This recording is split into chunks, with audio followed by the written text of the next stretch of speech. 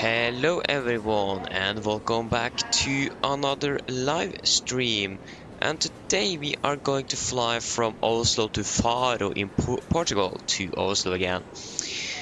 So we have never flown, or on the channel we have never flown to Faro before, so that could be interesting again for me. It's been a long time, so we're really excited for this.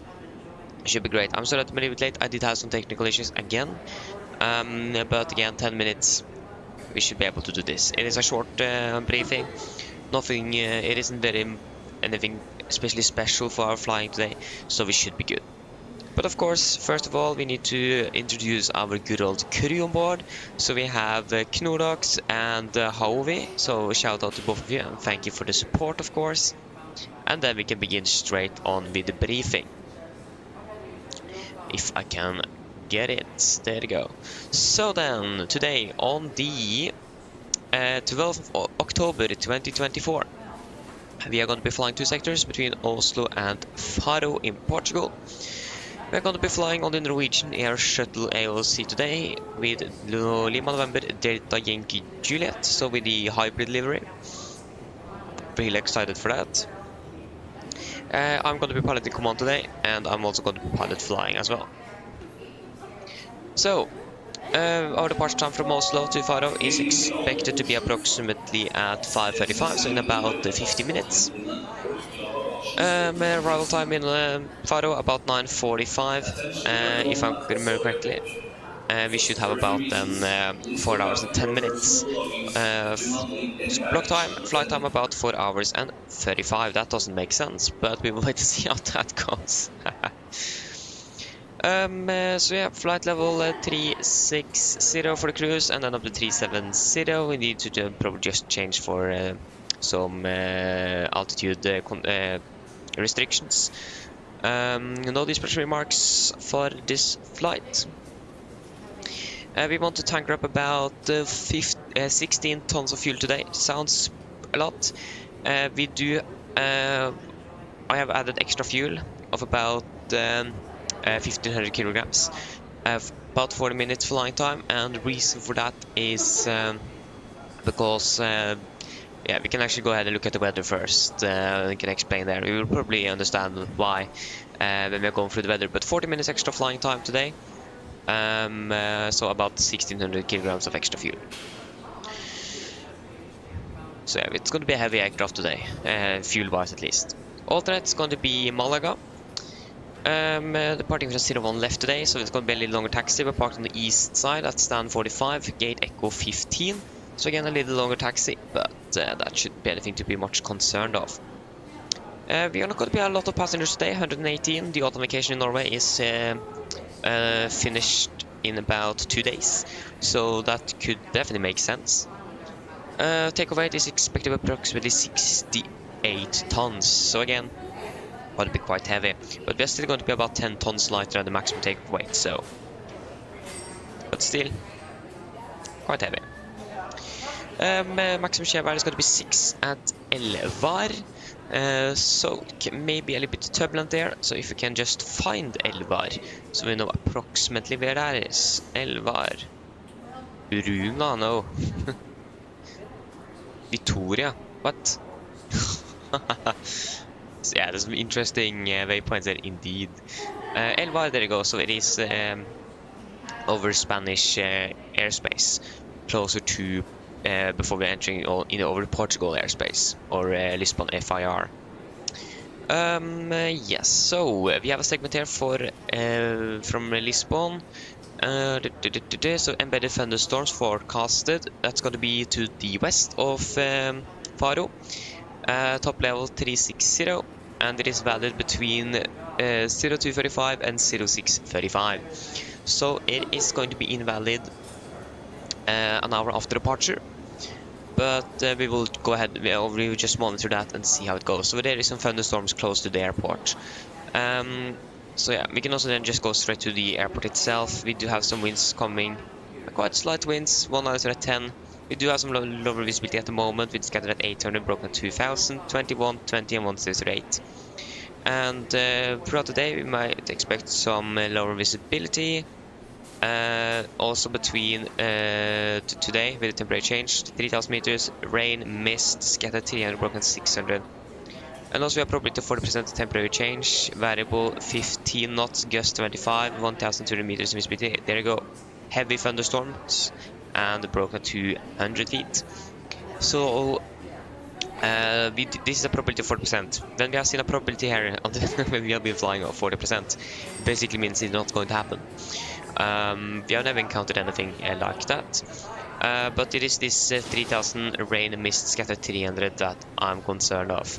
And also, of course, we are taking into account this. Unfortunately, I haven't installed Malaga scenery yet.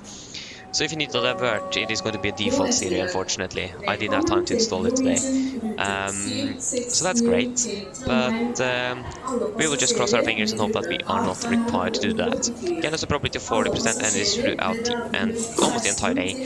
So it's available for 20 hours, so, and it's a temporary change.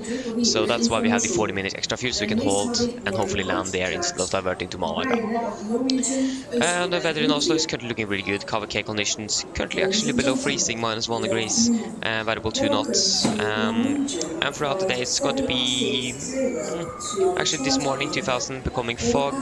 That's a probability of 30%, so that's probably not going to happen. And we also might expect some rain. Actually, when we are arriving, might be some shower rains as well as temperature change. Alternate Malaga, of course, 1704, scattered 3000, 4005, 18, 15, 1013. When it comes to like the weather between Faro and Malaga, it isn't too far away from each other. The weather is quite different. It is looking really good in Malaga and really could be really bad in Faro, so that's really interesting. Oslo, no temps, nothing special there for us. For Faro, so firefighting and rescue upgraded to category 9. That's probably good to know. To be honest, I'm not really sure what that means. But it just if it is upgraded, it is probably good, a good sign, isn't it? Add 2 remarks to be used only on ATC request. Reference AIP Portugal. Yeah. So that is star RNAV Genro 8 Alpha runway 28. So that's going to be just used on ATC request. So if you want to use Genro, we need to request from ATC. And also that's going to be the same with Usalu 8 Charlie. If we go down to the significant, then I briefly looked at it. It is you can definitely see that things are happening down in Portugal with the weather. So again, that's the reason why we have the extra fuel. So this is valid 6 UTC between flight of 100 and 45. So over Oslo and Scandinavia and Northern Europe, looking really good. Coming over to the middle of France, we do have some isolated embedded cumulus clouds, so basically thunderstorms in the middle of our route between flight level 340 and below flight 100. So we might be a little bit bumpy over there. Continuing down, we also have a jet stream flying along with us at flight level 35. And over Portugal, here south of Portugal, with the other thunderstorms that we have expected there between flight level 380 and below flight 100. Generally, when it comes to turbulence, there is actually nothing special for us. It is on the west side of Europe, over the Atlantic, with some severe turbulence, and more turbulence a little bit more south, and also a little bit more to the north. But if that might also be moving over towards Europe, so we will monitor that as well.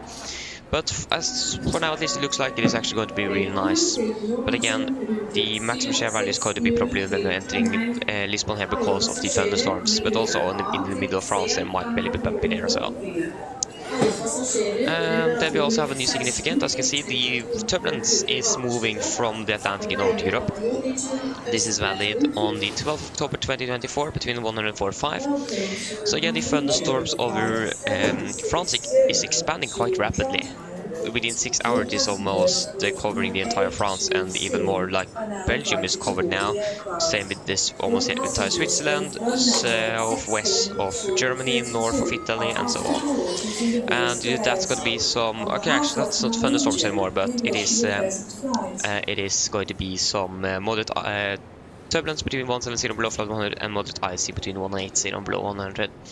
So we are probably not be very affected by that, but just good to know. We also do have a jet stream that crossing over a 360 as well.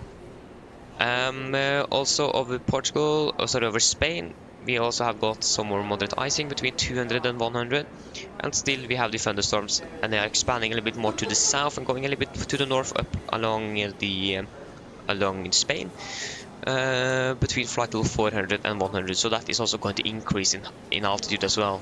So it might be a little bit bumpy, especially for the departure then, because this is more going to be valid on departure, maybe also on our arrivals. We are landing about 10:35, I think, UTC. So yeah. We also do have some moderate turbulence between 41 and 25 also coming from the Atlantic and over to the Iberian Peninsula here, if that's correct. I think it is called that, or at least over Iberia, like Spain and Portugal. So that is also coming over as well. Wind-wise, most of the winds are going to come from the south, so it's going to be mostly a crosswind actually from the start and a little bit more headwind on the end. As you can see, it's also going to be really strong, up to 100 knots some places, so well above 50 knots through most of the flight. So it's going to be a really windy flight. So that might make sense that we have a estimated flight time of about 4 hours and 35 minutes when we have a block time for our 10. There you go. Then we can go ahead and go over the flight plan for our way back. So we're departing from Malaga, Faro at 10:30. Okay, we are departing 10:30. When are we landing again in Faro, not Malaga? We're landing at 9:45. Yeah, so we have about 45 minutes on the ground, landing in us at 14:30, 3 hours and 45 minutes, so quite a bit shorter flight time on the way back, at about 50 minutes shorter. That's actually quite a bit. We have planned dispatch planned open flight level. So we have 24, 34, 36, 35, 23, and 35. We will probably just be climbing to 34, 36. Maybe even higher if we're able to, because of the thunderstorms and turbulence and so on along our route. We are not going to carry any extra fuel on this one, so it's going to be about 11.9 tons of fuel in Faro, sorry. So quite a bit lighter on the way back when it comes to fuel, at least. Torp, why are you our alternate? I did select Værnes, if I remember correctly, so that is interesting. But yeah. I can also just change that on when we have done the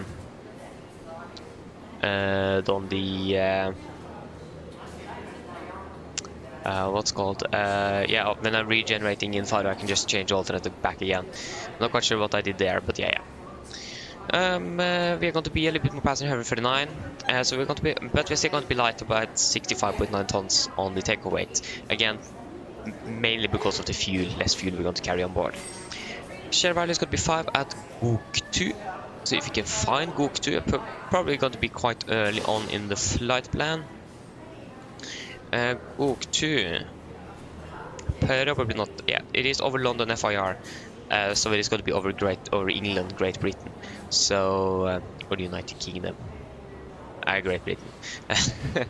So over at least over London and England there.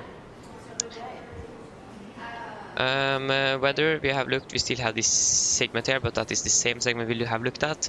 Like the weather for Faro and Oslo, we can also just look at Torp. Again, we also do have some 4,000 shower and mist forecasted throughout the day. Also gusts of 30 knots, so we don't really want Torp as alternate, but for now, Torp would have been a great alternate, but throughout the day, not really. And we can go back to the significant. I think it is still going to be the same significant chart that we have looked at already. There should be too much changes to that. This is valid 12 UTC. Yeah, so it is basically the same, but the routing is a little bit different. So we still have the thunderstorms and icing over Iberia there. We're also going to cross over to the forecast moderate turbulence between 410 and 25 over the West Atlantic and West France. So when we are crossing from Spain to France over the Atlantic there, we might expect some bumps there. When we're crossing over to Great Britain, we also might expect some moderate turbulence, even higher, between 45 and 13. So it looks like it's going to be quite a bumpy flight back to Oslo today. But after that, over the North Sea and in towards Norway, looks to be really good. No, nothing special expected there. But again, it is just mainly the weather down in western, southwestern parts of Europe and western parts of Europe that is going to be the most, like, not concerning, but most going to happen down there. Yes, wind-wise, if we can look at flight level 3, we can look at 3.4 and 3.9 then. So it is actually going to be start with a little tailwind. It's going to be a little bit more head crosswind. It's going to vary a bit, and then mostly a tailwind actually back to Oslo as well. So that's probably also why we're going to have a shorter flight time, about 45 minutes. So yeah. And again, it's going to be really strong over Atlantic here. Is about some places 150 knots plus, so it is really strong winds currently from the Atlantic. But where we are going to fly, it's actually going to be a little bit less than some places actually up to 100 knots, but mostly more than 50 knots. But some places as well a little bit less than on the way back down to Faro. And same with flight level 3.9 here. It's going to be mostly a tailwind and then a bit more headwind and crosswind, and then a little bit more cross tailwind back to Oslo. So then, guys, are there any questions? Probably not, then our briefing is complete then. Great. Should we go ahead and enter our good old aircraft?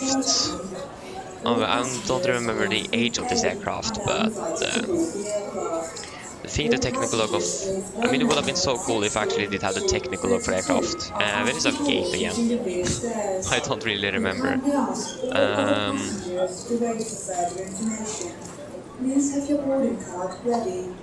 Travel value. Where's our gate? I don't remember. Okay, I'm walking slower than the passengers walking. I don't think it is here either. I just remember there was basically no seats available. Yeah, there's our aircraft at least. Okay, it's on the other side.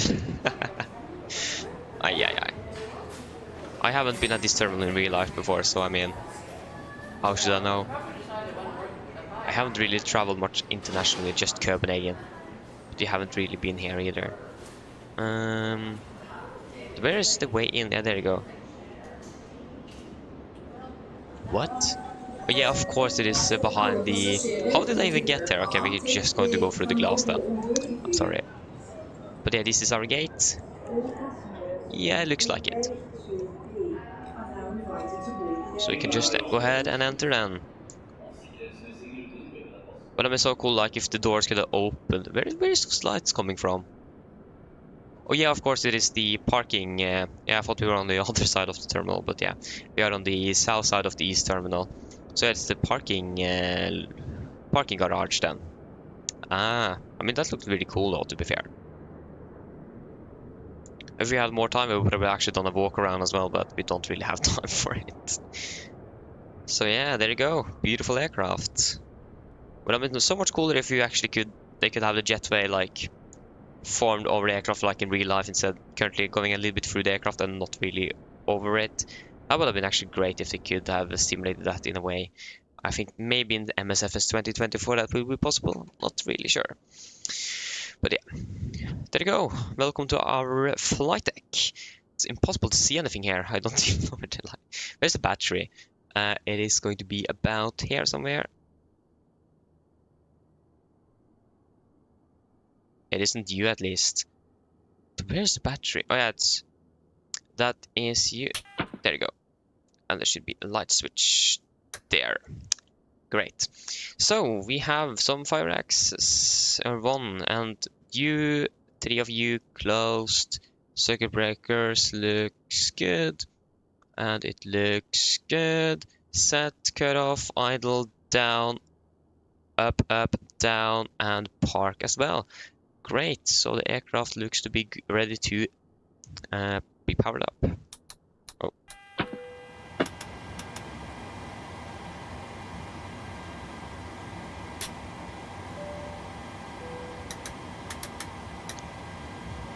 Don't really need to take the test on the lights. So we can actually turn on the logo light as well. That looks to be good.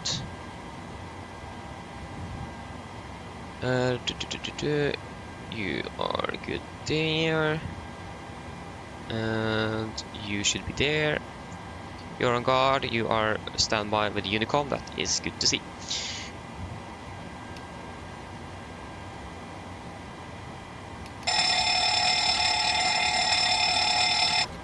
Yeah. That is good.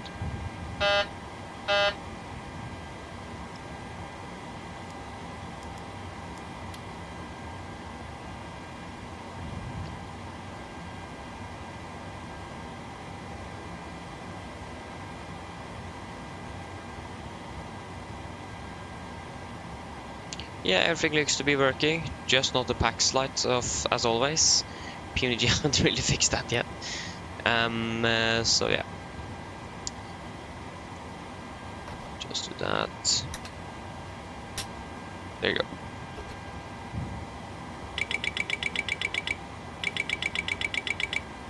Good. And I don't really think there is any more tests to do after this at least. Is it just me, or wasn't there any light from... I can't see any light from the... Okay, that isn't really good. Okay, we will do the oxygen test later on, maybe it needs some power as well. 95, 95, that's good, and also 92, 92, that is also looking good. Great. Xbox, no, we want Volanta. And also Virtual Norwegian. Haven't really opened that even. Add flight plan. I think, if I remember correctly, we are currently the only aircraft in Oslo on WhatsApp. Again, makes sense.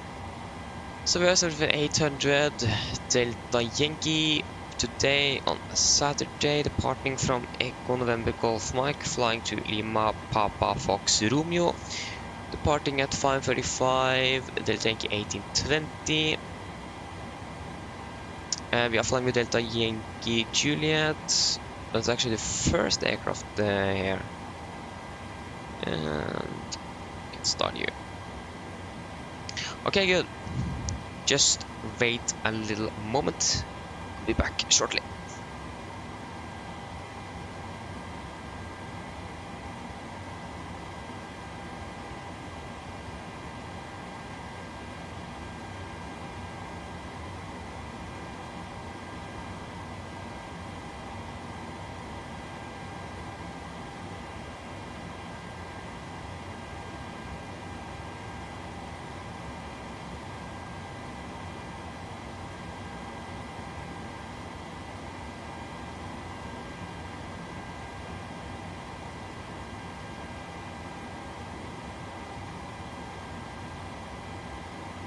Sorry, I forgot to talk like 2 seconds before I realized I was still muted.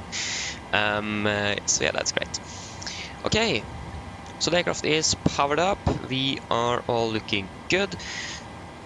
Our first officer should hopefully be doing the walk around, so we can go ahead and request some fuel. Request refueling. Oh no, of course. It is on my headset. I mean, that would be great, but the thing is that you guys can't hear it then, so we need it on the speaker. Because if for some reason I can't record the cold engine, so I would prefer to actually have it on my headset, like when the ground crew is calling, instead of having it on the speaker, because it is actually going to be really loud. Refueling truck is on its way. Like same with Self-Running Cargo, to have like the ground crew and so on the headset, but Self-Running Cargo we can't really change the audio input or outputs to different devices, and GSX I can't really get the GSX to just record that application, so that's also a little bit sad. So if that could have worked, it would be fantastic, but unfortunately at the moment it really do not do that. Okay, so FMC VR 7826 carried the engines. The RX is up to date from October 23rd to October 31st, 24, the latest operation program for the PMDG 737. We are currently standing here in Oslo Gardermoen, and we are going to use the GPS. Good question, we're standing at stand 45. That is going to be 6. So we can go ahead and use the GPS left position.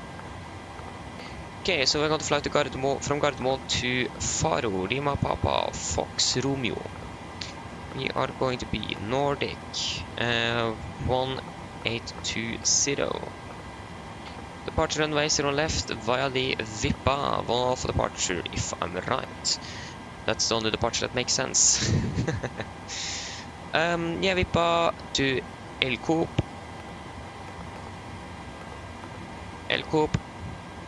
Direct to Papa Alpha Mike. That is going to be, we are east of the, yeah, it's definitely Pampus.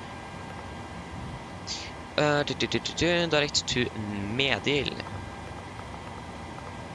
Okay, just wait a moment here. I forgot to load up self-loading cargo, so we're just going to do that.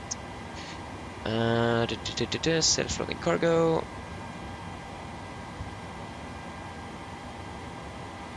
Airliner flight. I wonder when the next update is going to be. Hopefully they can then fix the bug with the safety briefing. That would be just fantastic if they could do that.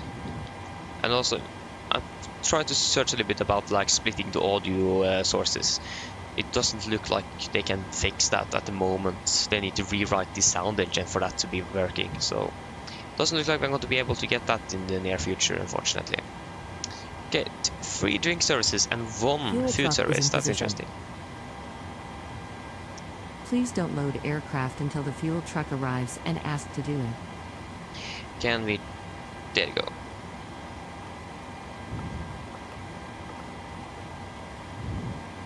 Så meddel. Direct to Kovin. Why is there no sound from self-loading cargo? If you go ahead and go to sound mixer options, self-loading cargo, that is currently not even on a device.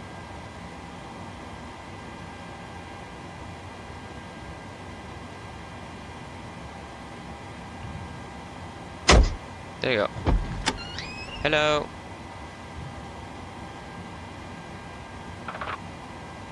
Go ahead. Hi, Captain. Microphone check, please. Okay, I think I'm going to restart it. Because it looks like there is some bugs with the audio there. Why did I talk about the audio with this application right before I launched it? Kovin direct to DSAC. I almost thought there that we couldn't even hear the keyboard on the FMC, but we can do that.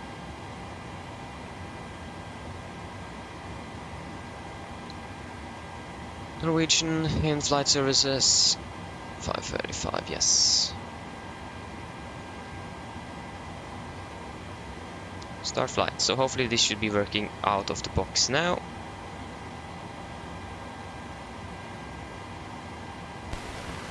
Yeah, looks a bit more promising. DSAC to enough. Go ahead. Now we have like the debug. Hi, Captain. Microphone check, please. Read you loud and clear. Debug. OK, Captain. Smooth. Radio check IS complete. Viedään kontaktpyyden via ready tostai snap loading. Roger. Vavix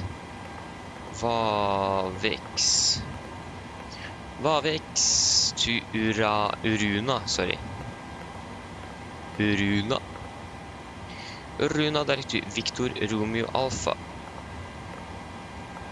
That is going to be Victoria. Direct to Sanko. Direct to Elvar.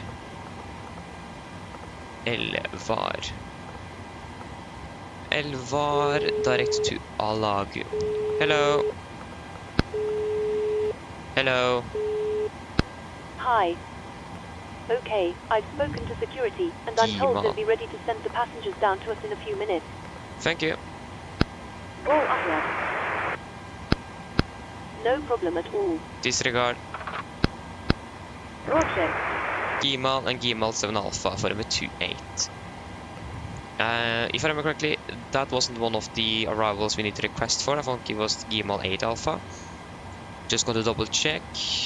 That is going to be Usalu 8 Charlie and Genro 8 Alpha. Yeah, so not one of them we are going to use. So ILS Yankee or Zulu probably 28. The Gima, wasn't it? Gimal 7 Alpha. Gimal 7 Alpha via GPT. Just sometimes the via series for like circling approaches and so on, so it's good to check. Cost X is going to be 9. Final reserves on this one is going to be 2.8 tons. It's going to be about flight level 360 initially.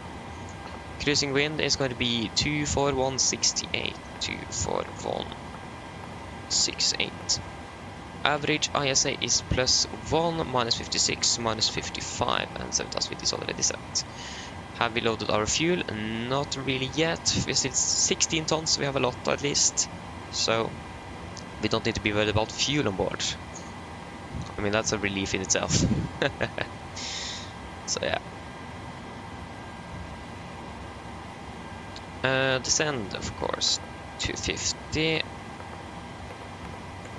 310, 200, not, there you go, 100. You should probably request the boarding is about 20 minutes to departure, so we can request boarding.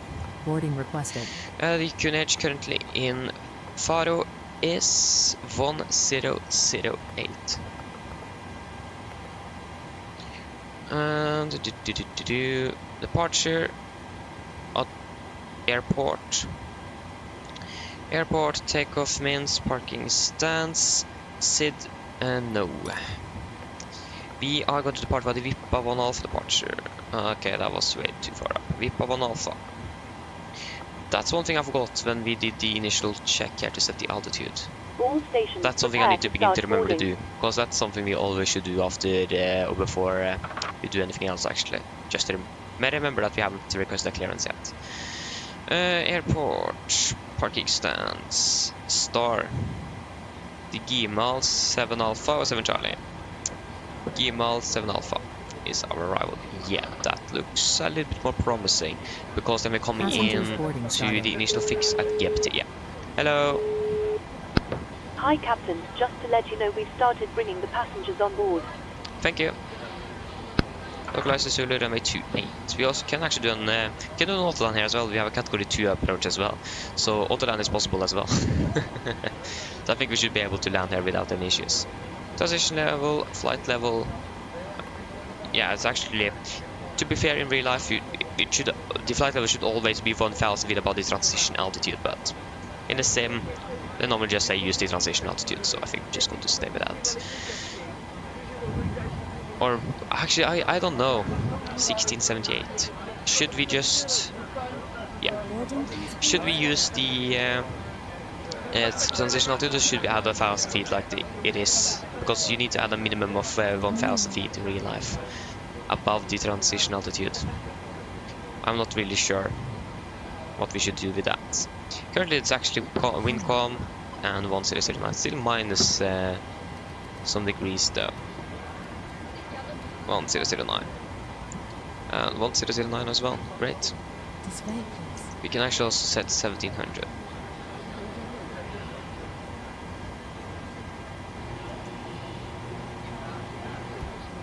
There you go. Engine out SID. That is just going to be to Gardermoen VR. I do not really know the engine outside that's Norwegian are using from Gardermoen. I think there is something like 5 miles and then to one of the initial approach fixes, but I'm not really sure, so I need to see if I can find out of that. Because that would be great to know. And also what they probably using on all the airports as well. That would be great. This way, please. I don't really, I'm going to complain about knowing that. Okay, good. Well, actually really fast to load this time as well. There you go. Yeah, exactly 310, 76 knots of wind, so it's gonna be a long one. There you go, you already up and running. Can wait with the train radar actually. Okay, we're going to be cruising at flight level 360 initially, and airport elevation in Faro is 24, I guess at 50 feet.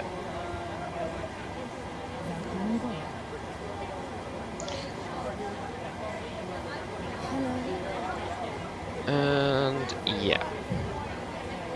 Again, there is at the moment no ATC online. Makes sense. There is one other aircraft with us, British Airways, an A320neo from Gardermoen to Heathrow. So we have some other traffic. He's on the outside of the terminal as well.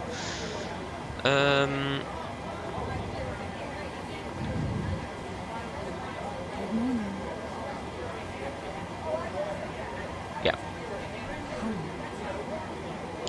Should we do a departure briefing, maybe? Actually, we can do the landing dispatch first. Winds of 190 10, 21.8. 190 10. Oh no, 1008 degrees, that's a little bit too high. 21. 28. There you go, calculate. Nowhere is there. Expecting 01 left. Flaps 5. Alpha 2 for departure. So 3496. 496. Hello. And we will wait with the weather. We should get an update now shortly. So again, we will just wait on that. Joris, good morning. Welcome. Opening well. So then, guys, are you ready for our departure briefing? So we can begin with the emergency briefing. So above 80 knots, I will only reject the takeoff for a fire warning, engine failure, predicted wind shear warning, or the airplane is unable or unsafe to fly. If I could stop, I'll send this close west levers, disengage off throttle, apply maximum braking, or wait for operation of the RT water brakes. I will manage race the spirit cattle, apply max reverse thrust, and when the aircraft are going to stop, I'll set the parking brake. Then we're going to identify the problem. We're going to carry out the drills appropriated. Excuse me. Yeah, sorry, we'll take the... We will do it again. I lost. So, emergency briefing. Above 80 knots, I will only reject the takeoff for a fire warning, engine failure, predicted wind shear warning, or the airplane is unable or unsafe to fly. If I will stop, I'll set this close to west levers, disengage off throttle, apply maximum braking, and wait for operation of the RT water brakes. I will manually raise the spirit cattle, apply maximum reverse thrust, and when the aircraft have come to stop, I'll set parking brake. Then we're going to identify the problem. We're going to carry out any drills appropriated. If we decide to evacuate the aircraft, we're going to read and do the evacuation checklist, and if the time permits, I'll pull the cockpit towards the recorder's circuit breaker. If the call before V1 is keep going, there will be actions below 400 feet, except cancelling warnings and risk of positive rate. At 400 feet, we're going to verify and select and do the memory items. At the MFRA, we're going to bug up, retract the flaps as scheduled, then flaps up, no light, consider clear change, max continuous thrust, and engage automatics. Then we're going to do the non-normal checklist, normal checklist, and I'm going to make up a plan. And the engine outside for Gardermoen today is just going to be straight at 5 miles from Gardermoen VR, and then right turn towards Gardermoen VR on hold. Okay, we can just call the briefing here. Go ahead. Go ahead. If you just don't answer him now, or if you just answer now, loading is not going to be finished.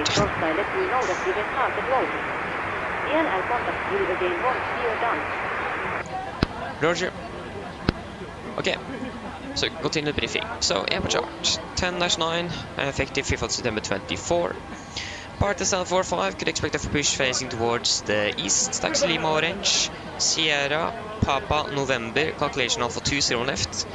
We should be able to that, but if not, Alpha 1 of course is also available, so that's going to be full length, but there's like 100 meters difference, maybe even not that, so we should be able to do Alpha 2 today. No hotspots, taxi restrictions, notable no times for Gardermoen today. Weather in general, winds are currently calm, so it is looking great on that side. We should have a new update now, so we'll wait and see on that. The underend condition for 0 left also is looking good and dry.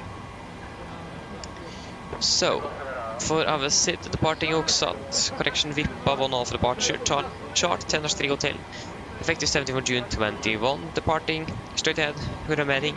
Golf Mike 436, maximum 240 knots, continuing to the left towards Golf Mike 437, then 439er, 614, then to Nanon, Nedsa, and then Vippa. MSA 3900, maximum 250 knots, below flight 100, initial climb 7000, noise abatement number 2 in use, so that means 15 feet AGL, speed into vent to 20, retract flaps 3700, counter speed into vent, and then continue acceleration of course. And there is no threats for our departure today. So then guys, are there any questions? Probably not, and our briefing is complete. You can check. We still don't have any light in the oxygen. Is that a sign that we do not have any oxygen on board then?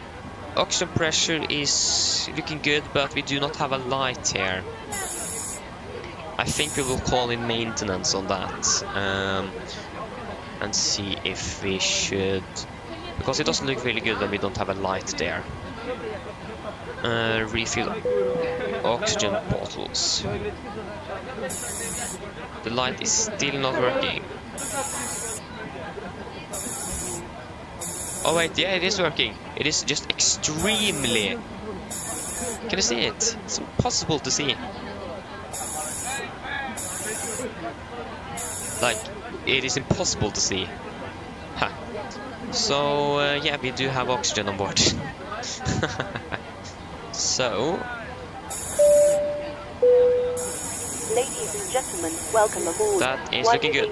Pay for checklist to the line. So, pins and covers, they are removed, oxygen tested, 100%, now transmitted display switches, normal auto, window heat on, presentation mode selector, auto, flight instruments, tracking 0 degrees, calculation 1009, reading 685 feet, 685, plus minus 0. Put brakes set, engine start, levers cut off, taxi deco briefing complete. Pay for checklist to the line is complete. Should we do the PA to the passengers? So 4 hours 35 minutes on the flight time. We'll say 4 hours 30 minutes. And we will also just tell about the weather. It isn't looking good, so go ahead. Actually, we can expect the load sheet now as well. And there you go. Hello.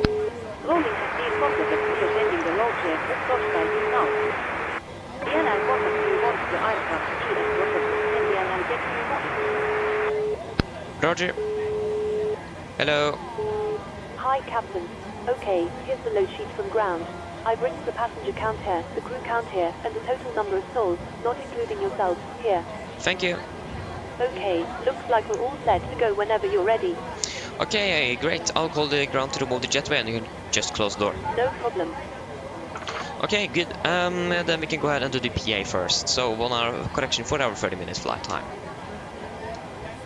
That's quite a long flight, even longer than Antalya.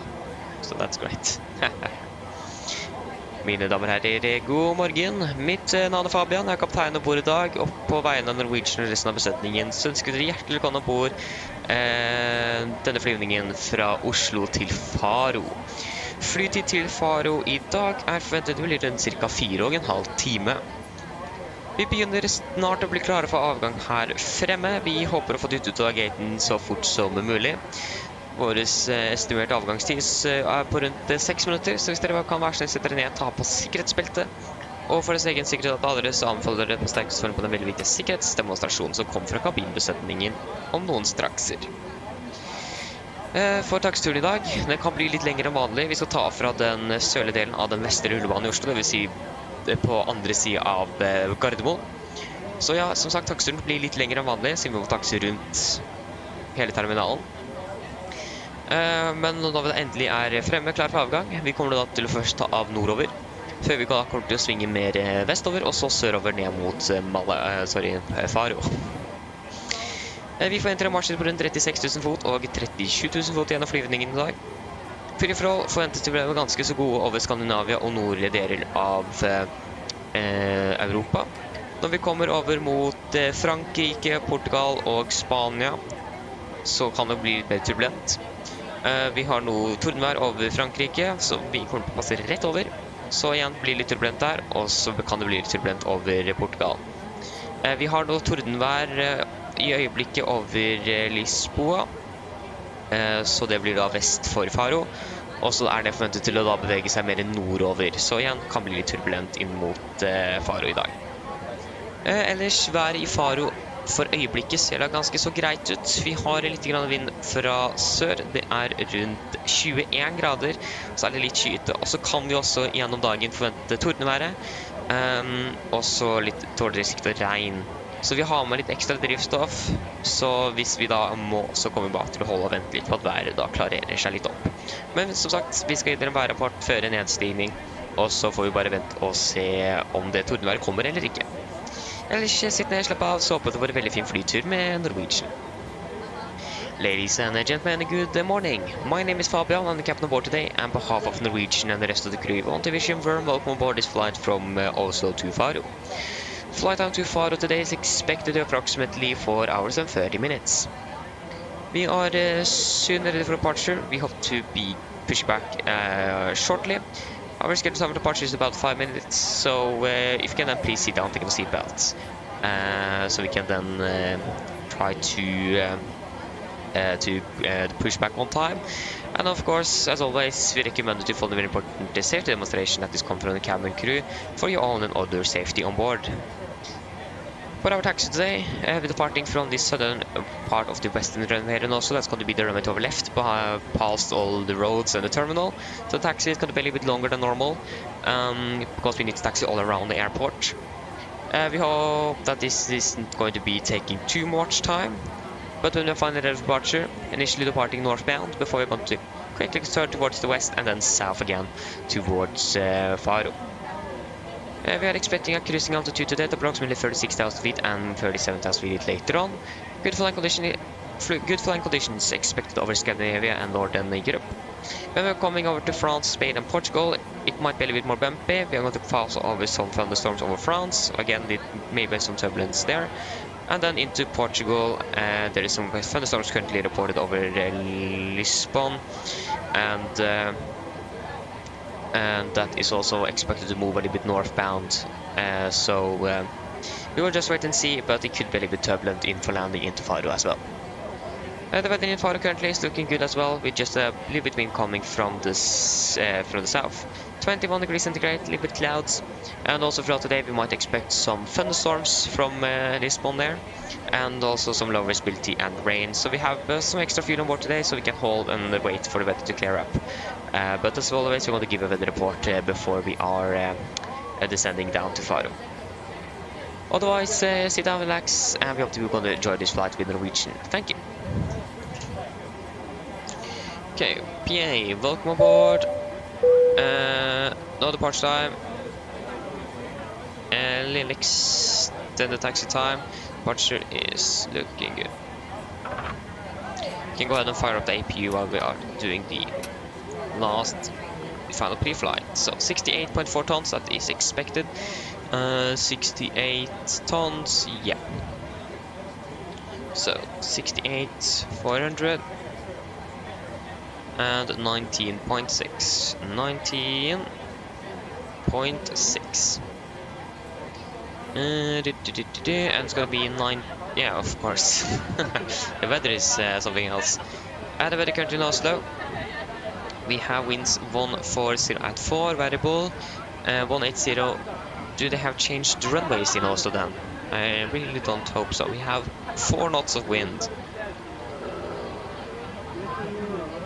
What is happening here? Okay, Flight 24 is actually doing some interesting things. There is a Danish air transport from Oslo to Sofia with Norwegian that's like going over the road and so on. I'm not quite sure what's happening here. But yeah, they're still using CD1s. And they're also de-icing as well. The weather is good. I don't think we need to de-ice. What's the temperature on our fuel as well? Again. Okay, it's actually above freezing, so we don't really need to de-ice that. So yeah, 180410 and 0. 1804 0 1010.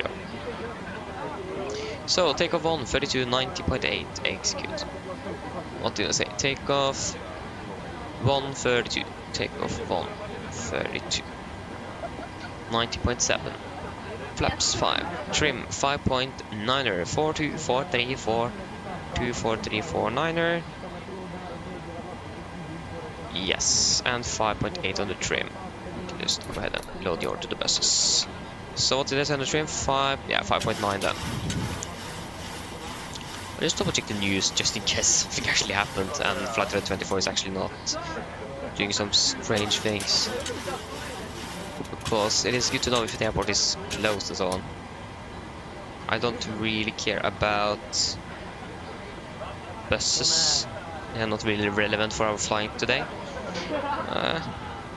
I'm still not quite sure what's happening with this Danish air transport. It's doing some really interesting. Why does Flight 24 say taxiing over some fields? It says there. I think it is just really misplaced. It looks like they're de-iced and now. Yeah, I think it is just not really where it should be. Flight 24, not the aircraft. It mimics the correct taxi, at least, so that is really good. We need to ask to pressurize first. Cockpit to ground. Cockpit to ground. What did I say? 149.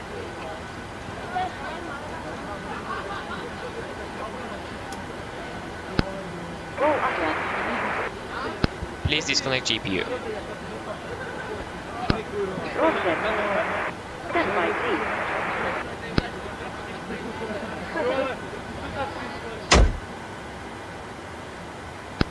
Roll forward has seen this one. Roger.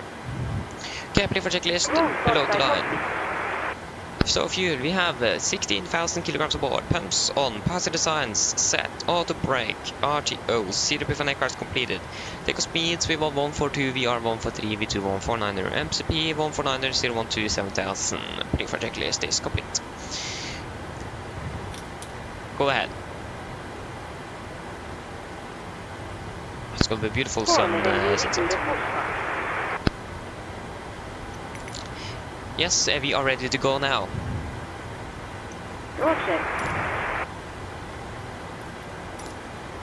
Ah, it crashed. Of course it did. It could be delayed because of this. Roll slow VS promising. Use our headset, your beacon light VS when active.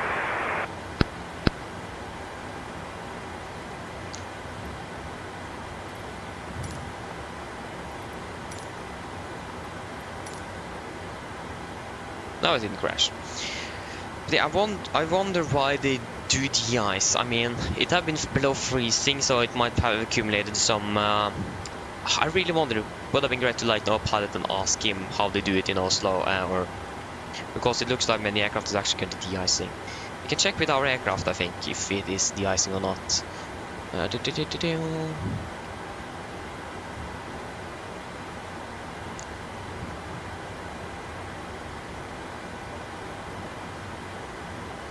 De-ice mode frost removal are they currently doing in Oslo? Yeah, it is. Our aircraft is going for de-icing. So it's probably been some frost here in. Maybe we should de-ice actually. I mean, everyone else in Oslo is going to de-icing. It's actually really hard because I don't know. It is really hard to simulate this, to be fair. Our aircraft, where are you? Respond there. Our aircraft isn't even on the de-ice pad.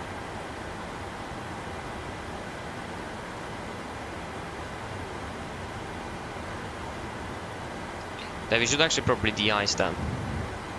But we haven't briefed on it, so then we need to do a little briefing before we are departing here now. Because yeah, frost removal, I mean that makes sense actually. So yeah, should we do that then? Just need to remember which fluid we should use. De-ice.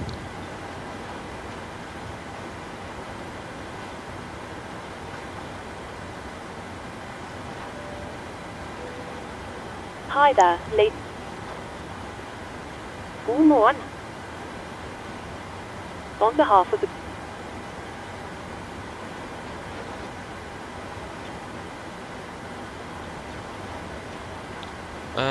For vei.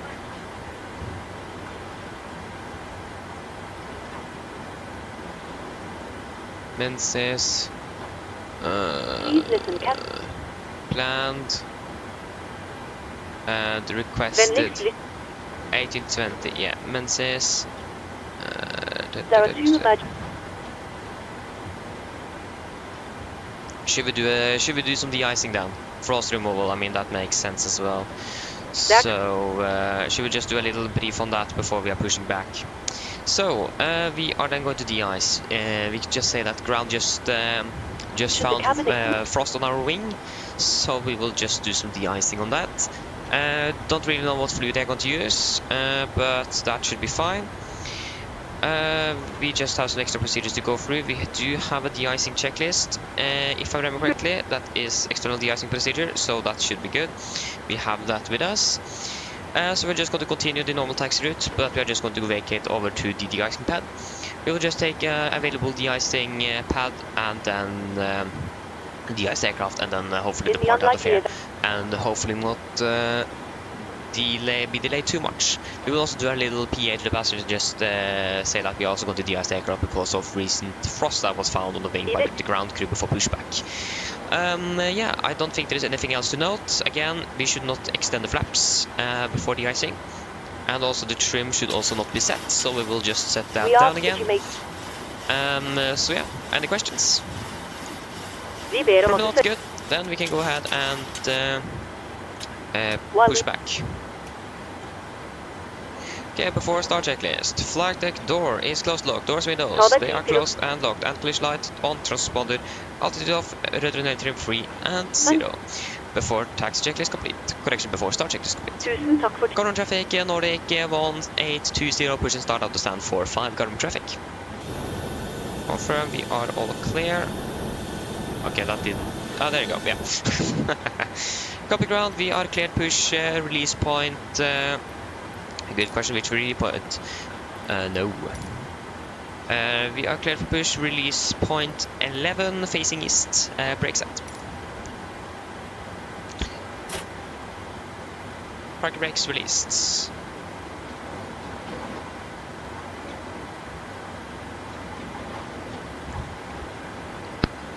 Captain, steer clear of the stand and your free offside flat end. Thank you, starting at 2 and 1 in sequence, and we will call when starting up.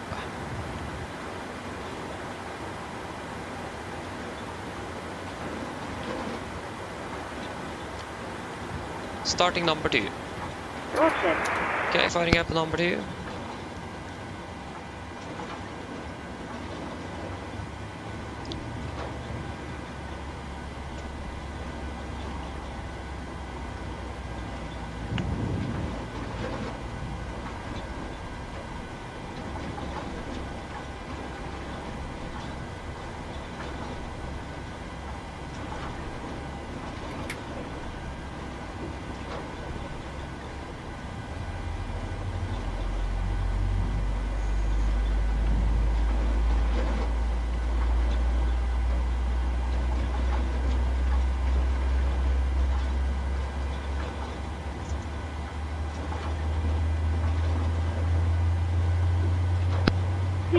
Your parking bracket. Stand by.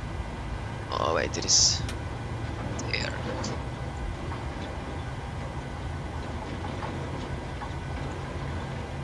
Ah, there you go. Sorry. Just got to try out something. I do have some glasses here. I should probably try to use.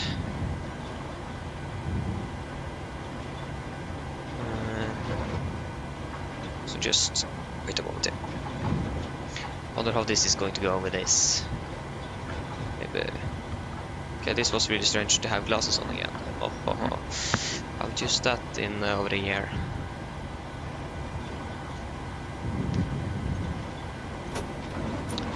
Park brake is set. Starting number 1. Roger. Starting up number 1.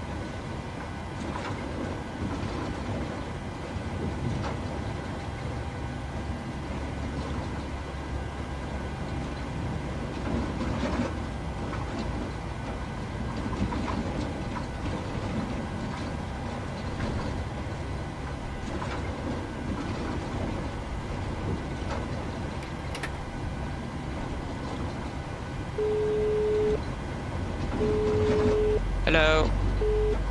Hi, Captain. Just to let you know that the cabin is secure for takeoff. Thank you. I'll call when we're ready. No problem. I'm happy that I clicked the extended taxi time now since we need to de-ice. It's a little bummer message you get from the ground crew that we have frost on wing.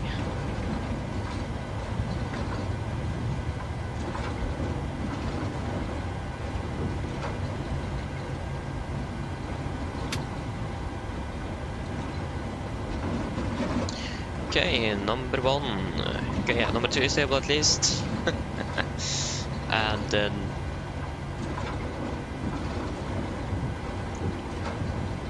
number 1 is stable. Copy ground, we have 2 good engine starts, so you can disconnect. Are we still moving? Ah, I didn't realize that.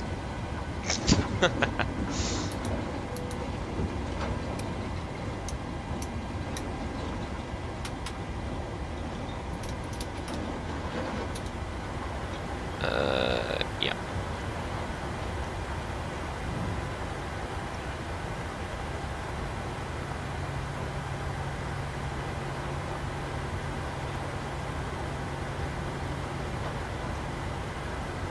Okay, now I can set parking brakes. Copy grab, you have to get in charge, you can disconnect. Skolvik, hello, good morning, welcome, hope you're doing well. Yeah, it is currently a frost removal in place in Oslo, so we just need to find out what type of fluid we should use. I don't think fluid type 1 is used for frost removal, I don't really remember. But we don't really need to care about hull over time, because we're just going to remove the frost on the wing. And fuselage, of course. Don't forget that.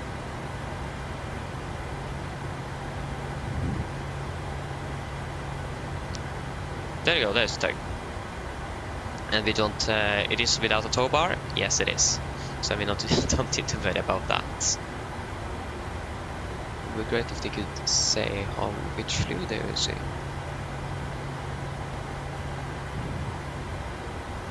This was an extended pushback. Okay, looks like we might be a little bit delayed today. Especially with the current conditions.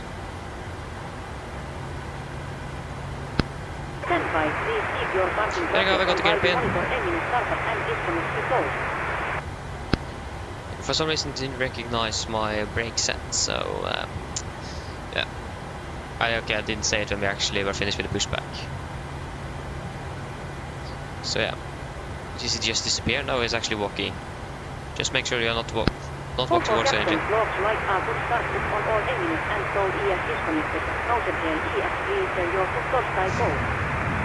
get also the disconnected now. We have our safe flight. Look out for the pin on the left and the see you next time. Thank you for the pin on the left. Have a great day. See you later. Bye. Okay. We also do the flight control check after the ice, of course. Okay, so before taxi checklist, generators on, probe heat on, anti-ice not required, air compression packs auto, isolation valve auto, engine start switches continuous, recall checked, engine start levers, alternate flight controls, we're going to wait with that after the ice, ground equipment clear, flaps up at the moment after the ice, and APU off before taxi checklist complete. Yeah, that was extremely dark. I think we should have some black lighting here. Cardamom traffic, Nordic, 1820 taxiing via Lima Orange, Sierra Papa November to de-icing pad, runway 01 left, cargo traffic. Okay, then are we good to go? Brakes released. Left is clear and right looks to be clear as well. But yeah, we just need to find out which fluid to use. Again, I think fluid number 1 is best for, like, used for frost removal. At least one thing I remember is that fluid 3 is used for smaller aircraft with a rotation speed of about 80 knots. So we are definitely not going to use that fluid. Okay. Okay. Yeah, I'm doing good, thank you, Skolvik. Great to hear that you're doing good as well. Right to left is clear. So yeah, you took off from Trondheim 30 minutes ago, that's great. I wonder when the Trondheim base is going to be closed. Like, they have said they are going to close it, but when is that actually going to happen? Caravan Nordic 6 Kilo Delta, taxiing Romeo, Papa November, DSL.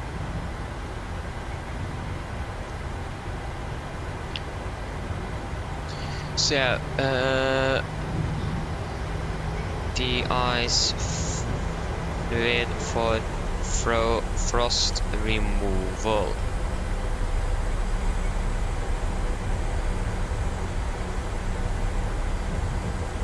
Okay, left is clear and right is clear. And we do have an aircraft there on Romeo, so we have a company that we are going to follow. What are...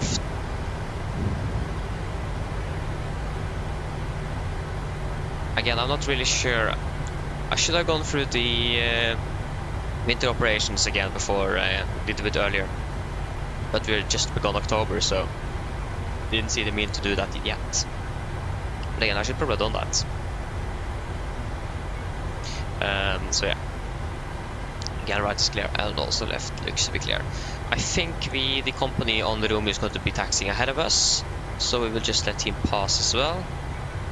There's no need for us to hurry. Actually, maybe not. It looks like we might be able to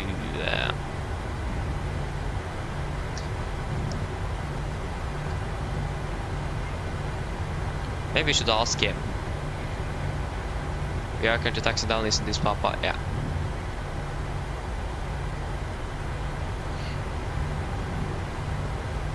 Company traffic, taxiing on Romeo, this is Nordic on Papa. Will you go first or should we just continue straight ahead? You're on the straightaway, so continue on your guide. Okay.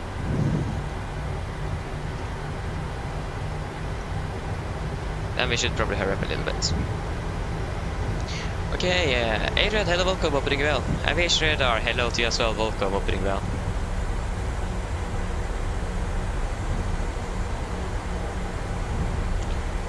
Left is clear, we have the company there.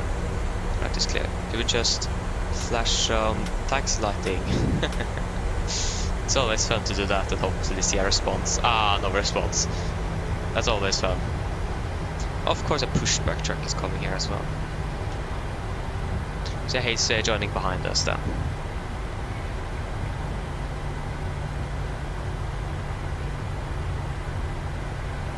Aviation radar, yes. The answer to that is probably going to be yes. Left is clear, right is also clear.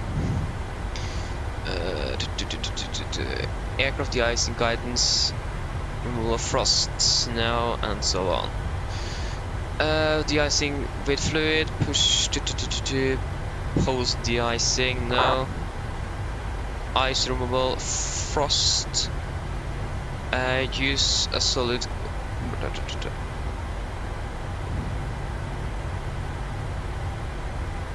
Because here it doesn't say which fluid they're using, so that's a little bit unfortunate. Active de-ice pad, frost removal, de-ice fluids, aircraft de-icing fluids. I'm not quite sure if Wikipedia has anything to be trusting, but yeah. Right is clear, left is clear. But yeah, aviation radar, probably going to buy it, but I'm not quite sure when because it is going to be quite expensive. I want to see if the Norwegian kroner will do a little bit better. before I eventually is going to buy it. Otherwise, it's going to be quite the expensive aircraft. If the Norwegian kroner go down by 0.75 kroner, like a little bit less than 1 krone, I will say 50 or $5 basically, 50 Norwegian kroner. So, so we wait and see. It's a little bit steep currently. So yeah, fluid type 1 is low. Yeah. So fluid type 1 have a low viscosity considered, and they provide only short-term period. So left is clear, right is clear. And I don't really remember this because they quickly aircraft typically.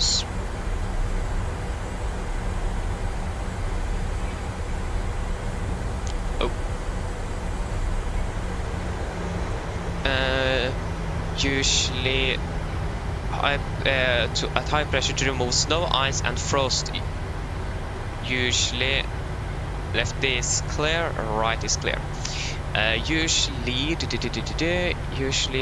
they are dyed orange to aid in identification application. So I think we should fluid 1. Fluid type 2.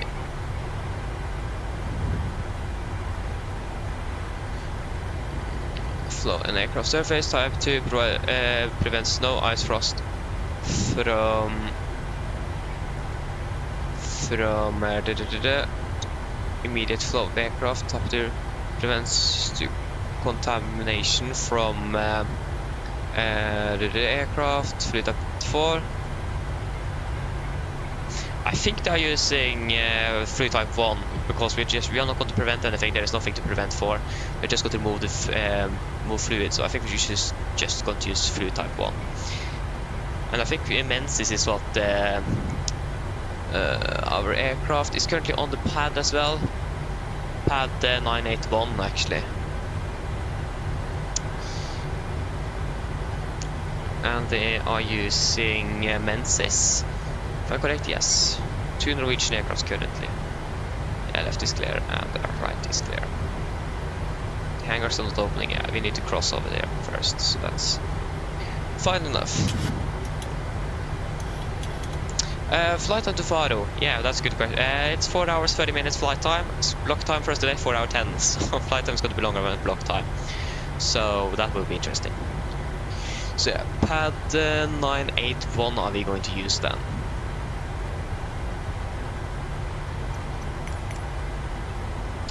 De-icing 981. No. We didn't get to choose company. So yeah, 981. Where is 981? Oh, that's actually the closest one. That's great to see. Maximum span 36 meters.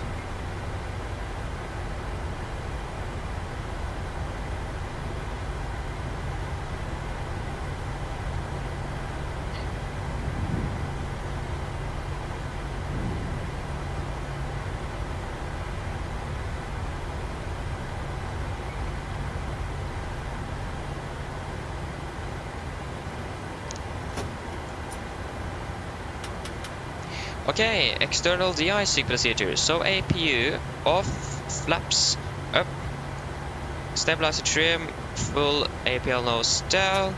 Yes. Engine bleed air switches. Off, logo light. Off, row 44 if installed. Okay, I don't think PMDG have that, so that is also off. So external de-icing procedure is complete. Then we can go ahead and request de-icing. So request de-ice. The icing vehicles are coming now.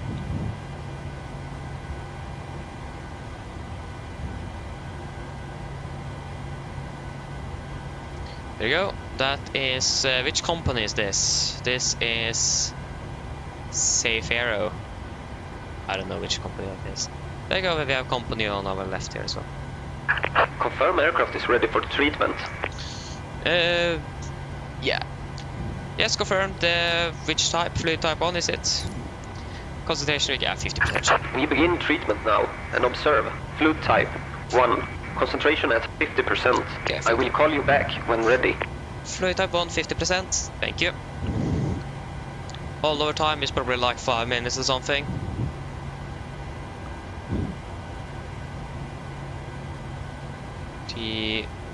The ice fluid hold over time table.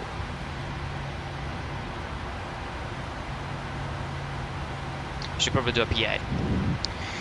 Middager, så dere nå kanskje lager merke til, så må vi avvise flyet. Vi beklager for at vi ikke har gitt dere oppdateringen tidligere. Ved bakken før vi begynte dytte ut av gaten, så rapporterte de at de hadde funnet frost på vingen. Vi beklager litt for denne lille ekstra forsinkelsen dette medbringer, og så håper vi at vi skal få tatt den så mye som mulig gjennom flyturen, og vi takker selvfølgelig for deres tålmodighet. Ladies and gentlemen, the day from Flight Deck, som jeg nå til spiller til de-icing the aircraft. Before pushback, the ground crew reported that they saw some frost on our wings, so that means we required to push back. We are sorry that we haven't really given you an update sooner, but we should hopefully be finished not too long, and we thank you for your patience and we'll catch up the little delay as soon as possible as well. Thank you.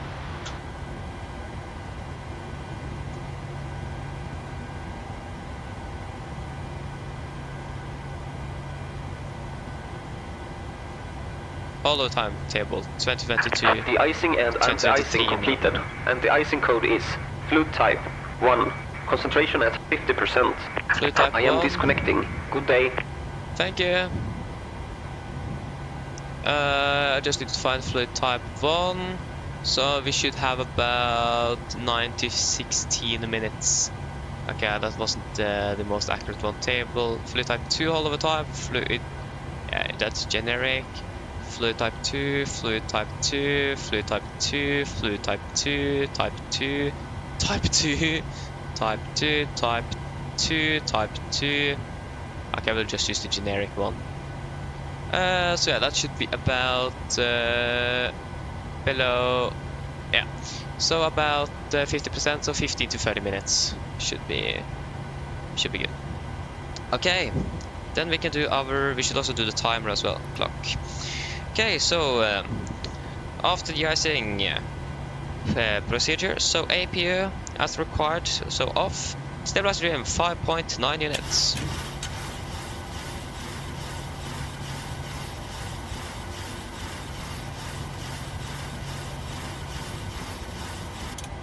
Units set. Row 44 if installed as required. We do not have that installed. Engine bleeder switches after 1 minute all, and exterior lights as required. So exterior de-icing procedure is complete, so we just need to wait approximately 25 seconds. We can also do the flaps 5 and flight control check.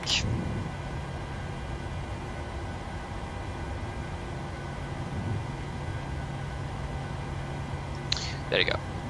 Plug truck and flaps are extending. Corner traffic, Nordic 1820, finish de-icing, taxiing down via Alpha 1 for holding point runway, 0 left, guard traffic. Brakes released, here we go. Left is clear, right is clear. So it's going to be Alpha 1, we are calculating Alpha 2, should be good. You don't need to do a real calculation, it's not going to be a very huge difference. So connection is 1010, that is also set. I think it is actually even not that. Nordic 6 Kilo Delta, the complete, we have complement to Alpha 0. Yeah, 1010. Let's go on 1 minute. Nordic 5 Visual taxiing to the icing path 981.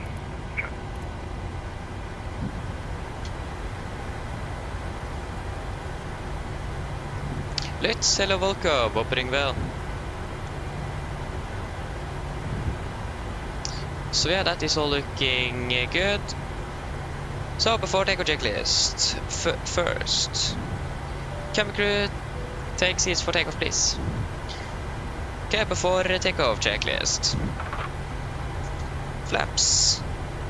5 land, 5 green, stabilizer to 5.9 set, cabin call given. Before takeoff checklist please. And approach path looks to be clear. Corner traffic, Nordic 1820, landing up and departing out of 01 left, corner traffic.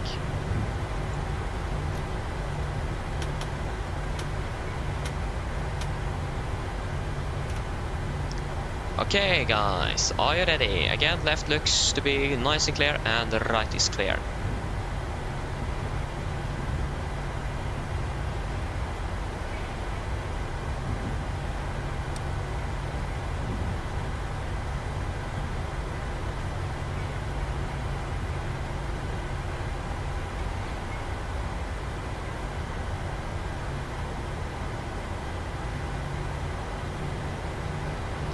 Okay, ready?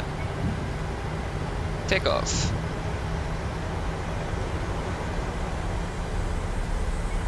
And setting thrust. Take off and set.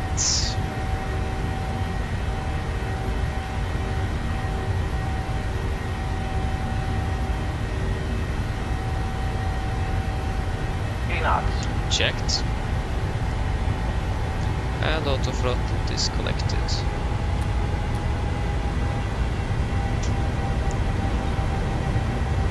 V1T.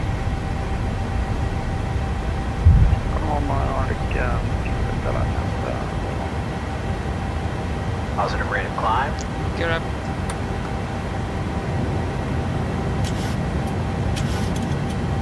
And auto throttle.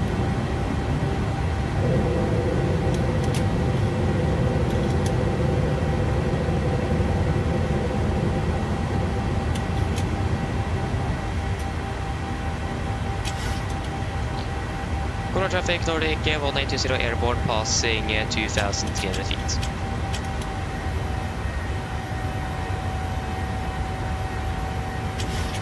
Okay, speed increment to 20. Flaps 1 speed checked.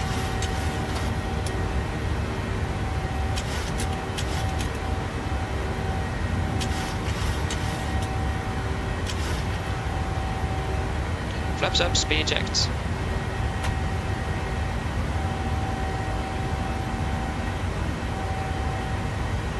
Come on, Arctic. Skulle detta lägga till dem när man sätter några.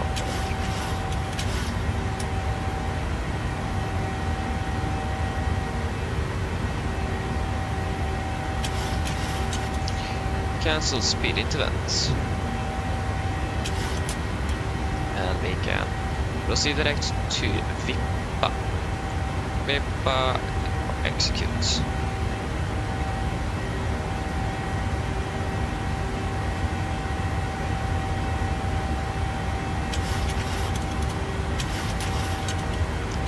Continue climbing up to flight level 360. 360. 360. Come on, there it goes. 360 set. Set. Standard. Standard.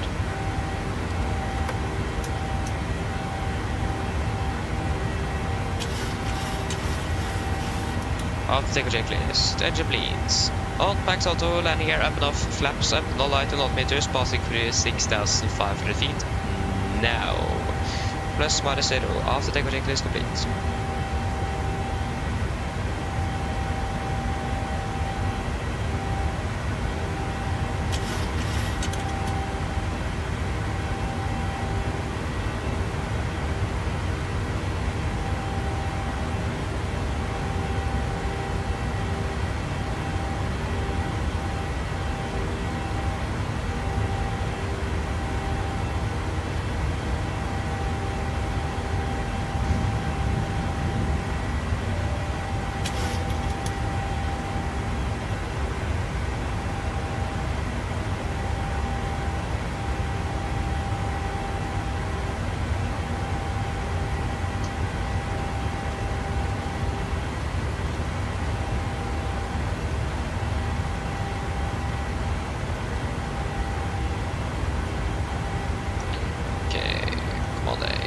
Pass flight of 100.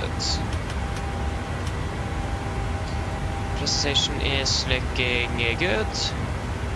Yeah, that looks all to be good. Flight of 360 as well. Good to remember that.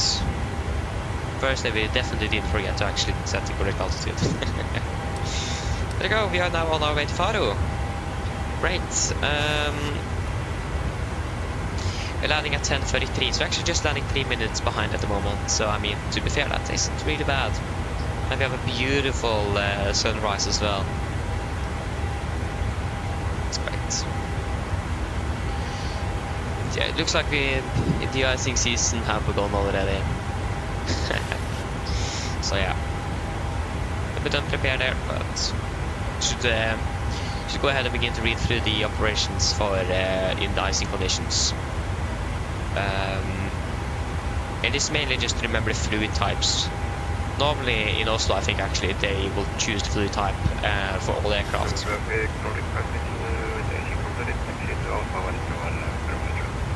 But in some other airports, you will decide. So it is some different procedures at different airports how they do that. So it is important to know the differences. But fluid type 2 is normally used, and it looks like fluid type 2 is mainly to just remove snow and frost and so on from the aircraft, when you don't really need that hold over time.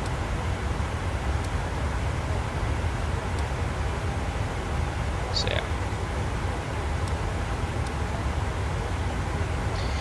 So yeah, we will just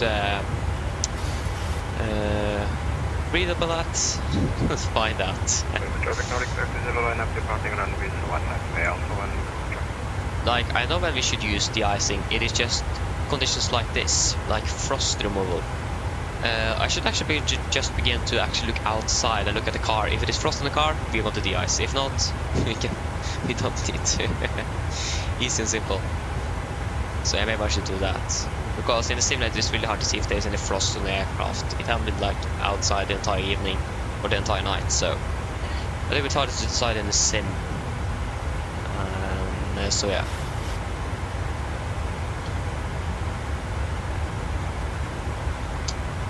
Should probably check the weather in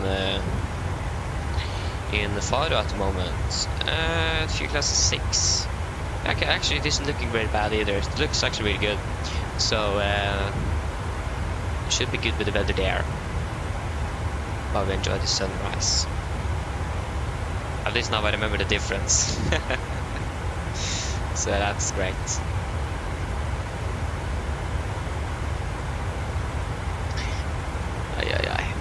It's gonna be a long flight down, a long flight back. I mean, just flying in the mornings in winter is just fantastic. It is beautiful, like the sunrise is beautiful. The thing is that you're also going to be able to actually see that sunrise compared to when you're flying through summer. Especially here in Norway, you're not going to be able to see that sunrise. And to be fair, it looks much better in winter than in summer. It is just the colors, of course they've got to change, so just looks much better. So yeah, I think that we should actually probably have the route flying over the UK and then straight south towards Faro. When it comes to like, I'm not quite sure if that would save us any flight time, but yeah, this route works as well.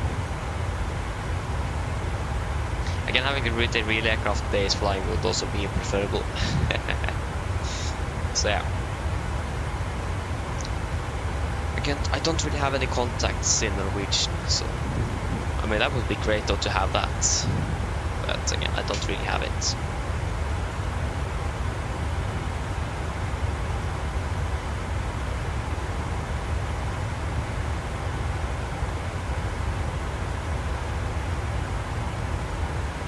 So yeah, and of course, yeah, we're going to fly with the 777 tomorrow. I'm actually really excited for that.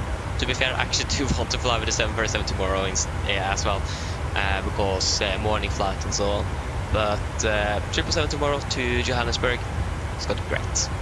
And we're probably going to be flying back from Johannesburg next. No, actually no, it's going to be some birthday party here next week. So I'm actually not quite sure when we're going to be flying back from Johannesburg.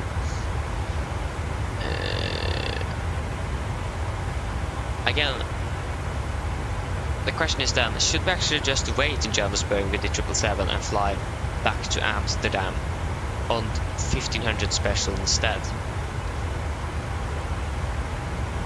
Because the initial thought was to just fly to and from and then wait to the next one and fly to and from, but again, that's going to be a lot of specials. And we're like almost at 1040 subs or something, so I'm actually not really sure what to do. You guys should probably decide that actually. It is just that I don't want to really miss out too many Norwegian flights because of the long hauls either. I just have the weekends to be flying at, so a bit hard to decide there. So yeah, we will certainly find out. You can ask on the 1000 special or something. What do you guys think about that then?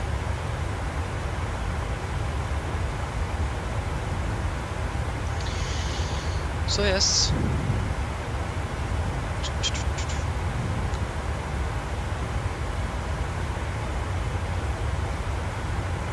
Oh yeah, actually, I can see, I actually do see some frost on the hedge outside my window, so that's also great. So yeah, will be an interesting landing into Faro at this, so we should monitor that weather. Again, we have the segment over Lisbon FIR is invalid, or is not valid anymore at 6:35. So we'll go ahead and see on Navigraph. The flight plans could be updated, but we can check Navigraph and see if they updated the segment. So yeah, so it should be valid another 20 minutes.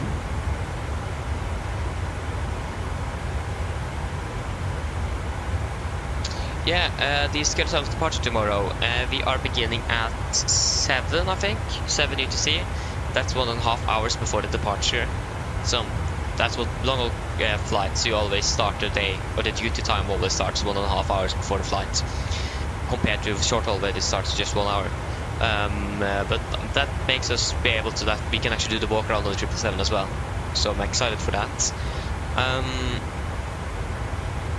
So yeah, but nevertheless, the schedule time for departure is going to be at 8:35, I think, UTC, or 10:35 local, Norwegian time. So we should have 1 hour 35 minutes on the ground before departure then. So yeah, 10:35 Norwegian time and 8:35 UTC. And we are landing. It's going to be about 10-hour flight. It is going to be 2 parts. I don't really trust that we're going to be able. We have 10 minutes from the 12 hours, so I do not really trust myself to be able to do everything within those 10 minutes after landing. So we have 2 parts tomorrow as well. So yeah. But yeah, I'm looking forward for it. So at least we don't need to worry about e-tops and everything. Because we're going to be flying over land, so actually we have Johannesburg ground currently on as well. So yeah, nice, yes indeed. I'm really looking forward for the flight. 777 is such a beauty, so it's going to be great. And the great thing as well, it shares the same type rating with the 787, so legally we can fly the 777 as well. And I think we're going to stay on the 737, 78, and the 777 or the 777. Only thing is that we are probably that means we're going to be flying for 3 different airlines: Norse, Norwegian, and KLM. So that's great. So yeah. But I mean, that works as well. We could also just switch from Norse over to KLM, but Norse is Norwegian, so that's why I want to stay with them. And I do also love the delivery of that aircraft and the call sign as well. So yeah. Skolvik, to be honest, I haven't really tried it out properly, so we will wait and see. I got flight all together. It has been updated since I did my first and only flight on it, but I haven't really done a real flight with it since. So we just cross our fingers and hope it should work. I think they have fixed the issue, and they updated it not too long ago either, like 6-7 days ago. 6 or 5 days ago, so it should be working. Yes, indeed, I had some problems. Yes, indeed. It was the bus code of the aircraft, I think, that was just crashed. But it should be good. But if it does this time as well on this one, on the special tomorrow, we will just I will just see what I can do, report it to PMDG, and we will just move the special to a later point. So we'll do it with the 777, but maybe we'll just do it at a later point instead to be able for PMDG to be able to fix it. But I've heard that many people had that issue, so I think it is fixed.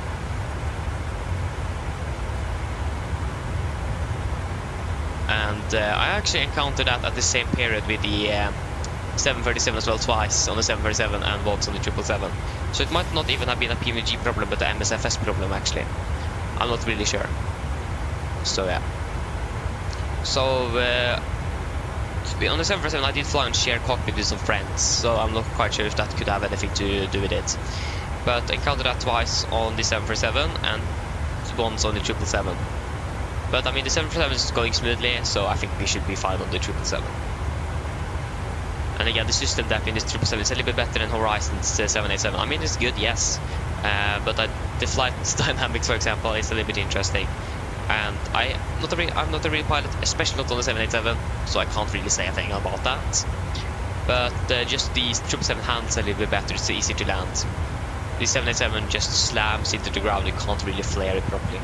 So, but I mean, probably just some training on that and it will be good. So yeah. But yeah, I haven't really done a real proper A to B flight with the 777 yet, just the one that crashed. So it's going to be interesting to see how it goes tomorrow. But again, really excited.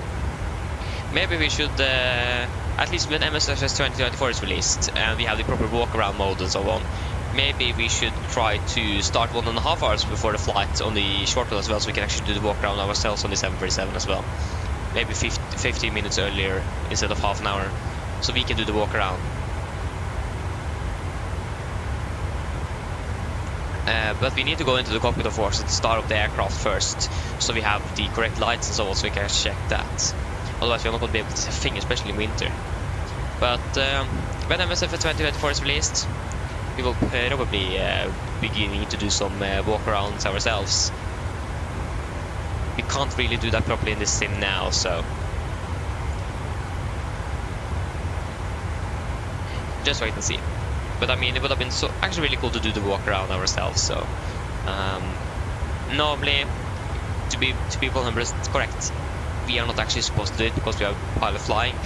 But on the first flight, we can try to do it. Maybe not on, maybe just on morning flights, or if the aircraft have been on the ground while we start. But if we are going to be just doing a crew change in the middle of the day or closer to the evening, we might not actually have time for that. So on just the times we actually have time for it. But I mean that's a plan we can try to do. So yeah.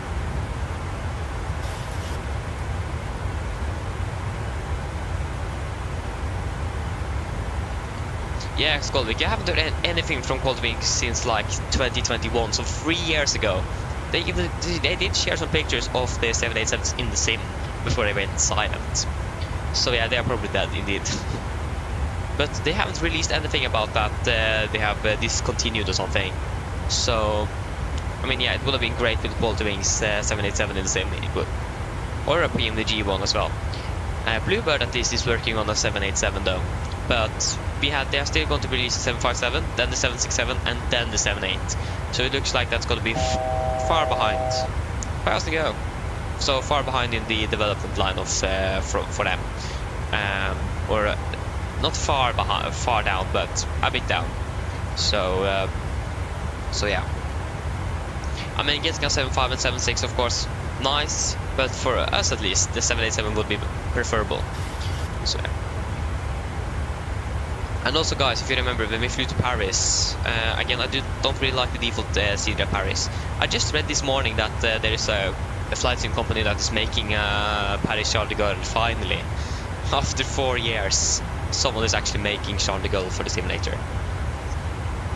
Waiting way too long on that.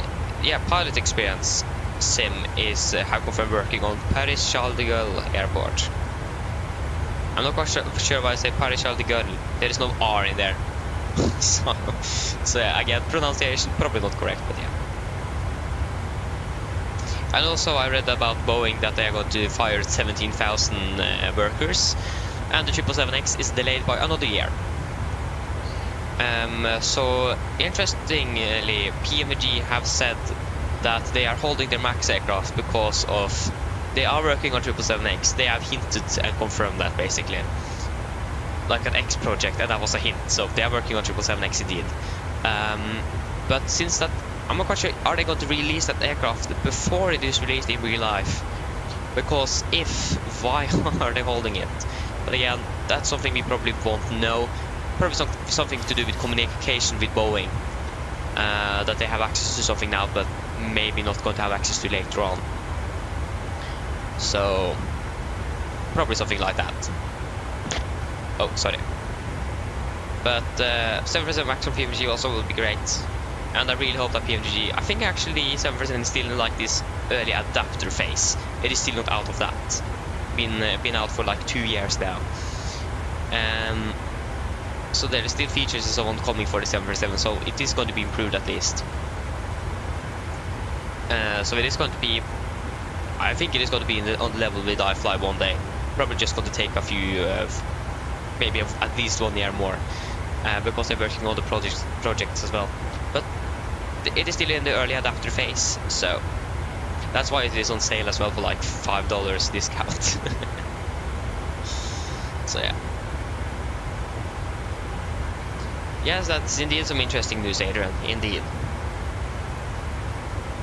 So yeah, I like, some of you actually asked me on Thursday or something that I should ask iFly for a preview copy of the 737 MAX. Yeah, I agree, it would have been cool, but the thing is that I don't really have time to fly with it either. If I'm going to fly with it, I do really want at least one weekend, maybe a Thursday and a weekend, to actually be flying with the MAX aircraft out of Stockholm or something. But I don't really have that time. And also the other thing is that I have no clue how to contact them, so yeah. So I mean, would have been great. We are flying with Norwegian, we are trying to do it realistically. We know this 777 basically almost in and out. Of course there's still things to learn. I haven't done a type rating, so I don't really know the aircraft 100%. But we know it quite well. So yeah. Again, we're learning new things all the time actually. But if you see my first live stream and this one, you will definitely see a difference. The procedures and everything have changed drastically for the last 1.5 years. So I have system depth and so on, and like knowledge on the aircraft improved very much through the last 1.5 years. So, but again, there's still probably much to learn as well.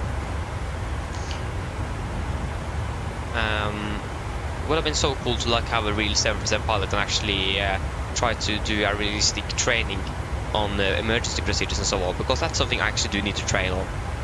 I don't have good knowledge on that. But again, it's a little bit hard to train on that as well, because you need to set up everything. Yes, I have FSI panel, but it doesn't really help either, because you need to set up takeoff speeds and so on. It's just time consuming basically.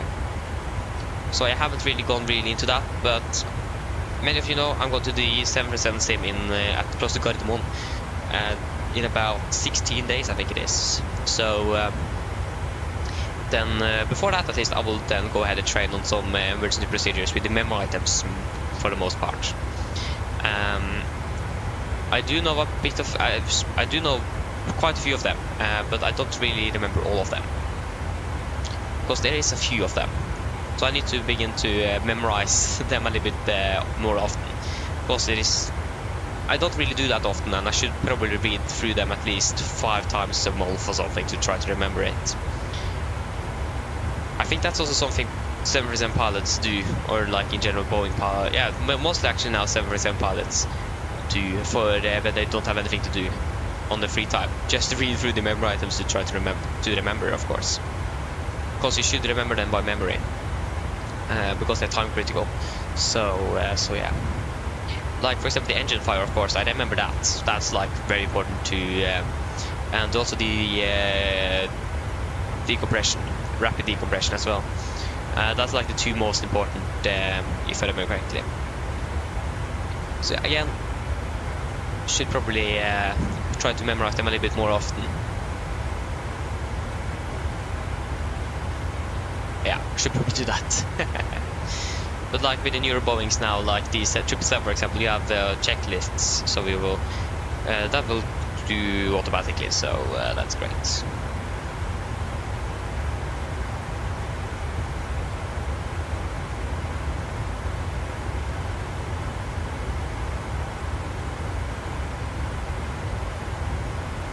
So yeah.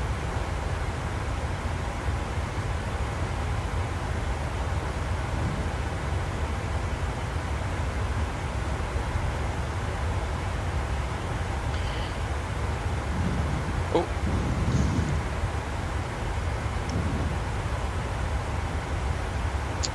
So yeah, and also for example, the Winwing just released their pre-order on their combo unit for the FCU for the A320, but I'm not quite sure what's happening with the 737. That's probably coming, should be coming in Q3 right before Christmas, I think. So it should probably come out of pre-order hopefully soon. Maybe I should see if I can contact them or something and ask to get it early or something, so I can preview it or something, or review it. If I need to pay for it as well, I don't care. I just want to review it actually. I'm really excited for it. I heard it is really good. So even if I need to pay extra, I can do it. But it will be great to show it to you guys, because I'm really excited. Unfortunately, I haven't been able to actually check the RealF's MCP on the 747. So next time I'm flying with Norwegian, I should probably ask if I can try to feel how it feels on the MCP, to try to confirm that. But yeah.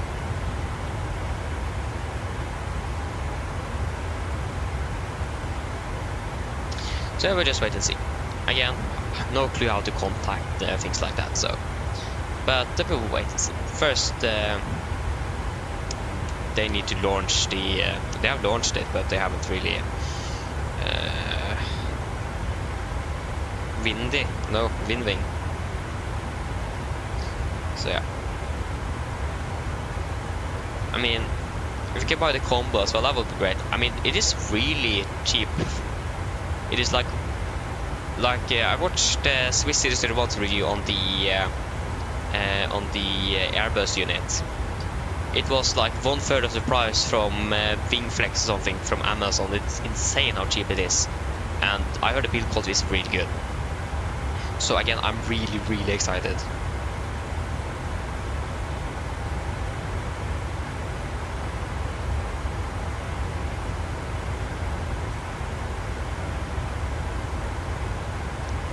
So yeah.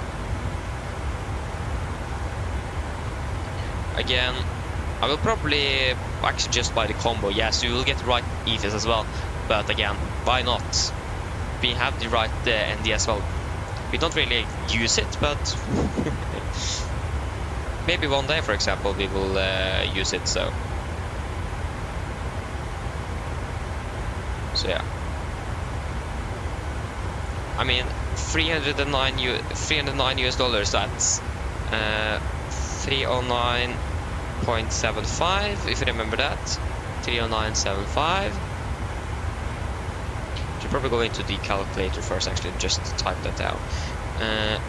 309.75 US, and the current $1 is 10.75 Norwegian kroner. 10.75. Yeah, that's like 3,300 Norwegian kroner. It is cheaper than my yoke. It is insane. My yoke costs 4,000 Norwegian kroner. The FCU unit for the Airbus is cheaper than my yoke. Just great.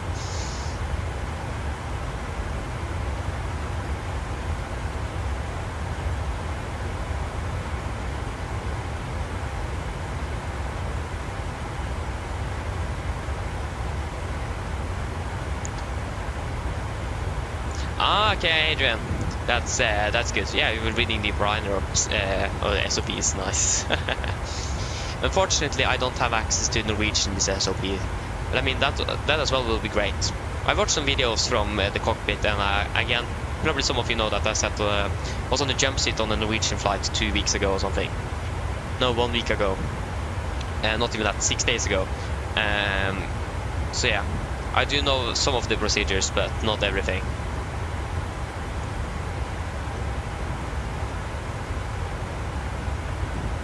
So yeah.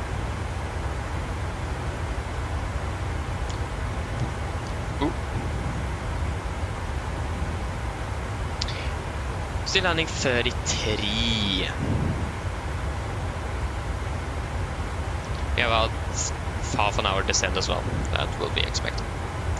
Then I'm going to be climbing up the flight level 37 at Medil. Medil is the after Papa Alpha Mike.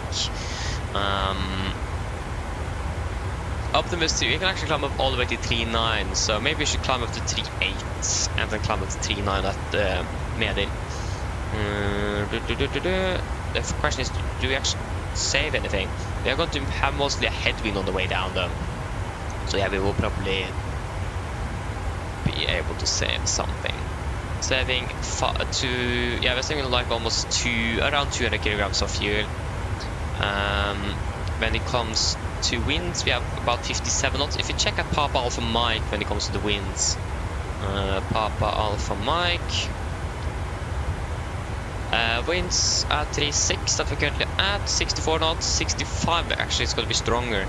Up at 38, flight level 400 is going to be 62, but actually it looks like it is going to be some slightly lower winds at the lower altitudes as well. Through some parts, actually it's quite variable. So I don't think we should climb up at the moment. It looks like it is going to be a little bit strong winds, so then that isn't really attempting to do that. So yeah. Again, I don't really hope we need to divert, because again, I haven't been able to install my Malaga either yet. So it is a default airport here at the moment. I woke up 2 hours before the stream, took a shower and ate breakfast, and then I started my PC 15 minutes before the flight. So yeah, you say I used quite a bit of time today, especially my breakfast. I ate breakfast for like 45 minutes. Don't ask how. Okay, I didn't eat for 45 minutes. I began making it, and making it and eating it took 45 minutes. Especially the coffee took quite a long while today. I need to start and stop my coffee machine 2 times, so the water didn't go over the coffee filter. It had done that before. It is a little bit slow to go through the filter and into the what's that called? I don't remember. At least where you have the coffee. So yeah. So just be sure that it isn't over or flooding over, because it have done that before, and then it will just get the water in that and not actually coffee. So then we will just taste water, and that isn't really. Oh, don't say that this one is.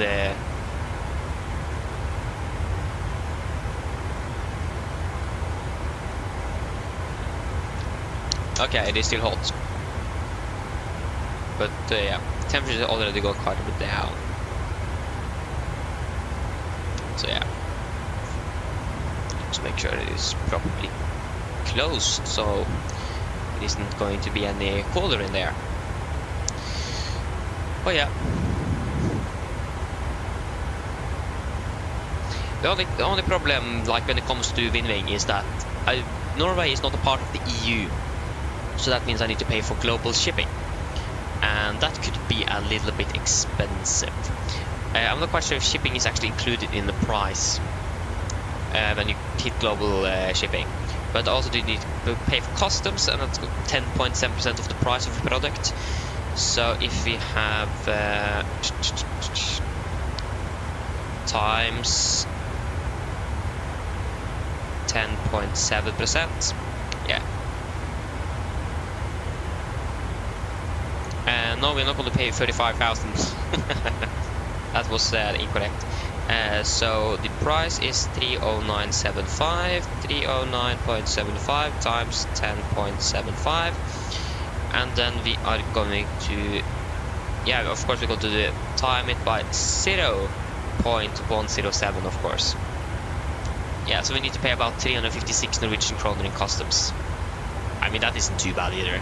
And also we need, I'm not quite sure if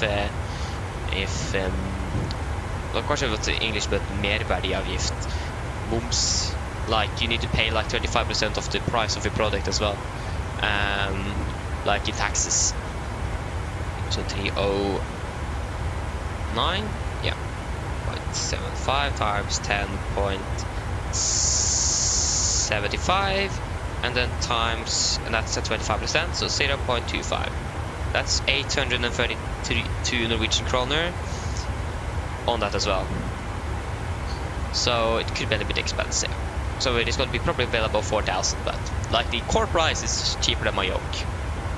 And like for peripherals like that, it is quite expensive. Oh, sorry, not quite expensive, but quite cheap. The only thing I do that I don't really like that I have seen for now, it doesn't look like you can control the backlighting on the FCU on the Airbus directly from your sim. You need to do it from the app, and if that's the case, that's a little bit a bummer actually, because it would have been great if you could just control it directly from a sim. Instead of controlling it in sim and then you need to control it on the app after that. So I'm not quite sure how that works. So first thing I'll go to do with the MCP is actually just check that. And also I need to find a place to actually have it. That could be interesting in itself. So yeah, again, I got to build a new desk, hopefully before it is released, so at least hopefully before I get it. So my throttle quadrant's got to be moved from the desk and down to my right side here, and so on and so on. So yeah.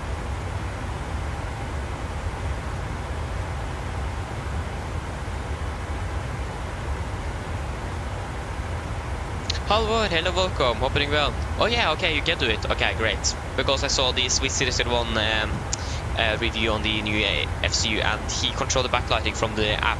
But yeah, you can probably synchronize it, yeah. Probably via Mobi Flight or something. I don't know. But as long as you can control it from the sim, I'm happy. Good, yeah, good morning to you as well. So yeah, that's great. So yeah, like I said, as long as we can control the backlighting at least, I'm happy. But I mean, it is quite cheap though, so I don't really expect it, to be honest. But that would be a great feature to have. And I mean, probably expect it as well. So yeah. The only thing I have seen at, like I also saw EasySim Pilot's review, and the only thing he didn't like about it was the lack of instructions. I'm not quite sure if the manuals then are going to be available via web, by the internet instead. So you need to find it on the website, probably. I don't know. So yeah, the lack of manuals is something he didn't like, but I mean, that's understandable though. That's very understandable. So again, we will just wait and see. Maybe that will be changed, I don't know.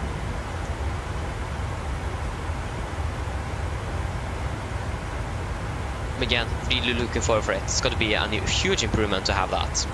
And also one thing I'm really excited for as well is that because in the real aircraft, when it comes to the minimums, for example, you are not actually going to be scrolling it like we do in the PMDG here. They haven't really simulated that correctly in the 737. But in real life, we are just going to actually, it is 2 detents, either right or left, so we'll just hold it, and you can just like go back and forth. That's going to be 1 and 1 increments. If you just hold it, it is going to be increasing or decreasing by 10 feet at a time. So we can either then like almost click it, but switch it to and from. That's going to be 1, and hold it, it's going to be 10 per 10, 20, 30, and so on. They are simulated that on the 777, but they haven't really simulated that in the 747. So I really hope PMDG is going to do that, and I'm really excited to see how Windwing have done that, if they have simulated it that way or that you need to scroll it. So that will be great. I'm not quite sure about the QNH actually. I just know that it is on the minimums, but I have a feeling that maybe the QNH is also going to be scrolling as well on that one, because you normally won't go that far up or down on the QNH. So yeah. Nikolai, hello, welcome. Good morning. Hope you're doing well.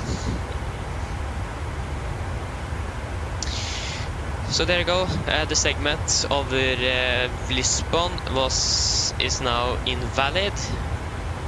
It went out about soon 10 minutes ago. So we will just go ahead and go to the weather and check the segments. We have now a new segment over Faro as well, with thunderstorms, and that is valid between 4:30 and 700 Zulu. So that one is soon finished. Lisbon is up to 800 Zulu, and also north of that again is up to 800 Zulu from 5:45, and Lisbon from 6:45. So just updated that. But the thunderstorms over Faro here is currently between 4:30 and 700 Zulu. So what is the weather currently down there?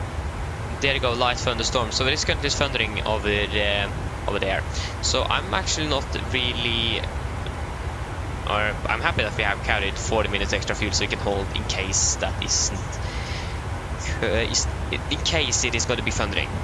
But again, at the moment it is just valid until 700, so that's going to be in about 15 minutes until it is going to be then renewed. So we'll just check in about 15 minutes and see when it's going to be valid again, because that thunderstorm might also move quite quickly.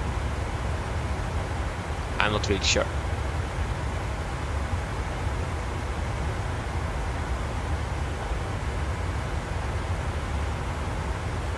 So yeah.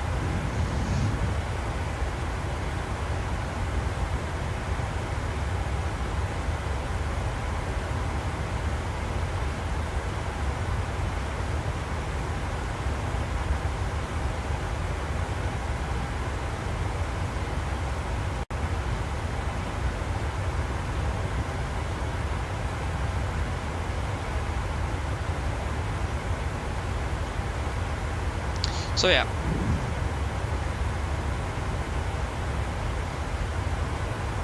Yeah, I also forgot the FMC as well. When is that going to be released? They haven't released an MCDU yet. I totally forgot about that one. But that's also going to be great to have the FMS.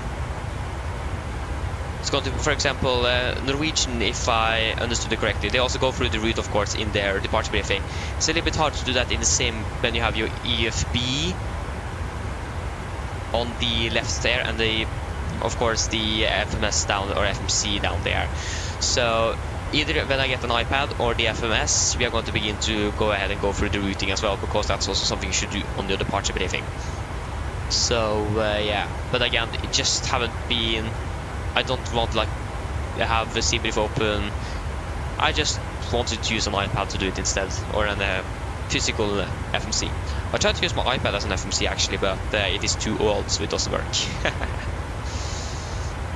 So that's great.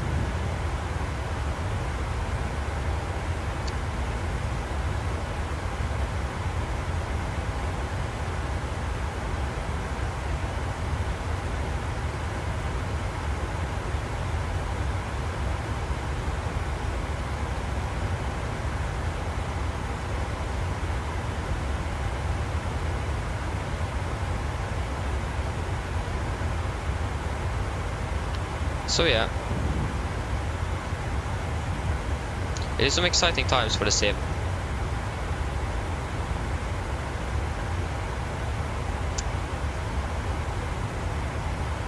Yeah, it's just a news warning.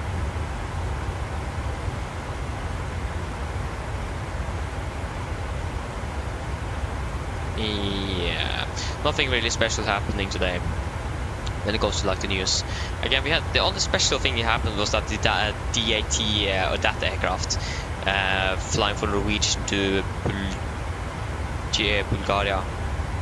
Bulgaria. That for some reason flight 24 wasn't really on the correct place. So it was, you could see the taxiing. You can see like it followed the normal taxi routing to the icing pad and departure and so on, but it was way off. It was like taxied over the taxi routing went basically down the runway and then boom outside to the road and then over some farms and then so on. So it's really, really interesting. I just need to check the news for that and see if there was actually something happening or if it just was a bug in Flight Radar 24, and it was a bug, thankfully. Oh, the Phoenix aircraft updated with new engines.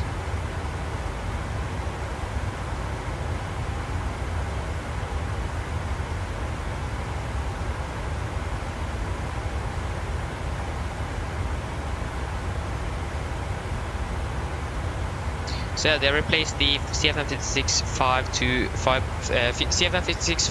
2 with the CFM56 Bravo 3 instead. I can understand. I'm not quite sure what the difference between those two engines are, but yeah. To be honest, I'm not flying the A320 nevertheless, so. The only thing I know is that we are using the 7B version on the CFM56 or the 737 at least.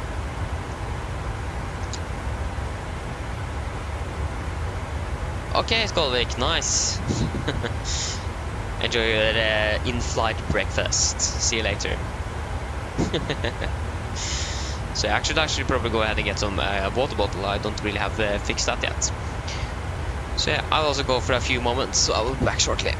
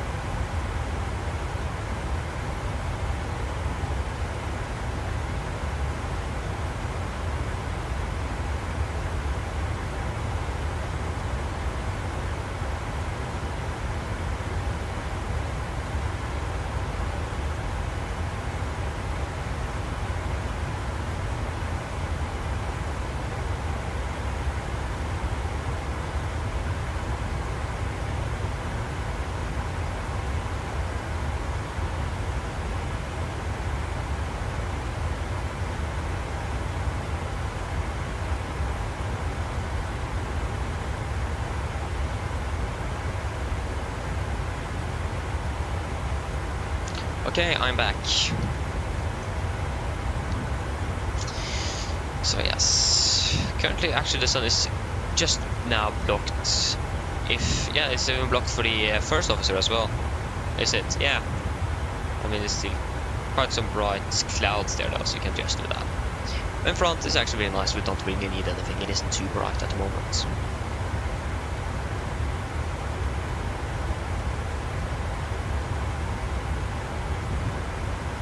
At least also one thing I actually found out when we flew from Bergen on last Sunday, when I was sat on the jump seat, is that even though the regional base is like in Bergen and so on, there's still layover crews there actually. Because the first officer was actually based in Oslo, but he had been flying out of Bergen for the last 2 days or 3 days, I don't really know.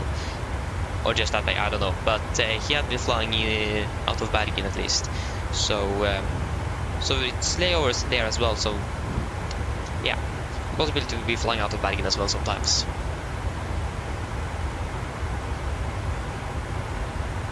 Ooh, nice airtrain Toronto to Dublin on a 7800. Nice, so we got to cross the Atlantic with that one. That's great. Enjoy your flight. I'm not quite. I think in real life at least, WestJet probably uses their max aircraft because there's a little bit longer range on those aircraft. A little bit. It is quite a bit of longer range, but I mean, we don't really have a max aircraft yet. It's coming soon though. So yeah, enjoy your flight. So yeah. And at the moment we do not really have any ATC.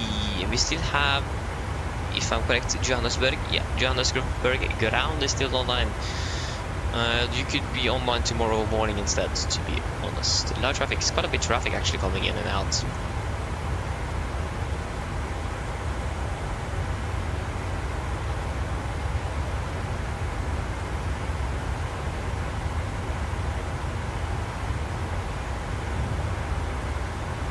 Air France, Dubai to Charles de Gaulle. Remember, there is no R in that airport name.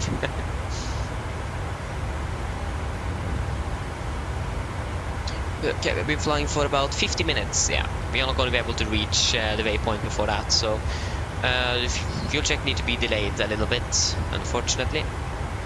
But we want to do a fuel check at Papa Alpha Mike. So should normally take it about every hour, so we should probably have done it at El Coupe, but we arrived at El Coupe at 24, so that's basically half an hour ago. But yeah, we should probably actually done that. I haven't really monitored. Yeah, we actually we are reaching the next waypoint in half an hour, so that would actually be perfect. So why didn't we do that? I don't know. But yeah, we are landing at 34 at the moment as well, so we are not really saving much on the time here. We do have a wind of 75 knots at the moment as well. But again, the winds did look really promising. Actually, at El Coupe it is like 5 knots difference. But at Papa Alpha Mike it is 1 knot more. But thinner air though, so I think we actually should climb up to 3.8. Again, do we save much fuel? We are currently landing with 5.6.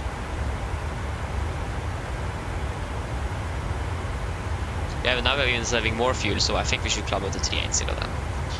380, that is set. 1 and 2. So I'll intervent. And it also set number 3. So now we're landing 5.9, so we saved about actually 500 euros of fuel or something. Saved also the 3-4 minutes delay. We should still be landing before 30 though. Should be part of the gate at 30, but for winds or the weather condition and the de-icing we need to do earlier today, makes sense that we are a little bit behind. I actually wonder where the real aircraft is. Should probably check that. They are currently, yeah, they actually did the route I predicted actually when we departed. They are flying currently right towards Scotland, and then they're going to fly straight south. And that's a really good idea, to be honest, because the winds are going to be a little bit less of a headwind up there, so we will save time that way. They are landing in about 3 hours. Estimated time for arrival for them is 11:57. Wait, what? That's going to be 9:57. Wait, what? Well, scheduled time for arrival is 11:45. Is it? Yeah, of course it is 11:45. Yeah, we're actually landing. We're landing 15 minutes early. What? That's great. I have totally forgot. Yeah, 9:45. We are landing 15 minutes early. Oh no, wait. 9:45. We're landing 10:30. We're landing 45 minutes behind. What? We are going to depart. We are landing where we should depart out of there. The real aircraft is actually just landing about 12 minutes behind. We're landing 45,000 to go. We are so behind schedule. What? Huh. That's interesting.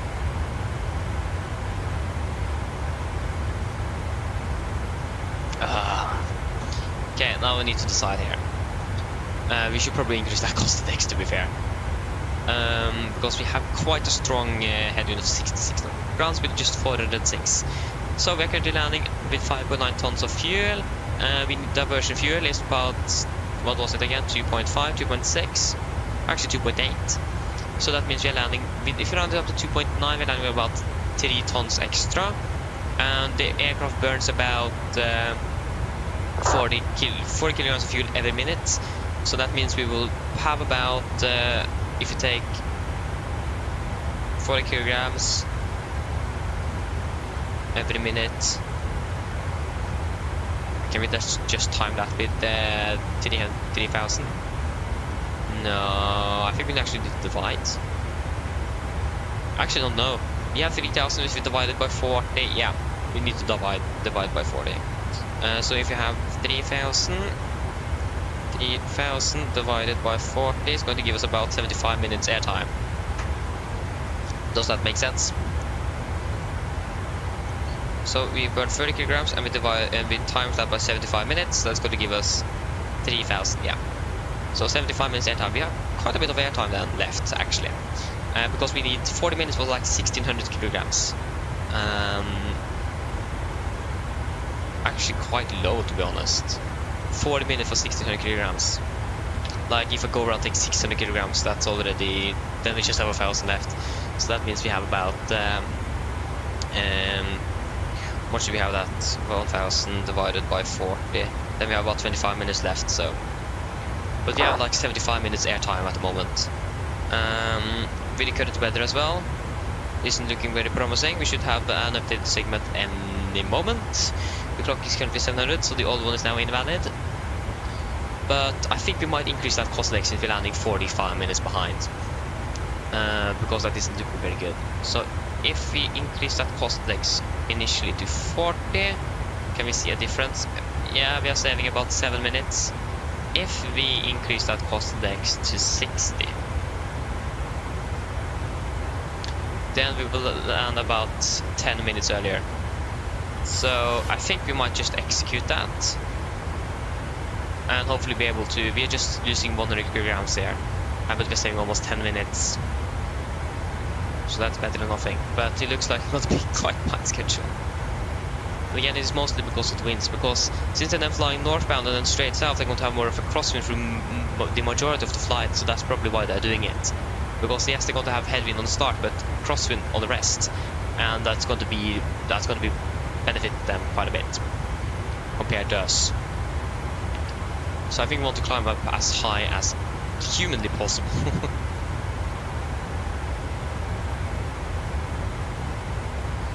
The other thing is that we have quite a bit of fuel on board this aircraft as well.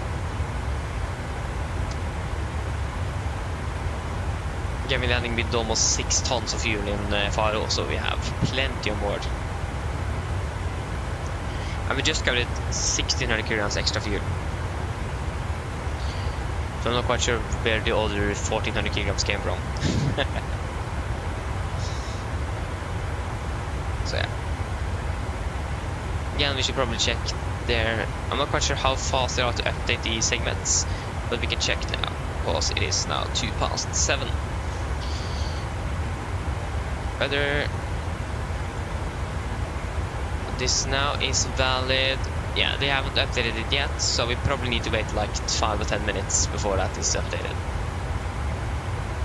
They need to take them because they take the measurements at 7 or something, and then they need to publish it.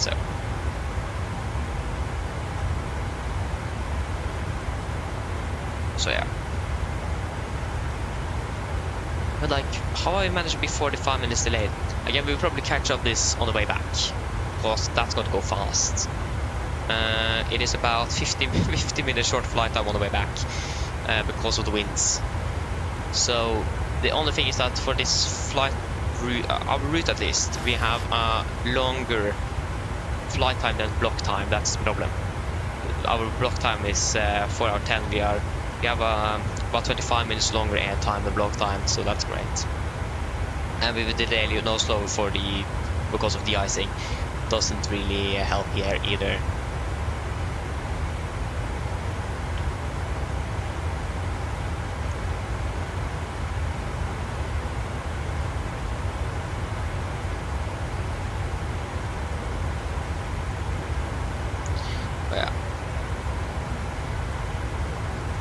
We have been established. We are very close to overspeed actually.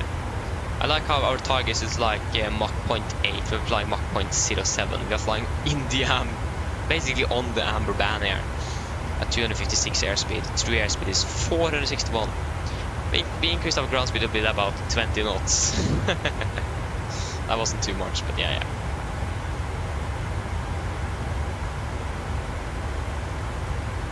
Yeah, our top of descent in general haven't really changed. That changed with 1 minute. But since our descent is now going to be quicker, that's why we are saving 90 minutes, because the descent is going to be quicker now. We're going to descend quite a bit faster.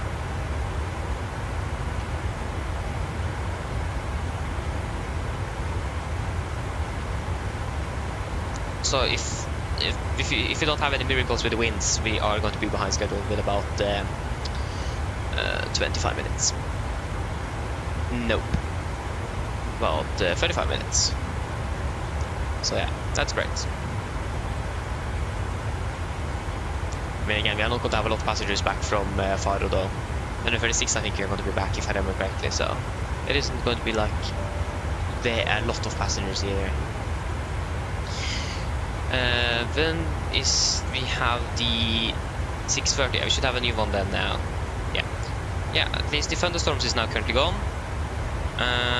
But the visibility is a little bit down, but 8 kilometers is still pretty good.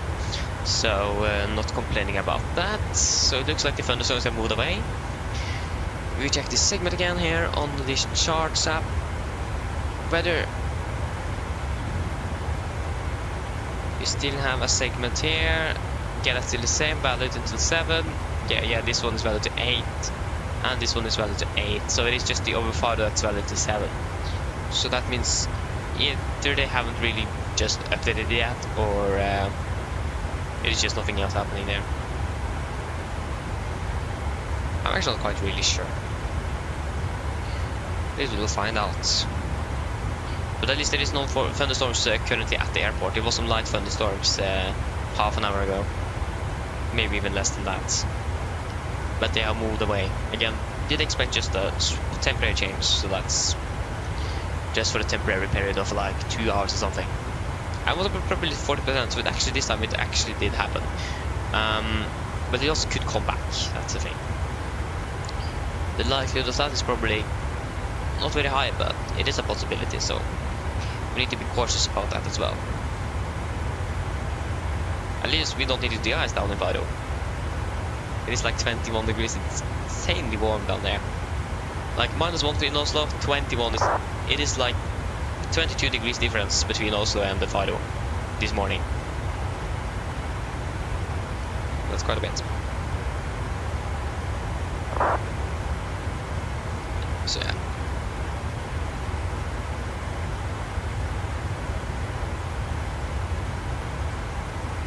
So the next level is going to be 39. We can't really climb up to 39 yet. We need to wait about 20 minutes. Minus, I think.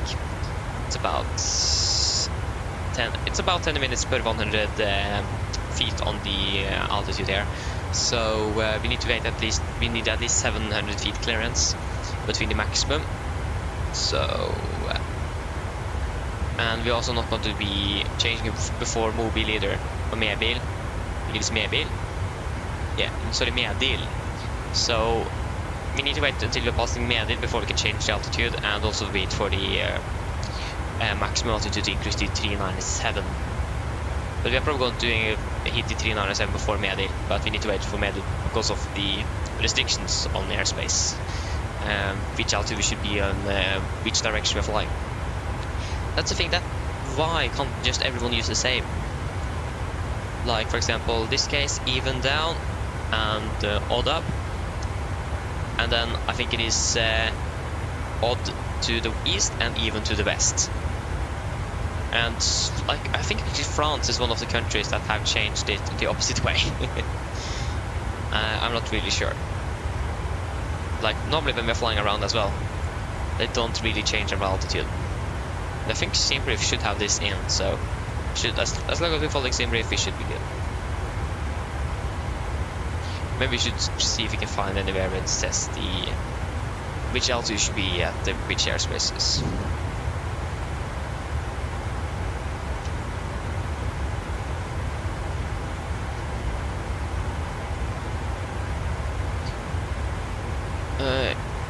Annex rules of the air EASA. Probably EASA is the best.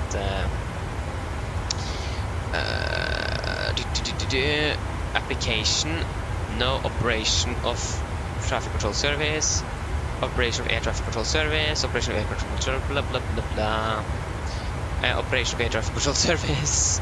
Separation minima. That's something. Separation minima. Application of wake turbulence separation. Control clearance.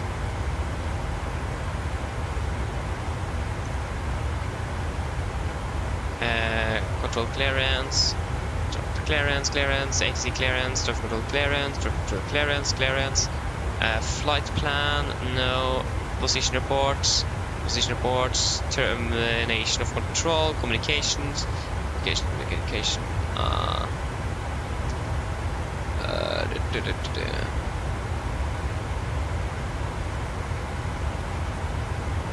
Subject.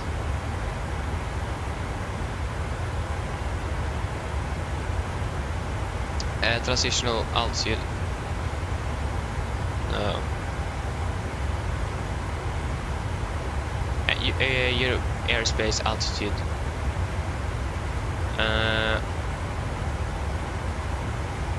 If we just take odd or even altitude direction. Your aircraft is tracking 090 and 269. Your flight level or altitude must be odd. The aircraft is tracking between 27 and 35, and between 0. Your level altitude must be even.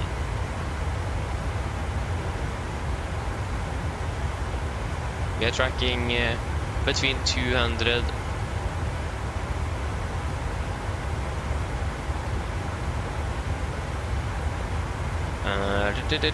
What altitude should? Because it's different. It does vary from airspace to airspace. That's the thing. It isn't really something that is standard all around the globe. It can vary from airspace to airspace. Airborne simulations. Good morning. Welcome. Opening well.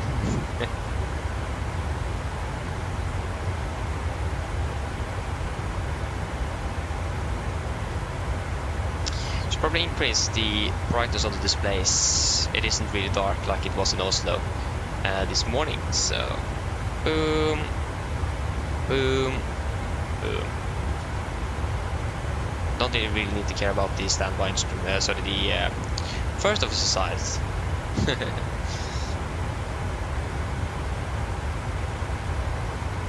Okay, we can check the segment again. Have there been any changes to that?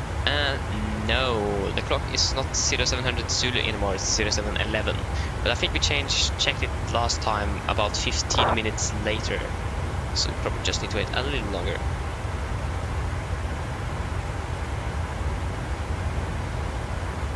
And I think about the Faro is actually almost right on top of Lisbon, so yeah.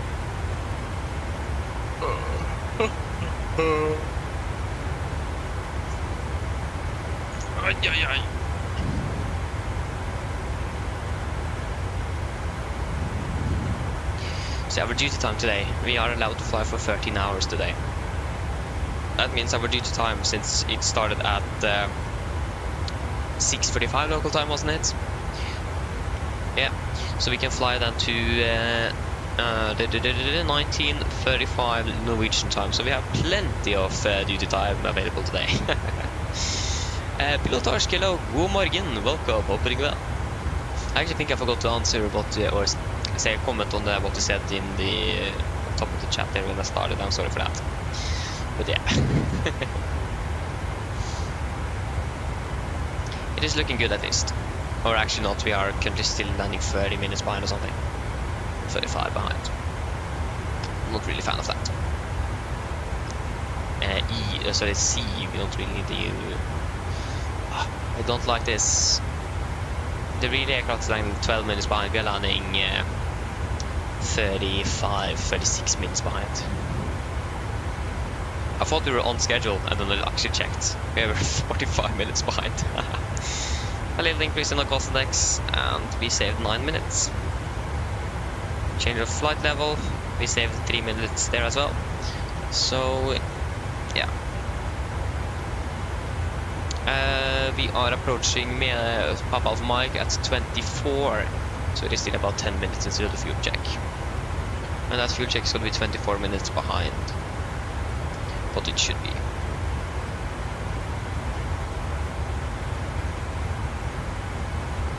So that's great.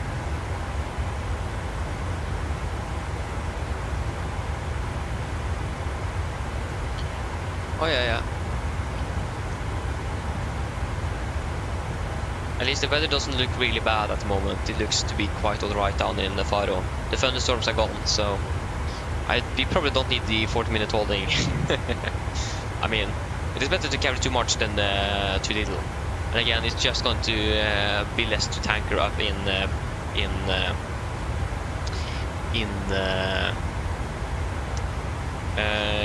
where? In Faro. It's going to be probably a little bit. I'm not quite sure about the fuel prices in Faro, but I have a feeling it's going to be a little bit more expensive than in Oslo. Actually, to be honest, no, I think it is more expensive in Norway than in Europe. So yeah, I'm not quite sure. But at least it is going to be less to tanker up in Faro. So time-wise, good, we will save on that. If you're landing with almost 6 tons of fuel, we want about 11 tons or something. Almost 12 tons, so just around 6 tons to load up. So we already have basically half of the fuel we need back home. So yeah.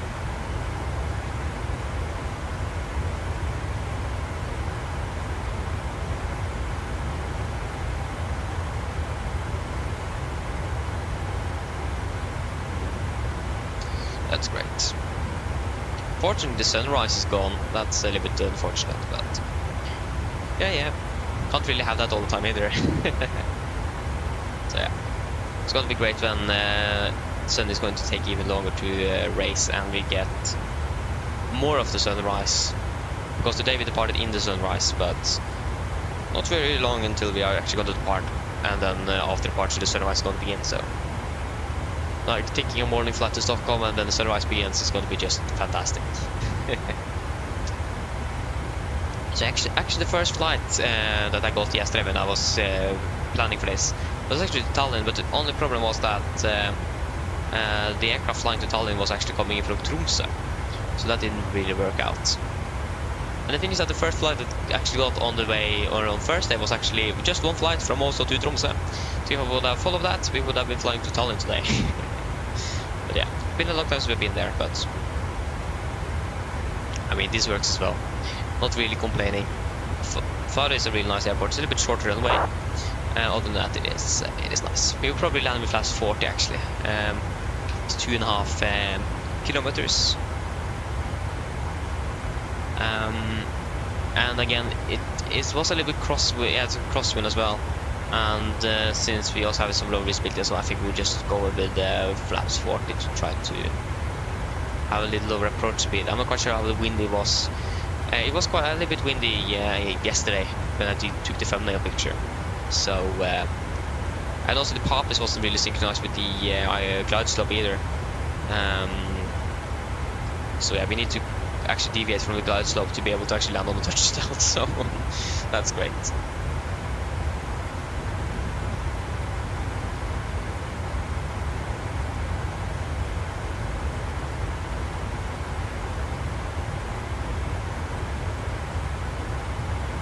How many flights and hours do we have on this aircraft? We have actually 15 flights and 15 hours and 16 flights with this aircraft. We have been flying, I'm actually just in Scandinavia, actually to Helsinki as well. Yeah, I remember that. We also been actually flying to Amsterdam with this aircraft. So this is going to be the longest flight with this aircraft we have ever done. I mean, I do really like this aircraft here with the hybrid blue engine cowling and winglets. I do really like that.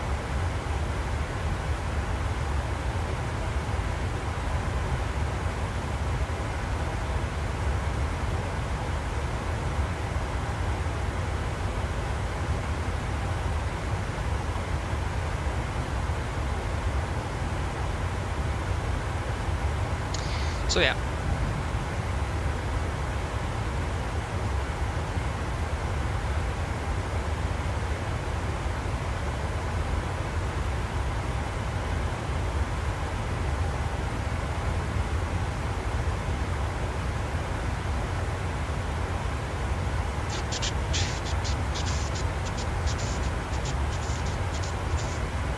So yeah, we are approaching Papa Alpha Mike. We are going to do our fuel check in about 5 minutes.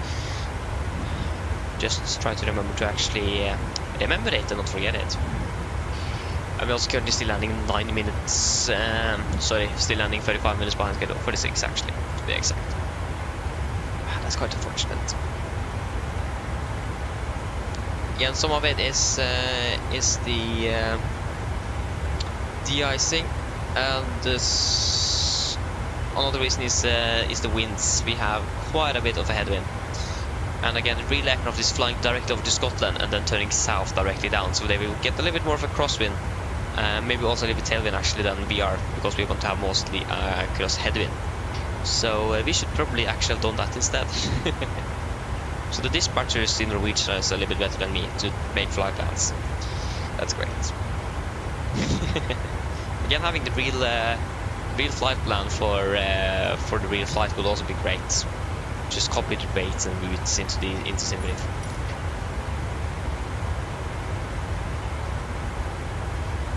Oh, you're building the MIP for the 77. Nice pilotage.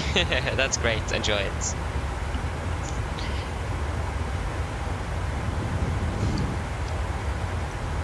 Sounds great. Again, I haven't been able to start with my new desk yet.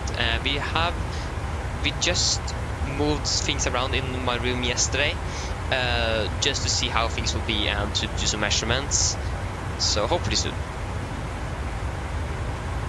I mean, I actually do like the new look here instead of the old one. Actually, got a little bit more space in general. Okay, actually no, it is still quite. Yeah, it isn't. To say that way, you don't really want to see my room. It isn't very clean. There's things everywhere. But I didn't really have time to finish up cleaning up here yesterday either. I was setting up. It took me 2 hours to set up the 1000 special stream yesterday, and then I need to set up this as well. And then I need to go early to bed as well, because we want to. I wake up 4:30 in the morning. So yeah. So I'm going to increase my time. I'm going to wake up now. If I'm going to take a shower, 2 hours before the flight. If I'm not going to take a shower, it's going to be 1.5 hours before the flight. So I have more time. Even though I wake up 2 hours early today before the flight, I still managed to be delayed. But that's the thing. If I have more time available, I'm going to mess it up. Just really interesting. I don't know why. It is just that if I have more time. I just think, I don't really need to stress, and then it ended up I'm using 35 minutes to make breakfast and eat it up. So yeah. At least I was also doing some work though while eating. I was reading through the airport material for Faro. It was like 3 pages, so it wasn't much. So I was finished like in less than 5 minutes. There wasn't very much interesting. It is that looks like we have pit power available on some stands. From Jetway, like in Oslo, so GPU is not going to be used, but pit power there, and also some restrictions to the APU and so on, and also that we have a category 2 approach available as well for the runway 28. So again, it wasn't anything significantly special for Faro, thankfully. actually. I should probably read through the airport material for Oslo soon again, because it's been a while since I read through that, and don't really remember everything. Okay, there's less than 10 miles left, so you should probably find our waypoint on the flight plan, and shouldn't be too far down. Papa Alpha Mike, Pampus. Yeah, Pampus. It's really nice name actually. I do really like that name, Pampus. I actually do. That reminds me of something, but I don't really remember what it is. Pampus. I don't really remember. I do remember I heard it somewhere else. But at least we have a VR in the Netherlands called Pampus. I think it's something you can buy at retail or something. I don't remember. But yeah, I remember I heard it somewhere else, and not just a VR in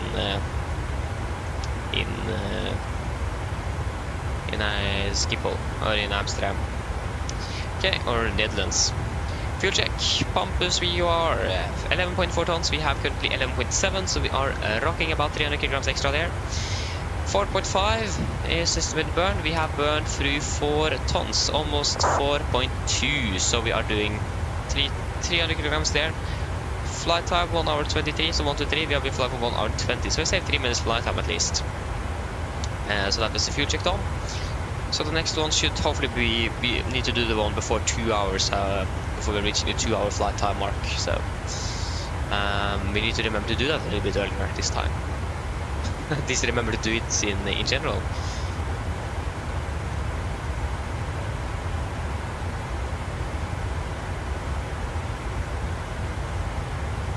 So yeah.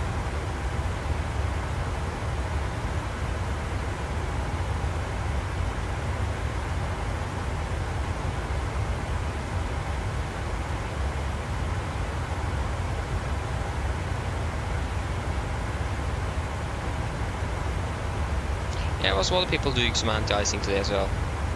At Oslo.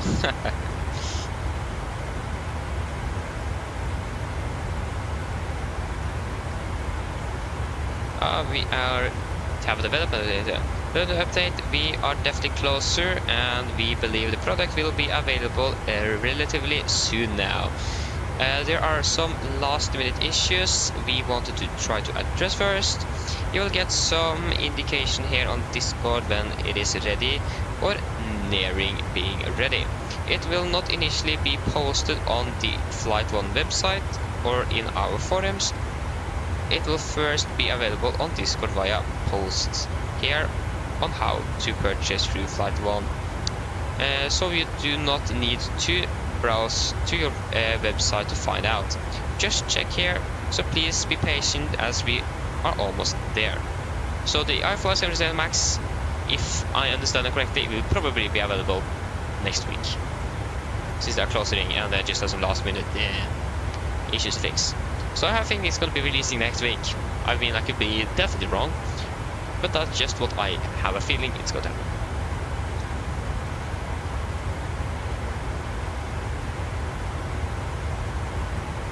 Like a new simulator as well is not coming in soon, less than a month. I think the Tech Alpha is also up and running. I think I applied, but I haven't really did my specs yet. It is something I need to do on my PC, and I actually applied on my phone. And it seems like the people that are in already got the sim, so I don't think I have the time to actually finish up that application and be applied in. I tried to apply for it, but I don't think I got accepted, unfortunately. But again, I didn't upload the specs, but I didn't have time for it either. So yeah.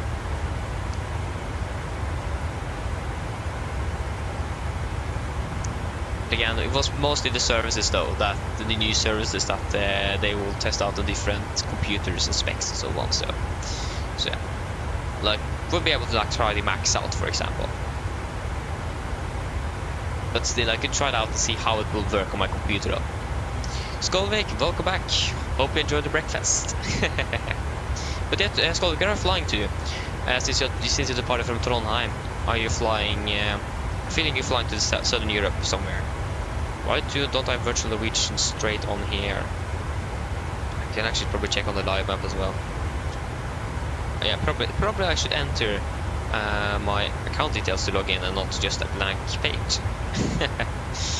Where is the live map? There it is. So yeah, we have... There you go. No, that was from Oslo. Ah, we actually have another flight as well. Oh, that's us. Sorry, I thought it was someone else flying to Faro with us, but that was just us. Ay. But yeah, have we landed in... where are flying Skolvik? I really wonder. Like, I can't even find it on the map, so... Or maybe that's you. That's you. You're flying to Gran Canaria again? From Trondheim, that's great. Yeah, you took the smart route at least over the UK. That's great. But that's gonna be a long one.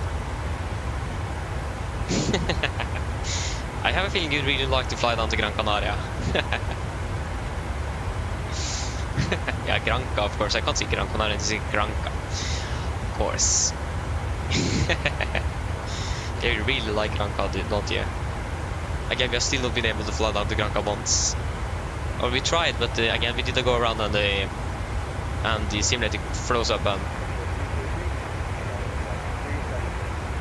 we didn't even land there, so that was unfortunate.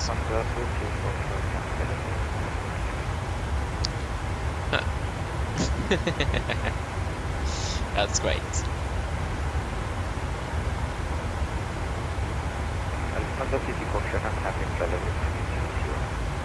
But I also read some news or some sort from same tensions. It looks like they're also going to implement AI when it comes to like dispatcher and ground handling and like ground agents and so on. That would be so cool if we could use that and integrate that with GSX. That would be so cool. And not scripted ground handling. That would be fantastic. I will purchase that, and that's a one-time purchase as well. If you want the ATC, you need to do this subscription, but if you want all the other things, you can actually just do one-time purchase. So if they are, it looks like they are coming out. If it is looking good, I'm definitely going to buy it.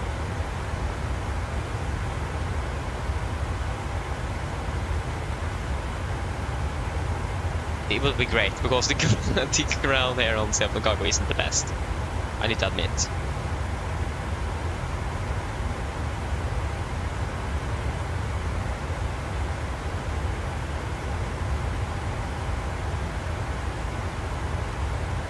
So yeah, that will be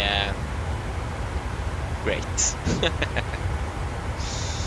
And also, I think you also have some cabin crew things as well. So if that could be, because it is AI, it isn't going to be scripted. Like self-cargo, I have some problems with the voice recognition and so on, because again, it is scripted. So that's the unfortunate thing. The voice recognition doesn't really work properly. But that's something AI could work out.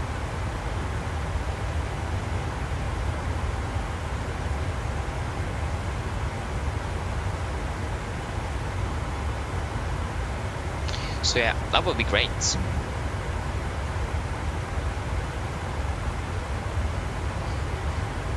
So we'll wait to see. When that is finished, I'm going to do the 24-hour trail.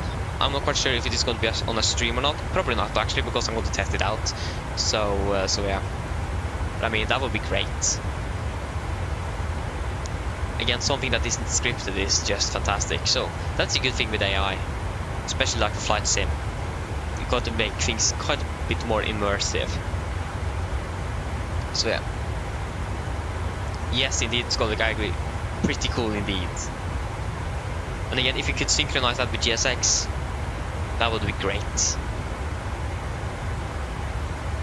And also, hopefully, the accents are going to be a little bit more correct and variety in voices, because in Scandinavia we have the same female voice with the same Finnish accent, even though we are in Norway. In France, actually, it sounds French at least, but the accent isn't really there, unfortunately. And again, I have some problems with the voice recognition, so it won't really recognize what I'm saying. So if I say cabin crew seats for landing, suddenly they call me on the PE or the intercom, because for some reason they recognize me saying cabin crew to intercom. So that's great. So I'm not I'm not normally even saying anything to them. I'm normally just saying and then clicking on the options in the application itself because I just given up. So yeah.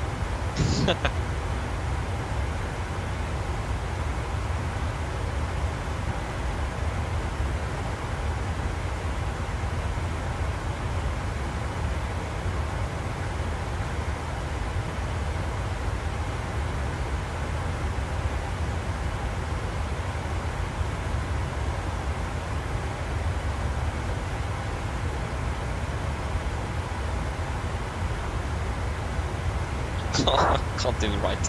Ah.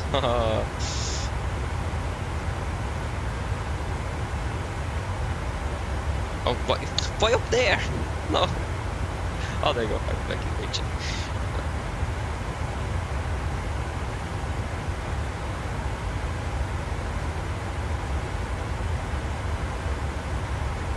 What's the clock? Oh, it's already. Oh, okay.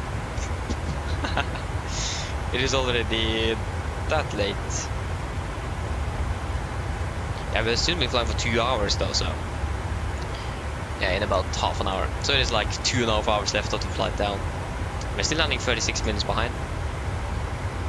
And we still have quite a high... Okay, it actually looks like the winds are going down from... No, our ground speed have reduced even further. It was at 20, it reduced with 10 knots. It's gonna be a fast flight back home with these winds. It is expected to be like 50 minutes shorter flight time, something insane. But again, I should have changed the route when I saw it. Like the actual flight time was expected to be 25 minutes longer than, or 15 minutes longer than the actual block time. It should be ringing an alarm when I saw that, but it really didn't. I thought, maybe we'll actually save it. We normally run ahead of schedule on longer flights, but no, not really this time.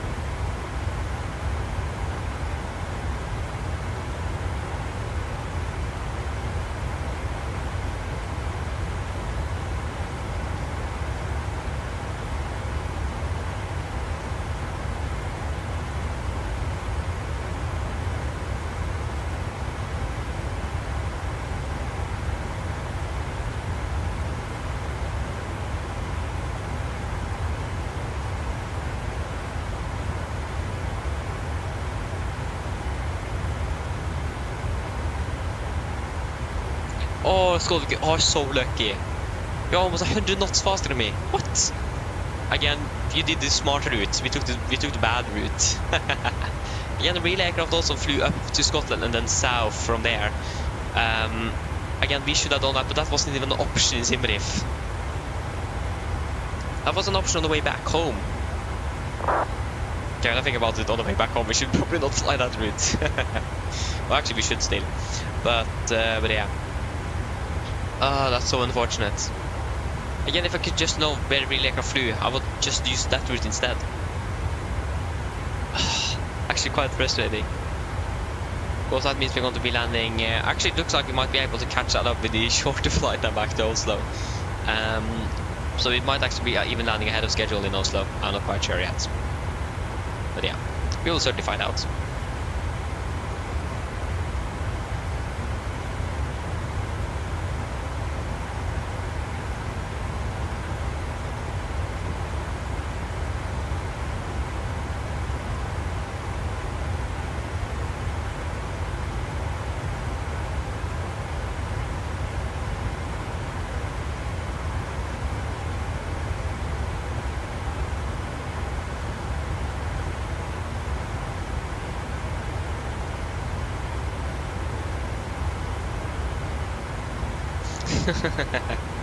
So that's great.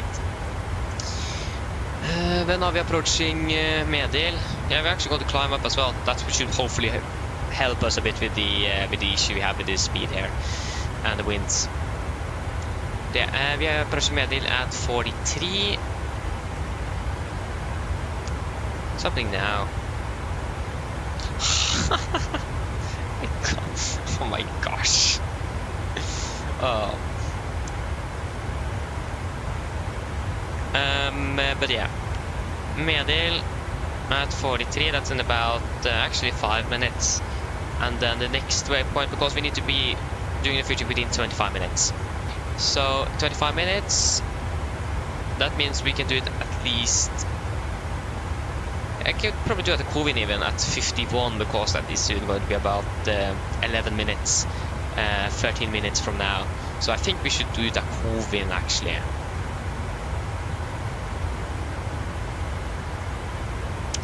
I think that should that be a good idea?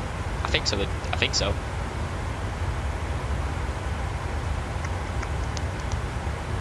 Yeah, I think that should be good enough.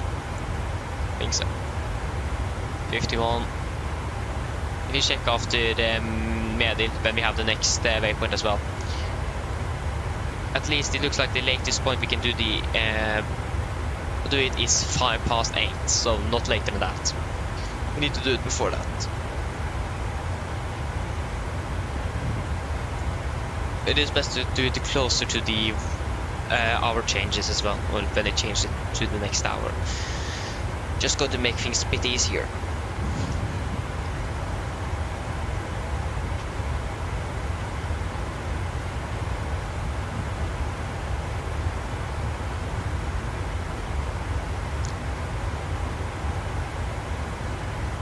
Looks like performance isn't Mediv. Yeah, we still have 27 miles to go, so the Mediv. Did I say Mediv? Again, these waypoints here, some really interesting names.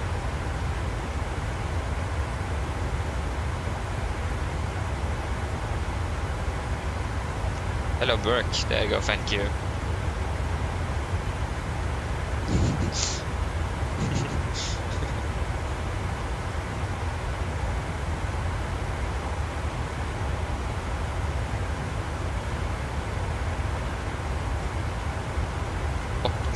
What?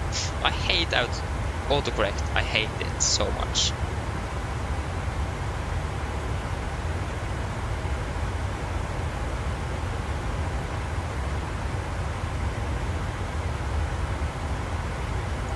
So there's actually 2 aircraft beside us here. Huh. Okay, they're behind us. Well, could we see them at least? Oh, of course, the sun is like above the above you. There you go. I feel bad for the person sitting here and then.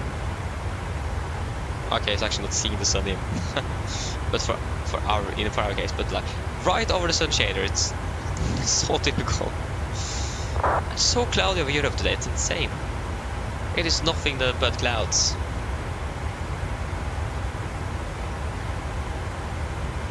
It's the 17 miles ago. So you'll probably check this segment again and see if that have updated. At least if it is still there, it's not valid anymore, so it is valid until 9, so that have updated. Over still at 800 over Lisbon and Faro actually. That's actually the one we are looking at, because yeah, Faro and Lisbon is actually really close to each other. But I have an airport there, we can just fly directly to Lisbon and then take a bus or something. So yeah, thunderstorms are still active in the area. I'm not quite sure if it is active over the airport itself. No, it isn't really. But I think they should maybe have like thunderstorms in the vicinity or something. I don't know. I'm not quite sure where the thunderstorms are in, like to where the airport is. Yeah, so it's basically less than 10 miles into fuel check at least. That's great. Actually, we're going to climb as well, so we should probably do that. Climb up to 3990, not 990, but 3990. We need to be at an odd level, and I don't really think we will want to descend at this moment. 3990, altitude vent 3990 up there. So we'll be climbing while we're doing a fuel check as well. We increased our time as well. No, actually not. I just hope, cross our fingers, hope the winds are going to be a little bit less or weaker up at 39. And if possible, later for the flight club to flight level 41. 1000 to go. Good. Hello, welcome. Hope you're doing well. I hope it's correct. Yeah, because I remember with Crispy, I always said Chrissy before. I didn't see the P. I didn't even realize it, and he just forgot, and he just didn't bother, I think. I don't know. So yeah, probably good idea to just double check there. Just one day I just saw it's a P there. Yeah, we saved a little bit actually. Regarding fuel at least. Oh no, the winds are increasing. But yeah, fuel check at Medel, sorry. 10.7 tons, we have 11, so that's 300. 5.2, we have burned 5 kilograms, or 5 tons. Yes, saved quite a bit on the burn though. We saved 600 kilograms there. And the flight time, so that was the wrong one, 5.2, we said 200 kilograms. And flight time 1 hour 43, we fly for 1 hour 40, so 3 minutes ahead. I actually could check DSAC. I actually could do the fuel check at DSAC instead, that would be much closer, but yeah. Now it is done. And also then we will have the figures when it comes to our altitude as well. Our ground speed actually decreased with 2 knots. Okay, that didn't help at all. Our wind speed increased with 1 knot. We'll hope that we actually will be a little fast because of the thinner air, but nope, absolutely not. At least we saved a few kilograms of fuel. I mean, that's better than nothing. So, not really complaining about that.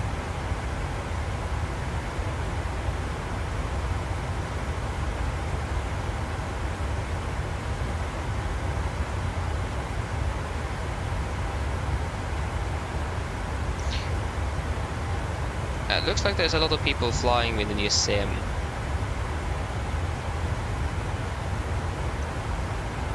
Many YouTubers probably have, yeah, got access to it.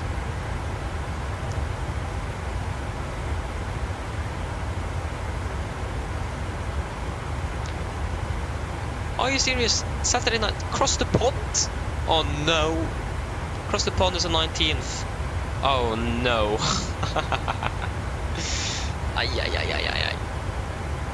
Again, I think actually we have some birthday parties going on so it was Sunday, Saturday, it's 1 week. So I don't think I'm even going to be able to fly that day, I don't know. 509 knots. Ah, that's so unfair, Skolvik. Okay, you got a much longer flight though, so fair enough. But still. Oh, it's going to 408. Oh, I'm so mad. So mad. Oh, why? Still landing 36 minutes behind. I mean, that's better than 45 though. So we have saved up almost 10 minutes. I mean, that isn't really impressive though, to be fair. Yeah. Great. You're so lucky, Skolvik. What's actually the weather looking at in Malaga? Yeah, that's actually not looking bad. It isn't really looking bad either in Faro though, so not really complaining.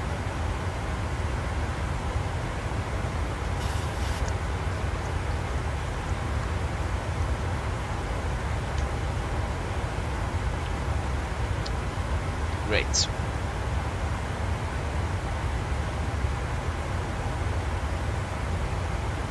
Yeah, Skolvik, I have the RD presets, and yeah, I can assure you it is better. The only thing I have noticed lately is that the ILS and the puppies isn't really synchronized with each other.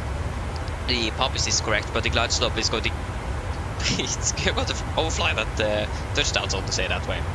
I mean, it isn't such a huge difference. If you are on the glide slope, I think you will get 3 whites, 1 red, so you'll be a little bit high, but you can just deviate from the glide slope nevertheless to follow the puppies. And I think that's also what many developers said. I think Inibuild said that to one content creator. I think that was ECC Pilot that it is always the puppies that's going to be more accurate than the glide slope. For example, when Microsoft are changing the like terrain changes and world updates and so on, and that's going to mess with the glide slope. But the path is still going to be the same, so path is always more reliable than the glide slope. So if you see that if you follow the glide slope, you're going to be landing way too high, follow the paths instead. So that's what I've heard, at least the paths are more reliable in the sim.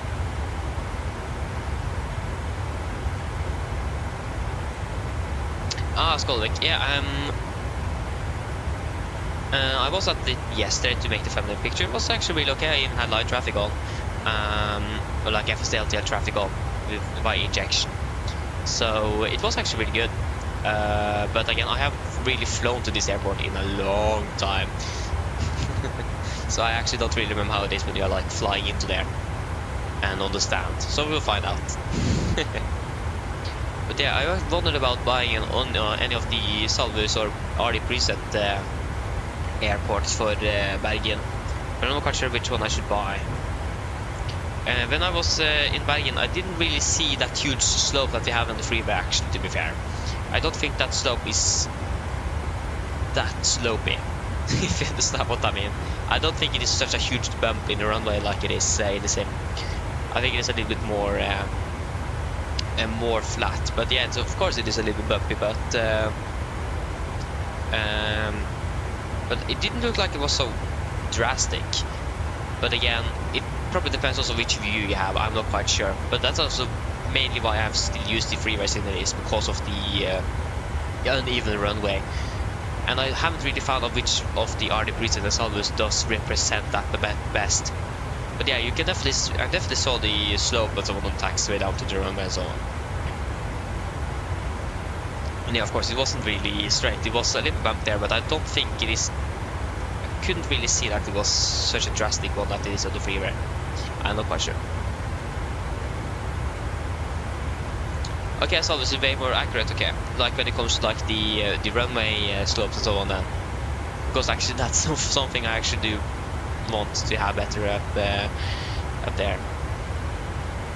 Again, the paper scenes look better in general, but it's just that the terrain in like the layout of there when it comes to like the bumps and so on is much better on the freeway. Or I haven't really tried any of them out though, so I can't really confirm it.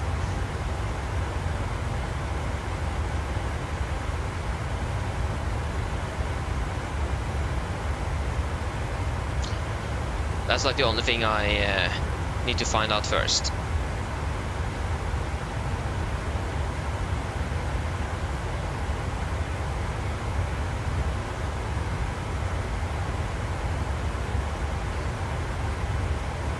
Again, yeah, when I think about it, yeah, the bump there is there, it is. When I look at the video from the jump seat on the aircraft back from Oslo, the bump is there.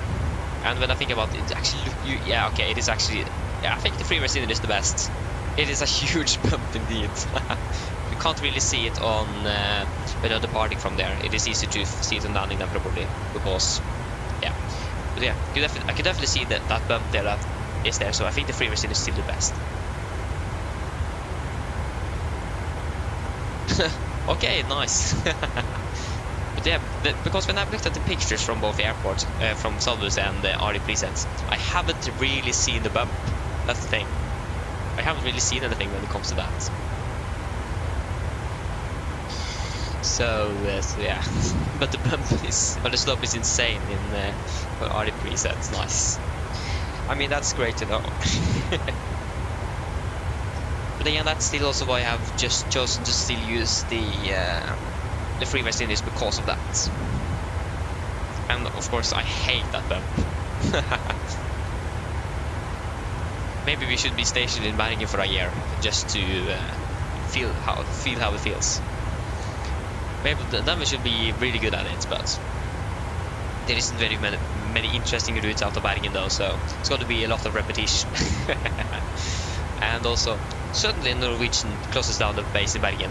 Just closed down Stavanger and Trondheim, so yeah, better to be in home base, and like in the home airport of Norwegian itself.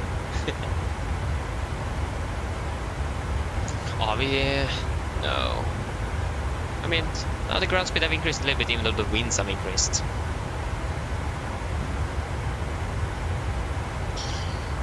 Yeah.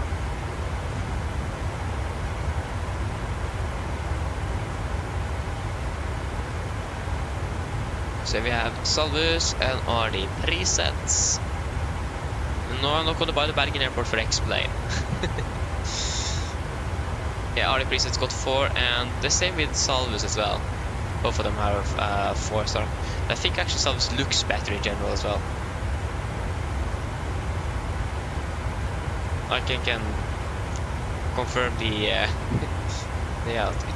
At least from this angle, the runway looks really straight. It doesn't. They should have included a picture for both airports from the runway, so we can see the slope of the runway better. Yeah, I don't really see a slope on Salvus Airport's runway here. At least from what I can see. I don't really see that. RD Princess at least have a video, but the thing is that they also have snow over the entire airport. Again, I don't really see a bump here either. They even have a Christmas tree in there.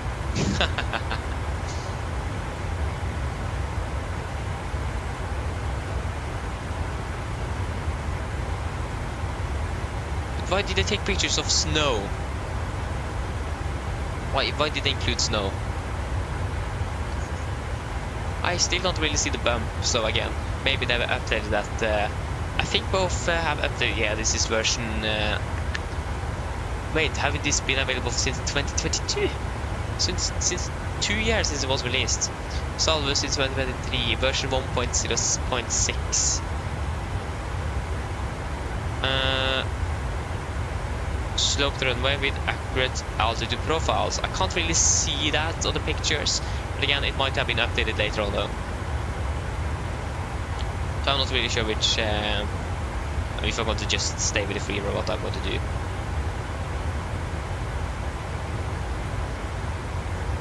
Yeah, give it a review. No, okay, sorry, the sun just moved to you instead. Right. Hopefully the coffee isn't... No, the coffee isn't cold yet. It's great. It's been to be a few hours since I actually made it, so...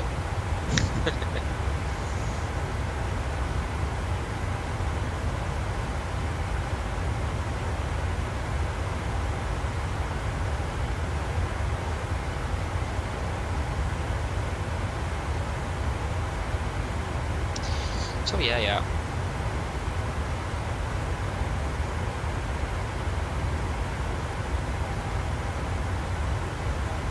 At least we did finish our first de-icing for this year.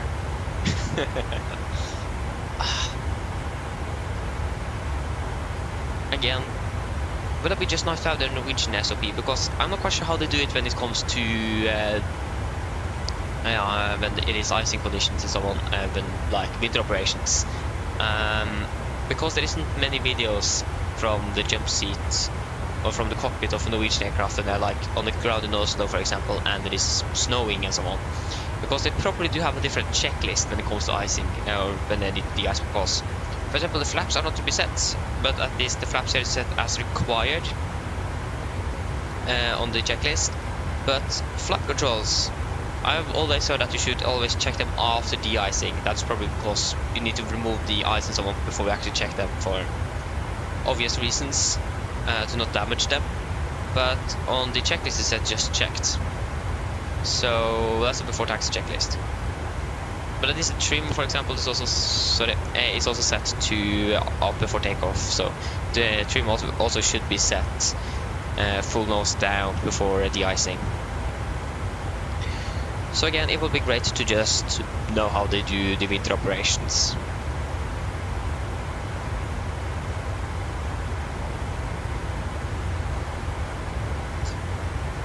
At least we checked also the temperature on the fuel on the ground. It was actually quite hot fuel as well, but we just refueled the aircraft. So currently it is about 9 degrees, negative 9 degrees centigrade in the fuel tanks. I mean, to be fair, it isn't that cold. Could expect cooler temperature, but yeah. What's actually the static air temperature here up at 39,000 feet? That is at the moment almost 60 degrees. Great.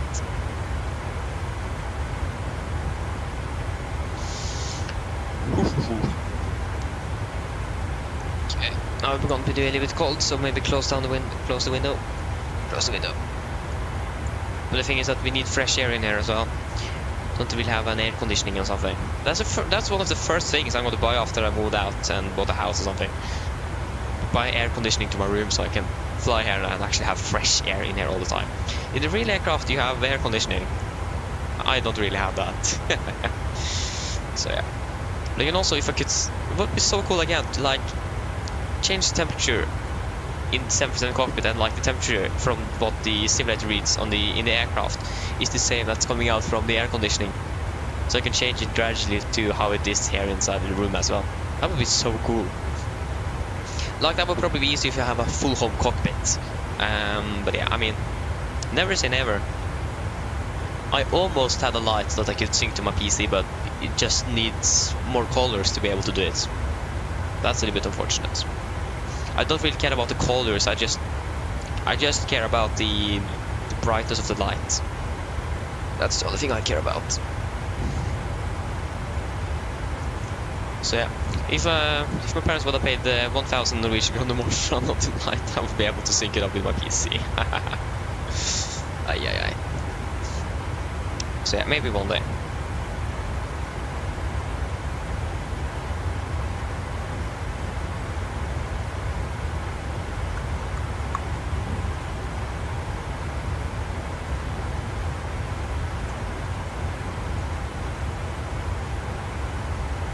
I mean, would be probably a good idea to save some coffee on the return flight as well. But I don't really think that this coffee is going to be staying warm until that, because it is already beginning to be a bit cold. Yes, this is like a Tupperware product, so yes, it is going to remain warm very long. But I don't think I really tightened it correctly, so it actually got a little bit colder for the last 3 hours or something. So it isn't really hot anymore. Begins to be a little bit cold, so then I'm sure it's probably going to be cold when we are back. The hotter it is, the warmer it is, the longer it's going to be cold. But yeah, I have a feeling that she heard what I said. She just laughed in the living room right now. So we wait to see if she does one more time. She definitely heard what I said. Sluggish, hello, welcome. Hope you're doing well. Yes, indeed. Faro is a really nice airport, it is.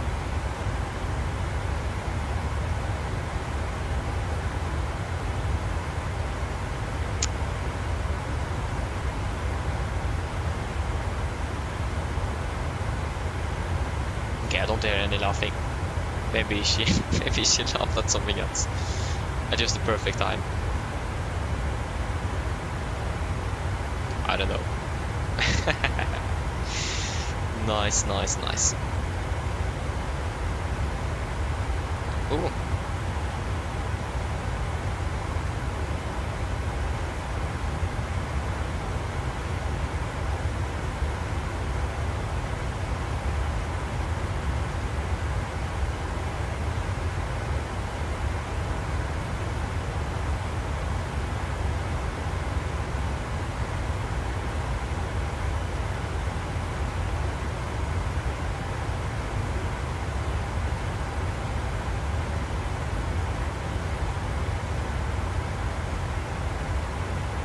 Huh? What?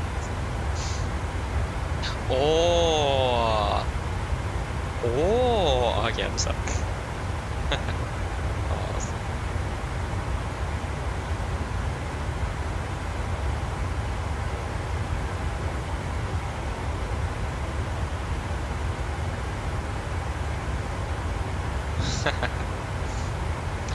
Erlingus, new routes.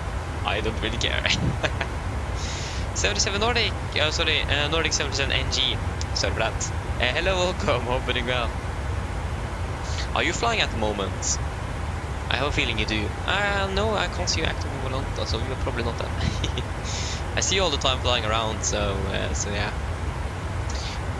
Where are you? Oh, there you go. There you are. Yeah. I mean, you can't be flying all the time either. But I mean, you've been flying a lot though, especially lately, if I remember correctly. So yeah.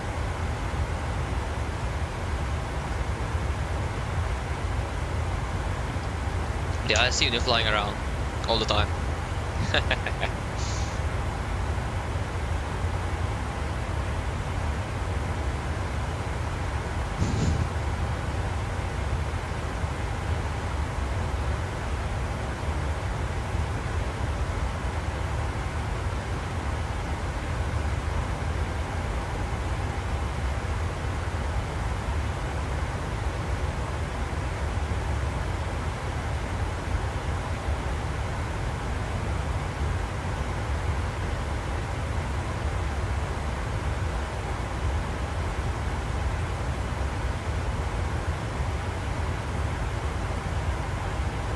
Great.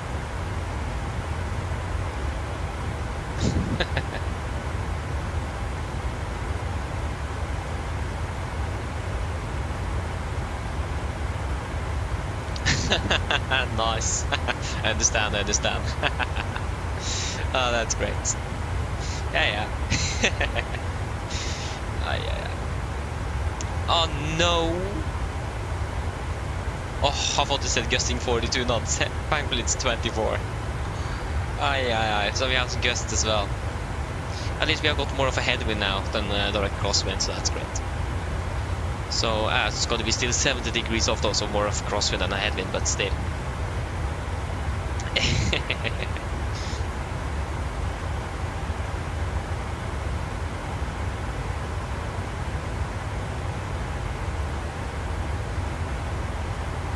But yeah, so Nordic, I'm not quite sure, are you in the Discord for the Flight 1 software or for the iFly basically? Because they have said that the Max is going to release soon, and I'm not quite sure what they mean with soon. They just have some last minute things to work up with. So either I have a feeling it's going to be released next week, but like they could release that product today as well. Yeah, are you probably going to fly that one? I think. Again, I'm not really sure when I'm going to be able to fly with it. But yeah, are you going to change your name as well to Nordic 77 Max? But I mean, it's going to be great. But there's just a few things I don't really like with the iFly, what I've seen for now. One of them is the EFB. And also I've seen some people, and I agree with them, with the comment with the dimensions and the colors of the cockpit. Especially when it comes to like to the glare shield as well. The dimensions are PMG is better when it comes to dimensions and colors in the cockpit. PMG are just better than that, than iFly on that. So yeah, it is a little bit too light grey in the cockpit, and the real Max is a little bit more darker, like in the NG, of course. But I mean, that's just minor details. So again, that's also one reason I want the PMG instead. Yeah, again, PMG hold their Max aircraft, unfortunately. Really sad. So yeah.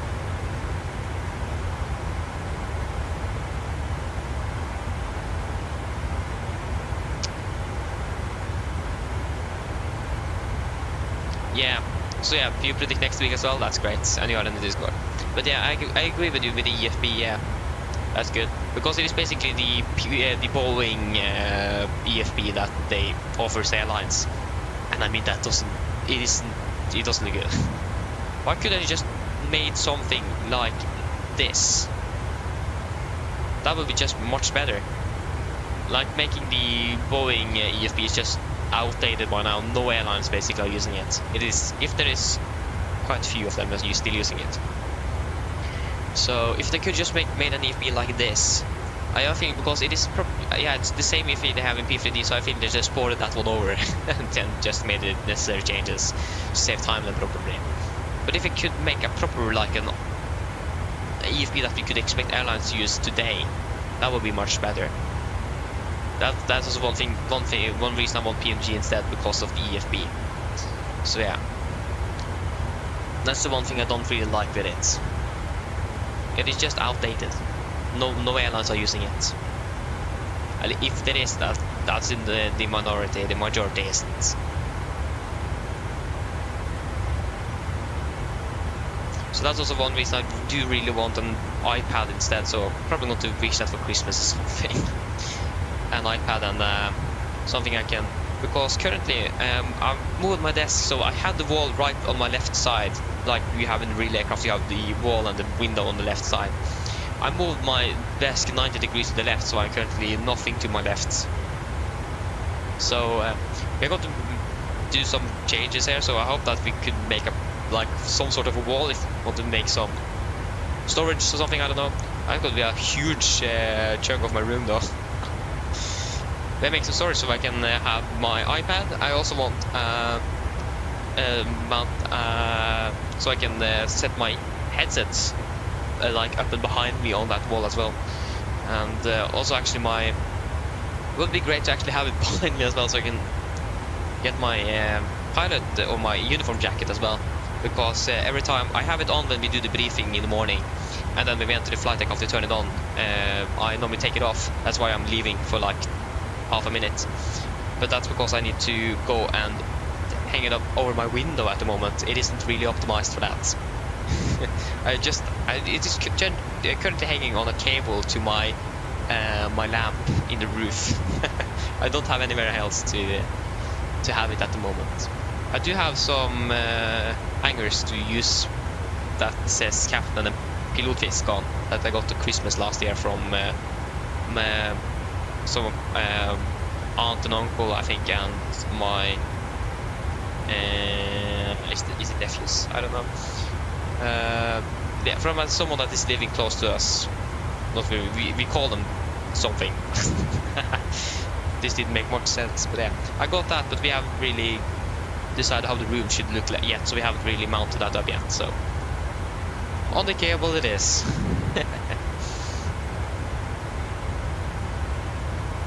Nordic, yeah, I mean that would be fair enough. I mean if they just want to release that product now, it makes sense. So it would be great if they could do that. We'll just wait and see what they're going to do. It is ultimately their choice. It is their product, so we can of course ask, but wait and see. Exactly, Skullwick, yeah, maybe, but we'll just wait and see. But again, nevertheless, I'm going to use an iPad in the future instead of EFB inside the aircraft. It's just much easier. So we'll hopefully also get a better performance calculator. And that's one thing I wonder, do it include a performance calculator? Because we don't really have a performance calculator for the MAX aircraft to do the same. We have virtual performance tool, but that's mostly for the NG family. I'm not quite sure if they are updated so they also have the MAX.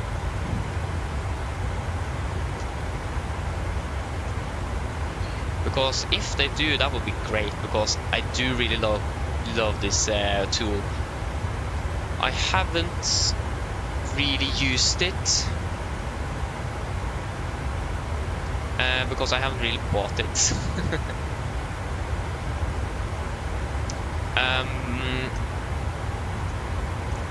But yeah, okay, yeah, they do have MAX aircraft as well.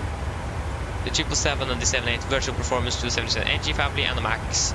So yeah, and they also will now include the 75 and 76 family as well. Yeah, I'm using just the default in the PMDG aircraft. It works, but virtual performance tool is basically the tool that Boeing offers for airlines. So I do want to really use that as well. And you also get engine out SIDs as well, and that's also a huge plus. So I do want to use that, but again, I'm going to subscribe to that after I got that iPad first. I'm not going to use it on a PC. I'm going to have an iPad for that first. But I have tried the demo. And also you can use it for free when the Dash 700 was in beta still. So I used that when I flew the 700 a long time ago. Really love that product. It is really good. And now when it includes the MAX family as well, that's great to see. But yeah, it's quite expensive though, to be fair. If I want a Pro version, it's like 71.88 euros a year. It is like almost Navigraph level. But I mean, is it? And oh, that's the thing though. If I'm going to have the max as well, that's going to be extremely expensive. Okay, the max is at least a little bit more, a little bit cheaper though. But I don't need the Pro version either. But there is some different changes, different options when it comes to it. Yeah, virtual performance tool. Yes, it is called virtual performance tool. I know that A330 driver also uses that. Like he got a free subscription though. I mean, is it possible to get subscriptions?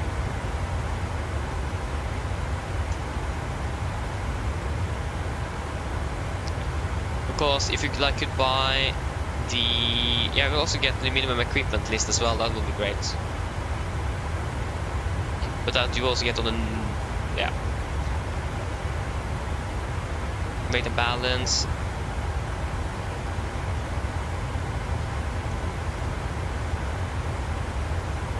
But yeah, like it would be great if they could like do something like you can buy a bundle or something for multiple aircraft, because again it's extremely expensive if you want to performance calculate for both the NG and the Max. Yeah, I found it. Yeah, it looks really good. But yeah, again, if I want both of it, that's going to be 1,500 Norwegian kroner or something a year for both. Plus, actually, I think around that for both the Max and the NG. That's the problem. It is going to be extremely expensive to use it for both the aircraft. And also, if you want it for the 777 and 787, that could be 2,000 plus. So it is quite expensive. Probably, definitely worth it. But again, if you could buy bundles, for example.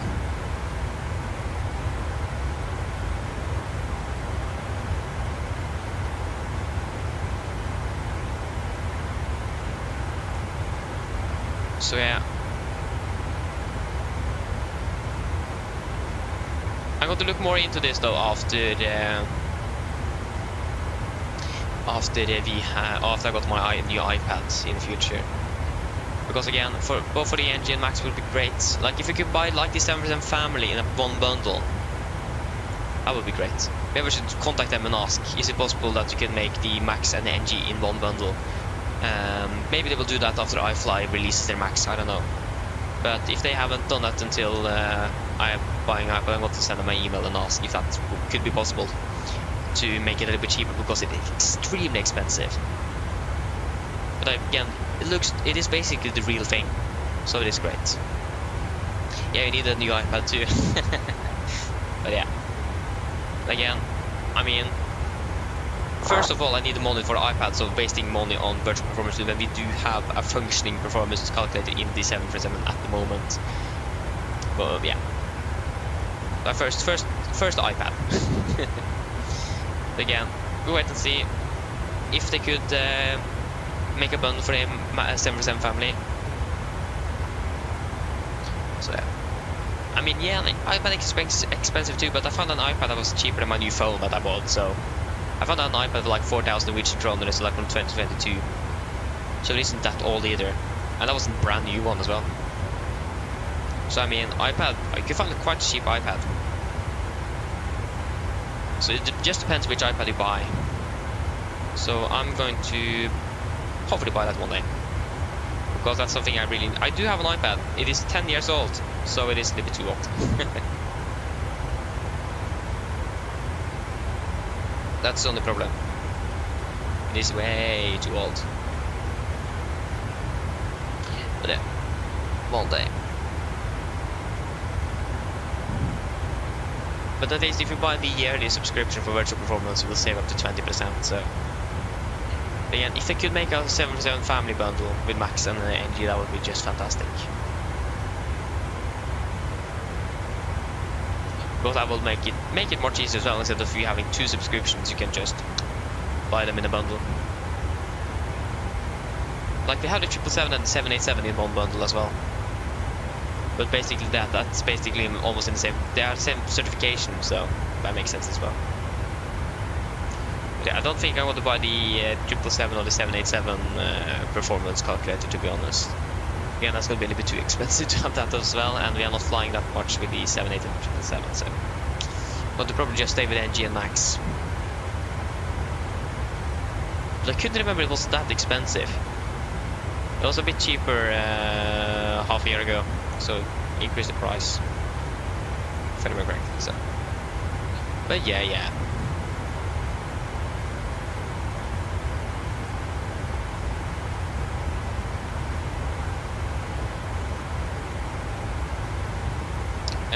Yeah, we can't really climb any higher. I don't think we're going to be able to climb any higher throughout the flight either. I think the final level is going to be 3.9er, and we're still landing 36 minutes behind control.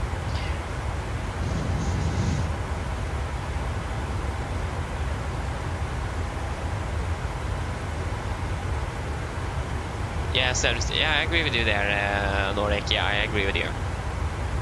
The only problem I would have with this aircraft is basically the handling of it. It is so strange to both take off and land with. I'm not quite sure if this the real aircraft feels like that, or if it is something with the flight model. I don't know. It just feels so strange to fly. Like the aircraft wants to go down to the ground. You can't even fly the aircraft. Boom. It is. I've got one smooth landing, I think, with that aircraft, or one good landing. All the others have been quite hard. So that's a bit unfortunate.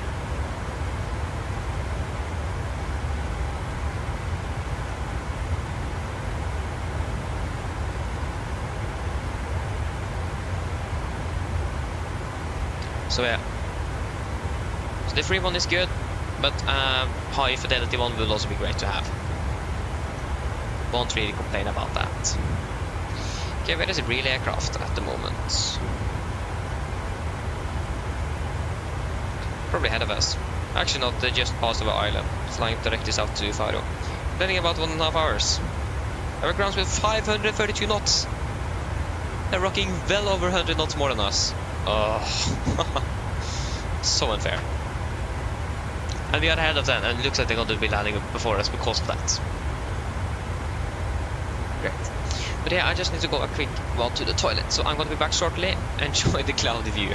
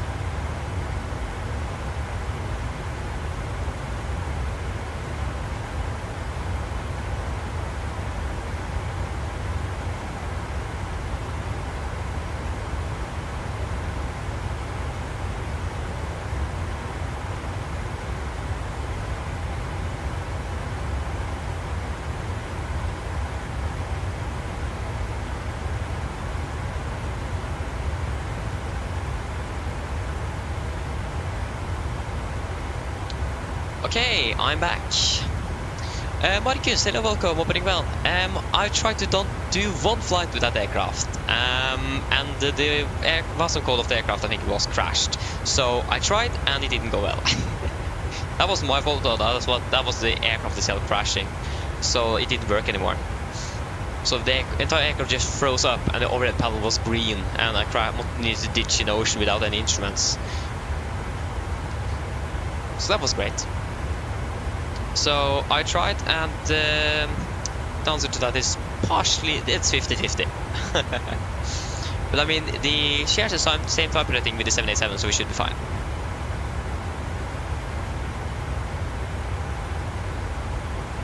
Only difference is that this aircraft is a little bit more complicated or complex than the 787 we have.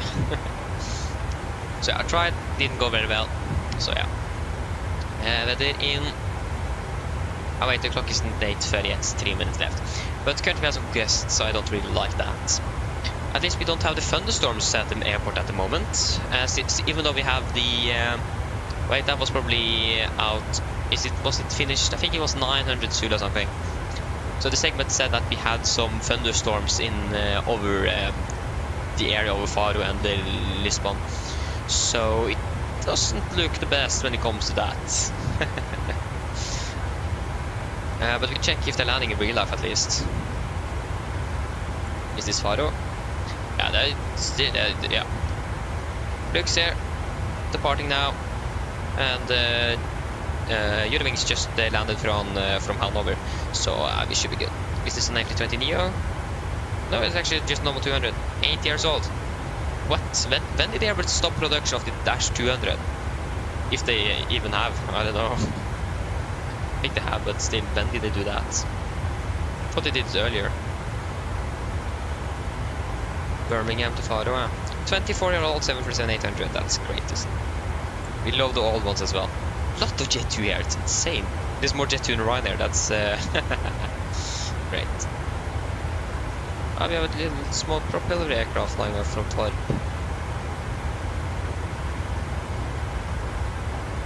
Oslo Stockholm, and we have Oslo Tenerife now. Oslo Stavanger with the CityJet. CRJ 900 LR. No.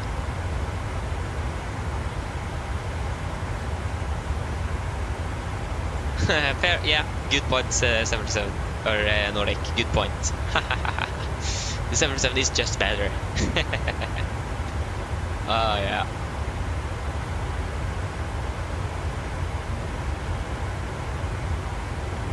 That's great to hear, Marcus. It's great to hear that you like the 777 even though we are an Airbus guy. That's great to hear. So yeah.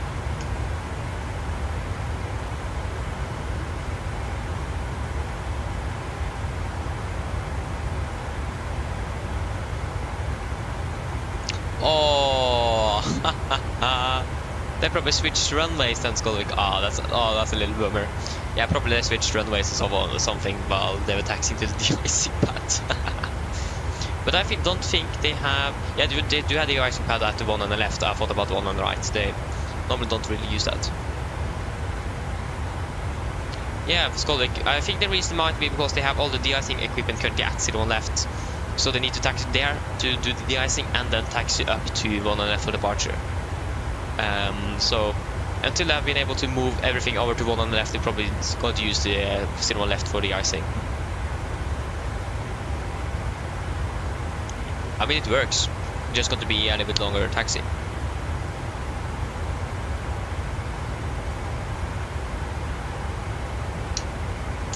So yeah. That sucks indeed. So yeah. A little bit unfortunate, but that's just how it is. Again, they probably have everything located there. There's a bunch of traffic at the moment, so they probably aren't going to relocate everything because that's going to take a little while as well. But I think they're probably going to relocate everything to one on the left later today. But for example, if they're expecting the wind to change again in about 2 hours, they'll probably do this instead of using all the time to move the equipment to and from.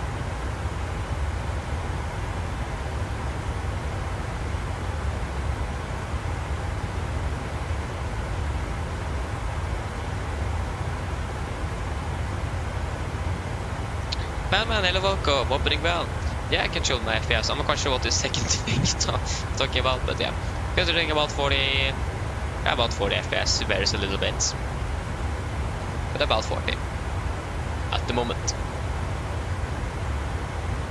So yeah, flying for 2 hours 28 minutes. What smoothness? Smoothness. I mean, it's really smooth though. But I mean, I even have clouds on ultra, so that's great to see. The simulator is really doing good now.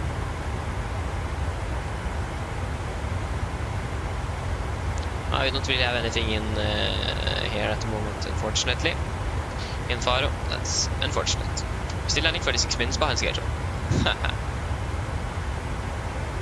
Yeah, northbound stop descent, it is going to be about 560. Oh, no, 559.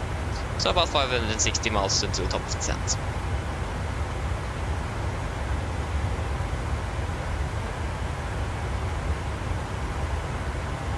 Yeah, Marcus, yeah, it's quite sad, but hopefully the new simulator should be better at some things, like multi-threading, for example.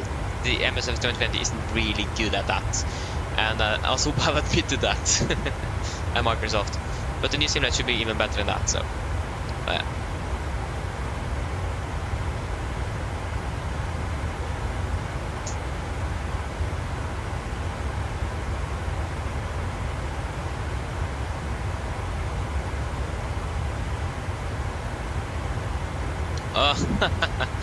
Nice. Nice Norek. So you flew from Alicante from Bergen then, yeah. But was it a lot that should be there that wasn't there, or was it a lot that shouldn't be there that was there? If just clarify.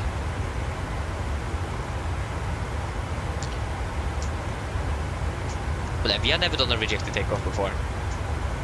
I wonder if I need to do that one day, if I remember, because you should always first reverse idle, disconnect off throttle, speed brake, and then reversers. It is quite normal to actually do the reverser first because you already have your hands on your throttle quadrant, but you should always do the speed brake before the reversers. That's the thing. Okay, I should not be there, so yeah. Problem of caution, yes.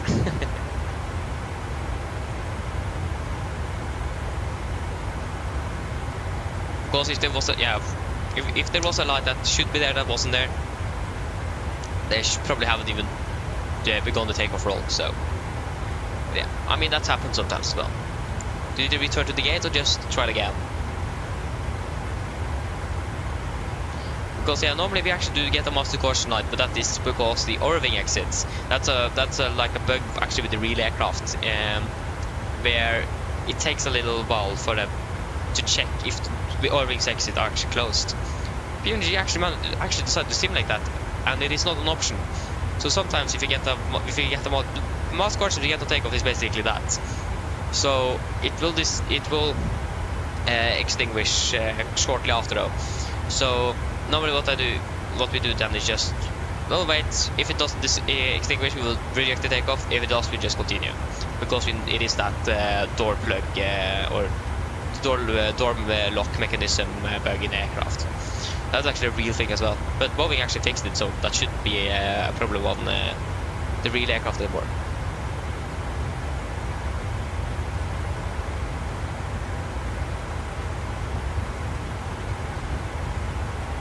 Okay, I understand that.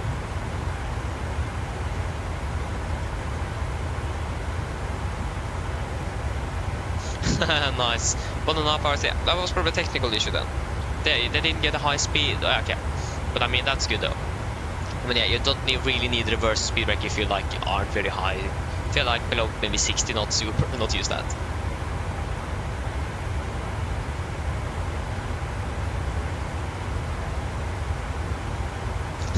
Thank you, Marcus. Yeah, thank you. I mean, yes, that shouldn't be anything to be concerned of. Like, the only thing I probably won't be able to do is hand fly the aircraft because the physics are so different. That's also what many pilots say.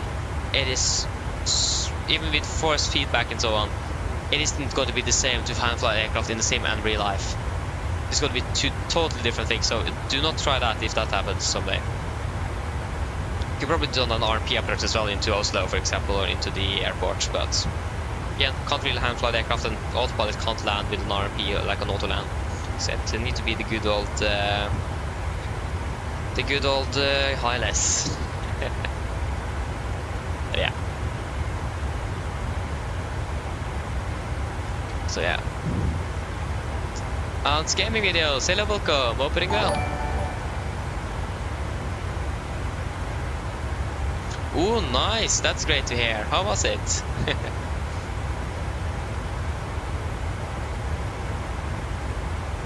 Exactly, Nordic, yeah, exactly. Again, if I'm not quite sure, again, I never hand fly the aircraft, but I've heard it is quite a heavy aircraft, and again, the physics are different, especially the ground effect. Isn't really simulated in the sim, at least in this, not in this one. So even if you fly the 777X plane, you're probably going to struggle quite a bit. So it is better to just let the autopilot land the aircraft. You don't really like to want to smash that aircraft down on the runway either.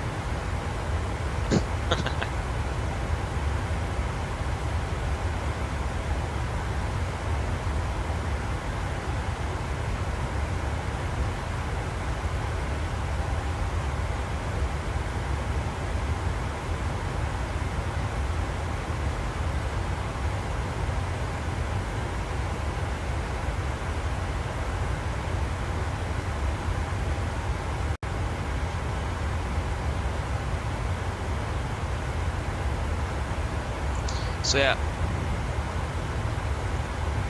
So autoland would be the best. The unfortunate thing is that if you are approaching an airport that doesn't have autoland capabilities, that would be a bit unfortunate. Or if you don't have enough fuel to divert an airport with autoland functionality, then it will struggle a bit.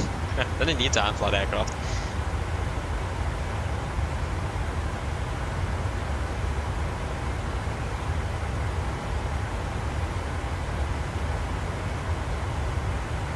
Oh, I've not even heard about it, Nordic. I haven't heard about it. That's really interesting. I mean, makes sense. Skiatos makes sense. Not surprised it is that airport. But yeah, I understand. Never heard of it, actually. Never.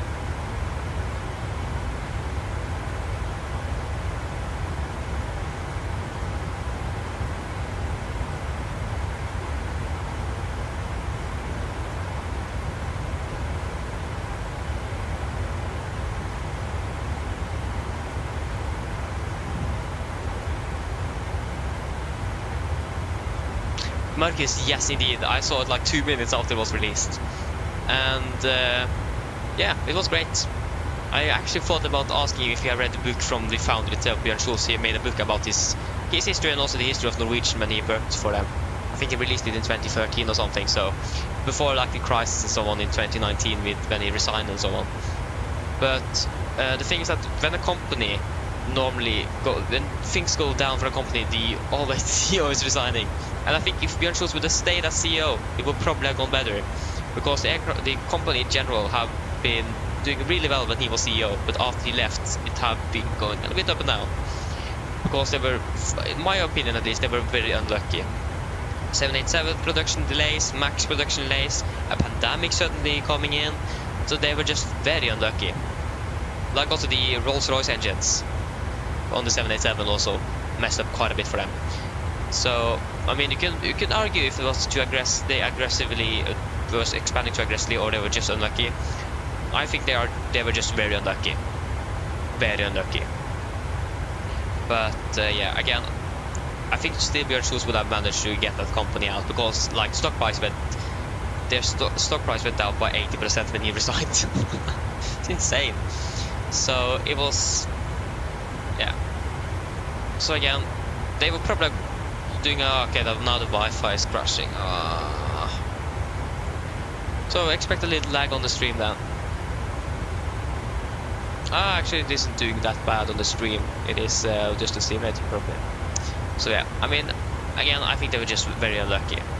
But it's great that he actually made a video about Norwegian and so on. It's great.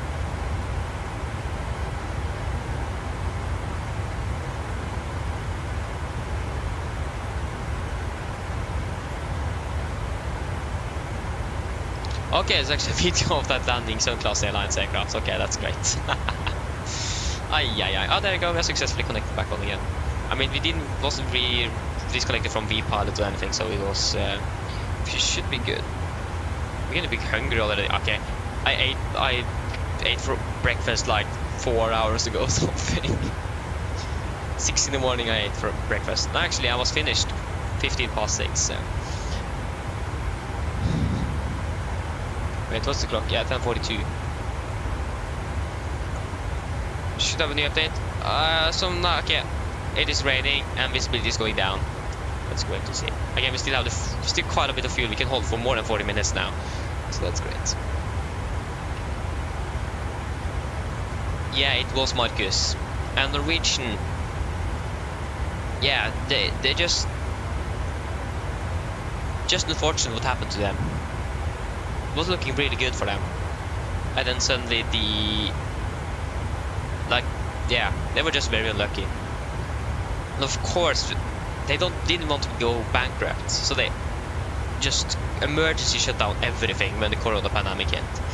Of course, yeah, that's unfortunate for all the crews and someone that was affected, but it is better than the aircraft or this airline actually going bankrupt. But yeah, I have heard that they haven't really paid up and so on yet for when they shut down and everything for passengers and so on. That's something they definitely should do, especially when they earned so much money last year. But yeah, I don't know. I think that the reputation of Norwegian was really good, but after Bjørn Schulz resigned and the emergency shutdown of the airline happened in 2020, it have been going a little bit up and down. The reputation of Norwegian have gone a little bit down since he resigned. Again, if he still would have been CEO, I think Norwegian would have done better, but that's just something I think. That might not necessarily be true. But again, he was a great CEO though, so really sad that he resigned actually. But again, when things go down for a company, the CEO always is to blame.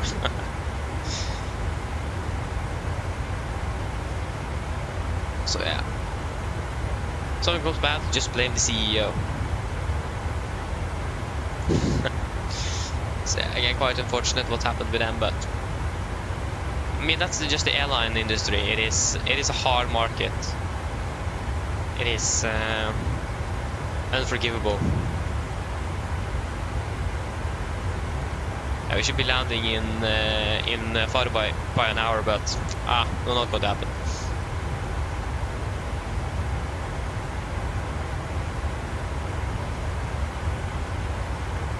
Exactly, yeah, exactly. So yeah, again, quite unfortunate what happened with them, and they did break into a market, and they did it quite successfully as well. Like for example, when they transitioned from the Dash 300 to the 800 NG aircraft, for example, they did that perfectly. Like that's something for a low-cost airline is quite hard actually to do. So yeah, that was a quite successful airline. But again, when they got financial issues and the pandemic came and they had production delays, the Rolls-Royce engine on the engineering runners didn't work, and yeah, that was just madness. Vonstar, hello, welcome, opening round.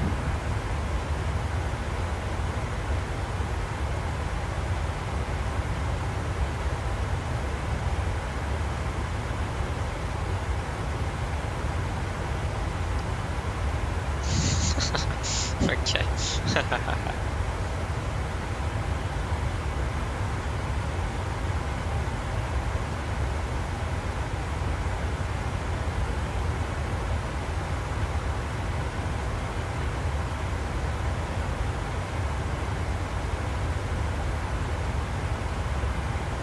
So yeah.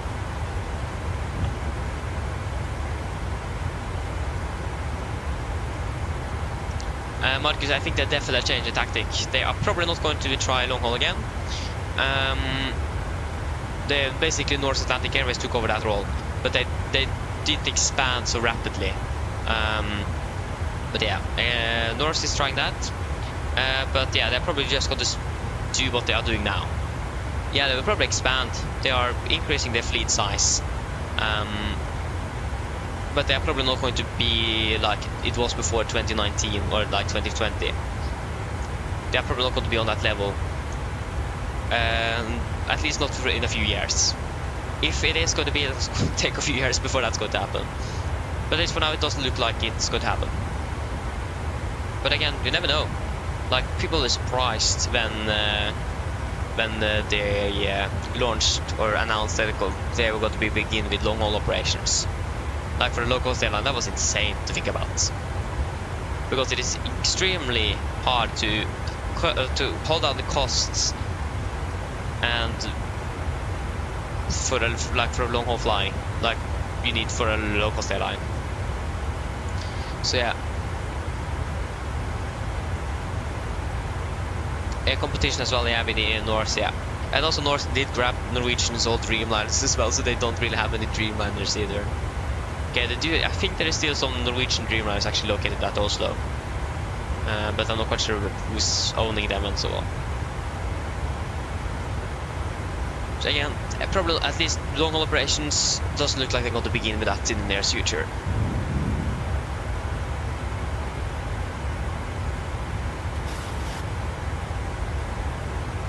But like, Norwegian did actually go through many hard times, but it did look like they wanted to survive, and they did. So they did really, really good, and many love that airline. But again, just when they emergency shut down, the reputation of the airline did go down a bit, unfortunately. So yeah. But also now Norwegian are struggling a little bit when it comes to their costs, so that's why they're closed at Stavanger and Trondheim. Those two bases to try to decrease the costs. So yeah. Why did it go for Norwegian? That's a good question. First of all, they are flying the 737-800, or like the 737 family. Second of all, I did read the book from Bjørn Kjos, the founder. If you are into Norwegian's history, I definitely recommend you to read that one. But I learned about history. That's why I hate SAS. Because they haven't been really not kind to Norwegian through the years. They were like, they got a fine for over 100 million Norwegian krone. I don't even remember how much it was, but for espionage on Norwegian. So they haven't been really kind to Norwegian, and Norwegian is a full Norwegian airline as well. SAS is actually Swedish. It's founded in Stockholm, so it isn't really Norwegian. So, or from Norway. So that's also why.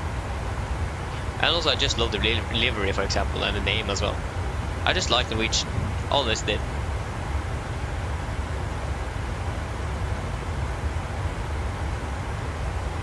Yeah, it's Flyr as well. Yeah, forgot that. Yeah, that's a shame as well. Really unfortunate what happened with them, indeed. But yeah, they probably did have too high costs and too low ticket prices to actually make money. So we did lose a little bit of competition.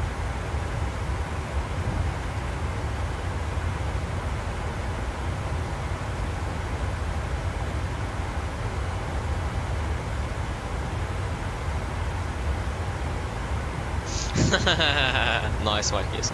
I mean, Norwegian actually been protecting SAS through the last years, actually, because airlines have wanted to buy SAS and so on, and basically just compete them out of the market. But Norwegian have actually been a little shield for SAS through the last year, actually. So SAS actually should thank Norwegian for that. Without Norwegian, SAS would probably be bankrupt by now, or sold out to Lufthansa or something.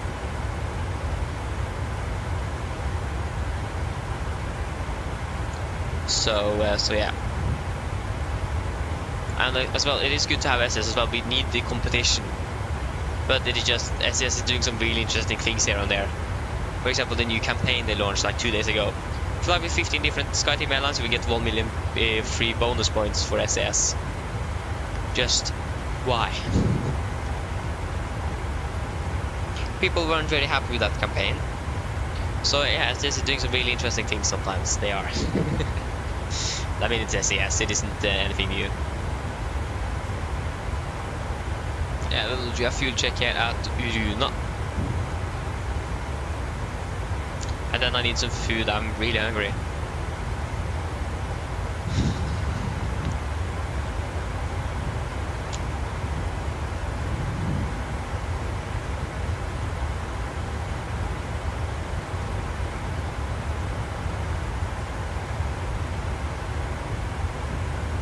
So yeah. But I mean, more competition in Norway would be great, but again, Norway isn't a really huge country and the population isn't very big either. So another airline will, yeah, that's probably why Fly did get bankrupt or went bankrupt, because it is just not enough passengers flying in and out of Oslo for it to be able to work. That's also why Norse is flying out of Paris, London, even Rome and Berlin have them been flying out of, because the market isn't big enough in Norway. That's also why SAS is using Copenhagen as a hub, because it leaves more people in Copenhagen or in Denmark than, for example, in Oslo. It also has to do with some taxes in Norway, and also because Copenhagen is just generally a bigger airport. There's more international flying coming into Copenhagen than Oslo. But still, Oslo actually do fly more passengers than Copenhagen. So Oslo in general is is the busiest airport in Scandinavia, mostly because Norwegian have a base there and they fly quite a bit out of there. SAS also have a base there and fly a lot out of there, and we also we are the Scandinavian country with the most domestic routes as well. So we have quite a bit of flying because people need to get all around Norway. So yeah.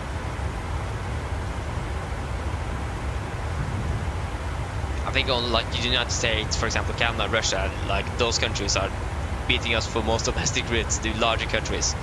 We are the smallest countries in the world with the most domestic routes. So yeah. We have quite a few of them. Okay, should we do a fuel check then? So, 7.9 tons, 8.6, that's 700 kilograms. 8 tons, we have burned 6, 7.2. Yeah, that's almost 7.4, so that's about 8 to 600 kilograms. 2 hour 58, we'll be flying for 2 hour 50, so I say 8 minutes flying time as well. I would say 1 minute to even more fuel. Yeah, the winds are going a little bit down here as well. It's great to see.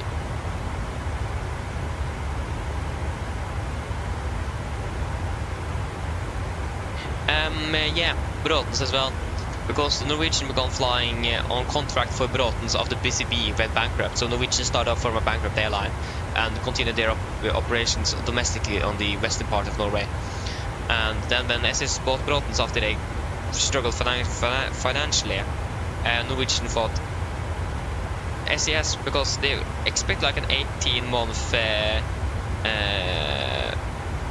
contract until the contract went out, or an 18-month notice, but it was SAS, so they just cancelled their contract straight away after they bought Broughton. So Norwegian just continued like they did, and then expanded and took the and competed against SAS. So yeah, and they even started up flying with 737 and so on after 9/11, and that was like no one started an airline like that after 9/11. They did, and they succeeded. So yeah, unfortunately for Broughton, so it didn't go very well. Yeah, I'm just gonna go ahead and get some food, so I will be back shortly.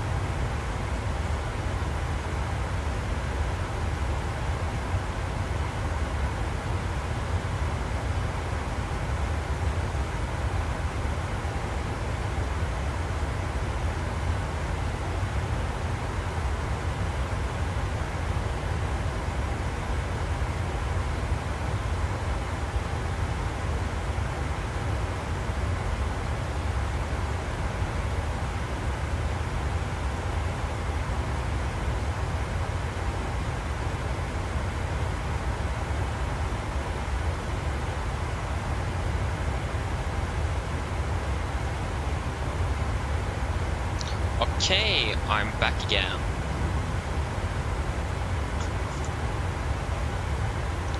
Exactly, Marcus. A bit like David, very good at exactly. But there's also one thing I just realized, because the founder of Flyr was Erik Bråten, and I don't remember which position he had, but he worked for Bråten in the management when they was bought by SAS. But I just don't really remember where, if he was like, I don't think he was on the top. I think he was his father or something. But yeah, Bråten's was a family company actually. So yeah.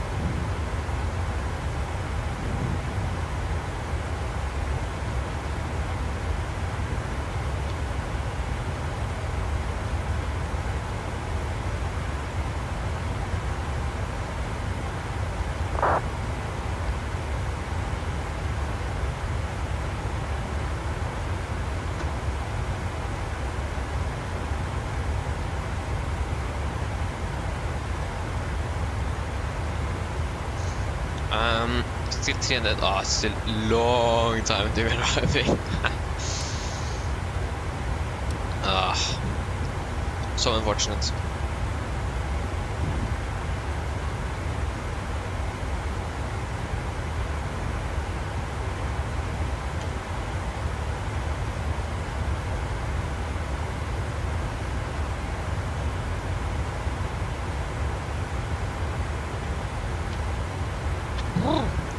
Got cold there now. Eating cold food, and my window's a little bit open, and was more open. Yeah, okay. My room haven't been able to warm up quite yet after it was last time open, so to remember take the uniform jacket on or something to keep the heat.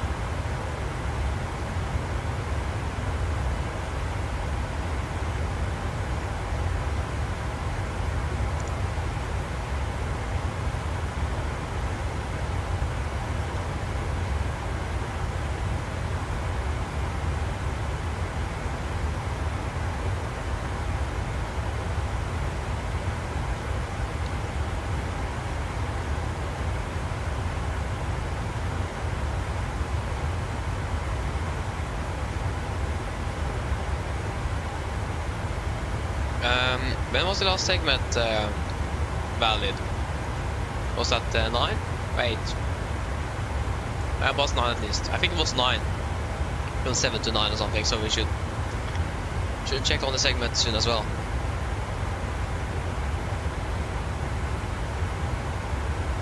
I'm going to be sick. But this is extremely cold. It came out from the coolest refrigerator we have, or not the refrigerator you have. Like it haven't been like frozen down, but yeah, isn't the refrigerator that? Well, I don't remember. One of them is called refrigerator. The other one I don't really remember.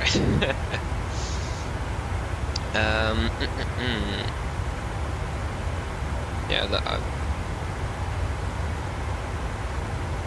yeah, refrigerator, but what's the other thing called? Yeah, of course, freezer. I think that's also called refrigerator actually. But yeah, we have two. We actually have three. The coldest one is where this my food here was located. Of course, the coldest one. So that means it is extremely cold. I should have like more temperature in this one here. It's cold enough. Feels like it was the same temperature like outside. Yeah. There you go, we've been flying for 3 hours now. Should be approximately 1.5 hours left. Yeah. Less than that actually. Weather. The segment also have extended down to Morocco as well. You are valid to 9 and you are valid to 11. So with Faro here.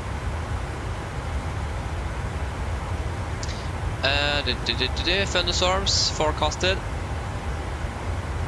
up to flight level, yeah, top flight level 360, and it is valid until 11 Zulu. Should we probably check the weather in Lisbon? Maybe also the weather at the alternate. That looks to be good. Lima Papa Tango. I like how there's like thunderstorms, but there is no thunderstorms at no airports there. Interesting. It looks like it. Maybe the thunderstorms are like outside, like when you're coming in and so on. Because this covers through also most of the sea as well, but also more of the land. You can see yourself, actually can show it to you. So here we have the segment that's going to be valid for us. We also have over here, but Malaga is like down here somewhere. I think that's Malaga, I don't remember. But Faro is this one down here, so it is almost in the middle here. Wait, Lisbon isn't that up? Yeah, that's up here. So yeah, that's actually not in that area. But yeah. So thunderstorms is here. We can also see here that we have some clouds, or is that precipitation? That's the radar one.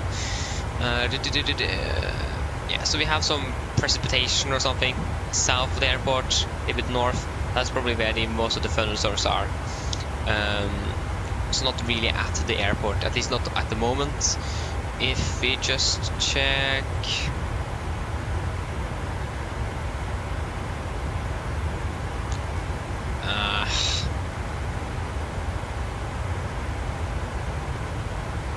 Can you check turbulence as well, because it's quite bumpy. Exactly, yeah, there you go, it's a little bit bumpy there, so that might also indicate some thunderstorms,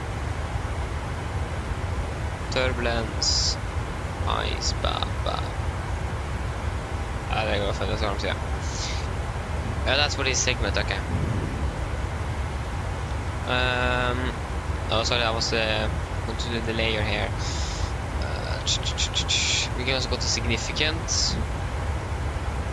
Yeah, it looks like things have changed here as well. Impossible to read though, but there is this entire area here with some thunderstorms as well. So I have a feeling that these segments might actually not be 100% correct here. Enable. Why can't I enable it? Ah, there you go.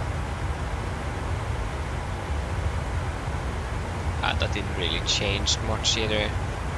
So yeah, it is currently some thunderstorms in the vicinity, but we should hopefully be good. we do have more than 40 minutes of fuel to. How much fuel are we landing with? Yeah, and the diversion fuel is about. We rounded up 3 tons then, so we have about 3,000 kilograms. That's like 75 minutes of flight time. So that's 1 hour and 15 minutes. That's more than 40 minutes. So it is better to land at our destination late than actually landing or diverting, because then we need to try to get to our destination or bus the passengers there. And again, then we need to fly back to Oslo with an empty aircraft as well.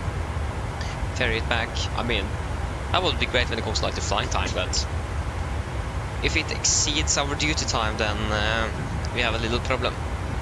Maybe then the Norwegian would call in, because I think they have a base in Malaga. So if we're diverting to Malaga, if we might exceed our duty time, they will probably call in a standby crew from Malaga and relieve us from there. But I like how they closed down the bases in Stavanger and Trondheim and like not outside of Scandinavia. Still don't understand, why do they have a base in Riga? Like, where did that come from? Is it so much traffic to Riga? I don't know. I just don't know.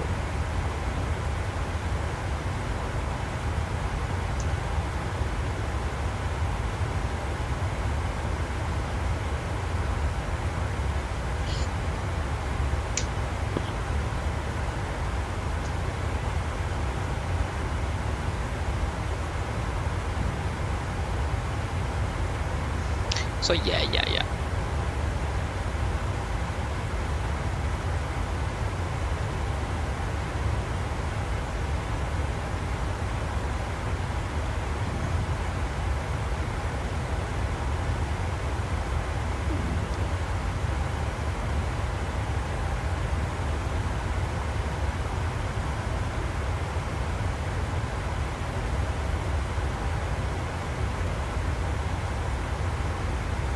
What?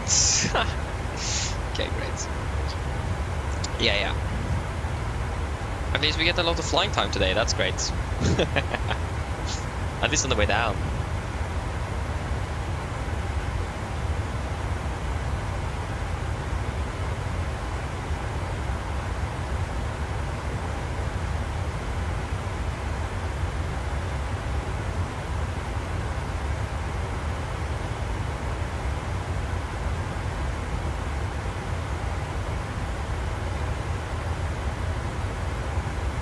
So yeah.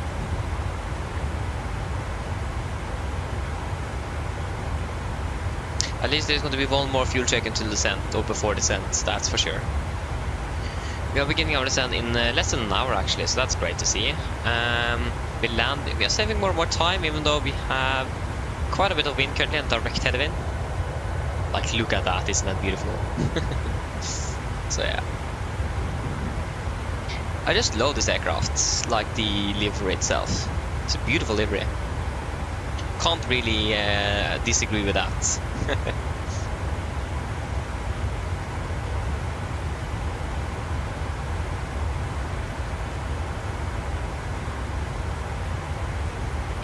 But I think about it when I calculate my flight hours, maybe I should use Excel to do that.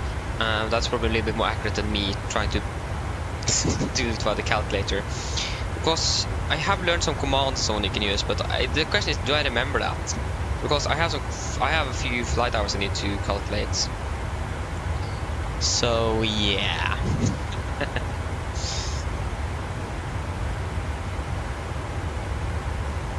That's the question.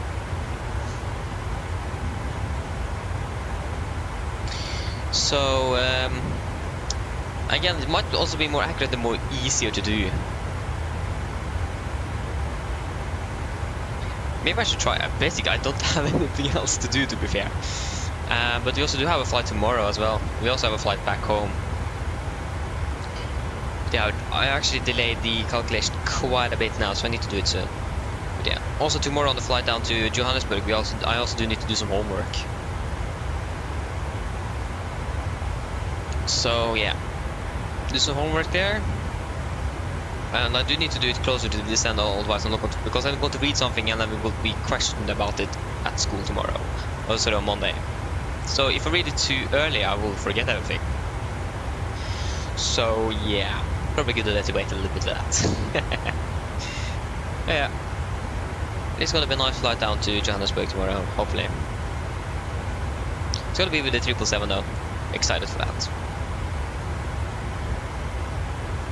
And also, again, we're going to see, if you have time, probably go to do the walk around as well, ourselves. Just because we can. And we don't really have time that on the domestic flying here either. But again, due to time when long haul flights start half an hour earlier than short haul. And there you go, we have a fuel master caution here. That means the center tanks are then emptied out. Almost, so we'll just have the caution here, so we actually do remember to turn them off. We'll just wait for the last tank to empty out so we can turn off both at the same time, why not? Instead of turning off one and then waiting for the other one to be emptied out. Don't really like to have a few, yeah, two of them we will get a little fuel imbalance, but that's like a few kilograms, so it doesn't really matter. If it is more than 1450, then we need to do something. So yeah. That was something I heard. That was, I think, with Reiner actually. If you are going to do if you're going to do some fuel transfer or something, you will place your checklist in between your throttle quadrants. Clear indication that you are transferring fuel between the tanks. So yeah. I'm not quite sure what Norwegian does with that. But again, would be great to just know a Norwegian pilot and ask. If I someday will know a Norwegian pilot or meet on one, he is going to have it. But to ask of everything. But yeah. I mean, just knowing their SOP and also just a schedule would be great to have. Because that's the hardest thing here, is to actually have a schedule to follow. I really struggle to find flights sometimes. It is extremely hard.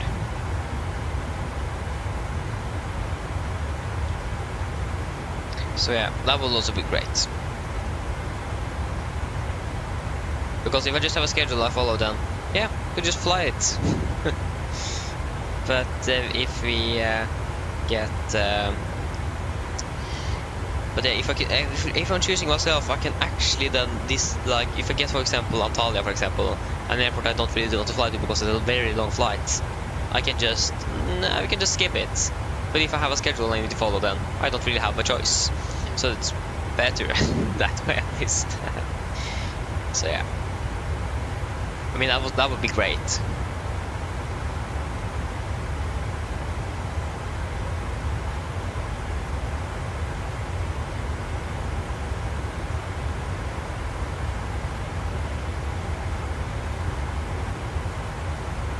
At least we have the new checklist though. Took a little while before Virtual Norwegian made a new one. I'm not quite sure, yeah, probably have something to do with licenses and so on, I don't know. But we at least have the new one. And this is from valid 2024, so this is the newest checklist they have then probably. It says Virtual Norwegian on it though. Would be great, it just was clean Norwegian, but yeah, I mean it works. I could have removed it when I think about it before I printed it out, but yeah, I don't really care. It is a checklist, and we have the newest one, so we have the currently used one, or what they use. Again, the only question I have is about winter operations. Do they have a different checklist for that? That will make a little bit sense, especially what is stated on the checklist here. I mean, they do have the icing procedure on the checklist here. So, I mean, just the flight controls. I'm not quite sure if Norwegian pilots check them before or after the icing.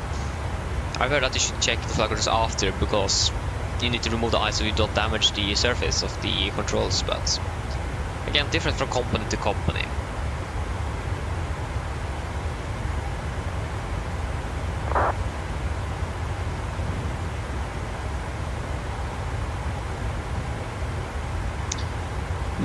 So yeah, we're now approaching the next Elvar at 46. That's less than 30 minutes. Yeah, we can do at Elvar. We will do the last fuel check for the flight right before the set. So then we need to manage and either do the briefing before or after we have passed Elvar. So we don't do the briefing when we are passing it. Prepare first, do the fuel check, and then do the briefing probably. We have, it is about 40 miles, isn't it? Because it is 160, so that's 80. 160, that's 80 miles actually. Because half of it is at 320, so it's 80 miles between. So it's 80 miles between, approximately 80 miles between Elvar and the top of the descent, maybe 70. Maybe even more than that, more than 70, I don't know. Something like that.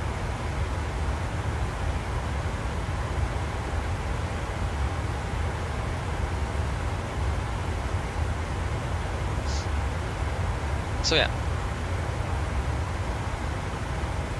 Yeah, Marcus, so I'm always normally doing the PA after we have begun descent and finish with the briefing and everything. So normally we finish briefing and everything before we begin our descent, and after we have started descending, I will do the PA. If we're, for example, flying shorter routes, I might do the PA later on, because we have things to do and the cruise isn't very long. So it depends a little bit, but normally after we have begun our descent. Or if you also have a weather report that is coming like in 2 minutes, I will wait for the new weather report and then do the PA. Depends a little bit on the situation. The weather for today, we are expected to descend 3 minutes approximately before we are expecting the new weather update for Faro. So yeah, we'll just wait and see when we want to do it this time.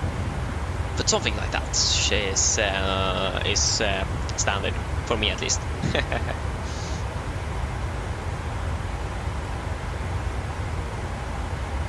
But yeah, I'm not quite sure if I have said it, but when I flew from Bergen on the jump seat, both pilots were the captain from Netherlands and the co-pilot from France.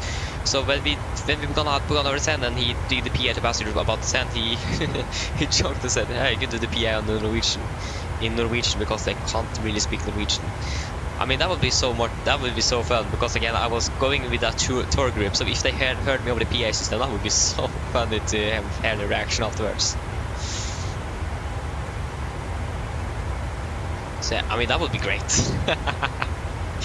That would be so much fun. I would have enjoyed that quite a bit.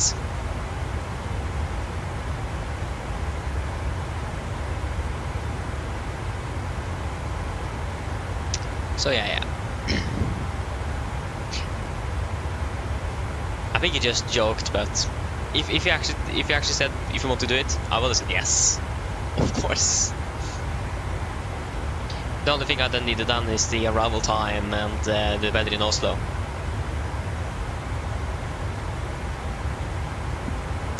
Yeah.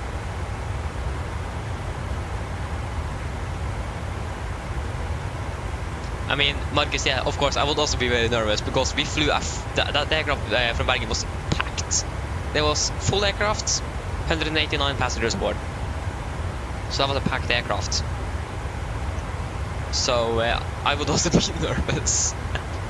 But I mean, still, it would be really cool to do though. So yeah, I didn't even know, like for example, the radio panel for Radio 3 that I was on. I didn't even ask if I could do anything on that one. I didn't actually have the guts to do that. I was a little bit shy. But that was the first time I jumped seat though, so because when I heard the PA, for example, or the passenger, the cabin crew, for example, I could have turned on the I can actually show it to you because I of course had back here, so I had full access to the analyzer. I could probably click on the PA here and then listen to the announcer from the crew. But the thing is that I don't really think I could have been able to at least go ahead and tune in the 80s for Oslo, for example, to listen to that, because again, it's going to be on data. So I couldn't really have done that.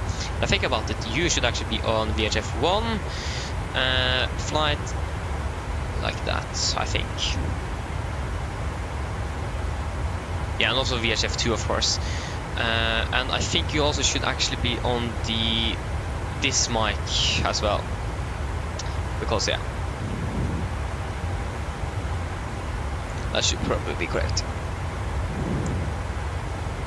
So yeah, again, I didn't really ask. I didn't have the. I was a little bit shy. I was just sitting and smiling from ear to ear because I just enjoyed sitting there in the first place. So. Marcus, to be fair, I didn't even learn anything. Again, they were quite busy with the flight itself. Yeah,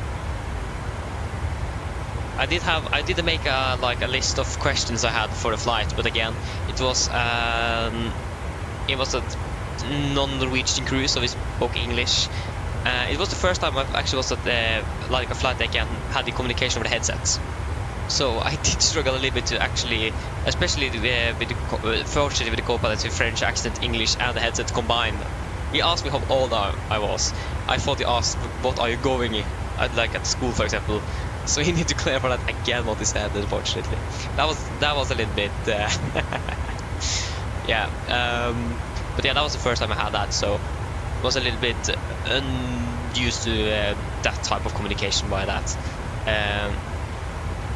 But again, if I'm going to have a longer flight, that would probably be better. And they also did have the pressurization problem I talked about with the left pack inoperative, so they need to monitor that as well. So they didn't really have much time to talk about everything.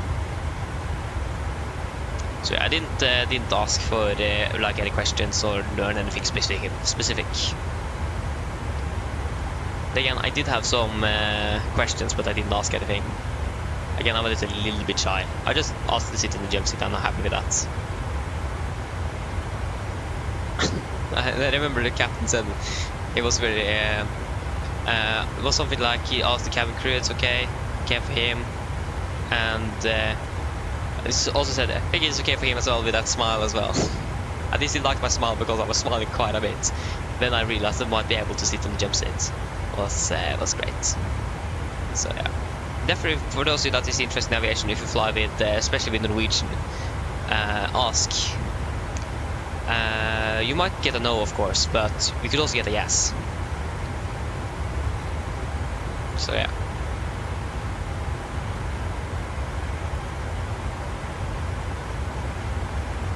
I mean, Marcus, yeah, I understand. I understand that one, to be fair, I understand that. I mean, never too old to ask, are you? I mean, yeah, students are feels a little bit different when you are a little bit younger. So yeah, I'm just looking forward to the next time I'm going to be flying in real life to with Norwegian. It's going to be great. Then I'm going to ask all my questions. The only thing is that I don't really know when that's going to be. Probably in 1 year. No, actually, I have a trip to Stockholm with my parents. Actually, was actually supposed to do this summer. Things happened. We couldn't do it, so we need to do it next summer instead. So 2 years after I got my confirmation gift, that trip to Stockholm to the December 7 hotel there at Arlanda, then we're going to go down. And of course, it is for me, it's mandatory to fly with Norwegian, not flying anything else. So yeah. And then of course I'm going to ask again to sit, but again it is a short flight though, so.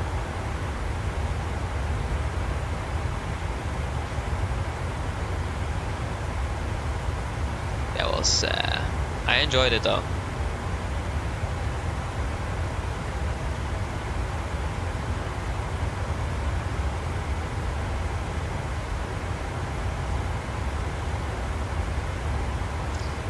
So yeah, like there's things like that, people that want to ask to sit on jump, you can't really simulate that in a sim. That would be so great. Yeah.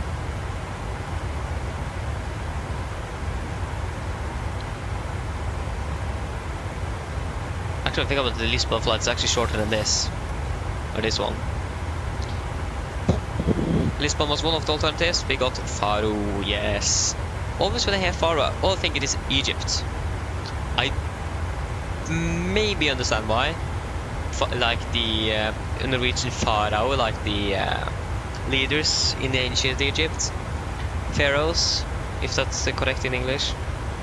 So always when I heard about Faro, I thought it was first Egypt. Then I actually checked. No, it's in Portugal. Just what? That didn't make sense for me. So that's great.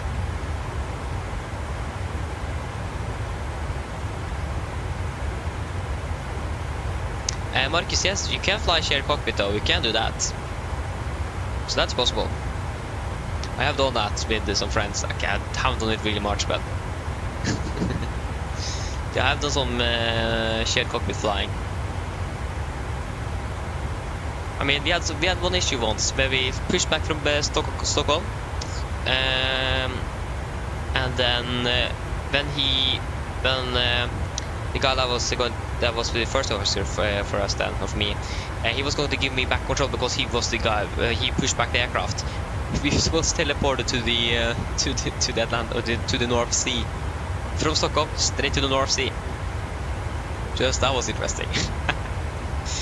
So yeah, that's great. So then we need to restart the sim again, and then we spawn after we pushed back again, and the tower just... okay, there you are. What happened to you? So yeah.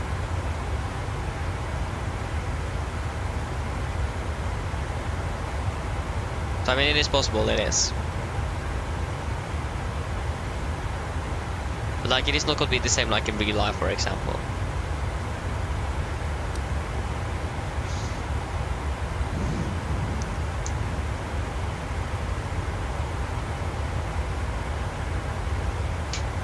yeah, you can do shared cockpit flying at least. So it is possible, but it isn't really natively supported. So that's the thing. And also we had an issue with because for some reason when he started the APU, it didn't work for me. So we needed to do a cross-bleed startup. So we need to start one engine at this gate, push back, and then start up the other engine. So that was interesting.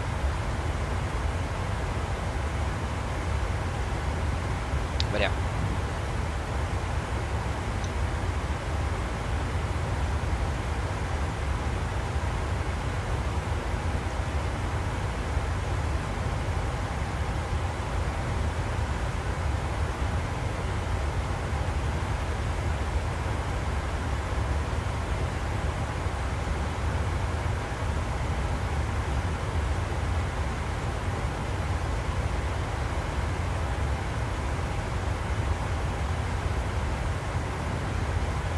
So yeah. One thing I actually should get is a microphone with a push-to-talk button, because then when I'm doing the PAs, I can switch over to that microphone so guys can hear me from that one. I do have a mic here from like an Xbox microphone, but push-to-talk button would actually be really cool. Like also like a walkie-talkie, like they have in the real aircraft, like the PA. This one. Actually. On the Norwegian aircraft I was on, it was actually located down here, and I was sitting here. So when Captain reached for that, I need to move my legs so we can actually reach it. So yeah.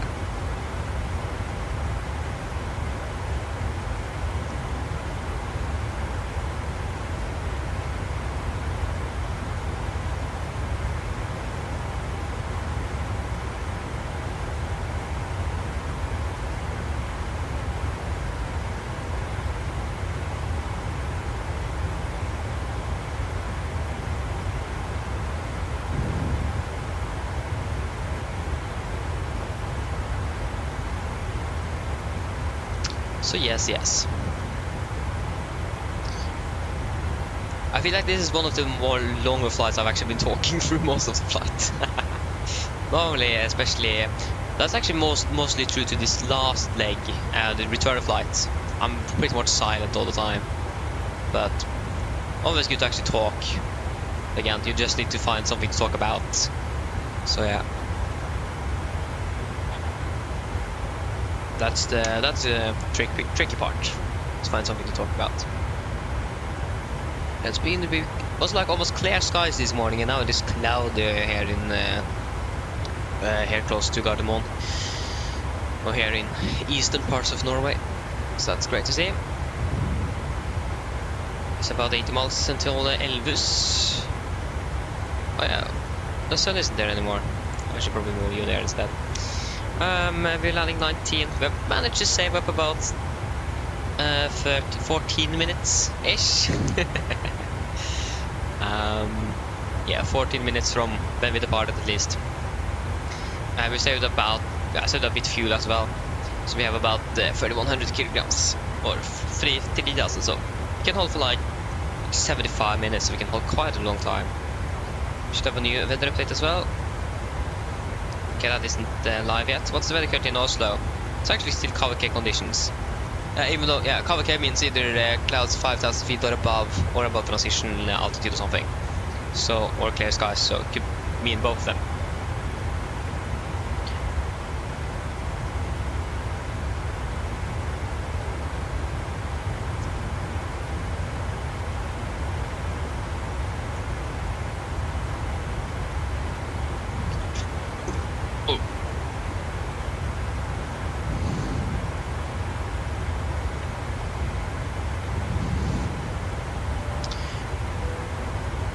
When I think about it, if I was going to get lunch, I should probably actually call the cabin crew to ask for a meal instead. So I was just going. I forgot, of course. Malaga is also looking quite alright as well. Some nice winds. Yeah, looking good in Malaga. Still don't have that update for Faro, but visibility isn't looking the best, but it looks like it should be good enough for a landing. Again, we also do have the option for an off land as well with the category 2 approach, so that shouldn't be anything to be worried about. 133 miles left. Aj, aj, aj, aj, aj.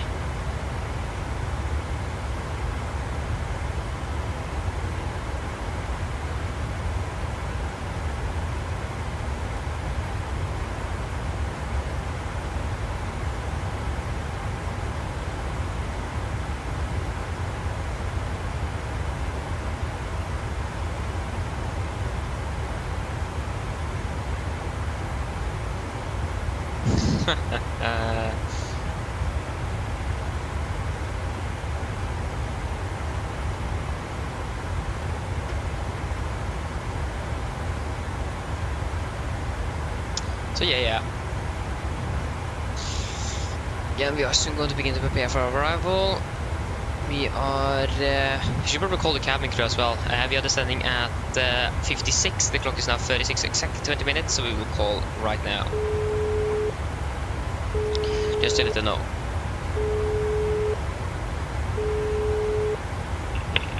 Hi, Captain. Yeah, hello. Just to let you know, there's approximately 20 minutes until descent. No problem.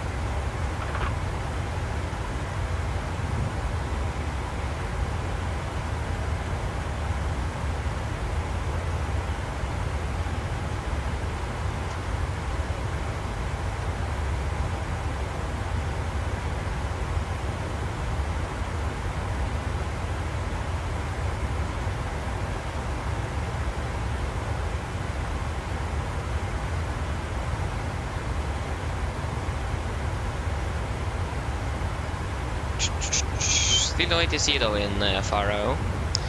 Now we should have the new updates. There you go. On. The visibility going in further down. Oh no. When was the... was it the value to 11? Don't really remember. Better segment. And that have actually extended over Spain. We also have a segment of it, some turbulence as well coming right towards Portugal.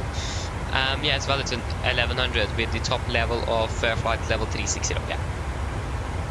So it is valid until after we are landed.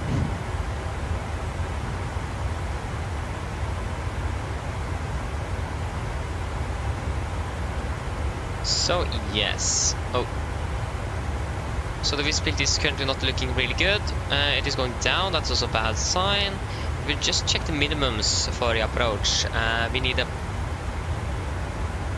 Yeah, we need... RBO, yeah, okay. We can have it's like 750 meters, so it shouldn't be anything to be concerned of. Yeah. So 218, so 200 feet of course. We have... Few clouds isn't really counted, so that's good. Yeah, like few clouds isn't really counted as a cloud layer because it's just few. So the 200 feet there is okay, and it is even at the 600 feet, so it is still higher than the minimums. So that's great.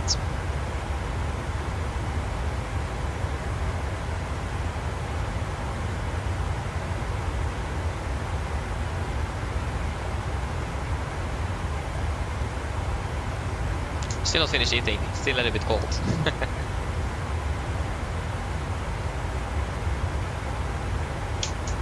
I haven't finished eating or drinking up a coffee either. And I made it like 6 hours ago. That's great.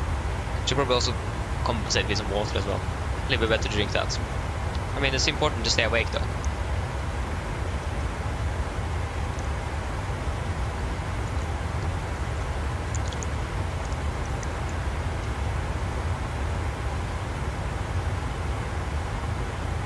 Yes, Golvik, what we are having for lunch then, I imagine, we are having lapskaus.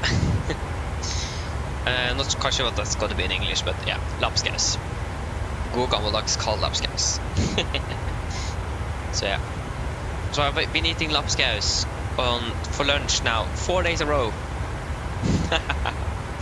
I mean, that's better than bread, to be fair.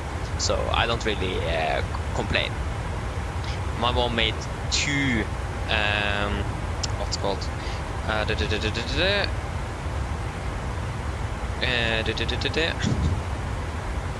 Yeah, to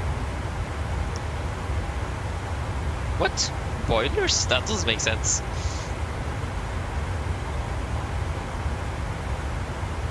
Boilers, is that correct?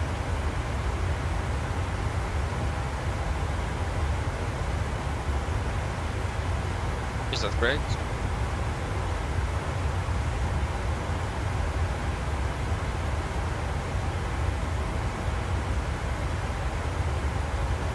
Pots of stew. 2 pots of stew. Okay. Yeah. Made 2 pots of stew then. This is the last part of it. I mean, it's actually really good though. I like it. It is homemade. A lot of potato. Almost all the carrots was eaten yesterday. So yeah. Slops, guys. Hope I didn't say that. It works though, yes it does. Did I say slopscase or lopscase? I don't remember. That's great. The flight is beginning to take a toll on me here. Okay, so we can begin to prepare then a little bit. So that's 900 kilograms. So that's going to be 58,700. Sorry, 58,300. 58,300. Landing 28 again. What's the winds? It isn't gusting, so I think we will stay with flaps 30. What's the current weather condition? 1707 29.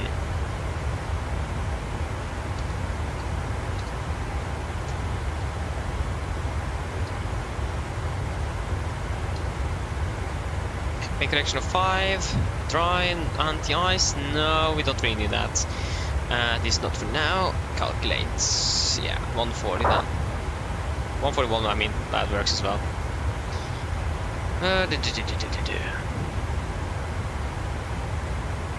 So yeah, minimum, sorry, 282 degrees. 282.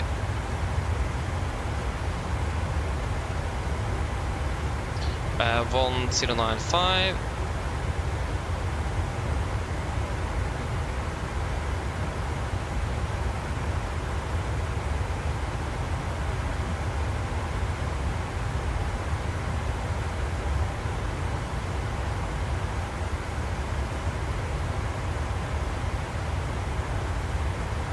Minimum is of course 218 feet.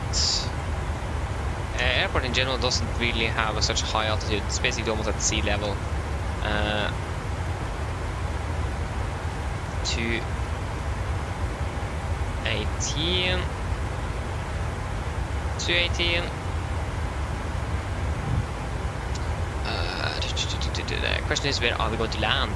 Oh, sorry, park. That's the other question I have for now. I think the real aircraft again is quite ahead of us. We'll certainly find out soon. Yep. Actually, they're not that far ahead. They're landing in 34 minutes. Okay, we're not landing in 34 minutes, but they're a little bit delayed as well. They're landing 18. Okay, we're actually almost landing at the same time then. You're landing 1 minute behind. That's great. Alexander, hi again. Welcome, hope you're doing well. Okay, so fuel check at 19 miles. We should just prepare that as well. Elvar. But yeah, where we're going to park, that's a good one. Delta Yankee 1821. 1821 too, okay. Yeah, we don't really have... I like it says how it is on time. Faro Airport.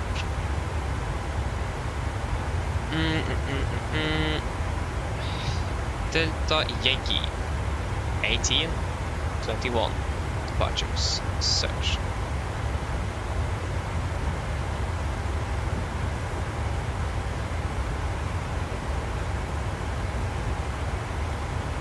On the 12th, I like how the 10th is even an option here. It already departed. Oh, wait, what? I didn't know. Terminal 1, okay. Impressive. So yeah, we'll just find out. At least we have an idea where we're gonna park. So yeah, I think we'll finish up the rest after we have done the fuel check.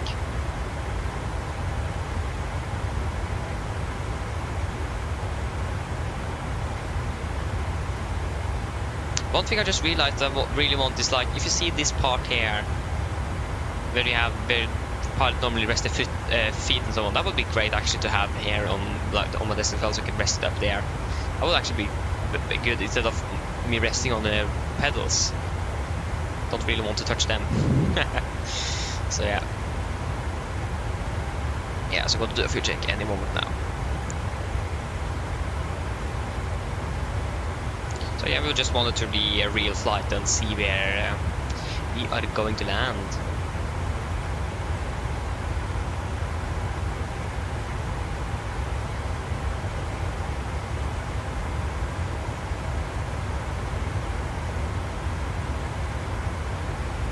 Okay, so fuel check then.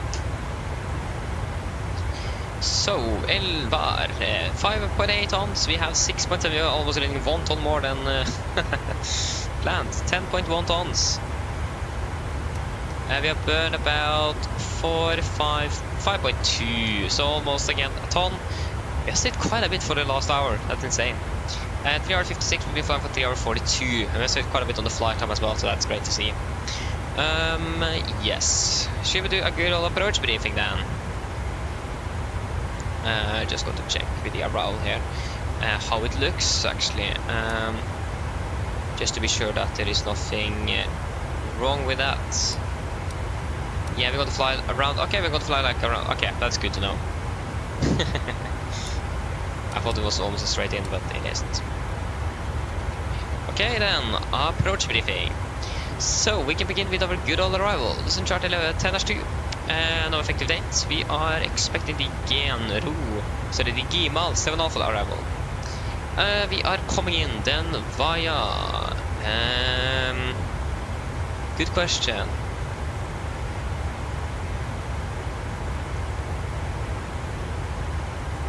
Yeah, here you go. This doesn't really make sense. Why would I want to fly like that? Like even just coming via Nirak or something. Okay. Gimal, so that means we're going to be flying over the airport. That's a Gimal, that's going to be out of Faro. We are on a heading of radial 187 degrees. And then we're going to take a left turn onto Foxtrot Romeo 604. Descending out to 3,000 feet, and then to Gebti, an initial approach fix. Down still to 3,000 feet. For the holding, maximum 230 knots, maximum flight of 14, minimum 3,000 feet. MSA in the north is 3,500, a little bit south of that. North as well, of the airport, 3,000 feet. And over the ocean, it's going to be 1,400 feet, and this is for Faro VOR. For speed restrictions, maximum 280 knots between flight level 240 and flight level 100. Maximum 250 knots at or below flight level 100. Maximum 220 at or below flight level 70, and maximum 200 knots at or below 4,000. That's also something we can set on in the FMC as well, but we could also request high speed as well. So, threats-wise, nothing. The visibility is going a little bit down at the moment. Go down from 9 km to 6, so we just monitor the weather in general. Should have a... oh, excuse me.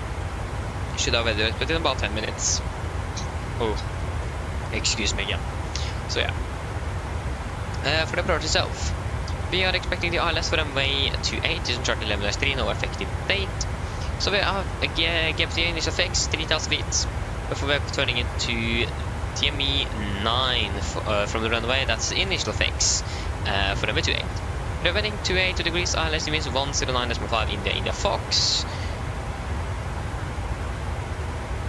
109.5 is also set, and we can also set Faro on bond 12.8 on standby on number 1.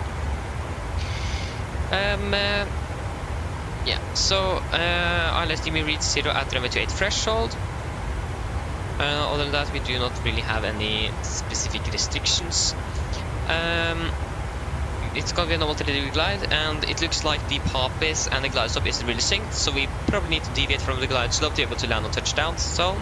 So we'll follow the PAPIS probably around between 500 and 300 feet, probably above the ground, or the airport elevation, something like that. We'll wait and see, but if we get a glide slope warning, we are just going to disregard that close when we are closer to the ground. Minimum is 218 feet, so that is good. We don't have anything that should disrupt that, so we should be able to land on first try. Transition level 40,000 feet is set. And for our mist, we're just going to climb straight ahead to 3,000 feet. When passing 2,000, turn left to Gimal, hold, and contact Faro approach. We're landing with flaps 30, 141 on the VRF, 5 knots, swing correction, no auto brake, and normal reverse thrust. For our airport chart 10-9, no effective date again. Landing to 8, we don't have the longest runway available, about 2,490 meters. Should be still plenty enough for the 747. We want to see if we can make it by Romeo Golf. If not possible, Papa should also be good enough. So Romeo Golf, Papa, and then an Alpha to our parking stand. Caution, taxiway Fox and taxiway Romeo Golf, close proximity. Yes, indeed, and taxiway Charlie 1 and taxiway Romeo Delta, close proximity. So that's also important. We can make about Fox as well, but I think we will prefer Romeo Golf because it's a high-speed exit. For the parking stand chart then, chart 10-9 Alpha, no effective date either. We're expecting to park at Terminal 1, so probably done by Papa and not Alpha, but Bravo instead. We'll just wait and see where we're going to park. We're going to land approximately the same time as the relay aircraft, so we'll just probably follow that one in. Other than that, everything is looking good, and we do not have any hotspots, nothing significant on the NOTAMs either, and in general, most all the taxi restrictions. Any questions?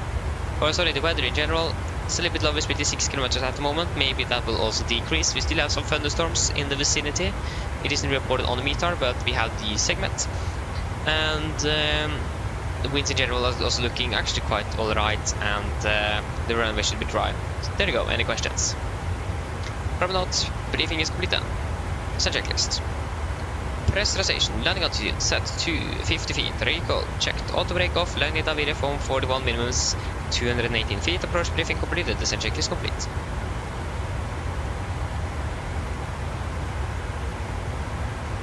Good. So when we are ready, we can begin to descend down to flight level 220. What are our maximum flight level now? I can climb up to 410. I don't really think it gives you any more information after 410, to be honest.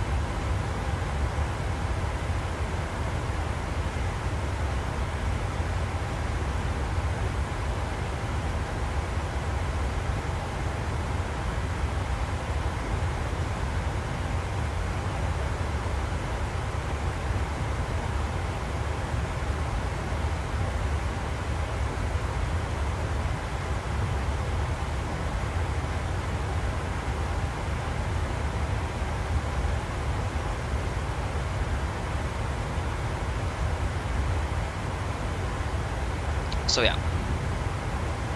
we should also have an update to the weather soon as well. The clock is 54, so we have an update in about 6 minutes. I also almost forgot we still forget always to install the GSX profile for the airport we are flying to. That's great. Lima Papa Fox Oscar, I think it is, so it's the Foxy Romeo. As Foxy Romeo. GSX profile, Asubo. Nope. I didn't even know that Asubo may have made this airport.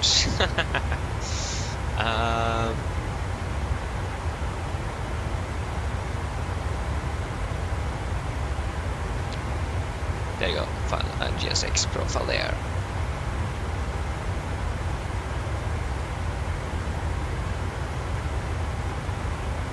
Again, our descent should be quite quick actually and rapid, because we have high cost index. Yeah, And we'll see if you're going to complain. If you're going to comply with the speed restrictions as well, because we have the 220 below flight level, 70 and 200 below flight level, or below 4,000 feet. So we'll see if we're going to comply with that. In real life, of course, we definitely would, but LB, FR, yes. After we're going to send video to the PA, I actually need to go quickly on the toilet as well. I haven't had the best stomach the last few days, so yeah. Not good, but yeah. Can't be feeling the best all the time either. The worst thing is that I just had this chicken pox as well, so that's great. I'm so unlucky.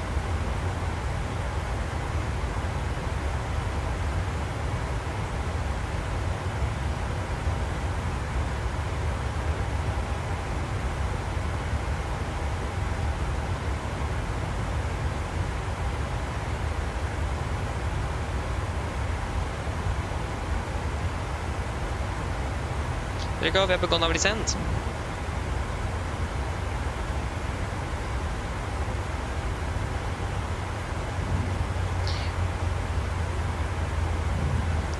So again, we are expecting to land at 19, so we are expecting to land in approximately just 20 minutes. We can say 25 minutes then, because we are going to slow down and so on, of course.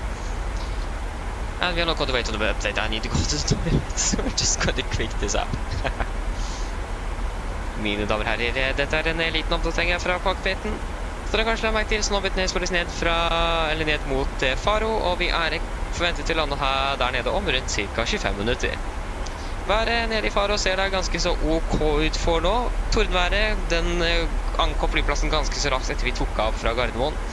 Men den har også nå forlatt flyplassen, virker det som. Men det kan også virke som vi fortsatt har en tordenvær i området, så vi kan fortsatt kanskje forvente litt turbulens. Vi er litt usikre på det. Men ellers, været generelt ser jo også ganske så ok ut, med litt grann vind akkurat nå fra sør. Vi har noe lavere sikt. Det har gått ned den siste halvtimen med 3 kilometer.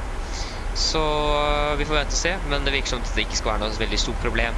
Og så er det rundt 20 grader. Ellers, vi håper at det er veldig fin flytur med oss i dag. Vi beklager for denne forsinkelsen vi har hatt. Vi har vært litt uheldige med vind i løpet av flyvningen i dag, men også avvisningen i Oslo. Men ellers, som sagt, håper at det er fin flytur. Vi takker for at det flyr med oss. Vi håper dere får en flytur, og så ønsker vi dere en fin dag videre. Ladies and gentlemen, the sec quick update from the flight deck. As you may notice, we now begun our descent down to Faro, and we are expecting to land in approximately 20 minutes.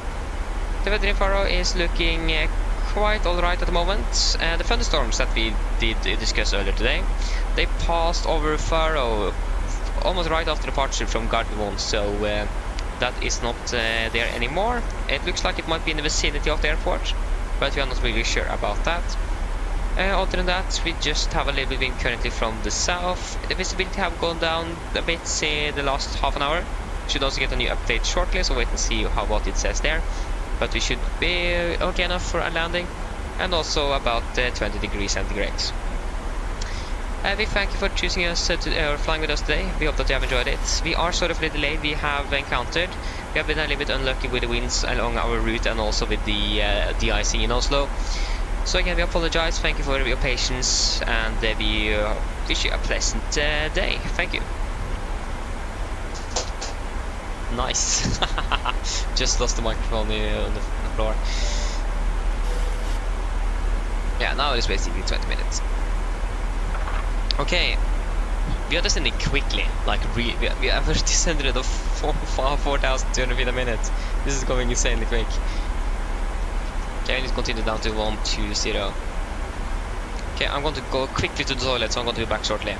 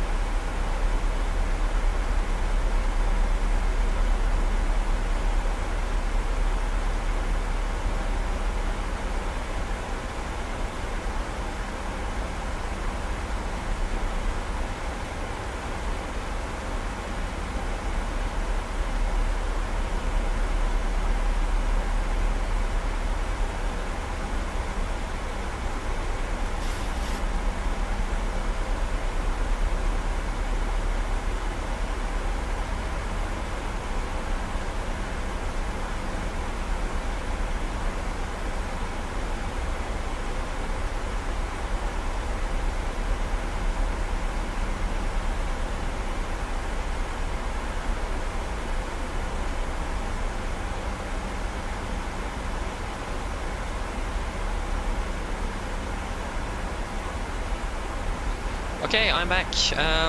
Yes. So, we are going to turn on the seatbelt since we are landing. If you say 20, it's going to be 5 past, so it's going to be 4 past then. Since it is 19. No, it's 18, so then it's going to be 3 past then. So basically now.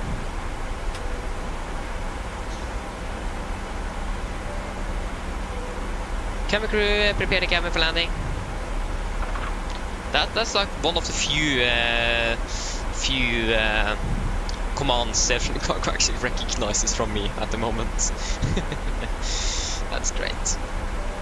Yeah, we're descending. I'm not quite sure how we are supposed to slow down this aircraft. We are descending rapidly. Like, it is insane how fast we're descending.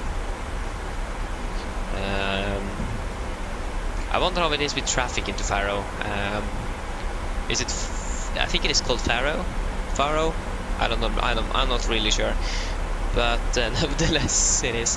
Why do we have ATC online at the moment as well? Not in Faro though, but in the vicinity of Europe. That didn't make sense. I'm sorry. That made so little sense.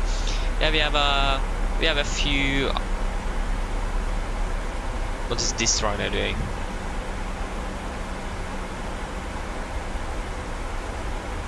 Yeah, we are currently the only or the closest to land there, so we are good. So it is looking good. That's great.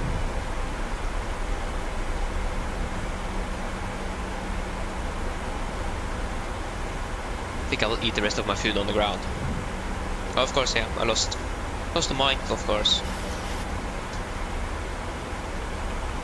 I'm a really good chair. I can actually like place the mic on the side here where I can adjust the or recline and decline. Is that at least where I can recline the seat? Can place the mic in there. Fits perfectly, so that's great. So I can just take it up from there.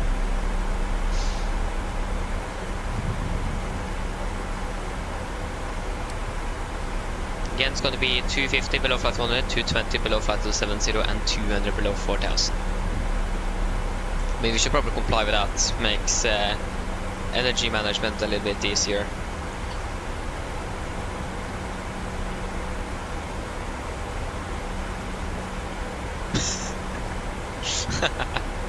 Great.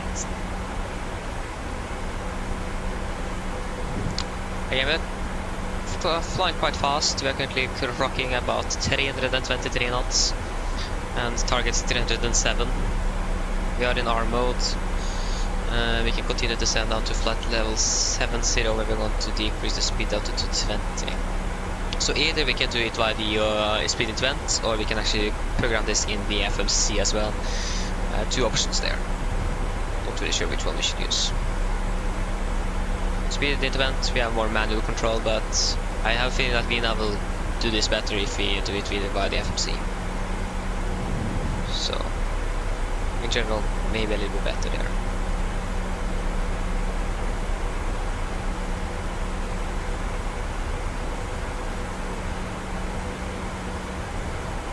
At least we are not descending as rapid as we did shortly.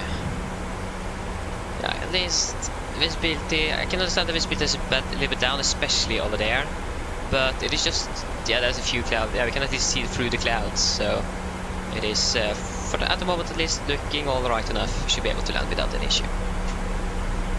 So yeah. And there you go. We are reducing our speed. Hello. Hello. Hi, Captain. All passengers are seated and secured for landing. Thank you. Call me when ready. No problem. Probably increase the brightness a little bit as well, so we can actually see the instruments. That's a good thing.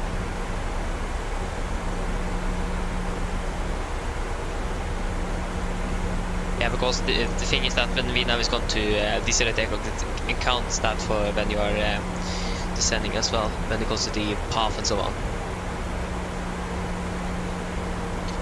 Nope, we haven't landed at Faro yet. We are currently approaching Faro. It's a long flight. How long have we been flying? 4 hours and 3 minutes. So the next speed is 220 below flight level 70. So we have that ready. Okay, we'll help with some speed brake as well.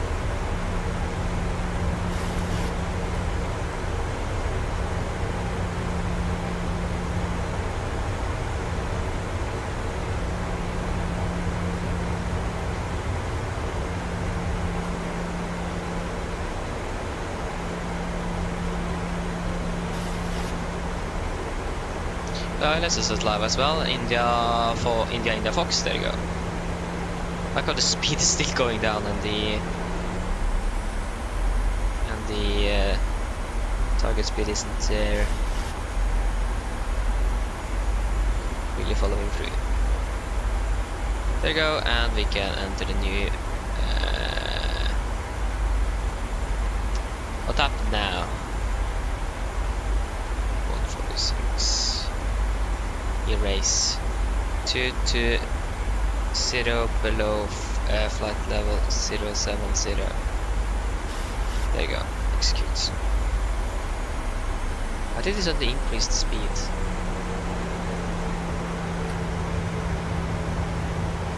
Oh yeah, of course we deleted. Ah yeah, of course, yeah. Delete. Sorry. Oh. Okay, now I'm not sure. Okay. Speed to 20. Speed to 20. Sorry, to 50. Not really sure what I'm doing anymore. Nice, yeah, pass lot of 100 of course. Continue down to... How fast to go? Continue down to 2,000 feet. 2,000 feet set, and the good edge is... Yeah, increased, 1009. 1009. And 1009.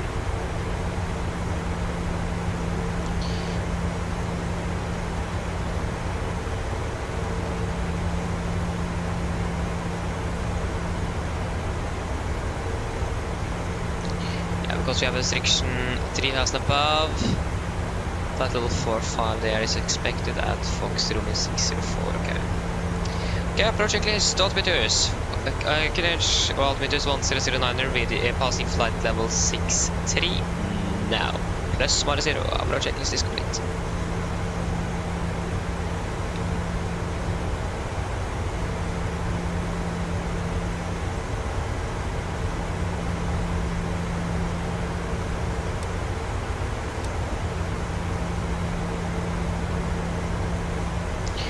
I've improved at least, that's good to see.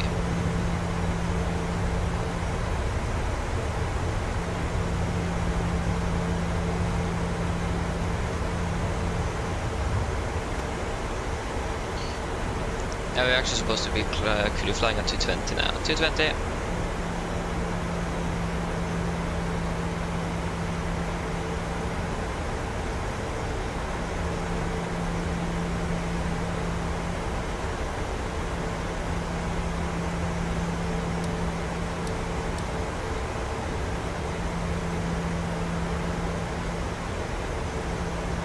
So missed approach altitude is not 3,000 feet. Yeah, 3,000 feet is the missed.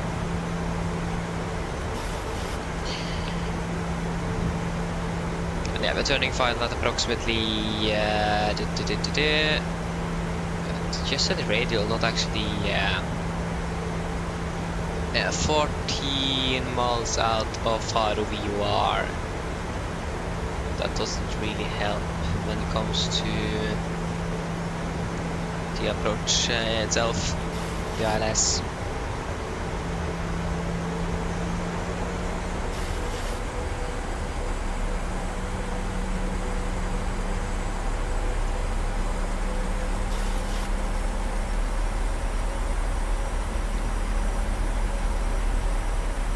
So we are currently about 15 miles out.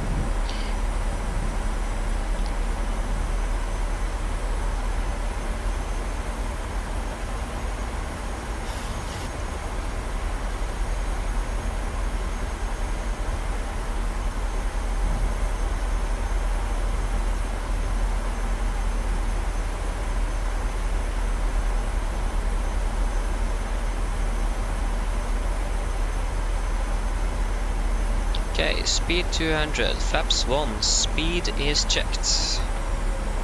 Flaps 1.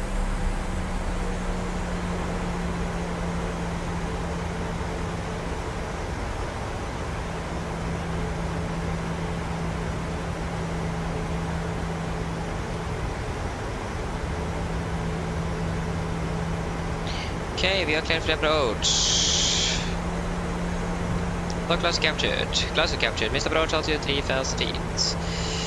Set. We are currently 13 miles out. Flaps 5 speed checked.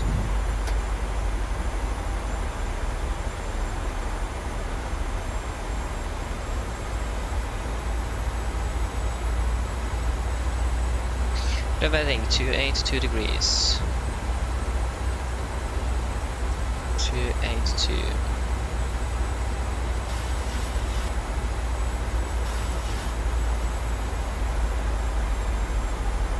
And rainbow there as well. Faro traffic, Nordic 1820 established ILS 28 12 miles out. Faro traffic.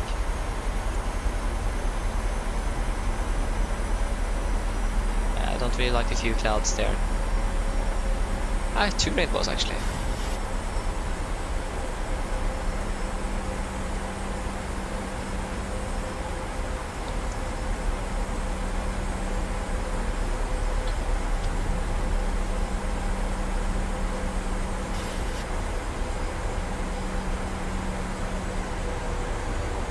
Speed 180.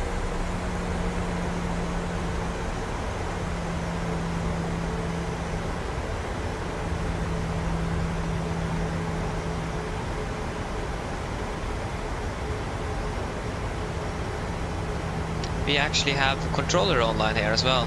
We have ground online. 118.58. 185.8.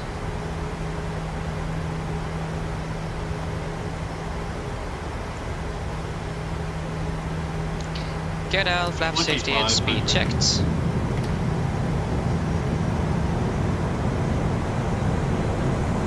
Camera crew takes his landing place. Landing checklist 2 flaps. Chemical given. Enter start switches. Continuous. Speed brakes. Armed. Landing it down. Flaps holding 15. And we can't really see the runway at the moment. It's too cloudy.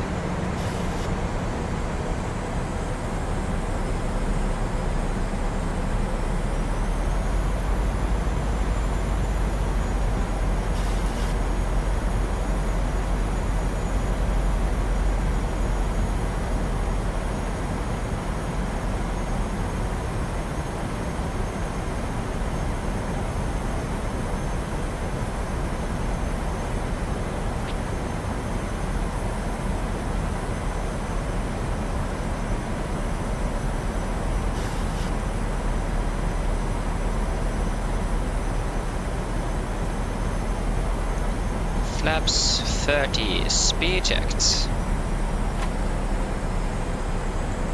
Complete landing checklist. Flaps 30 planned, 30 green light, land check is complete. We are approaching 1000, we are stabilized, clear to land, and we do not really have the runway inside yet. There's a rainbow in the way.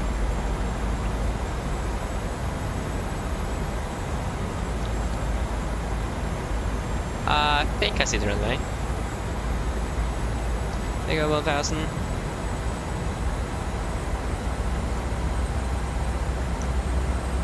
Ah, there you go, runway inside. Disconnecting. 1000.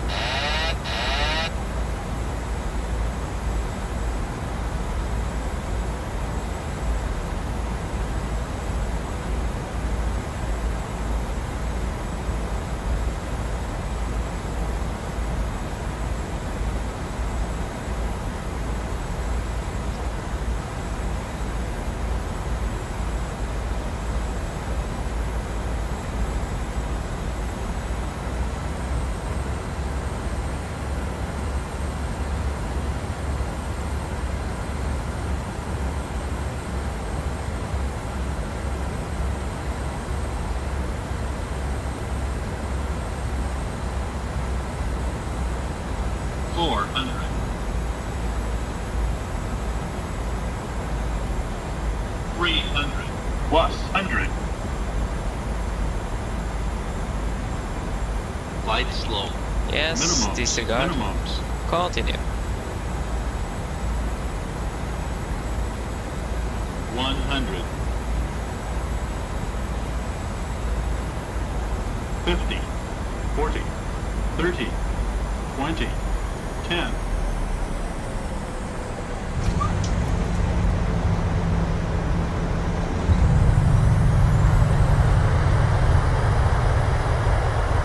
What are knots? 80 knots. 60 knots. There you go, guys. Welcome to Faro. Flight time 4 hours 14 minutes. You can definitely see how short this runway is.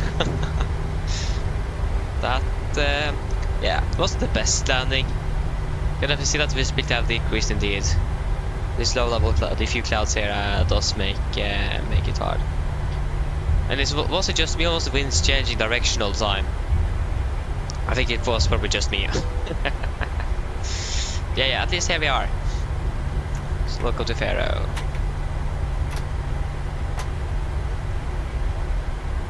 And of course we have ground online as well.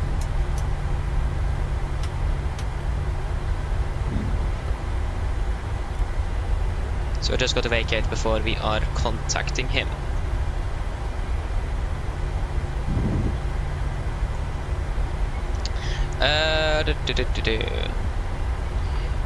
Yeah, YOLO, hello, welcome, opening bell. Oh, you downloaded Tech Alpha, nice. I actually applied, but I didn't finish my application, so don't think I'm going to be a part of that. At least I haven't got the email. Okay, we can go ahead and contact ground. Ground, good afternoon, Nordic 1820, runway 28 vacated.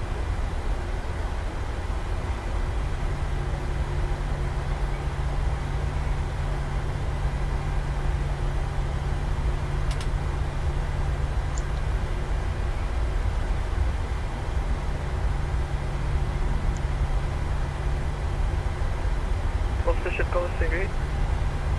Nordic 1820. Nordic 1820. You can taxi via Papa, Bravo, stand 321, welcome to Faro. Papa Bravo to stand 321 and thank you, Nordic 1820. Papa Bravo stand 321, was it? I forgot the parking stand. If we can just... was it stand 321? Did anyone catch that? If you can please help me to confirm. Otherwise I'm going to ask the controller again.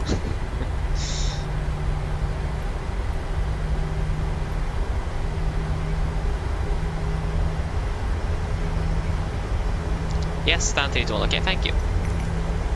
Thank you, Skolvik. Stand 3, 2, 1.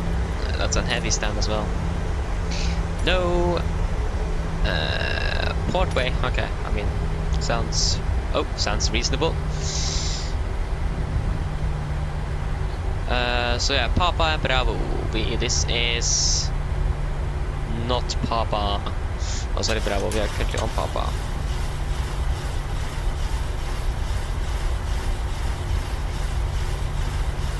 Taxi 901 Juliet Papa. You can turn right Papa, Papa leave point 10, sorry. I changed the runways. I didn't realize that. Confirm Confirm, runway 10 via Papa. Give way to the Nordic, taxiing for left and Bravo. Roger, break Mother Wing. Mas a saída não pode ser a Évora. Essa Évora é para a René 28. Pois, eu tinha-me confundido, pá, é a Lagoa Trifoxtrot, desculpa lá. Yeah, there you go. That is Bravo right there. We'll also start Mas taking. habituado ao 28, a ver, então pronto.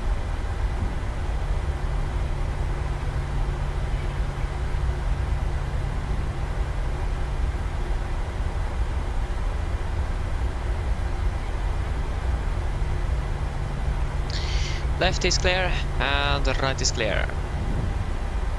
325 and 314 is to the right. Yeah. 318 to 325. The 31 should be the first one then, if I'm correct.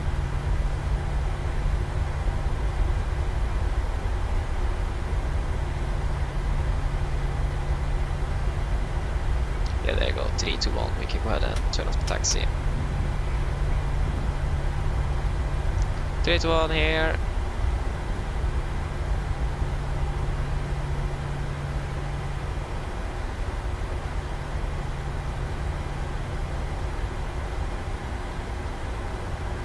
I think the relay cannot actually park on the gate, but yeah, I mean, this works as well.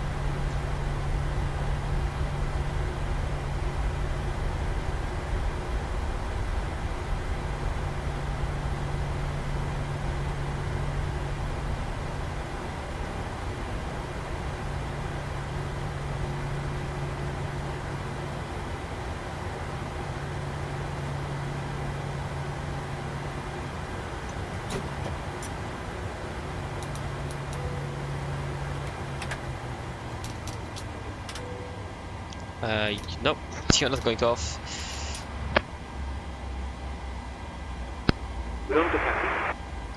Oh, 202 for the real one, okay. Go ahead.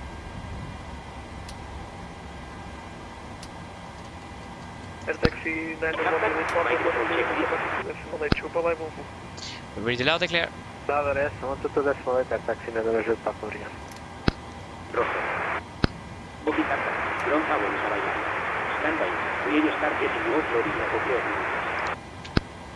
Roger.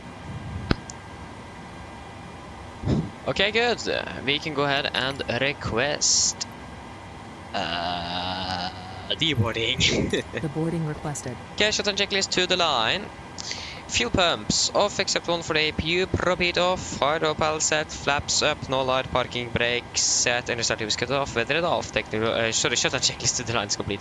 Always getting wrong on that one. We are going to have some GPU cards.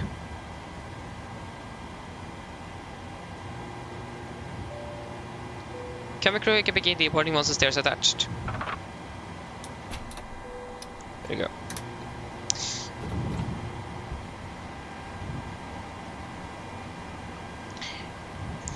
Reppe, hello, welcome. Hope you're doing well. Okay, flight time says 4 hours 14 here and 4 hours 13 here, and we will trust the 4 hour 13. It's the most reliable. 4 hours 13 minutes. Great. Passengers bus is coming.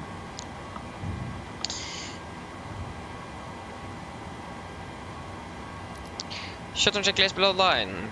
Technical log completed. EFP completed. Shutdown checklist complete. Done. Sim brief, sim brief, sim brief, sim brief.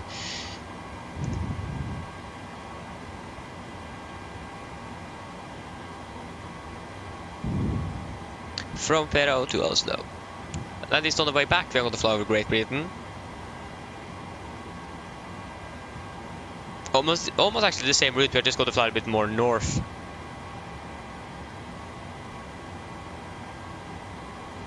And behind schedule. We were actually supposed to depart in 4 minutes.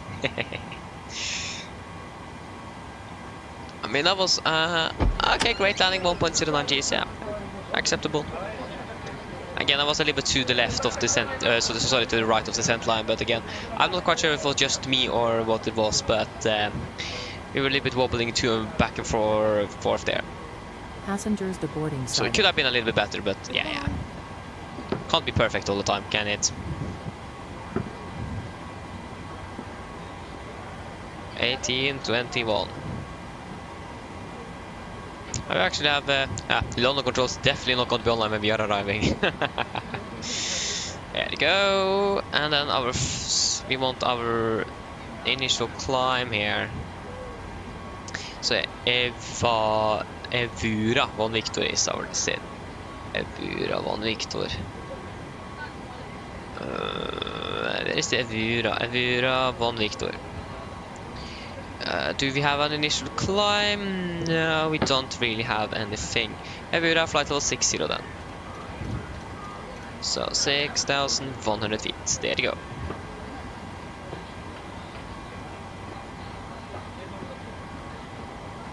Okay, we can go ahead and remove you. We can go ahead and remove you. Yes. So we're gonna fly from... where are we? Lima Papa... Fox Romeo. Yeah. It is correct. Yeah. Echo November Golf Mike. So we are Nordic 1821. 21. Departure runway. It looks like they've changed. Okay, then actually that departure route is incorrect then. Yeah. YOLO. I actually read something about that they... it looks like they might release it very, very soon. I have a prediction that it might be released next week. I'm not quite sure. But they said that they just have some last minute changes or fixes to do. So it is looking like it is going to be released shortly. So not a long way until that is coming out. So 121.56. 121.56.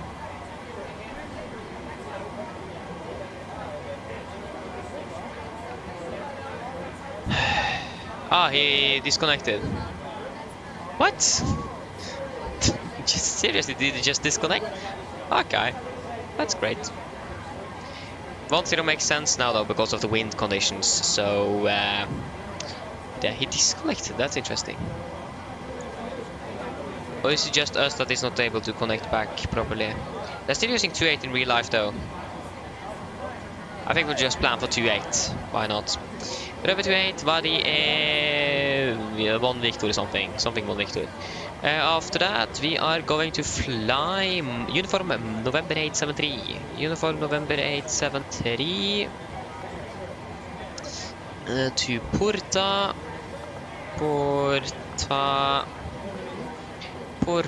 November 873. 873. To Dialog. Passengers bus is coming. To Adset.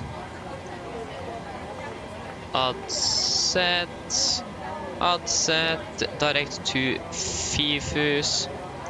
Not going to say. Not going to say the K pronunciation on that C there. Direct to Juliet Sierra Yankee. Juliet Sierra Yankee. Direct to Rev 2. Rev 2,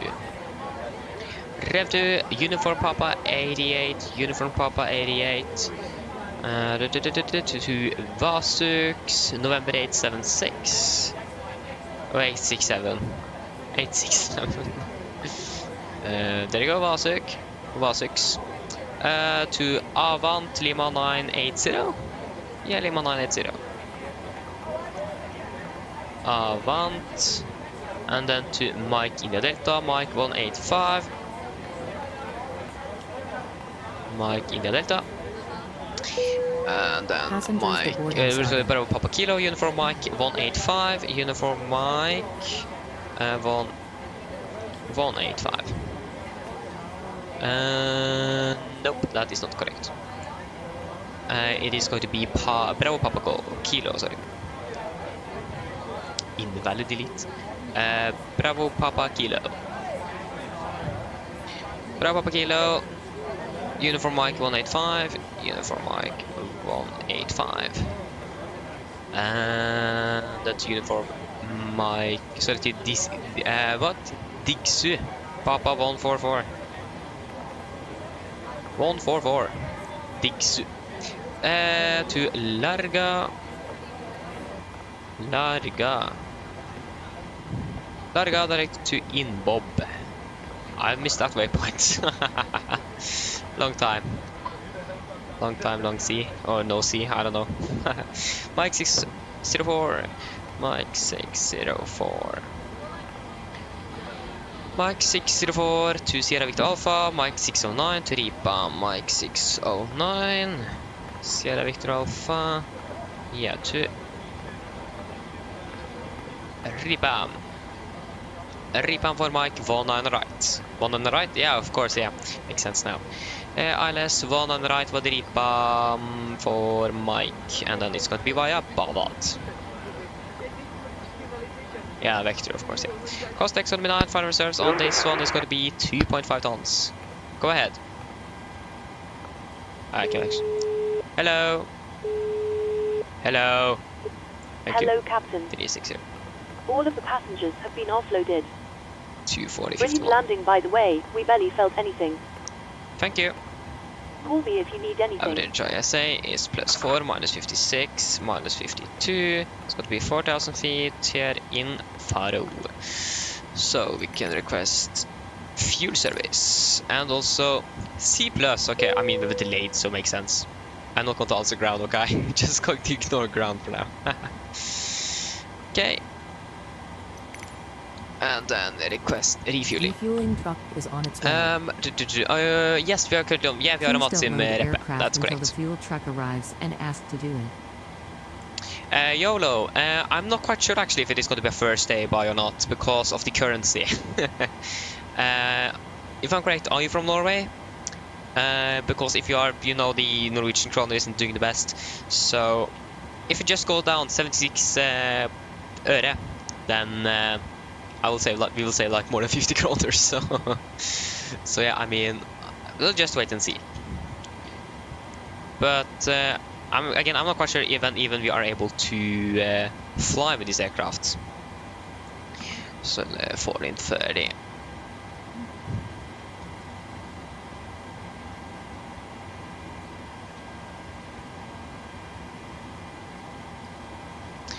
So yeah.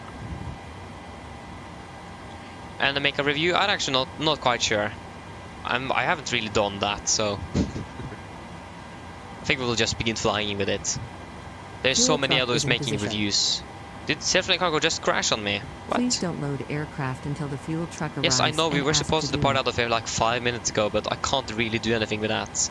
That wasn't my fault. That was the frost on the aircraft in Oslo and the winds down here. Yes.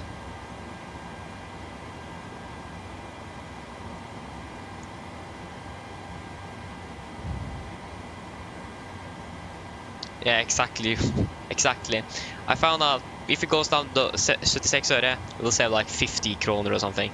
So I will wait and see because the current, it was like at 54, 10.54, now it's 10.75. So we'll wait a little bit to see if hopefully it goes down a little bit so we can save a little bit at least. Okay, Skolvik, see you later then. Oh, what happened now? Self-Flying Cargo don't really want to work at the moment. That is exactly what we want in a delay. Norwegian is the airline flight level 360.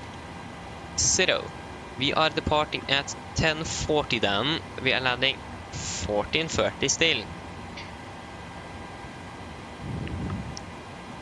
So departing basically, we should have departed 6 minutes ago, so yeah. Start flight. It crashed again. Why? Add-on linker? No. Self-Flying Cargo, please. Just crashing on me. We don't really have time for this.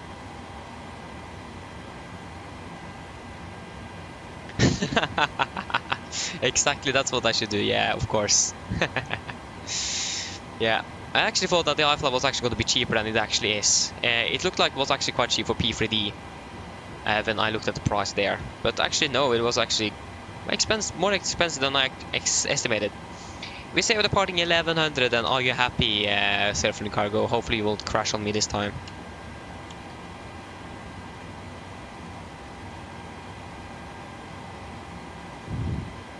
But yeah, we will wait and see. Definitely going to buy it, but not quite sure when. Depends when it's released and so on as well. And now Self-Flying Cargo has arrived. It's probably something to do with the time and so on.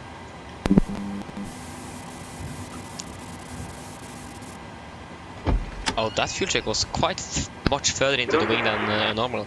Go ahead. We have now 20. What? I know. Microphone check, please. Read you loud and clear. We're not going to really have full load. 12.1 tons. Roger. Hello. Hello. Hi. Yep. Okay, I've spoken to security, and I'm told they'll be ready to send the passengers down to us in a few minutes. Thank you. No problem. 250. I'm not quite sure if I'm going to be able to finish eating either. So yeah. Yeah, the current in Oslo as well is 102. Why is it cloudy where I live and it looks like it is so nice in Oslo? That's great. 1661. The route is actually longer on the way back. 1666. Nice. Yeah, we can turn off you now. The APU is fully shut down.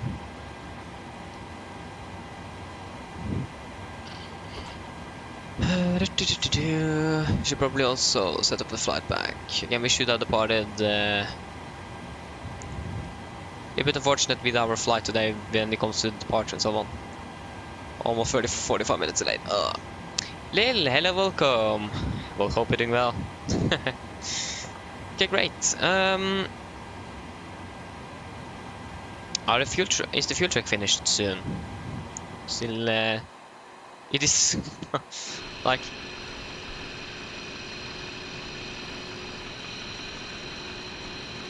Oh, it's actually progressive refueling as well. I haven't seen that in a long time for this aircraft. Normally the fuel truck just arrives and then boom, how the fuel load, it just drives away. What? Leila showed the graphic settings yesterday.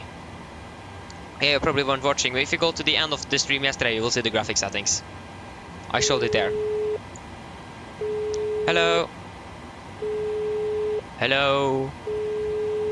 Hello. Hello. Hello. Well, she won't answer. Hi, Captain. The terminal staff are ready to send the passengers down.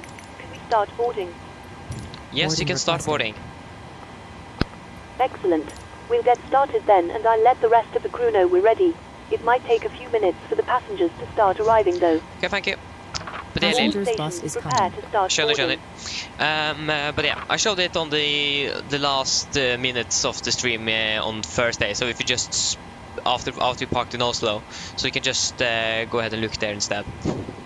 we are delayed. We should have departed out of it 10 minutes ago, so I don't really have time to show it now. I'm sorry for that, but I showed it on Thursday at least, so you can go ahead and look. Gonna be using a flight level 36. It's gonna be 700. Hello. Hi, Captain. Just to let you know that the passengers have started boarding. Thank you. I don't understand that, to be honest. Why did she say that to me when she just asked me if you could begin boarding? Okay.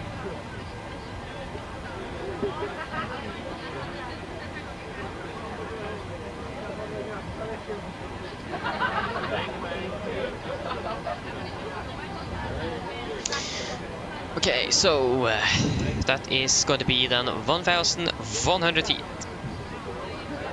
Passengers boarding starting.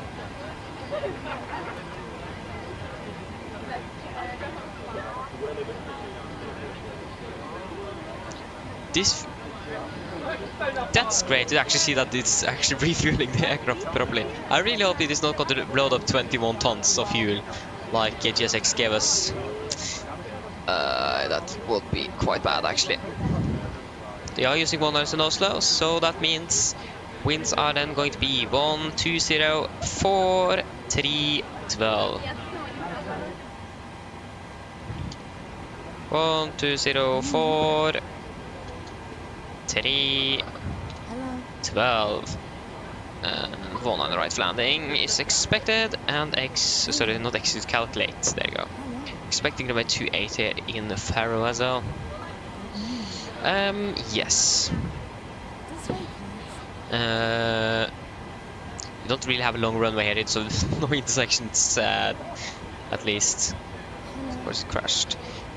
Yeah, we're going to use full length from Papa, of course. Are they still using runway 28? Did they have some wind change? Yeah, that's using 28.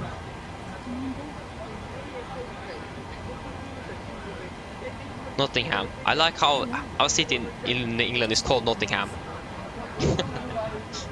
That's great. Would have been even better if it was called Nottingham. If, I don't know how to pronounce it, but so said Nottingham. Maybe they say Nottingham, I don't know. Yeah. So we should actually probably do our departure briefing straight away. We have the route already in. We don't really have any ATC either. No, the ground just left after the sent over the other aircraft here. So yeah, pretty much alone. Oh no, wait, we had just had an EasyJet landed here. Okay, he's taxiing quite fast. Maybe it's just us as well. I don't know. Don't really have the speed on this aircraft, so. Okay, I think there is nothing else at the moment, so we can go ahead and do our departure briefing. Should we probably check the weather first? What do we have a master caution for now? That is the door, yeah, okay. So, yeah, definitely runway 280 news, that makes the most sense. Did the EasyJet park? No. Okay, so, the departure briefing. The origin briefing, we did that on the first flight. If there is anything you want me to go through on that one, of course, just say it and we will go through it. But for nowadays, we remember, so there is nothing else to go through. So you can go ahead just through the taxi. So, this is a parking stand chart then. 10 National Alpha, no effective date. We are parked at stand 321. We can probably expect a push pacing towards the east. Taxiing down on via, I'm not quite sure which taxi this is, via the apron at least, and then Charlie 2, and then right, correction, left on Papa, and then 2 holding point runway 28. Airport chart 10-9, no effective date. So then continue down on Papa, 2 holding point runway 28, full length. We have one caution here that's going to be most applicable for us. That is taxiway Charlie 1 and taxiway over Delta close proximity. But again, that's also not going to be very anything to be concerned of for us at least. The heading is actually 281 degrees, not 282. 281 degrees. There is no hotspots, taxi restrictions, and notable no times for us today. The visibility is going pretty much up and down all the time here at this airport, so it is a little bit unstable. Other than that, it is looking quite alright weather in general, and runway 28 is dry as well. For our set, departing via the Evura 1 Victor departure. This on chart 10-3 Charlie, effective 16th of May 24. So we are departing initially on runway heading to Foxtrot Romeo 612. Then we're going to take almost a 90 degrees turn towards the north, up towards Evru, above flight level 60. MSA is going to be 1400 feet in the south, over the Mediterranean. 3000 over most parts, from around 8 DME on the closest to the airport. And then after that, it is going to be 3,500 feet because of some obstacles that probably we have one here at 2,126 feet. So a little bit further north, it's going to be a little bit higher on the MSA. Other than that, initial climbers, we don't really have anything specific, so we just have selected flight level 660. Transition out to 4,000. Yeah, noise abatement. Then what should we use? We didn't specify anything on the charts. We are going to fly straight and then take a right turn over the city. I think we should just use a normal NEDP1, to be honest. That will make us also climb a little bit faster, so we get a little bit higher faster as well. So that means we're going to climb with V2 plus 20 knots up to 3,400 feet on QNH, and then accelerate and retract the flaps after that. And we have no threats for our departure today. Any questions? Probably not. Our departure briefing is complete, so we can go ahead. Now it is easier to see the light on the on you. So, reefer checklist to the line. Pins and covers removed. Oxygen tested 1%. Now transfer the display switches. Normal auto. Window heat on. Pressurization mode selector. Auto. Flight instruments. Tracking 191 degrees. QNH 1009. Reading about 25 feet. That's 20. That's -5 on the standby. Park brake is set. Engine start lever is cut off. Taxi and takeoff briefing completed. Reefer checklist to the line is complete.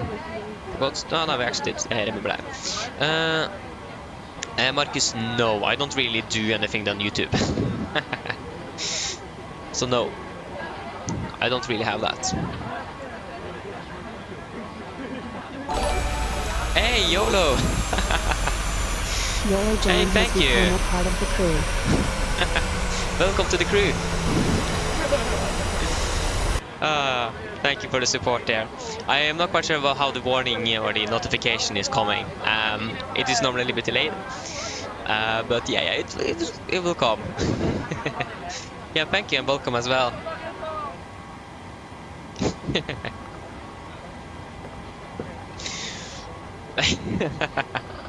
That's great. I don't know what to say. Oh, yeah. Yeah, round of gold. Go ahead. Go ahead.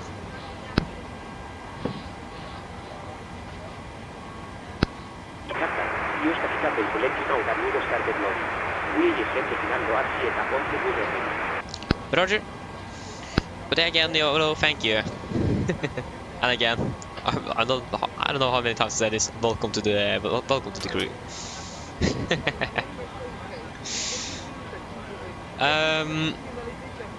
Yeah, should we do a PA?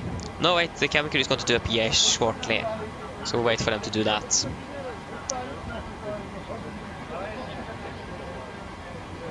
Oh no, that's the wrong airport. Departing and heading 280 degrees, 24, no, 18, yes, that's the most deviation, and that's deviation of 100 degrees actually. 180 at 5:29. 1805 29. Flaps 5, runway 28, full length. Yes, that is looking good. I hope the notification came. I haven't really set up, so I can't really hear anything's happening. The only notification I can see is on the chat actually, so that's probably not very smart. I just haven't really connected it up so I can hear it myself. Not good. But yeah.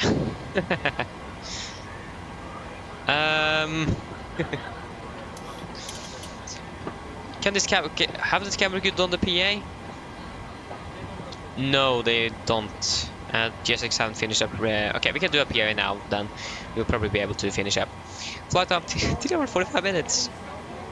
50 minutes shorter. That's insane.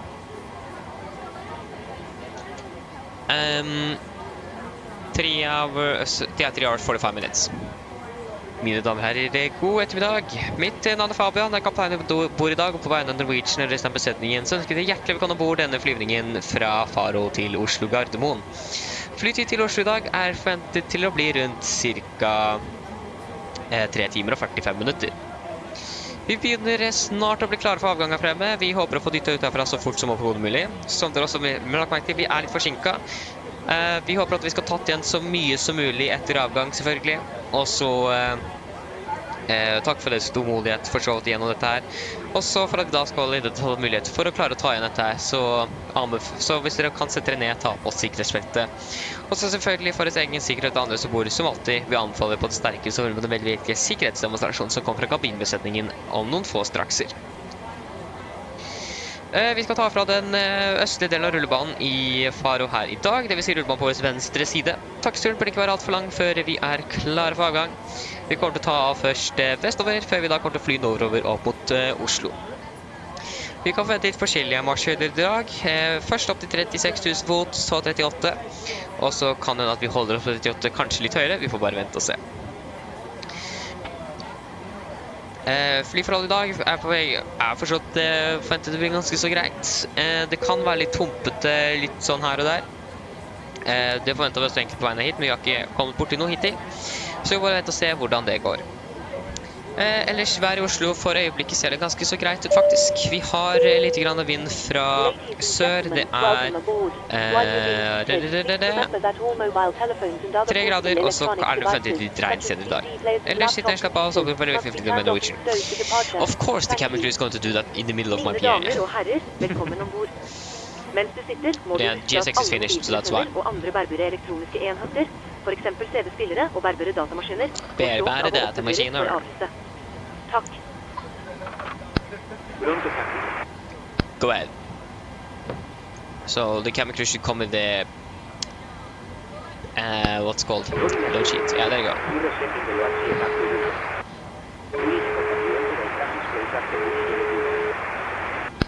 Roger. Hello.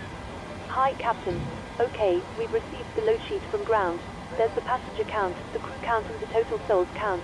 Plus yourselves, of course. Thank you. Okay, looks like we're all set to go whenever you're ready. Okay, great. I'll call the ground to remove the stairs and close the doors. No problem. Okay.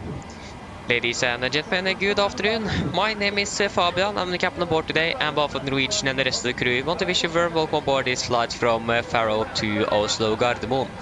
Flight time to Oslo today is expected approximately 3 hours and 45 minutes. We are shortly ready for departure in front there. We hope to be pushing back as soon as possible. You all probably already noticed, but we are a little bit delayed. Expected to be delayed about 30 to 35 minutes. We are very sorry for this. We hope that we're going to be able to catch up as much as possible after departure. And we also thank you for your patience as well through this delay.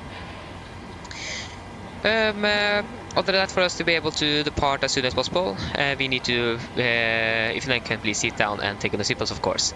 And for your own safety orders, as always, we recommend to follow the very important safety demonstration that is coming from the camera crew now very soon. Taxi-wise today, we are expecting to depart from the east side of the runway here in Faro today. That's going to be to the left side of us. Taxi shouldn't be very long until we're ready for departure. Departing initially westbound before we're going to quickly turn towards the north up towards Oslo.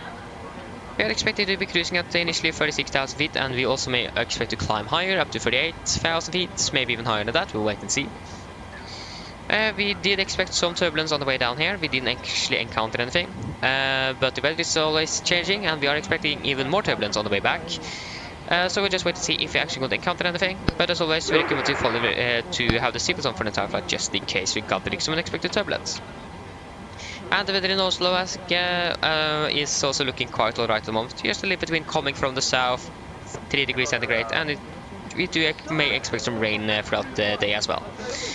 Other than that, please sit down, take on the seatbelts, relax, and we hope that you will enjoy this flight with us today. Thank you. Messed up that one part again. Panman, hello, welcome. Hope you're doing well.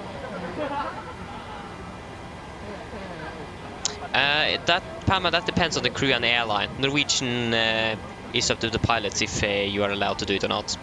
I just asked the pilots or the captain, and he asked the cabin crew, he asked the first officer, and it's okay for all of them. So it depends on the airline and the crew. I don't think we're going to be that heavy. Nope. That was a bit too much. Zero fuel weight, 54.3 tons. You're not going to depart with full load. There you go, that is looking a little bit more promising. There you go, 66.5.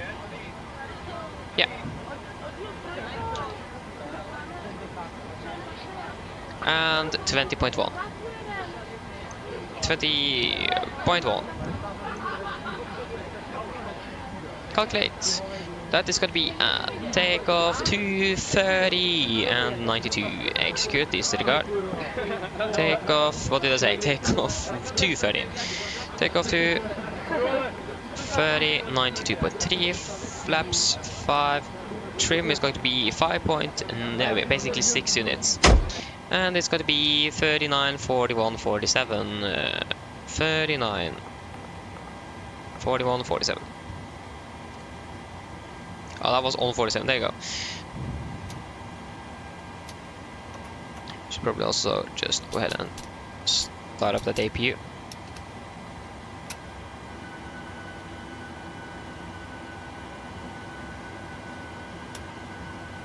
And we should also request the winds. Ah, have we already done that? Nope, we haven't. Why do we have winds here then? Interesting. Not quite really sure, to be honest. Wind uplink is ready, and execute. Disregard. Of course, yeah, we need to remember the acceleration rate as well. On the disregard, please. 3000.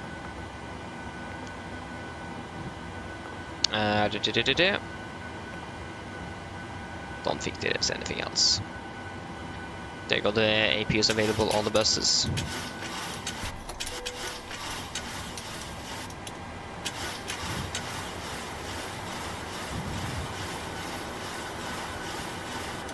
Capri for checklist bloodline. Fuel, we have 12,100 kilograms aboard and pumps on. Passenger signs is set, auto brake, RTO, CDP for Nakers completed. Take off speeds. V1 139, VR 141, V2 147. MCP 147 281 6000 feet set. Or flight level 60 set. Prefer checklist is complete. We can go ahead and request push and start. Go ahead.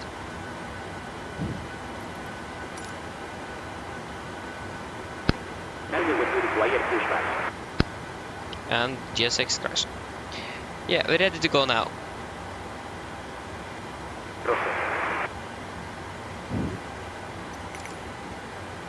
Prepare for pushback and departure.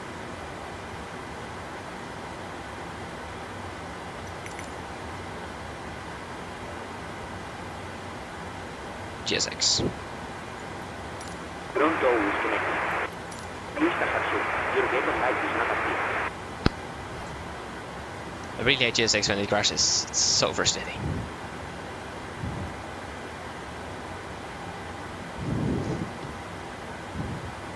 To me, I almost thought it was going to rain here as well. I mean, I would be really surprised, to be honest. And no way to see, so that's going to be 122 decimal. Actually, we do just need to do that. Boom. 1228.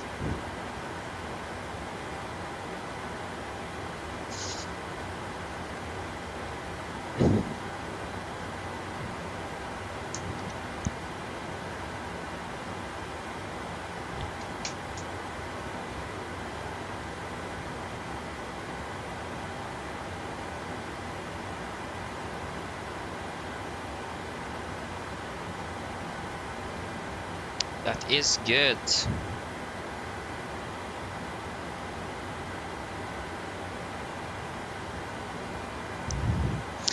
Okay. Oh, that was very soon then. I just want to see that it is clear behind us. Yes. Door is attached. Steering wheel is setting. Stand by while we start pushback. Faro traffic, Nordic 1821, push and start out to stand 321 Faro traffic. 321. Just realized that now we actually parked 321. Okay, before start checklist. Flight deck door is closed and locked. Doors windows are closed and locked. Anti-collision light on. Transponder altitude off. Radiator free. And 0 before start checklist is complete. That is all looking good. Copy ground, we are cleared push. Face east, brake set. Parking brake released.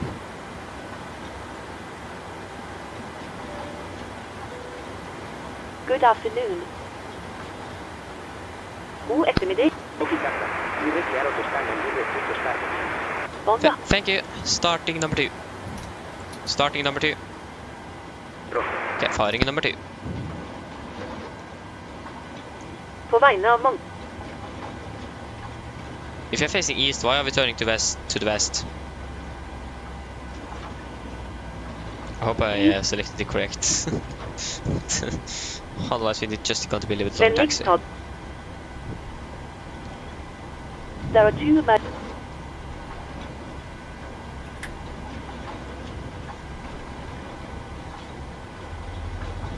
Exactly, turning correct now. Maybe some obstacles, I don't know. Just don't know. Should the cabin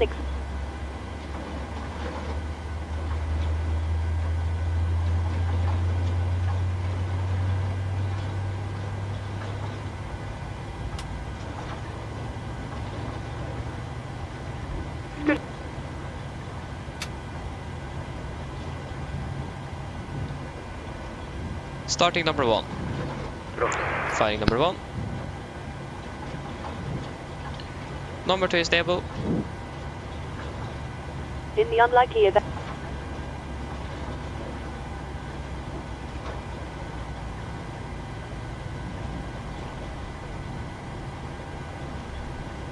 Either...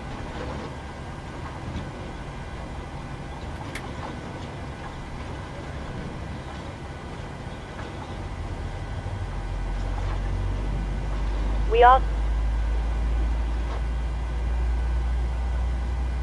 Leaving. While we wait for take... Is that push and pull as well? No. Mens vi venter på... Park brake is set. Parking brake is Thank set. you for your...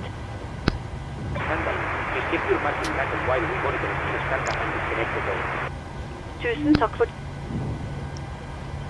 Okay, number 1 is stable. Copy ground, we have 2 good engine starts, you can disconnect.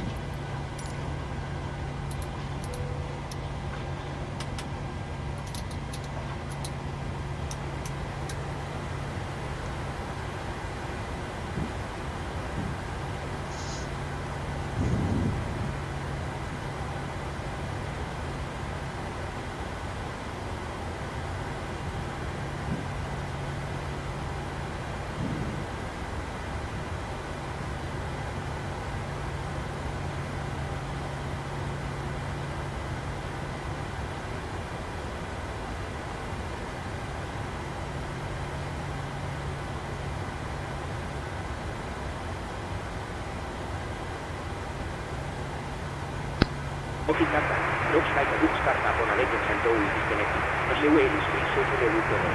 We will get ourselves disconnected now. So I'll stay flat. Look out for the pin on the right. And we'll see you next time. Thank you for help, pin on the right, have a great day, see you later, bye.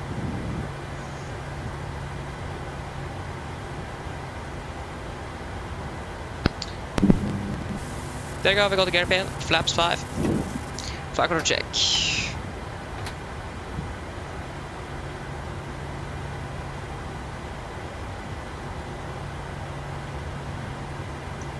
Before taxi checklist. Generators on, prop heat on, anti-ice not required, air gonna press, packs, auto isolation valve, auto engine start switches continuous. Recall is checked, engine start levers alternate, flag controls are checked, ground equipment clear, flaps 5 land, 5 green and APU off before taxi check is complete. So we got the taxi by Charlie 3 isn't it, and Papa. If I remember correctly, I don't really remember. Sorry, airport chart. We need to go to parking stands. Yeah. Faro traffic, Nordic 1821, taxiing by Charlie 3 and Papa, 12.28, Faro traffic. Brakes released, there we go. Again, pretty much left and right is clear here.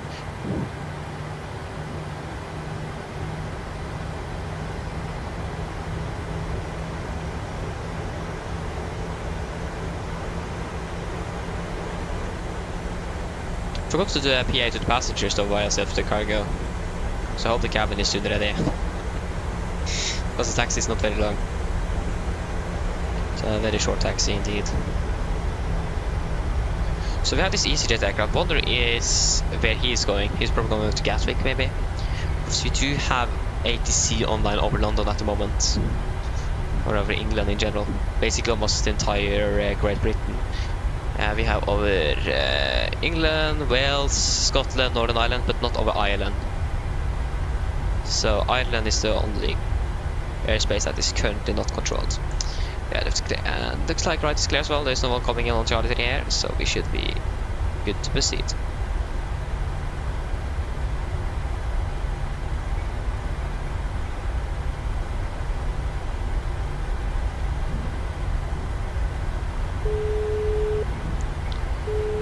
Right is clear and left is clear. Hello. Hello. Hello. Hello. Hi, Captain. Just to let you know that the cabin is secure for takeoff.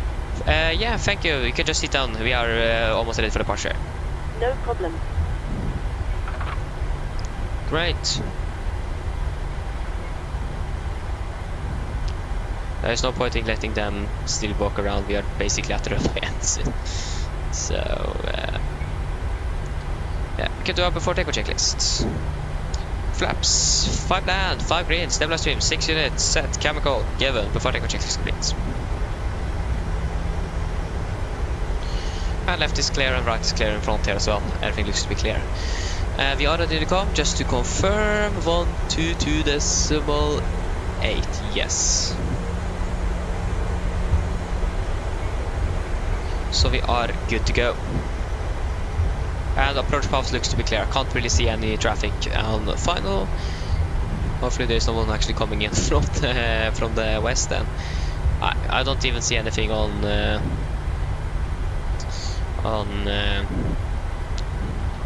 Volanta either.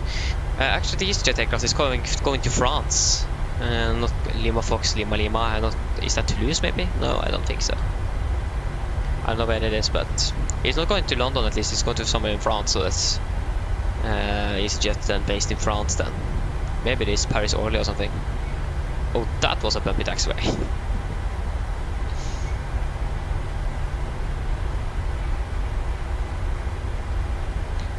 Faro traffic, Nordic 1821, landing up and departing out of runway 28, Faro traffic.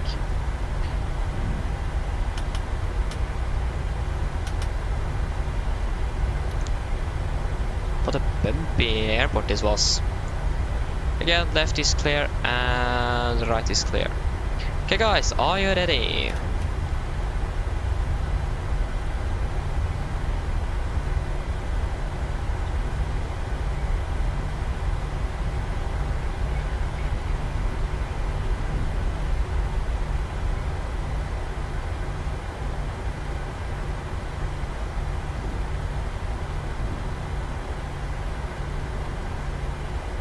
Okay, take off.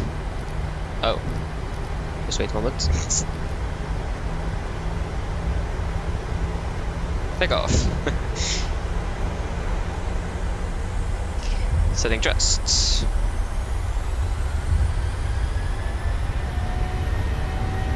Take off reset.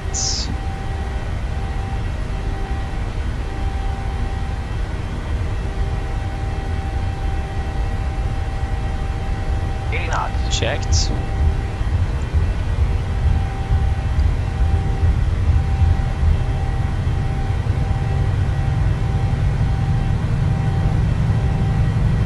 V1, rotate.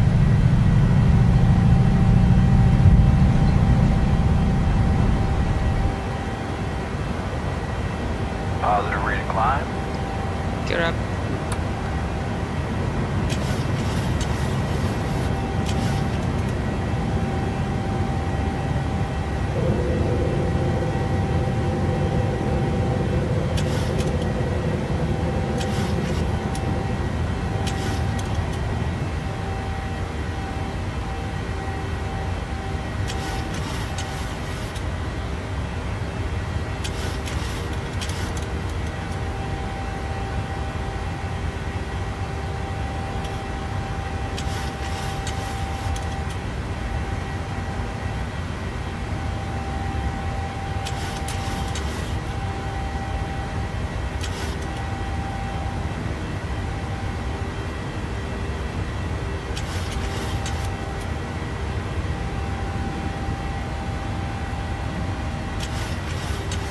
Okay. Flaps 1, speed checked.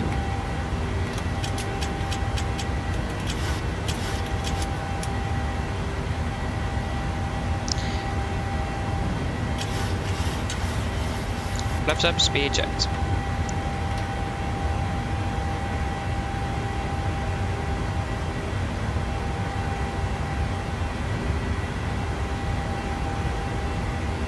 Continue up to flight level 360. Set standard.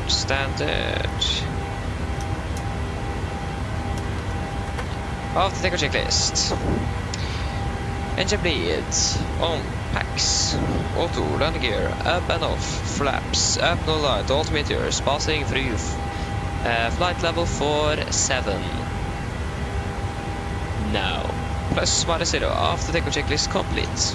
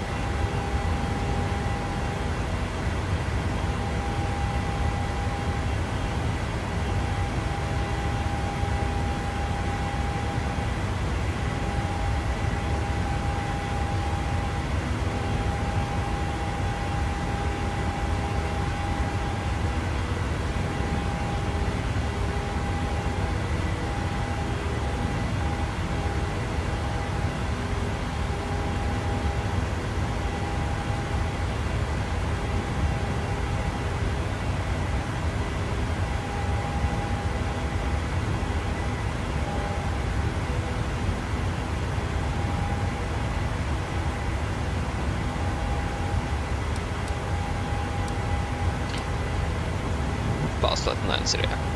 That is, looks like the flight back home is going to be a little bit more promising. Aye.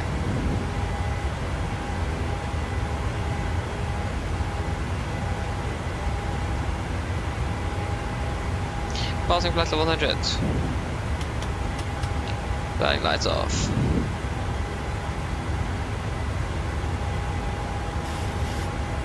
And this all looks to be good. Great. When are we expected to land in Oslo? 14:53. 23 minutes behind.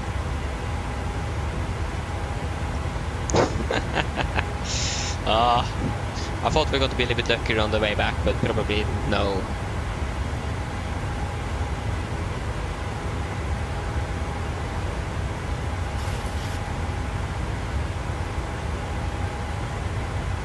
Nice.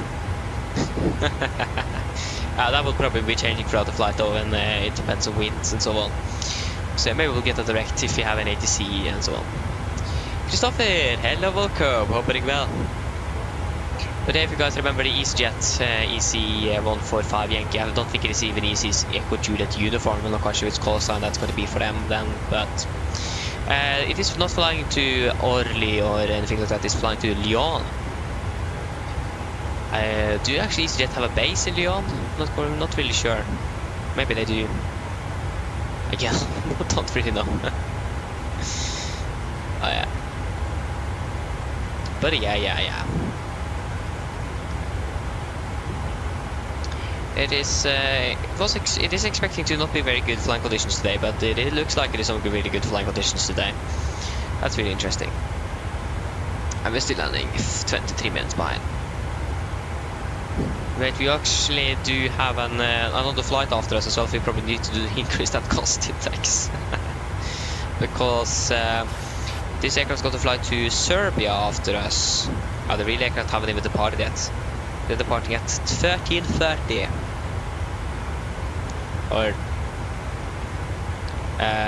what's that going to be? Yeah, 11:30 then. So yeah, that doesn't look really good. That might be because of slots though. We don't really need to think about that here in Sim. First of all, we don't really have any information about the slots, and second of all, there is no traffic, so that's great. But yeah, because they are scheduled to depart at 17:10, currently landing 16:53 in Norwegian time. That means they just have about 13 minutes on the ground, so we need to increase our cost deck so we can land as early as possible. At least if we're landing 40, so they at least have 30 minutes, but before 40 would be great.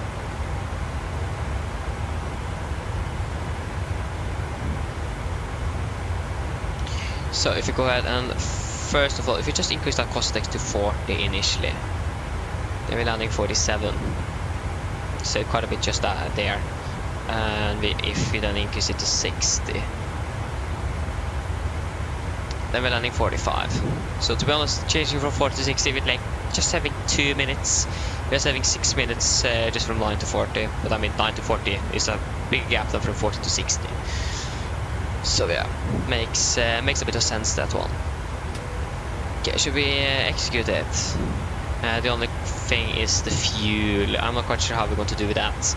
I think we should do one fuel check first before we increase the cost decks, just to be sure that we are on here.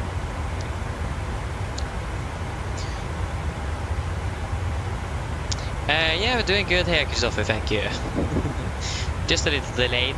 We need to de-ice the aircraft in Oslo, and after that we had some good old strong headwind on for the most of the flight down, so we landed about 36 minutes behind schedule. So that's great.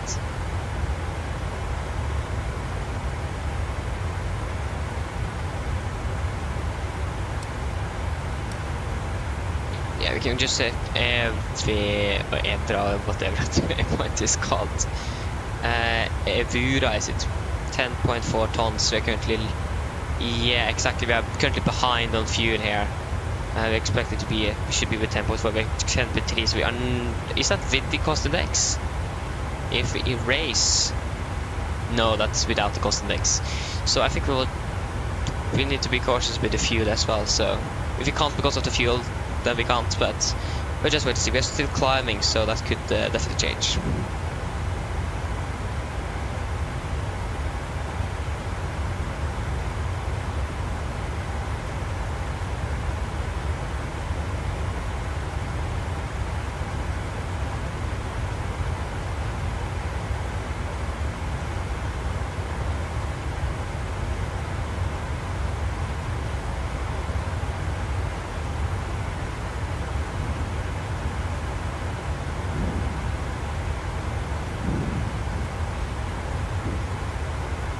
So yes. At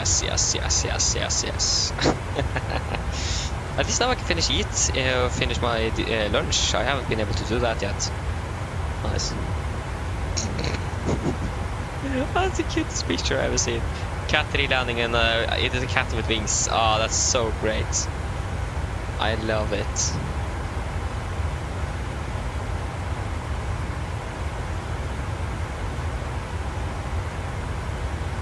I love it.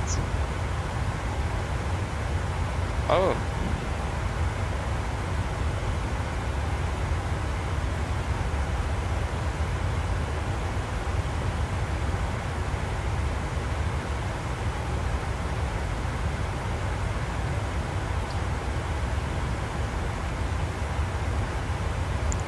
You're on the phone. Nice, Christopher. Great. Aye. Did you have problems with the PC?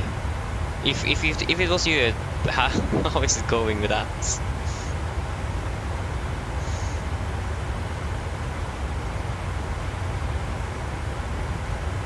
Meg Holm, hello, welcome. Hope you're doing well. Good question. I've been doing flight sim since 2021. In January 2021. Since January 2021, that was when I bought my first and only flight simulator, and that's this one. So I've done it in for soon 4 years. So more than 3.5 years then. Yeah. So really enjoy it. It's a lot of fun. Okay, it is you. Yeah, okay, Christopher. So how is it going? Have you managed to fix it or find an issue?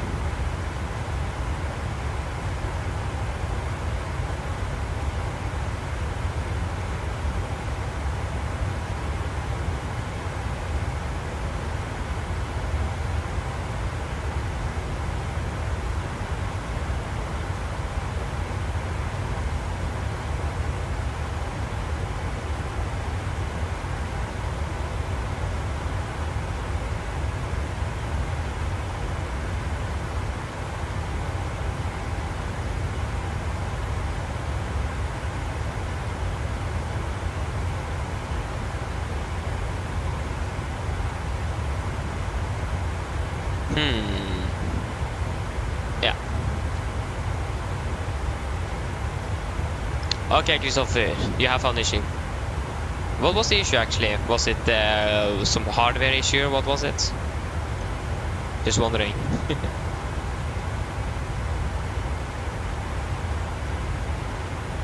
Eval, hello, good morning.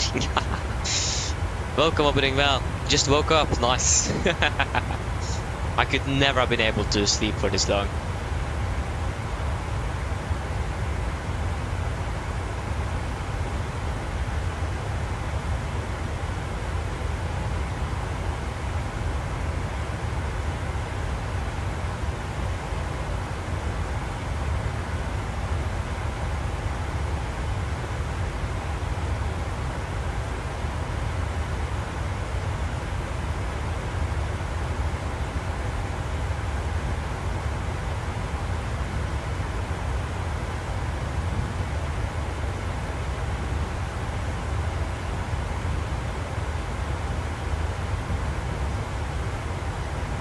So yeah, I remember one of my teachers at school always said if someone was like just 2 minutes delayed, for example, to class, he said good afternoon. So that's great. Maybe I should do that as well. Just kidding.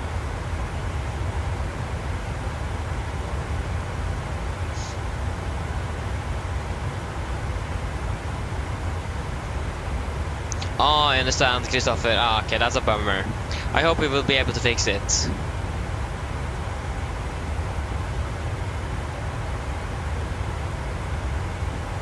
Okay, I understand, yeah. Makes sense. Hope we will be able to fix it soon then. Quite a bummer when you have issues like that.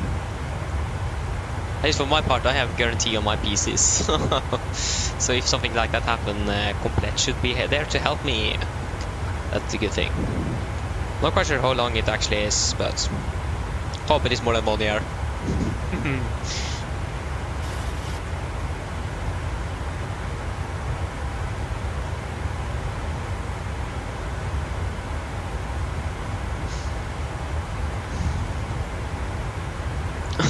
6 years of high usage. Ah, okay, then I understand.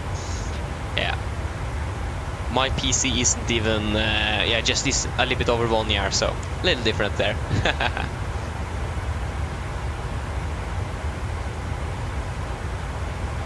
Ooh! Gyrbæsser to the Brunos, nice. Actually, one of my younger brothers like that. I'm not so quite sure if I even tasted it, but yeah, one of my younger brothers like it, so that's great. Yeah, past flight level 300, so set you over there. Maybe I should be finished eating my lunch as well. I haven't finished that. Yeah, it's good. That's great to hear.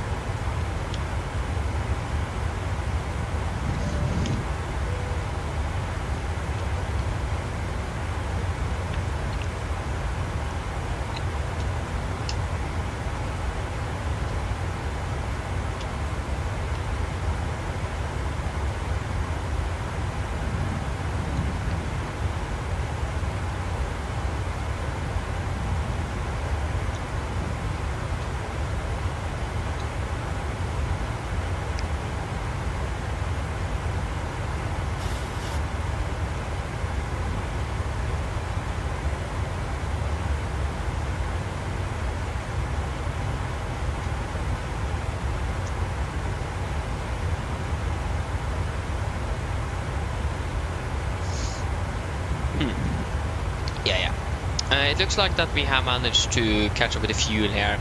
Next waypoint 10.2. Yeah, so we are basically at the moment on. Like I said, we were climbing, using more thrusts, more fuel usage, or high fuel burn.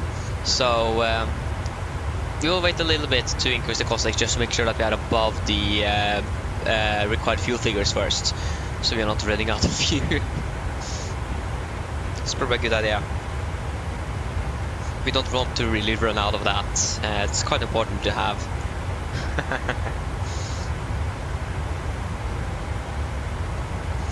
So yeah. Again, this flight time here back to Oslo is expected to be 15 minutes shorter. It's insane. I don't really understand how it is possible.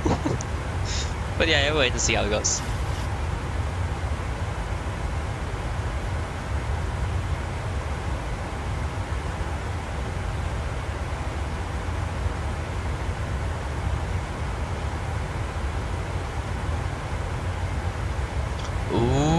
That sounds good, Val. That sounds really good. That's great. Sounds good though. Enjoy it.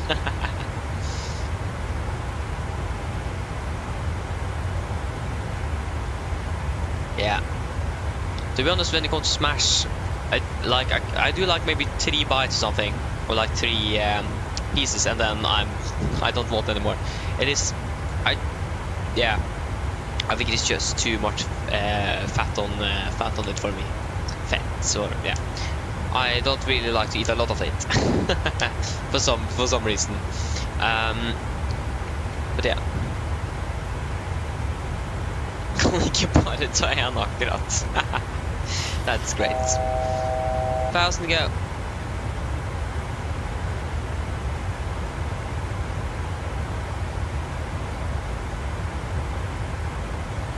Yeah, I understand. Yeah, I understand. Yeah, what I'm normally eating is either safari cookies and Freya. That's what I'm normally eating. So we have some safari cookies, 1 week old, plus 1 week old, and also plate of Freya. That's also one week old. But I haven't been able to eat up yet.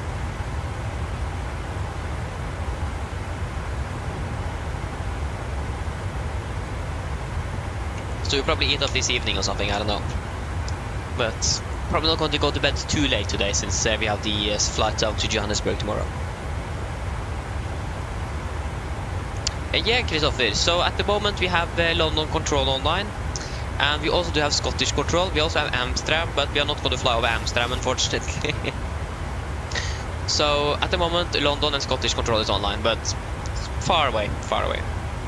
That's probably not until like more than 1 hour at least. Maybe closer to 2 hours before we're going to encounter that. 1.5 hours, 140, I don't know.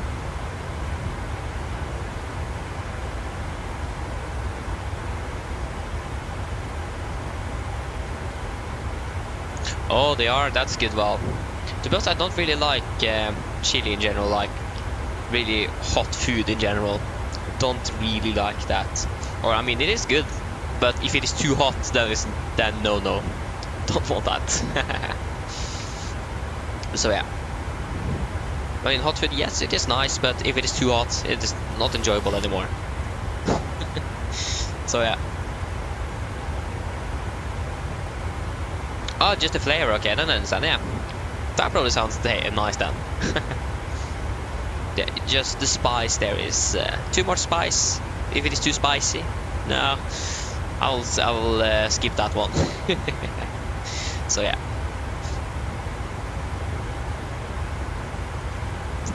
Christopher, to be fair, I do really love chicken tandoori, but the thing is that when we are making it, you know, the creme fraiche, we use all of it. So it actually isn't spicy at all. So yeah, I do really like that actually. But the one we are making isn't very spicy. If we will have reduced the cream fraiche, because we're using the Toro version of it, normally at least, it will probably be a bit spicier, but it is just like one of my brothers that likes spicy food, so we're using all of it.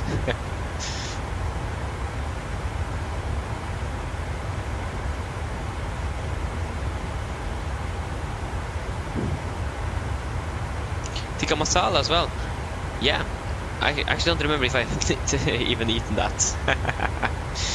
I don't really remember what I've eaten, but I mean, it sounds really good. If I haven't eaten it, it probably sounds really good. So if I haven't eaten it, like I said, definitely going to try that one day.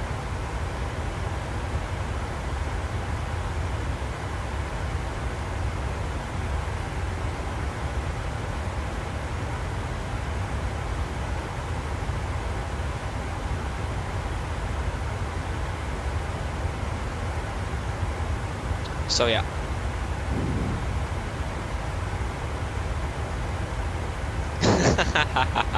Exactly, Christopher, yeah. I with you there. Made a little bit hungry myself, even though I just ate some stew here. That's great.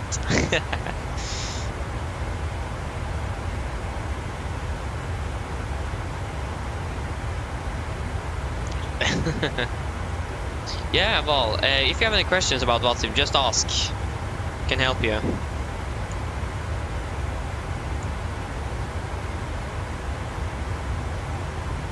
Just ask.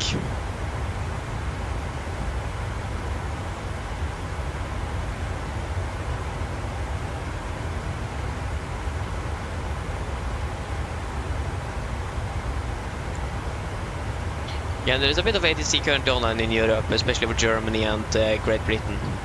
Ireland is actually, I've actually Dublin approach, so forget that.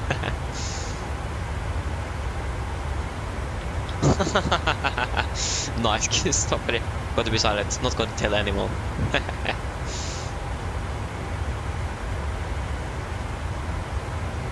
Yeah, my morning been, yeah, it's been great. Woke up 4:30 in the morning.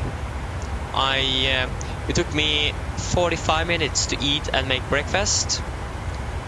I'm not quite sure how I managed to use so much time on that. I did take a shower, that also took me 45 minutes, but that was all because I need to shave and so on as well, actually. Yes, I need to do that. So I need to do that as well, and that took a little while as well. And also drying the hair. Yes. If I don't, I'm going to get a good old 90-degree turn. Don't really like that one. So a good old hair dryer almost does the job. And also the shower. I had 2 hours before the flight when I woke up, so I just thought, why not just stay a little longer? It was really nice. So yeah, I then started my computer 15 minutes before the flight was scheduled to begin. So I had so much time to be prepared, and I just wasted all of it. So that's great. Not quite sure how I managed to do that, but yeah.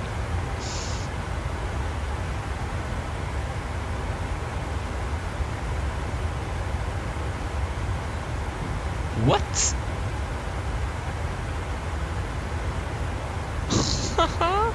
Okay, that is something I have never heard of before.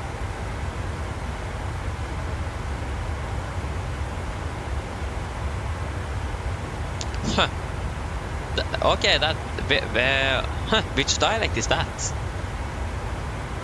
Huh. Sogna dialect. I understand. That makes a little bit more sense. It's pretty off everything, okay. Yeah. Some dialects need to be that as well. Yeah, it is called where you live as well. Christopher, I understand. It's quite cold here as well. In Oslo Gardermoen it's like 3 degrees or something. It's like it isn't too long since it was actually really warm, and then boom, the temperature just went straight down. It was below freezing in Oslo this morning, like -2 degrees or something at the lowest. So yeah.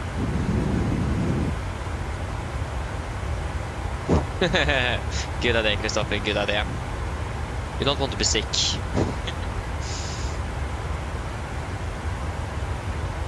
What?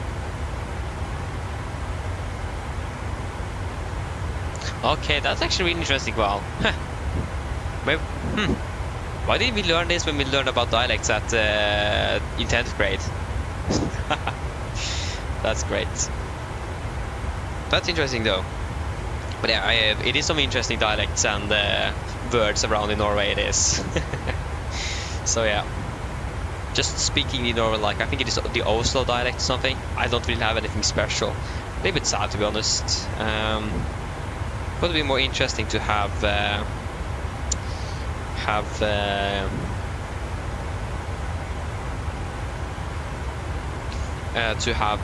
little more around the dialect. But yeah, I could switch and just begin talking like from the dialect from Bergen, for example.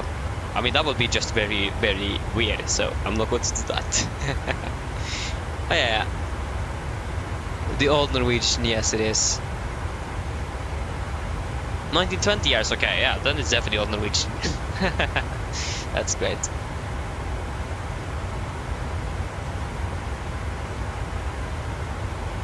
Oh, okay, that's interesting.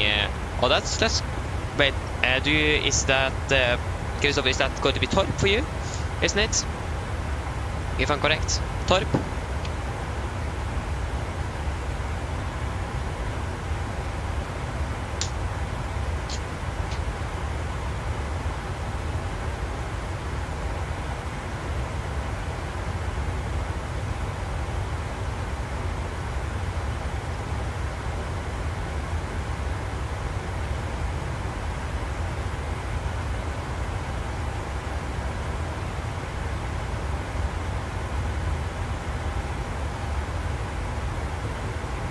Oh, okay, I understand. But yeah, so it was really bad at you this morning. Okay, actually in Oslo and where I live, it was clear skies. A little contrast there.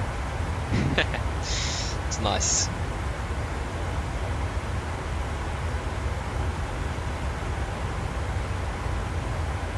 Wait, what?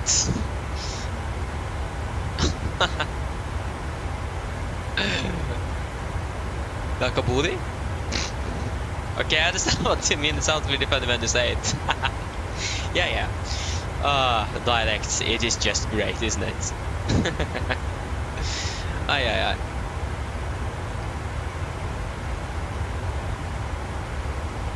Okay, it was on Fogatorp. Okay, nice.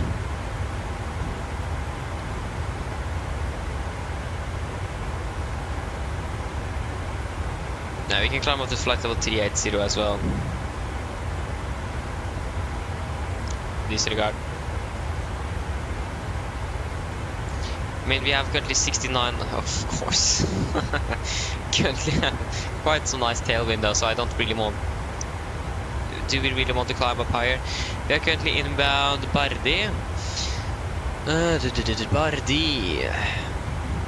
Okay, Suleimani Romeo then. Yeah, it's gonna be some lower winds at 3.6 then up. Yeah, so I think we want to stay down here actually. And maybe we'll just increase that cost next week. Yeah, we are not saving much fuel either. Just a few kilograms, so not really anything significant.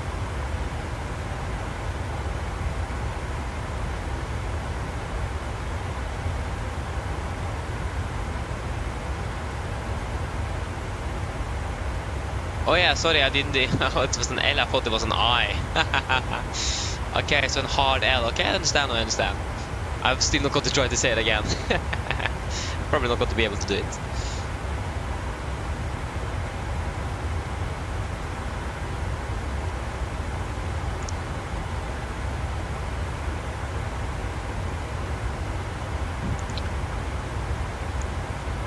Yeah, exactly, Christopher. Yeah. I mean, do they even have farms in Iceland? I probably don't think so. Like, it is a Gulf Stream, I think it is called. Gulfströmmen? The Gulf Stream, yeah. From Mexico, that makes it possible for us actually to have farms in Norway, so that's great. What?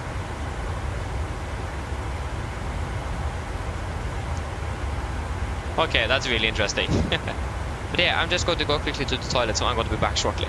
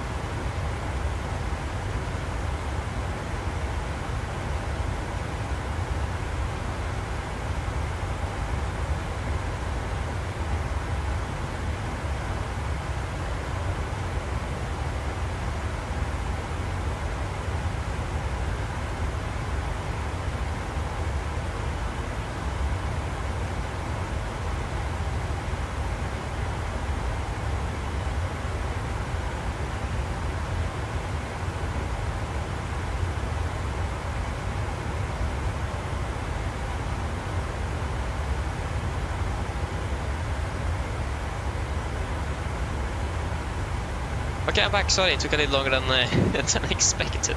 But yeah, they got back. Yes.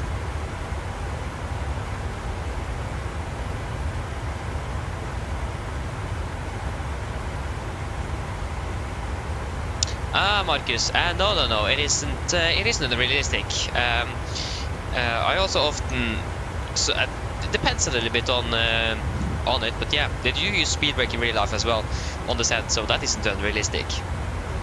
But if aircraft give you if you struggle to maintain your speed and you're going too fast, of course, speed brake is should be used. So it isn't unrealistic. It isn't.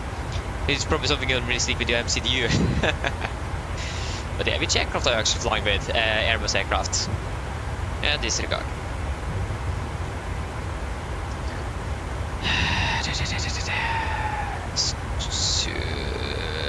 Mike Romeo. Where is Zulu Mike Romeo? 9.2. Yeah, we can increase the cost index now. If increase to 60. Execute.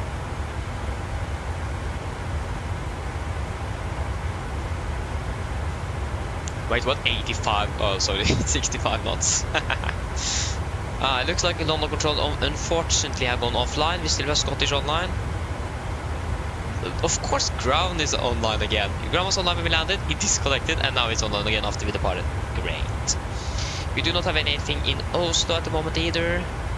Yeah, I mean, that's fine as well. We actually have Bergen online. Bergen around.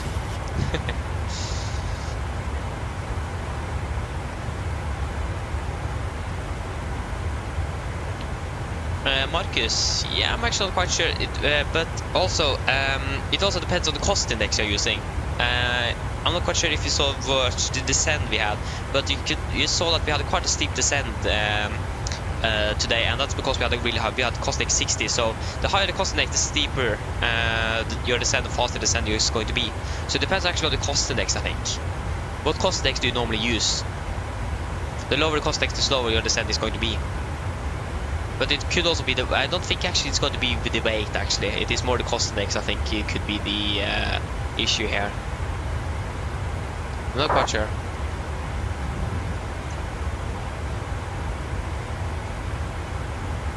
Yeah, but it doesn't necessarily actually have anything to do with the weights of the aircraft. Yeah, you use cost index 60 to 70, yeah, that could probably be the reason. Because we are normally using cost index 9 and we get a shallow, nice descent, and when we're using 60 it's going to be quite a bit steeper. So it probably is going to be your cost index. Yeah. I mean, yeah, of course we will fly faster, but this descent is also going to be quite a bit more energy on the descent. So yeah, that could probably be it then.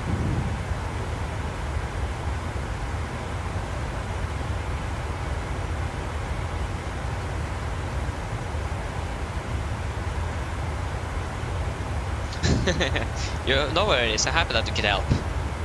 So yeah.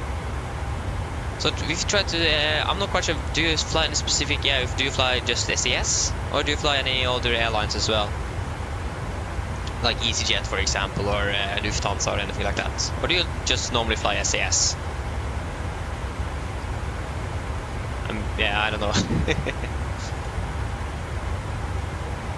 Yeah, only SAS, yeah. You can try to Google and see what cost index they are using, and just use that. Norwegian, for example, is using cost index 9 in normal operations. So you can try to see if, what SAS is using, and you can go and, if you fly the Phoenix, you probably have a custom profile for it on SimBrief.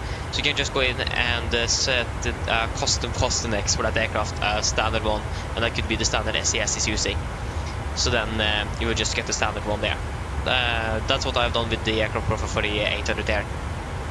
Changed it over and made it custom, or copied it over and made it for specifically for Norwegian when it comes to cost index, for example. You could do that as well. Benjamin, hello, welcome. Opening well.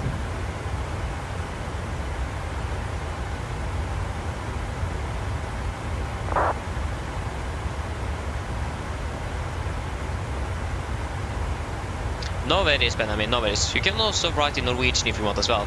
I don't mind. I can understand Norwegian, so you can just write in Norwegian as well. I'm probably still going to answer in English, at least for most of it, but you can also write in Norwegian if you feel more comfortable with that.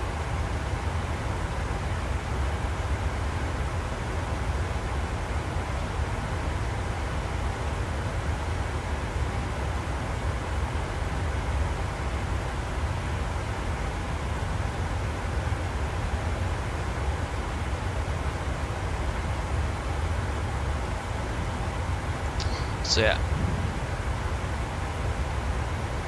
Oh.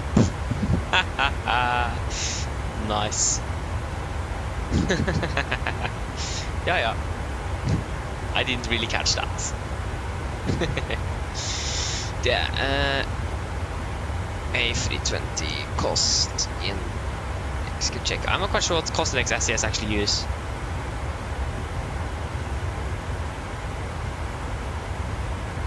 Different SES Cosnex for their A320 family aircraft. It says 60 here. I mean, this one is outdated though, because it says here on their 737-800 for Norwegian Air Shuttle Cosnex 1580 delay only. Norwegian are not using 15 anymore; they reduced it to 9. So, okay, that website didn't work anymore.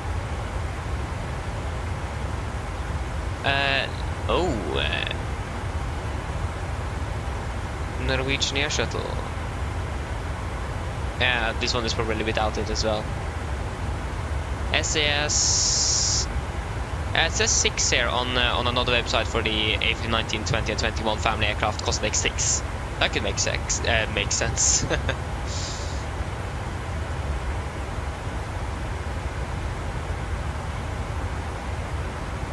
Marcus, yeah, unfortunately it isn't actually 1400, it's 1040. I understand that you thought though, but yeah, it's actually 1040. But I mean, it's still going quite quickly though. 125 subscribers the last 28 days, so yeah, I understand the misunderstanding, I understand that one. So yeah.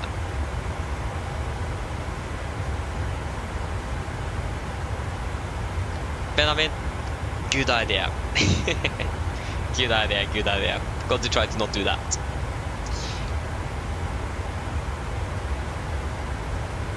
Yeah. I understand that you have may have seen it correct there, Marcus. Understandable. Really understandable.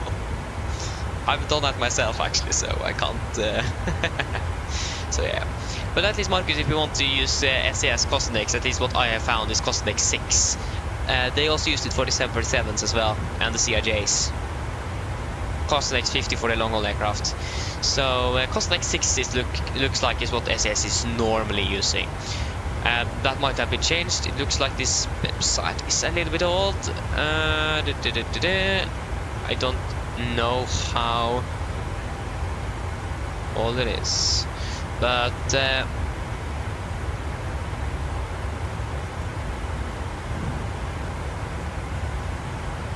here we have retired.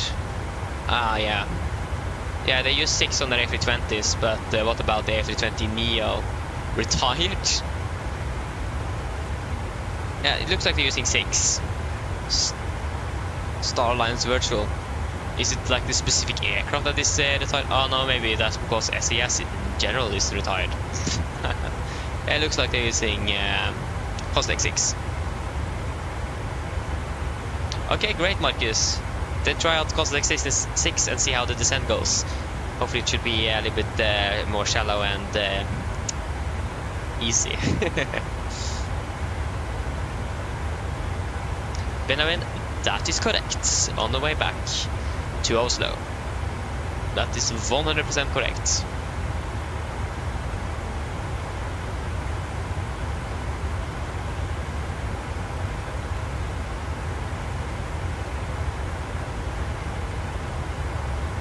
So yeah. Otherwise this would have been a long flight now.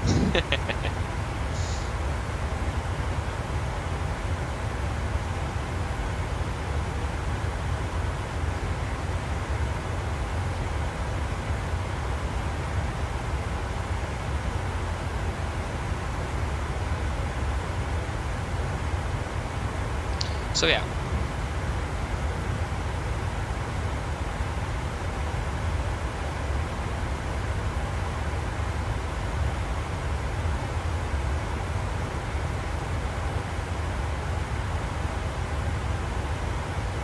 So yeah.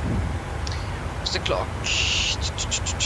I can't even get to the clock. It is 13:57 Norwegian time at the moment. Both London and Scottish went offline. Same with Dublin as well. Everything just vanished. Oh, that's interesting. Again, we're not going to fly Amsterdam and radar there is still online, but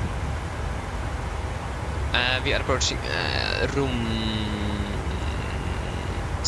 Runsi at 12:04. Yeah, I can do the future at Runsi then instead of Nublo.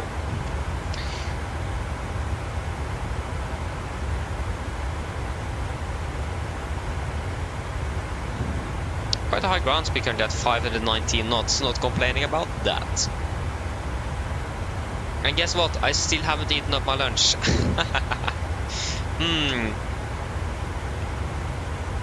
I should probably eat. Probably a good idea. No.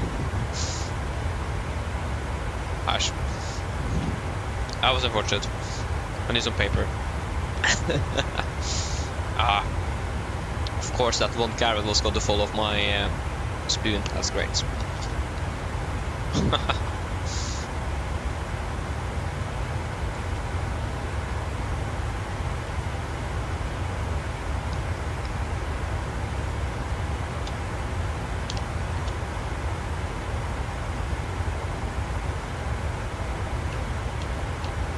Thankfully, it didn't hit the shirt, but just the trousers. So that's great enough, or good enough.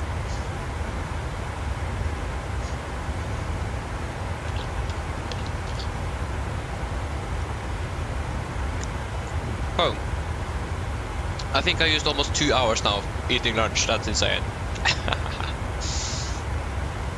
That's the longest time I'm used to eating for eating lunch. That's way too much time.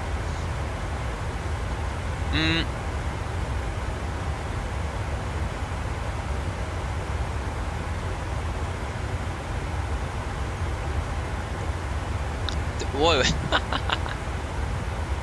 Okay, that's interesting, Benjamin. Yeah, 3 instead of 1 or 2. That's interesting. Yeah, that's really interesting.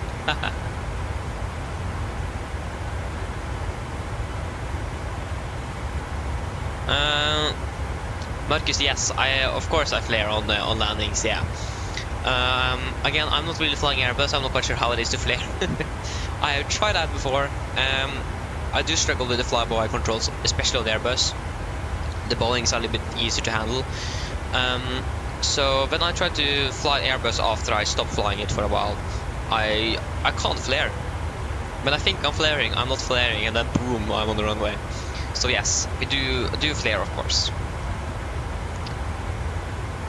So yeah.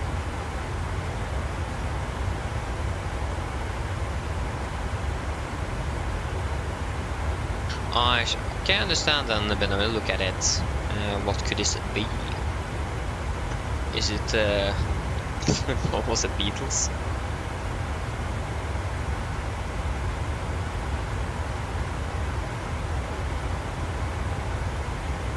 Okay.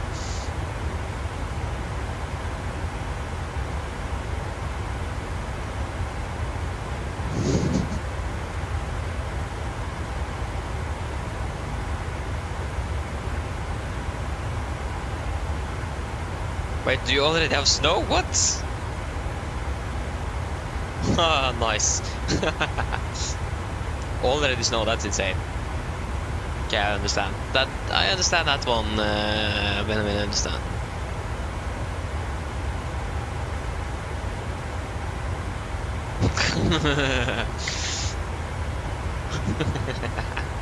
Nice. Okay, you're back, Val. Nice, welcome back.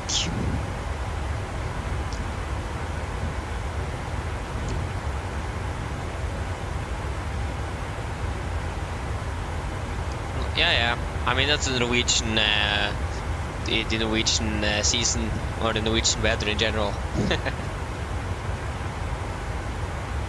Jeg vet ikke, du har først ikke rundse, så ikke problem. Find rundse, where is rundse? Yeah, they got rundse was right there. Oi, oi, oi.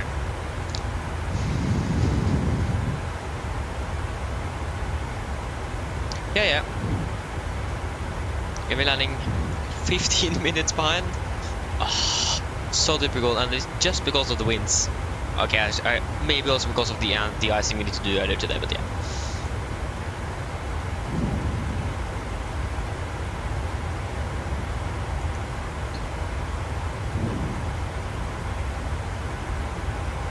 What is it now? Is it waffles?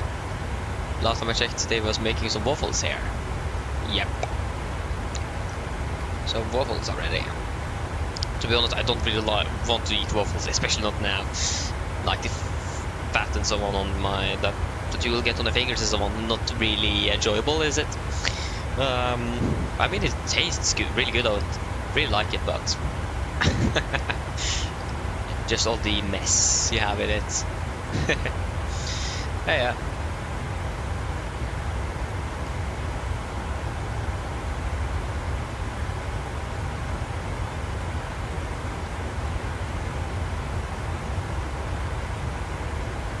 We'll first at least do the fuel check, so yeah. Hopefully that should be soon. Yeah, it's 7 miles left. Then I also can clean up my mess after when I'm going to get some more food. Like, to say that way, my lunch isn't finished yet. I've been eating lunch like 2 hours ago. Still not finished. Okay, this is the longest lunch break I've ever had. Okay, so we do a full check then at Rundby. So, Rundby, 8.5 tons. We have currently 8.9, so we are running 400 above. That's great. 3.4 tons. We have currently burned 3 tons.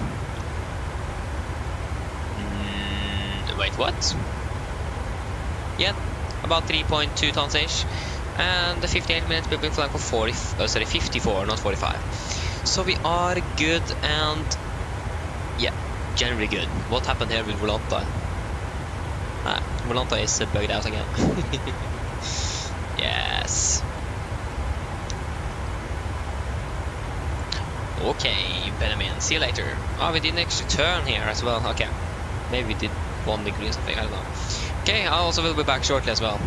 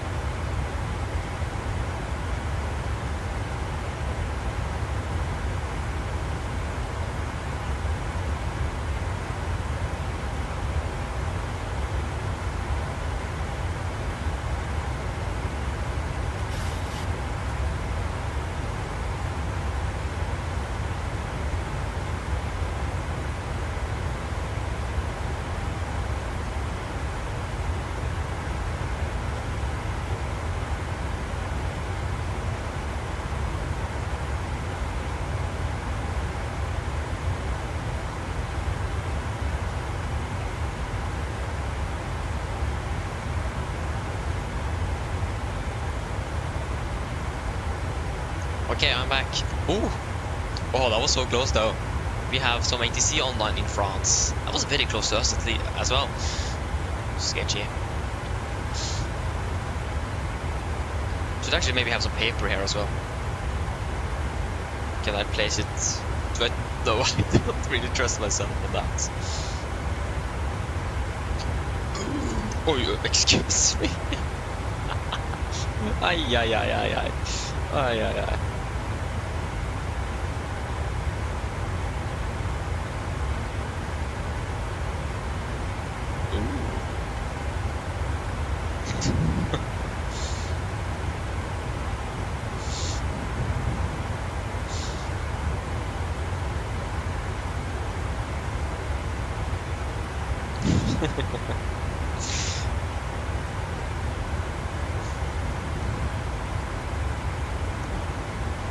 Yeah. I do understand though why pilots like Airbus a little bit better when it comes to like the comfort. You have this good old table you can drag out. Unfortunately, we do have a yoke in the way, so that doesn't really work. Yeah. But of course, it is actually better. No, I'm not going to try to pronounce it. My favorite weather during cruise, that's actually a good question. I like when it's a little bit cloudy. I don't like when it's like just clouds. That's just boring. But either a little bit cloudy or clear skies is actually really nice because then you can see the ground. And also daytime and not nighttime. You can't really see what's happening on the ground during the night. So yeah.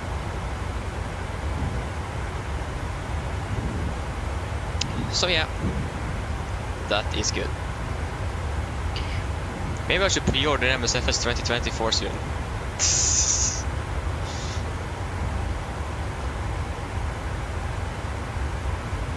Maybe.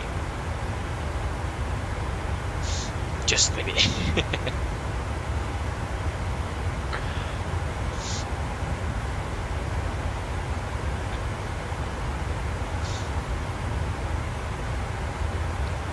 Yeah.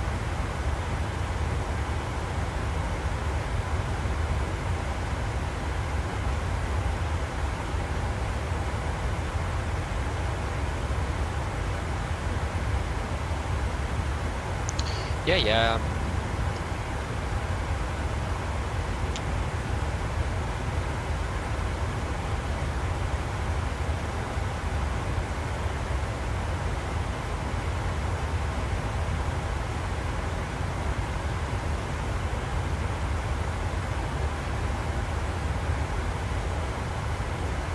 I like how people say 787-800. It is just 787-8. It is no 800 in it. Oh, that didn't look good. Yeah. Good idea to replace the wheels on that aircraft. That's great. Ooh. Yeah, we do have some more waypoints coming up at least.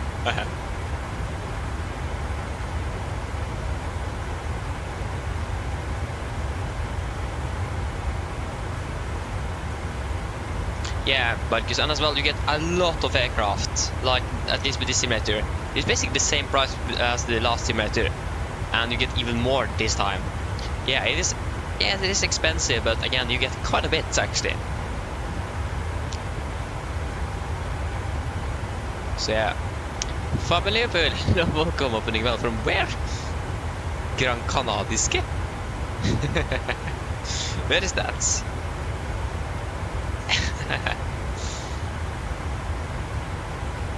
Yeah, I understand Ben and Marcus. Yeah, that's also basically all the game I'm buying. I'm not buying anything else because I'm probably just going to play it once or twice and then not going to really play with it anymore. Okay, Gran Canaria, okay, I understand, Fabian. So you're down in Gran Canaria. That's great. Are you flying home tomorrow or something? Or autocorrect? Yeah, I understand. I really hate autocorrect. But anyway, welcome back as well. But yeah, I agree, autocorrect is the worst thing that have been invented. I mean, sometimes it is really nice, but sometimes it's just... Well, actually, most of the time it is in the way. Oh yeah. I like how we ATC all around us, but nothing along our route. Ah, okay, so we are flying home on Monday. I understand. Don't you have school on Monday? I don't know. Maybe. Which grade are you going in? That's also probably yeah,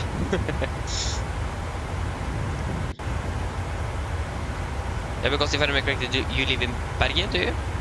Because if that's the case, you probably have your auto vacation right now. That's probably why you're in Gran Canaria as well. That would make sense.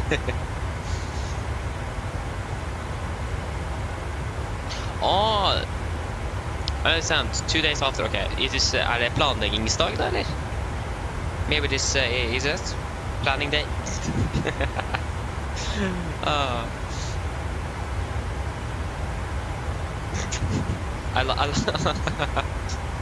Yeah, that's great, but I mean, I like your positivity here. Yeah, I mean,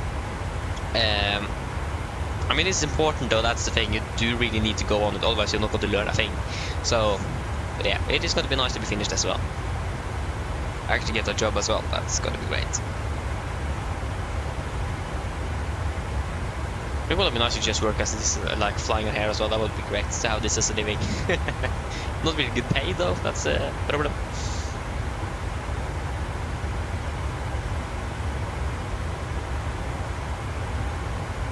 Ah, I understand, Fabian. Yeah, I understand.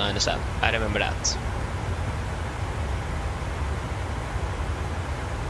Oh, exam. What? The exam now? So early? What did you have your exam in, Marcus? That's really early, isn't it?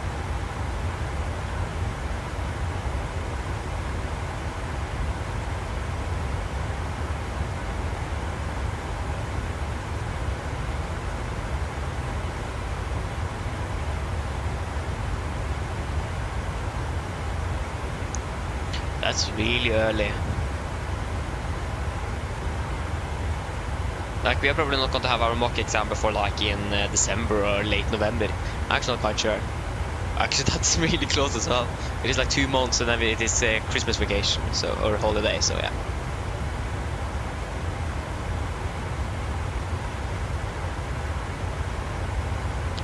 Ah, okay, you're flying to Stavanger and okay, I understand. Does Norwegian fly directly from Gran Canaria to Bergen?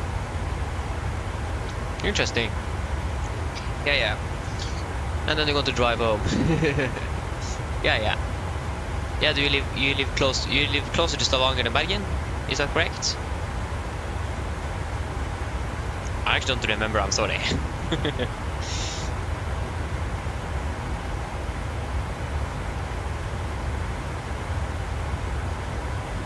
I don't even remember my question.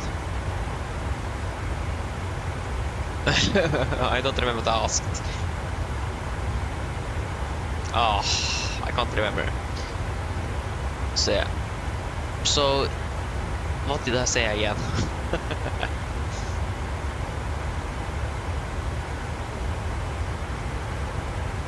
So,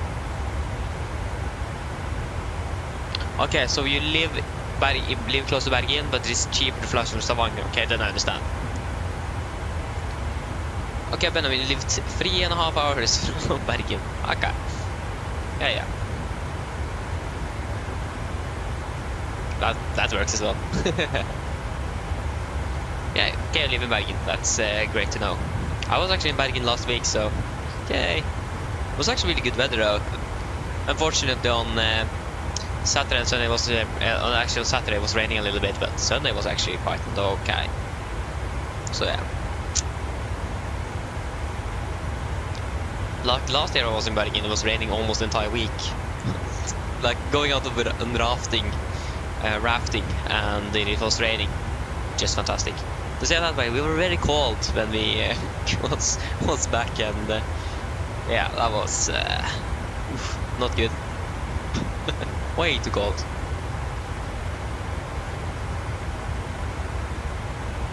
Hey, there you go. London Control is back online as well. Just which sector? And just to let you know, guys, I still haven't finished eating lunch, and it basically have been 2.5 hours since I've begun eating. I love it. Just great. And which sector of London Control is just a little sector that we are going to fly through. Actually, 2 sectors is online. 2 different controllers. Wow. Oh, excuse me.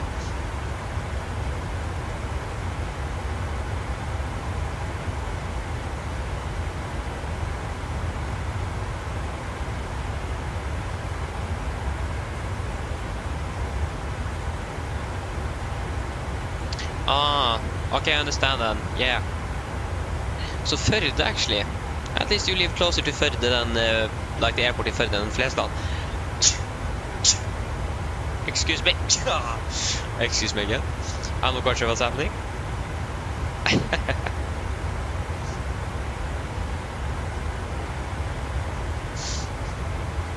So yeah. That's a little bit unfortunate. 30-minute drive as well. I mean, cacao is nice though. Water and cacao works as well. I've been drinking water and coffee. That's what I've been drinking. Took me almost 6 hours drinking that cup of coffee.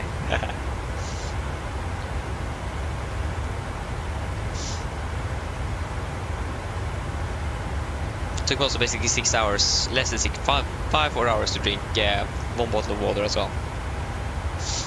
And I have still not begun eating my waffles. But I'm technically still eating lunch.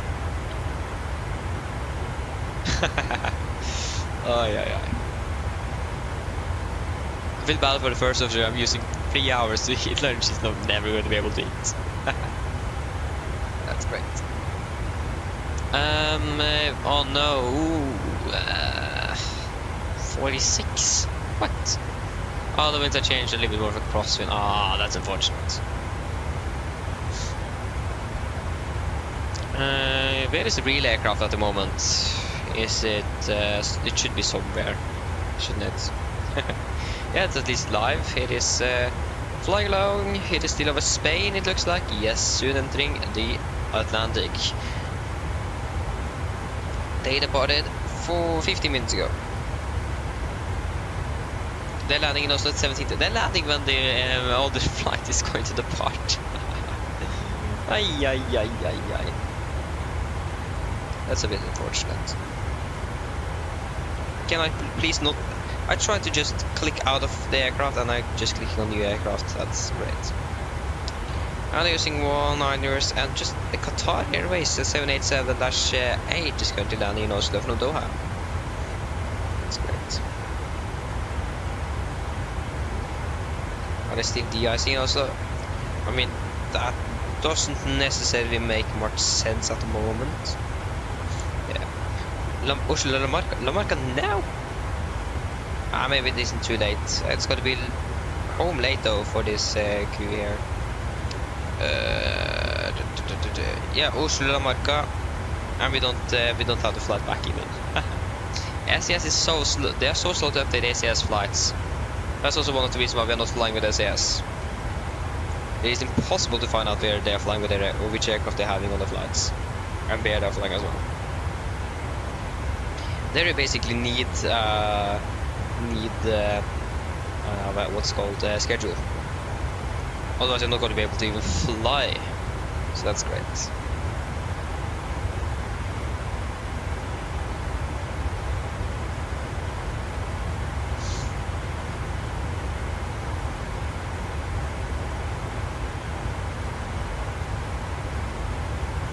Oh, that's unfortunate, but I mean, that's actually really unfortunate indeed.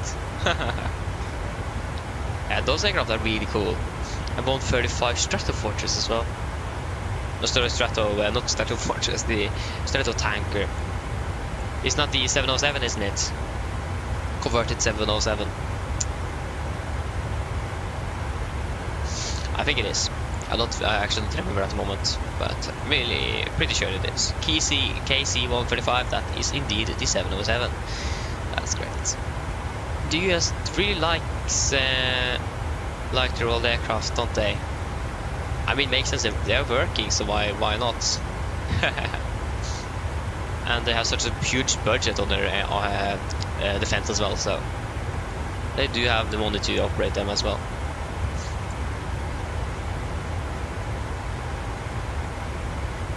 Why do I get ad for Oslo Gardermoen from from Aerosoft here on the nice. I have the airport already.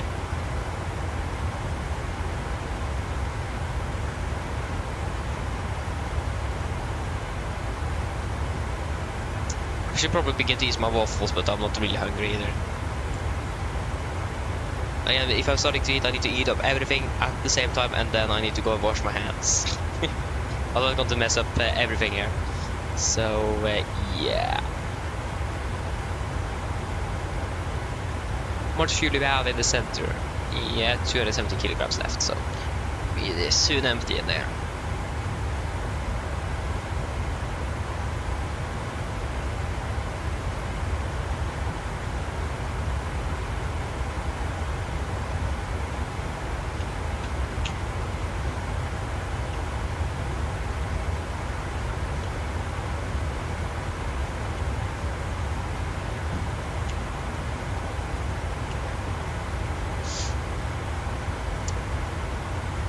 I should just start eating, why not? I need to eat something. I need to finish up my 3 hour long lunch now. The longest lunch break ever. A lunch break and lunch break. I've been working in those, so it just used way too many hours to actually finish eating.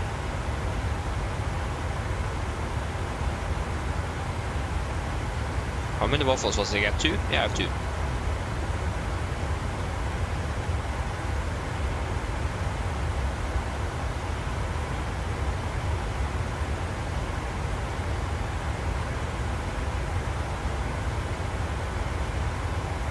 Like eating it goes quite quickly though. So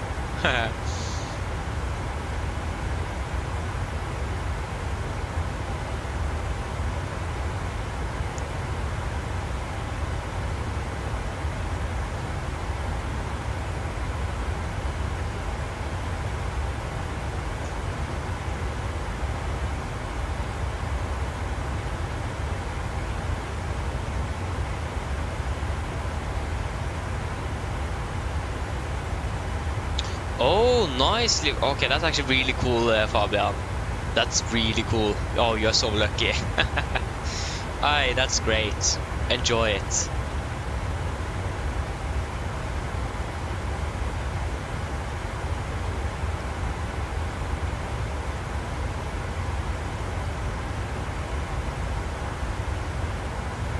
That sounds a lot of fun.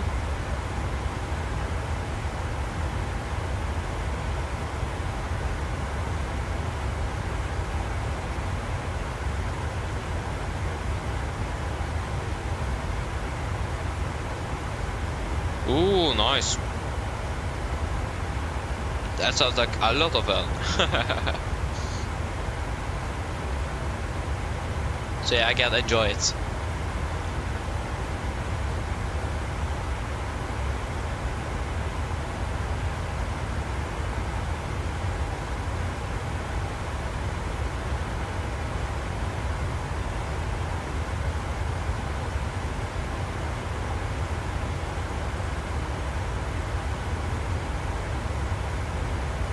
I understand that you are excited. That's really cool.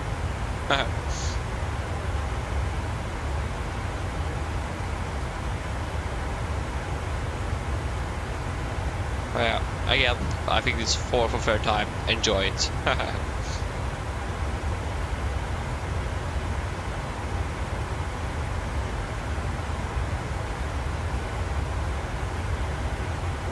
Oh, nice, Marcus. That's great to hear. Good luck then.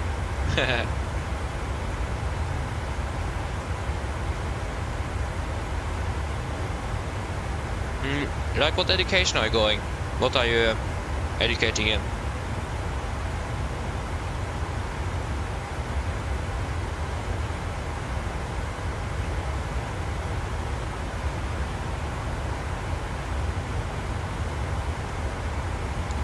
Oh, nice, Benjamin. Yeah, are they flying the AMD to New York from Copenhagen? That is actually really strange. That's something I won't really... that I didn't really expect.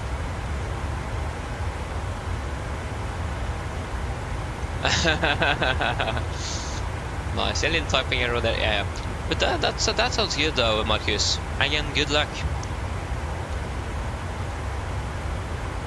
That sounds like a good job as well. Oh, I can't reach my headset. There you go. Okay, I'll be back in just a few moments.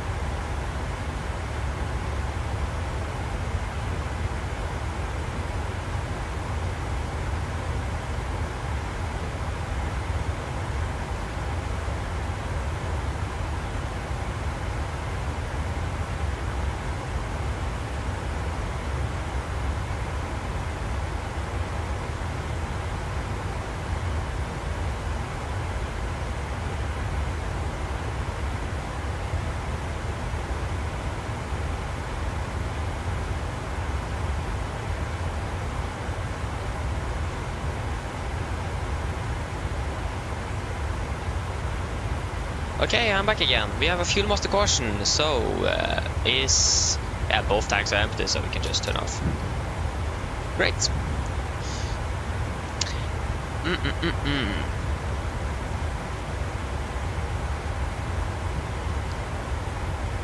Okay, Fabian, nice. That would be great.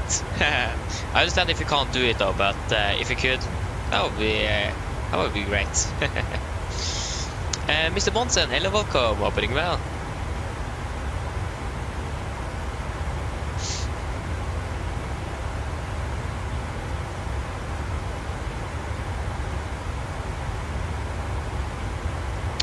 Do we still have anything in London? Yeah, we still have London Control online. The snow is starting to disappear. That's great. That's great, Benjamin.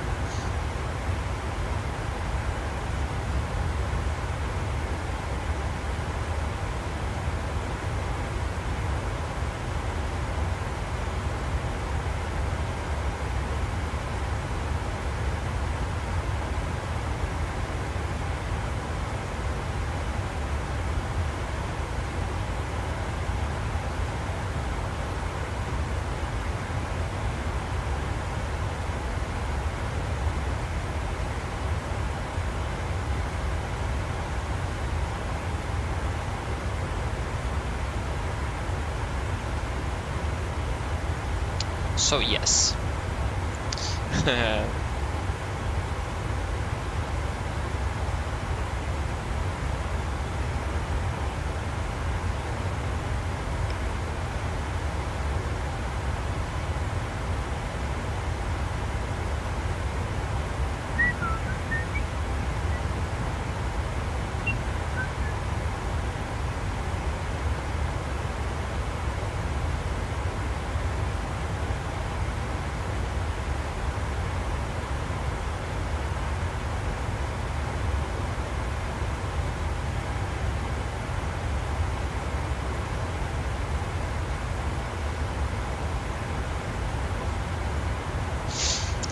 Oh, yeah.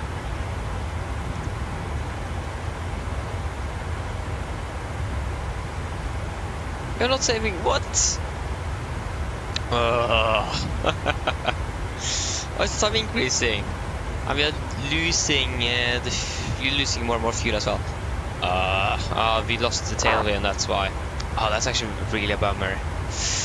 Ay. Okay, that's really unfortunate. Yeah. That happens as well. Okay, should we try? I want to try to see if I can do my flight hour calculations on Excel. Maybe a little bit easier than. I'm not actually not quite sure how I should even do it.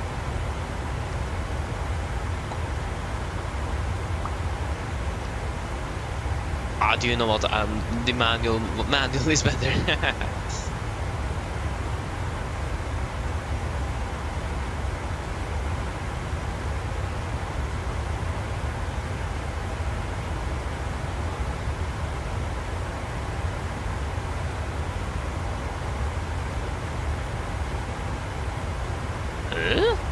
Yeah, that did make more sense.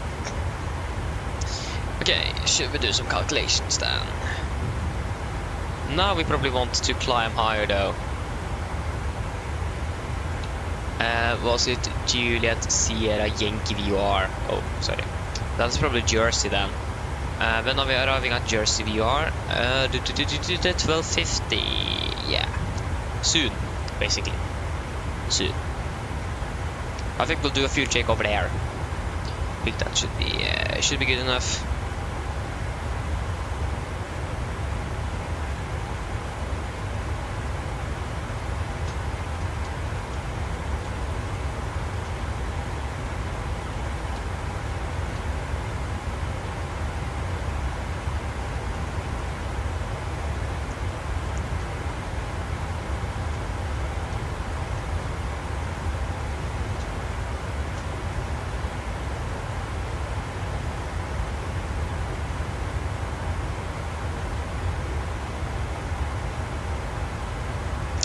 And yeah, 30 minutes. So we need to do a fuel check within the next 30 minutes. Yeah. And oh, that was the one reason why we are a little bit delayed as well. We need to. We're having from one-liners. Yeah, that's a bit of a bummer as well. Ay. So unlucky we are today. Oh, no way! A 757 in Oslo, yay! Unfortunately, I'm not in Oslo to play spots. And also a 777 now departing as well. Like a 757 and then a 777. What? Like that's the best you can get. And also 787 as well. Okay, no, just landed. Wait. Okay. I'm Norwegian to La Marca now, and I thought the SES that departed to La Marca just an hour ago was departing late. The Norwegian is departing now. Unfortunately, the 777 might actually fly over my house, but the 757 is not going to do that. I'm really sure about that.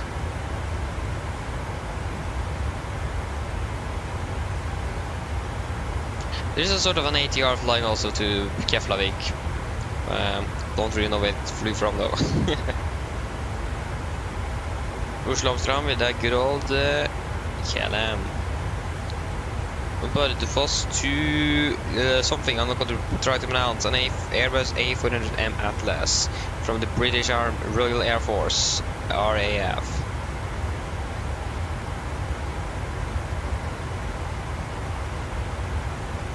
Hey, Turkish and the Norwegian are taxiing along each other. That's actually really nice. Yeah. I think we should just climb up straight away. So if we climb up the flight level 380, do we have any significant changes? Okay, 5.1% we are going to climb up. 380 set, altitude vent 380, and it is also set down here. 303, so that's great. Can we please?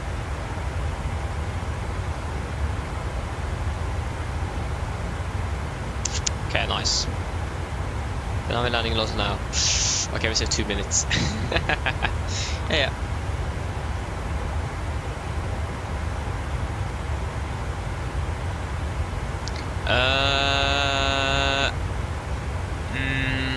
I mean, a good question actually. We can know. I can show you the program I'm using to make my thumbnails, for example. That's like the only good tip I have, and that one is called Canva. Charlie Alpha November Victor Alpha. Sorry, Charlie Alpha November Victor. Yeah, Canva. If you just search up Canva, and that is basically a sort of a actually a video editor as well. But yeah, you can use Canva. It is free, but you can also buy a pro version of it, so we won't have all the features, but it works. So I can recommend that at least if you want to try that out. Otherwise, maybe Photoshop, but I haven't really tried Photoshop either. So how's it go? What? Are you serious? I'm giving up. Oh, our flight time increased. What? Yeah.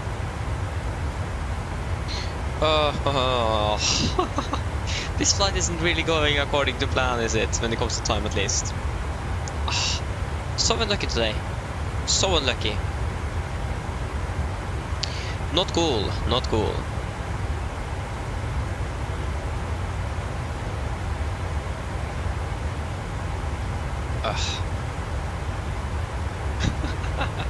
Yeah. I mean, it works. Just going to go back to Oslo though, so just a little bit later than expected or scheduled. Yeah, I'm going to do the. Yeah, there you go. We are approaching our cruise. Okay, there you go. We say, yeah. I forget it. It went from 46 to 49, and then back to. That was a voice crack as well. I'm sorry for that. From 46 to 49 and then to 48 again. That's great. So basically, we didn't save anything then. Should we do a good old calculation of the flight hours then maybe? Why not? Don't really have anything else to do. We can begin with the minutes. 31 minutes. And 39, 39, 38, 45, 36, 38, 32, 30. We have done a lot of domestic flying here, it's insane. 6, 56, 19, 16, 49, and 58. Oh, that was a 3-hour clean actually, that's nice. 55, 35, 38, like 9 hours. Alright, yeah, that was the crossing the Atlantic with the 78, yeah, that's great. 26, that was a 900 special, wasn't it? No, sorry, yeah, 900, we haven't done this 1000 special yet. 31, 43, 33, 35, 31, 31, 31 and 8. That's almost 1,100 minutes. That is excluding the hours. That's great.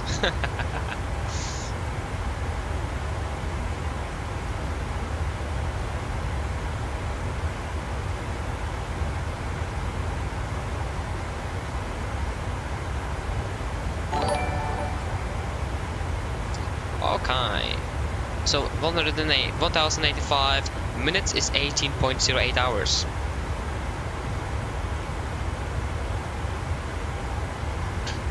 So basically, clean 18 hours. Did I say 18 hours? I hope so. Just wait a moment. I will check again. I don't remember, and I'm not going to even try to just. But yeah, forget it.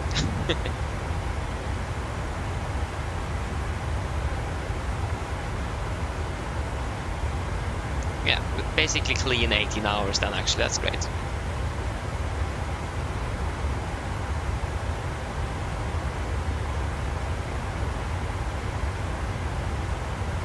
Okay, Fabian, then see you later, and thank you for tuning in as well. Hope to see you later. And again, if you don't see you before you're going down to Kristiansand, enjoy your stay there.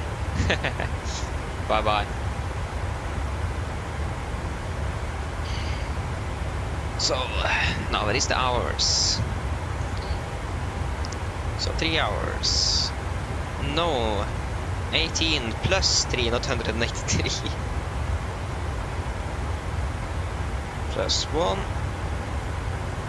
plus 1, plus 2, plus 2, plus 1, plus 3, plus 3, plus 3, plus 2, 2, 2, 9. 1, 1, what's that? Another 1, 1, 33, 35, 1, 1, and 1, so plus 3 then. That's 59 hours. That was quite a bit. So that plus 1,000, 6, 1. 1,000. We have basically almost reached 2,000 hours. Yeah. So yeah, 1,720 hours and 51 minutes. Yeah, 51 minutes. 1,720 hours. 20 hours and 51 minutes. How much flight time do I have on Volanta? I actually feeling that I have more on Volanta than I have in my logbook. On Volanta, I have 1,200 hours. Okay, I have actually less. Yeah, I probably gone logging hours before I even begun using Volanta. That would make sense. And yeah, that makes sense. Ow. My table is hurting as well, that's great. We are approaching London Control. Still a little while. At least there's not enough waypoints to do a fuel check here, so that's great. Happy with that, happy with that. Oh yeah.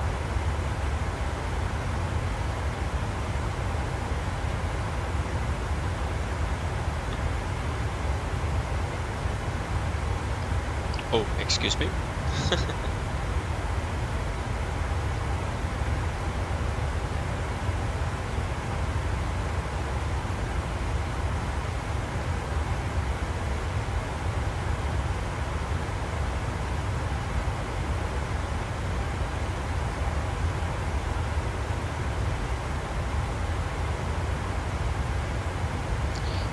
Yeah.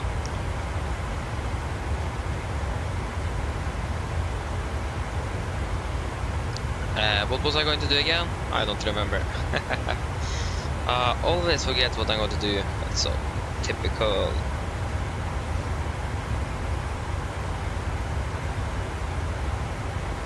Yeah, to say it again, I'm looking forward for the flight tomorrow. I just hope that we are not going to encounter any problems. It's like really typical for me to encounter problems as well.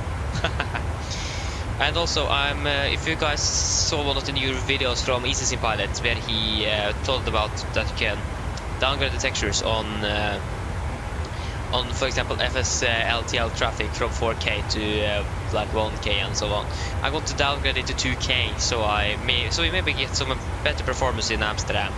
Because if I traffic on, it's going to be almost below 20 FPS, so, and also save some space as well. Probably going to see if I can do that. Going to. Oh, excuse me again. So sorry. But yeah, hopefully better performance in Amsterdam, because Amsterdam is like basically almost the performance in Amsterdam is worse than in Heathrow. That's insane. Yeah. Oh. Oh, nice Benjamin. Congrats. That's great. That's great. I need to be honest, but I have never used TikTok. Never even installed it. And to be fair, I'm never going to do it either. I'm not going to be scrolling on that. I'm going to be clean. Yeah, it is. Looks like it is quite addicting, so I'm not going to do that. So I might stay away, and I think that's actually okay enough. I'm happy.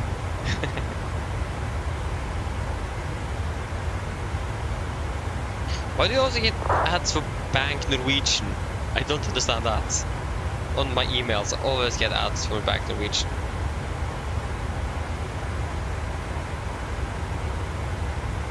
Insane.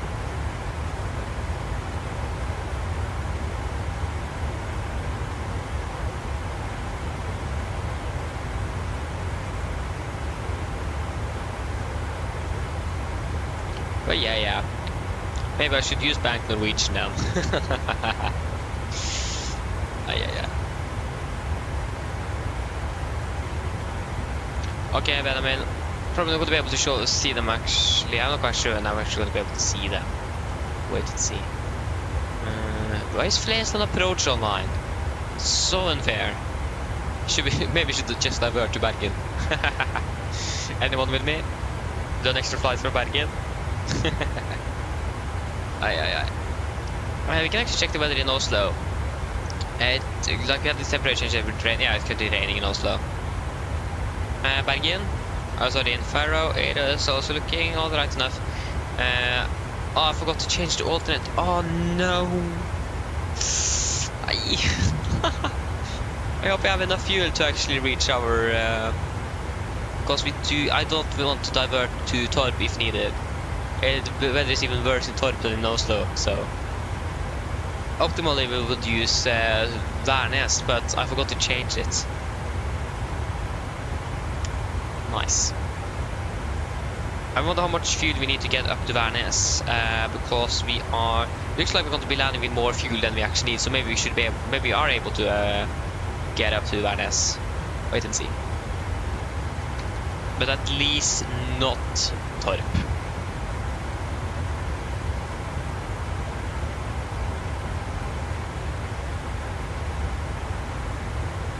Morse 4 times 6, that is going to be 612, 824, so we need about 2,400 kilograms of fuel then to be able to reach Værnes. Something like that, plus a little bit more. So I think we should have enough fuel to reach Værnes at least. But if we do that, we're going to run into below the final reserves of 1 ton. And we need to declare Mayday as well, so that's great. Not good. Not good.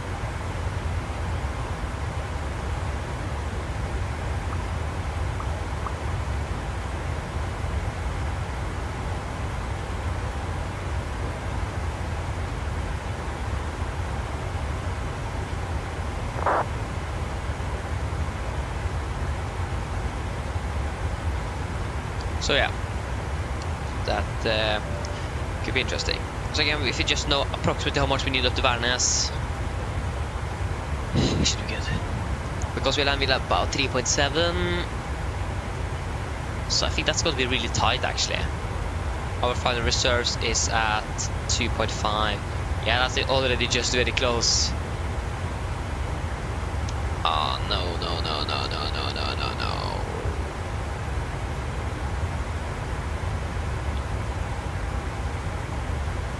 Because we need about 1,400 kilograms to Torp. Nice. Alternate destination, if you select Echo November Victor Alpha. Yeah, we need about approximately 3.3 tons. Ay. That means... Is that if you fly directly? No, I don't know. But again, if we do need to divert for some reason, probably don't at all. But if we need to look quickly into where we could fly instead of Torp, because Torp is even worse than Oslo. Emil, hello, welcome. Opening well. Oh, nice. Enjoy flight. Great. Are you going to fly on the NG or on the Max? I think you might fly on the Max since you're flying with the Norwegian Air Shuttle, so the Sweden ALC. Most of those flights are done with the Max.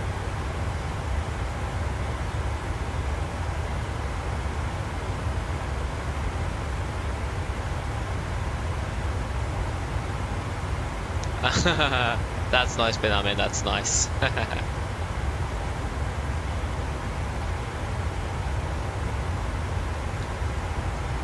Yeah, I mean, that works. That's good, actually, at least.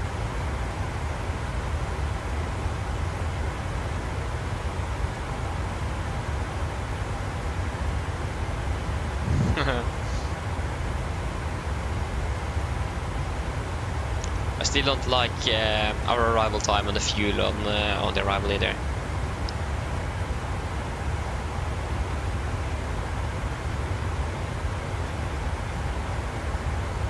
The question is, are we able to climb? Yes, we are. We can even climb to flight level 400 if we want to. A bit tempting, but if London Control wanted at an odd level instead, then we need to descend, because we are not able to climb up to 41,000. Flight level 410.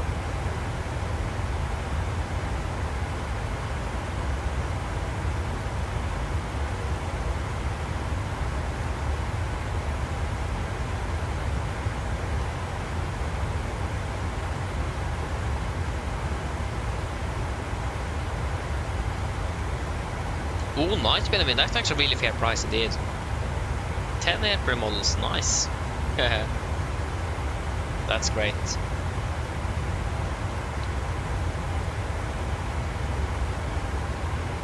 Well, I actually should. I do have one air per model. It is Norwegian 787-9. Unfortunately, the first day I opened it, I managed to actually break it. So yeah. So one thing that would be nice to have is actually a 737 Max and 800 that we are flying with the Norwegian. That would be nice to have. Unfortunately, I don't really have that. Especially the NG is really hard to find for Norwegian because it isn't really produced anymore, unfortunately. Oh yeah.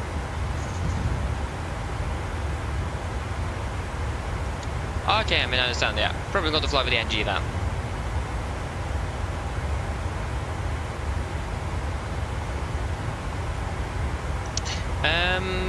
No, I don't think we have flown with the... no, I don't think we have flown with that aircraft, actually. I think that's one of the aircraft we don't have for the sim, actually.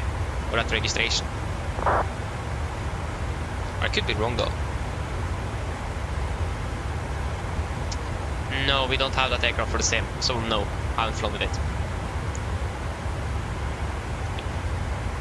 Unfortunately, we don't have all the aircraft, but we have most of Norwegian's fleet, at least.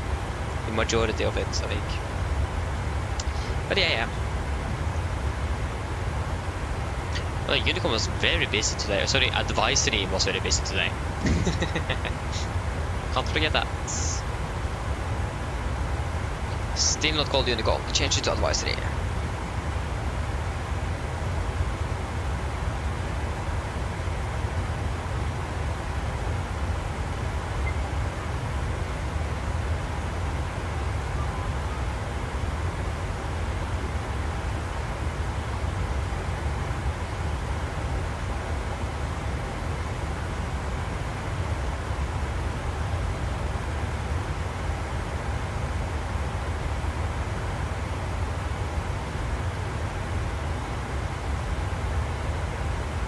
So yes. Yeah, we need to do a fuel check within the next 9 minutes, so we should probably find a waypoint to do it then. Good idea, isn't it? So yeah, 9 minutes. So yeah, about 13:10 is the latest. Yeah, at Mike in the Delta should be fine. Mike in the Delta. Mike India Delta, where are you? You are there.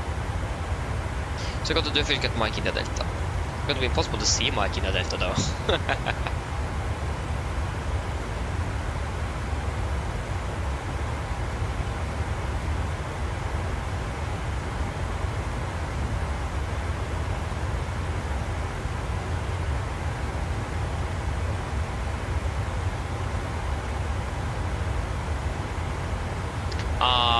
Yeah, I understand, Emil. Yeah, that's a bit unfortunate.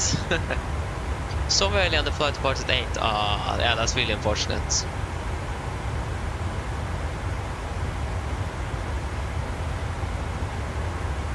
So yeah.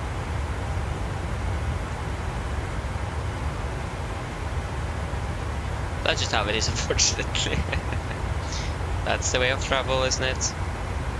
That's aviation. Yeah, 30 miles to go to Mike in the Delta. It's easy to just actually look at the FMS because it is so packed with waypoints there. Insane.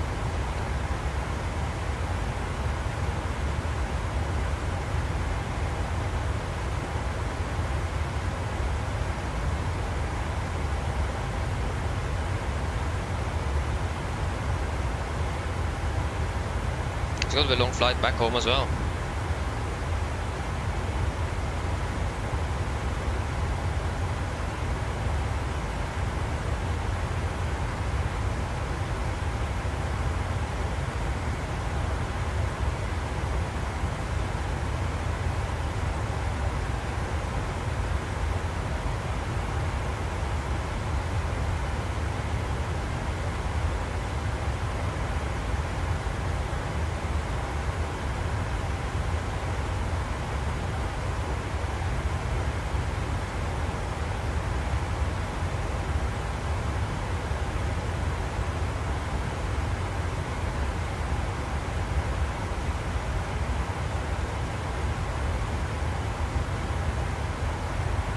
So yeah.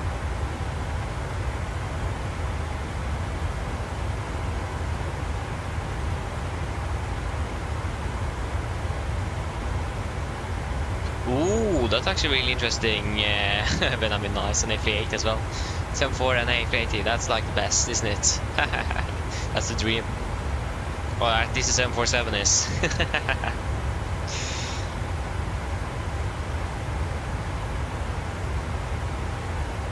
Unfortunately, after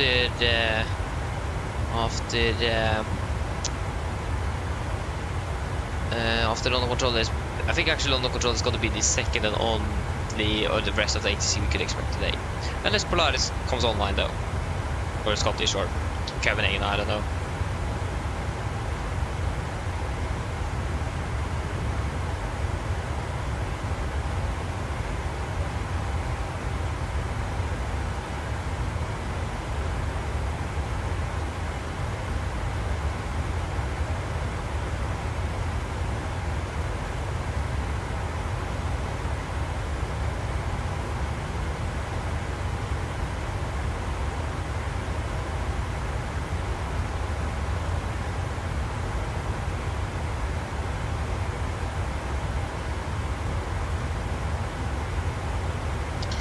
Okay, that is going to be this 7 miles, so we're going to do the food check soon. Are we on Unicom? Begin to wonder a little bit. Yeah, we are.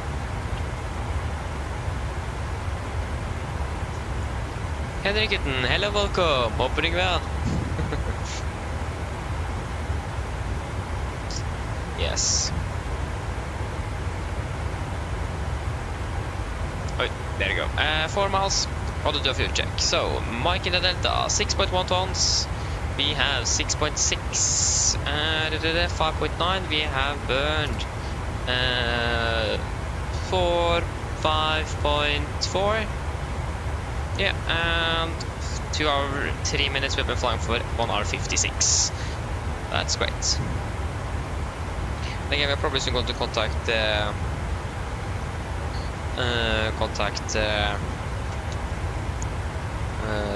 London Control.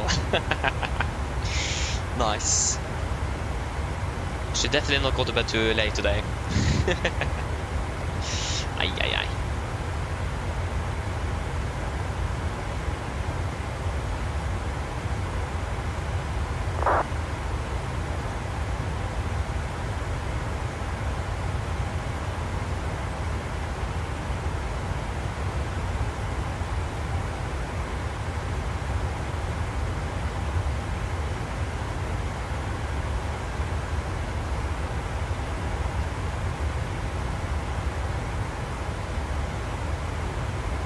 Okay, but I mean, I will look at it later.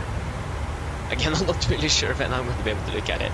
Again, we are soon entering... we're flying over Gatwick now soon as well. Or we're flying over Gatwick director. Gatwick is going to be on our... Yeah, no, you can definitely feel the performances. Oh, there you go, Gatwick's right there. You can definitely feel the performance we're flying over London now. Oh, there you go, that was London Control as well. On the 11848. Oh, I hate definitely stick when that happens. 118 48. Speed 250 or greater, Ryanair 93 off uniform. Ryanair 368, speed 250 knots. 250 knots, minus 368. Easy 982, speed 250 knots. Speed 250 knots, easy 982. Going 327, climb now, flight level 80. Yeah, the 1821. Hello, flight level 0.37. London Control, good afternoon, Nordic 1821 at flight level 380. 1821 London, Roger, 2215. 2215 Nordic 1821. 2850, climb now, flight level 150. 5. Climb now, flight level 150, 2850. So a lot of turning here. That's a busy airspace over London, isn't it? The performance area also is not really good. Ryanair 368, flight heading 275. And my computer isn't really happy. Heading 275, Ryanair 368. Easy 982, route direct Abbott. Direct Abbott, easy 982. 252 passenger, descend flight level 160 level by Sabre. Descend flight level 160 level by Sabre, 255. Now he's going to contact us. No. Someone else contact him first.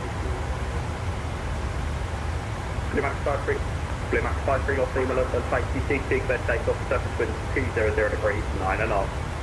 9 knots.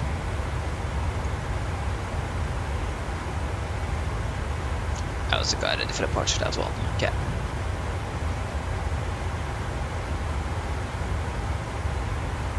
Yeah. Zone 327, contact London 120.025. London 120.025, thank you, 130. KLM 45 Bravo, roger.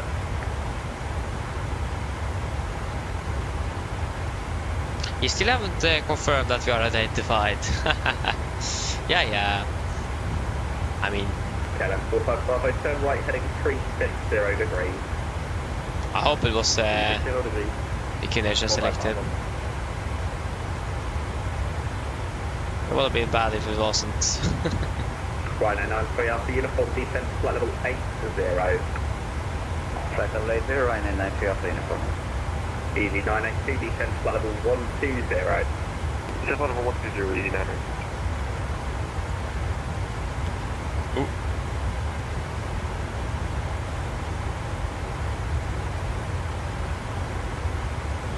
Right, 993 Alpha uniform flight heading 290 degrees. Heading 290, right, 993 Alpha uniform.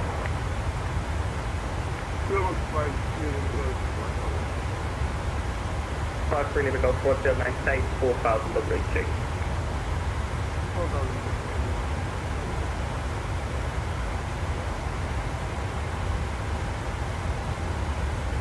KLM 45 Bravo, climb to altitude 5,000 feet. Landing 5,000, KLM 45 Bravo. KLM 45 Bravo, make a right turn heading 360 degrees. 360 degrees, KLM 45 Bravo.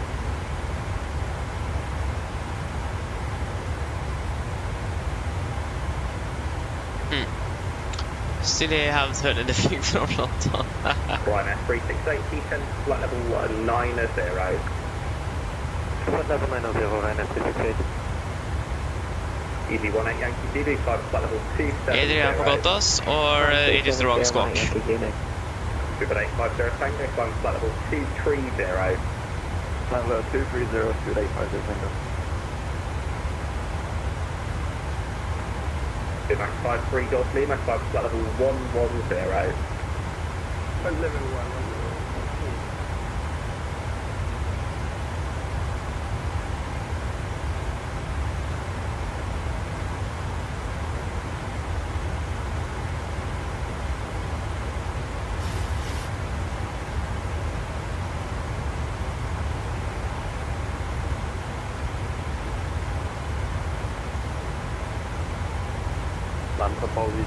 Would be great with the direct. I hate all this turning. Turning too much. Disregard climb flight level 230. Land to flight level 230, Ryanair 93 Alpha uniform descent 6,000 feet, QNH 1005. Now 6,000 QNH 1005, Ryanair 93 Alpha uniform. Ryanair 368 descent flight level 80. Flight level 80, Ryanair 368. That's receiver 1025, flight level 30. 1025 London, roger. Summon 1 Charlie arrival, descent flight level 220. Summon 1 Charlie arrival, descent flight level 220, receiver 1025.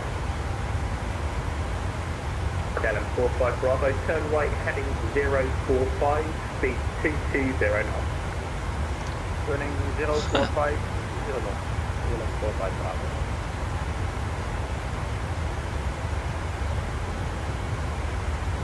Ryanair 93 Alpha uniform, speed 220 knots. You still haven't got the confirmation that you have radar contact with us. KLM 45 Bravo, maintain altitude 4,000 feet. Yeah. 4,000 feet, KLM 45 Bravo. I'm still landing 48. Blue Max 53 Golf Lima. I feel bad for the next screen. Blue Max 53 Golf Lima, route direct absent.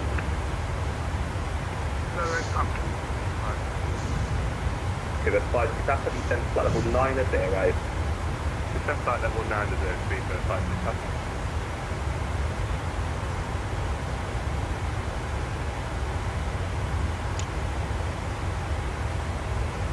Ryanair 93 Alpha uniform descent fast speed 5,000 feet. 5,000 feet, 90 Alpha uniform.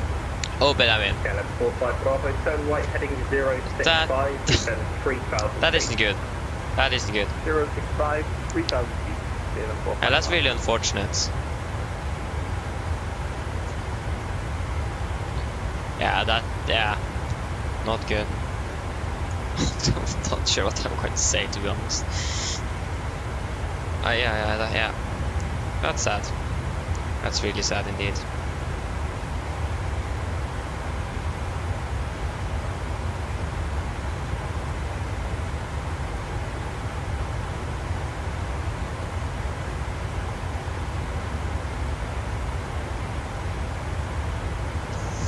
Ryanair 93 Alpha uniform descent 4,000 feet, speed 180 knots.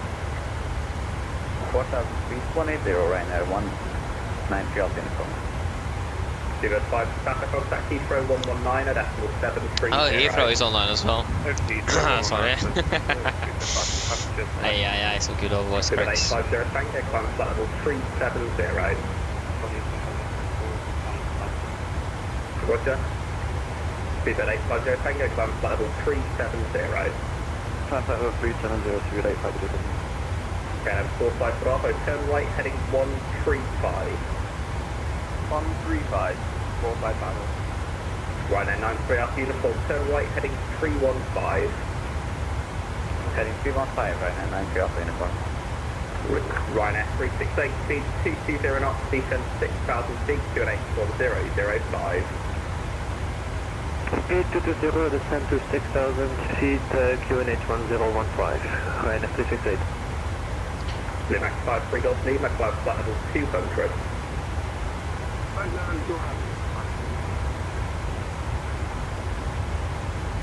Control Kilo 707, holding strong to 1,000.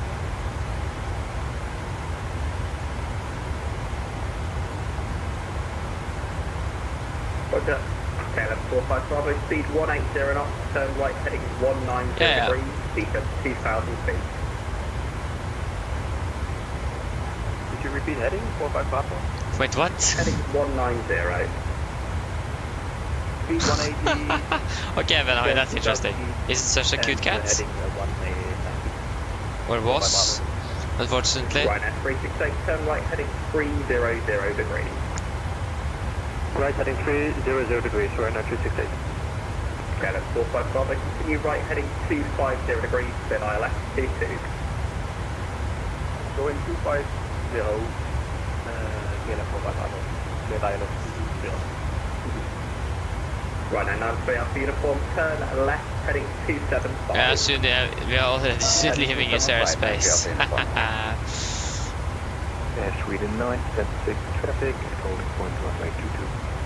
Roger, CP 982, descent flight level 90, speed 220 knots. Descent flight level 90, 220 knots, easy that right. ED 6545, route direct Somber, flight level 390. This is the thing I don't like when it's just a center controller online, for example. But he, especially with London, for example, he's going to control everything. It's impossible to get in and try to request something. It's impossible.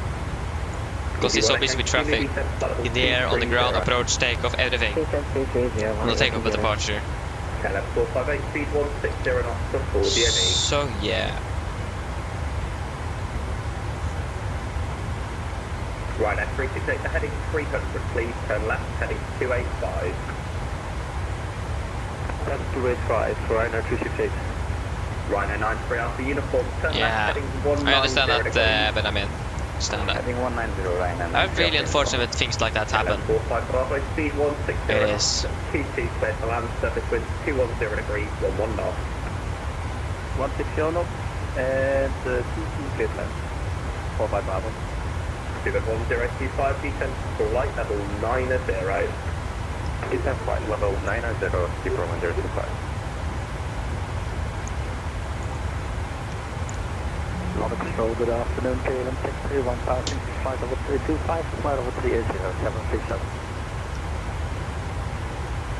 So yeah. I've now been doing 8.5 hours already. I mean, to be fair, when I'm flying, the time flies by. Like, literally. Ryanair 93 Alpha uniform, descent 2,000 feet, TC. At school, it goes so slow. If I'm not doing anything, slow, flying, boom. It goes so quickly. I mean, I enjoy it though, so that's the thing. It's a lot of fun. Even though I'm sitting here doing nothing. We're talking though, so we're doing something at least. Nordic 1821, Unicom 122, decimal 8, bye-bye. Unicom, Nordic 1821, bye-bye. Easy 18. Oh, there you go. You did. Just over to Unicom. You said, skok and then bye-bye. Yeah, I remember the controller on first day that just said, what's the call? Yeah, Nordic Fox uniform, bye. Like, that was the best. I laughed. Yeah, I laughed good after that. That was insane.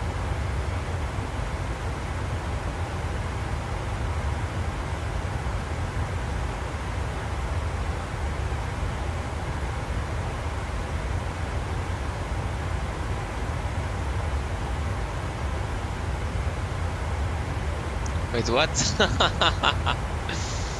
I understand, and I can understand. Great. Yeah. I mean, that works as well.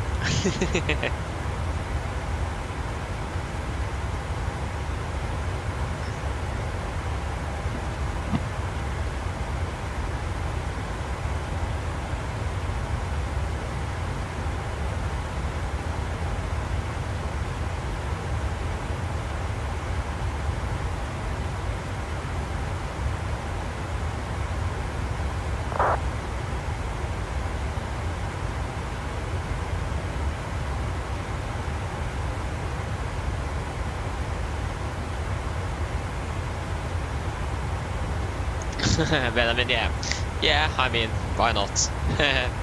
At least you are not in for the money. If you will do that, then that would actually be illegal. So I hope you are not using money as well. Yeah. I mean, that should perfectly be fine. I don't see any problem with it. But maybe someone else, I don't know. At least I don't. So.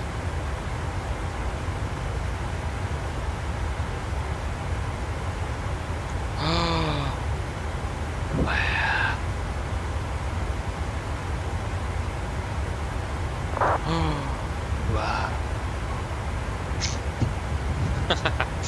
Yes. Yeah, what's the much happening now? No, that was like the only ATC we had. Ground in Faro and London control. Ay.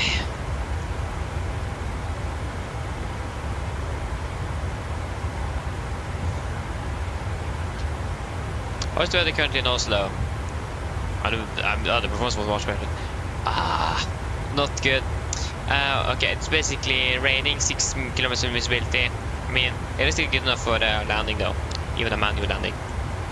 So, at least for the moment, we do not need to prepare or expect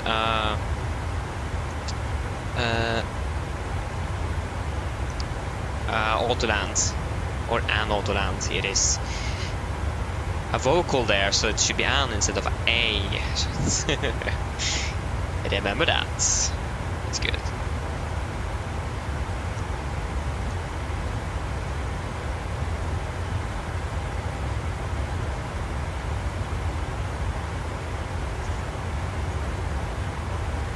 So yeah.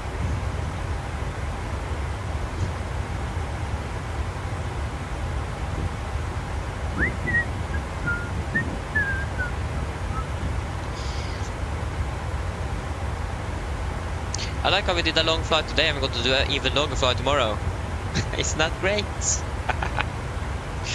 Yeah. Again, it was randomized. So, yeah, that's how it is.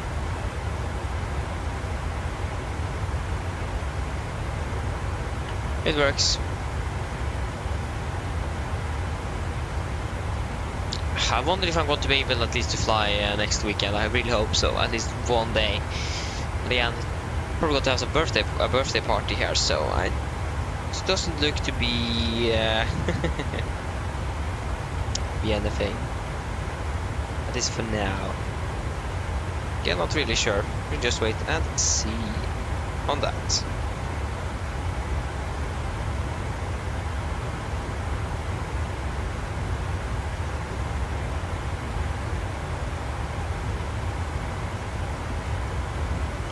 So unfortunate that we don't have ATC.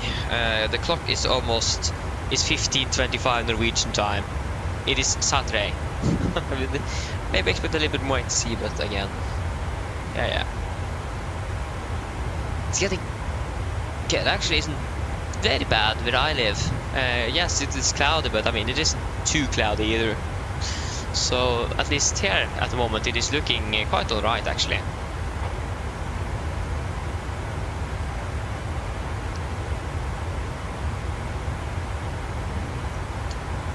So that's great.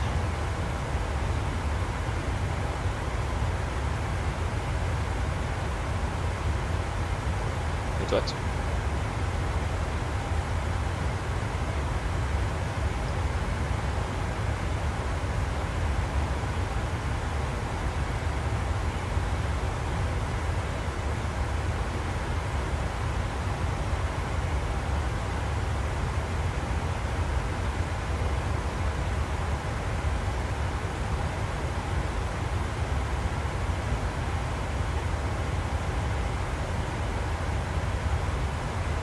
Okay, still doing that. Yeah.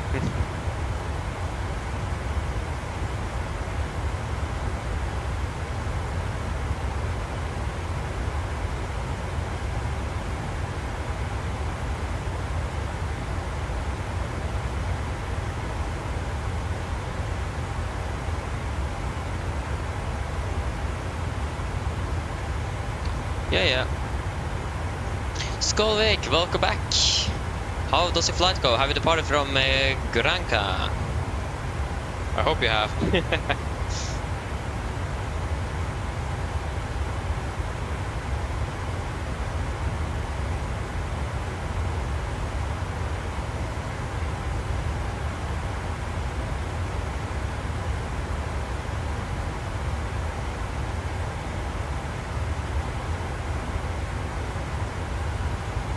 So yeah.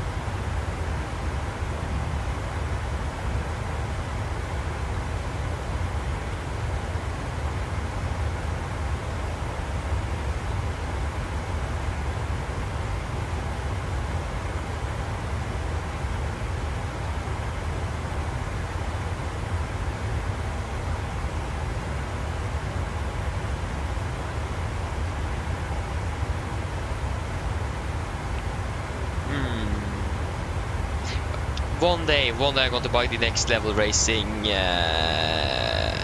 flight sim chair. One day. I do want the seatbelt.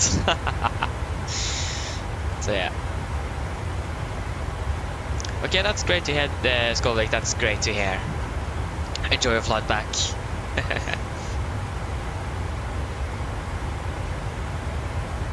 Oh, nice. Nice. Delayed you as well? Same here, delayed. I'm not quite sure how. Yeah, we're delayed for 18 minutes though at the moment, cruising at Cosmic 60 here as well. But yeah, nice to see that we are not the only delayed aircraft in the today. So yeah, but we were like delayed from the start though, so.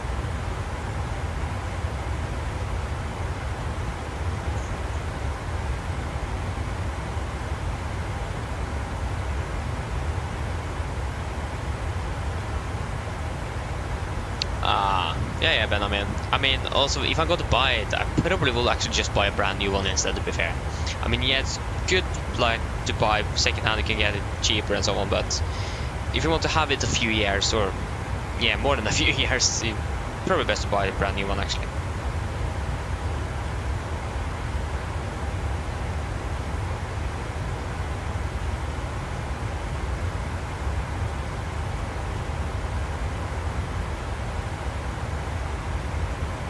So yeah. Exactly, Scott. I cannot alone anymore. Yay! That's great. Happy with that. Puppy Liverpool, welcome back. Welcome back. Let's still landing us. We should have landed also at 30. We're landing 48. I don't really like this. This is the one thing I hate with FS really. Sometimes it just won't really let us reset the view. You need to bind a special keybind for it, so that is a little bit unfortunate, but yeah, that's just how it is.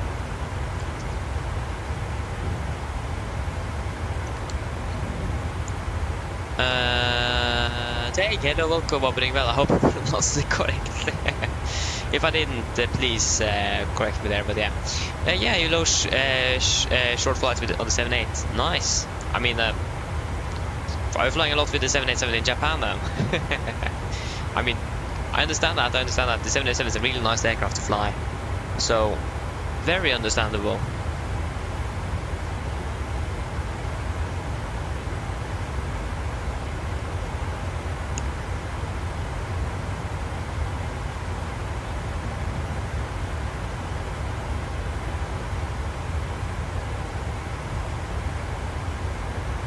Why is Faro been online since we departed from there? Why? Ground have been online for 12 minutes? Huh. Nice.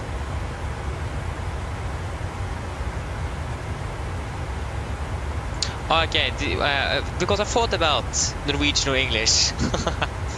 But I just thought, maybe we should do English instead. Okay, so Tage then. So then, okay, that's great. I got to spell it in Norwegian. That's that's okay. That's always why I ask.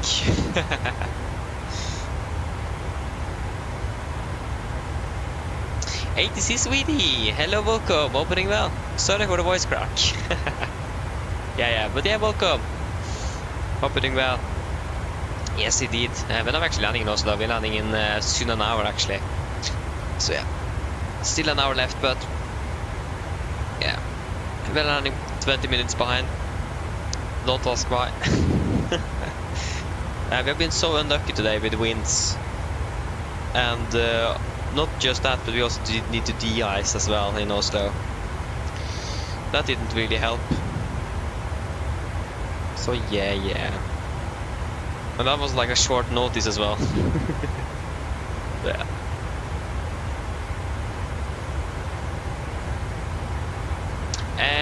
Tage, we are currently on our way towards Oslo. So yeah, we are on the return flight, or the return leg.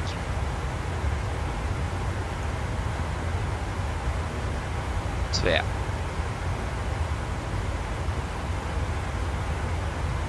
Again, a little bit behind schedule.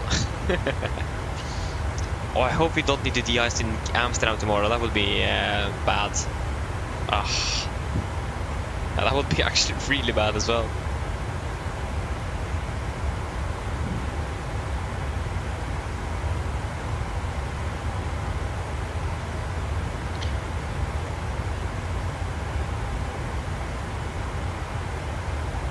Oh. That wasn't meant to happen.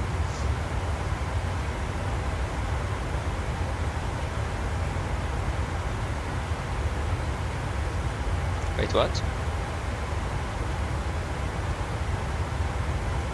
Oh yeah, I thought the flight from Amsterdam to Johannesburg tomorrow was like in 24 hours. No, it is in 17 hours. That's great to know. So yeah, that's great. Yes, indeed, I'm Volanta. You can just guess the name. It is not going to be a hard guess. So yeah.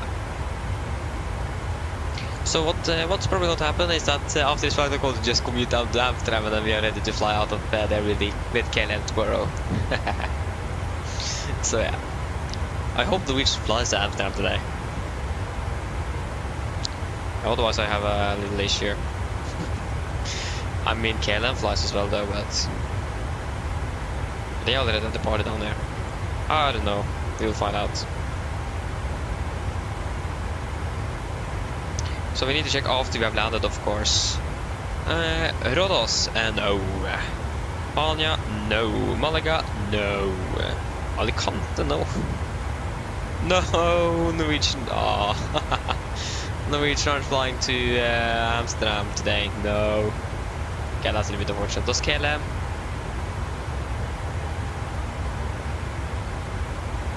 Does anyone fly to Amsterdam? Yeah, okay. KLM. That's gonna be tight. So, if this would be real life, the KLM flight is departing at 17:20. Got 20 minutes then to catch up. If we would have been landing at 17:10 like the real aircraft, then we would have a little issue there. Ay. At least the KLM is flying down to Amsterdam. That's great to see.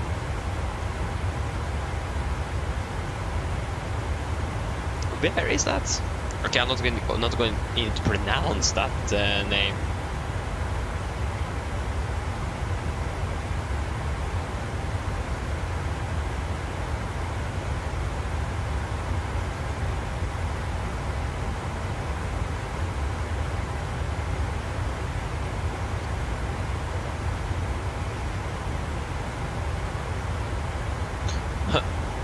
Yeah. So yes.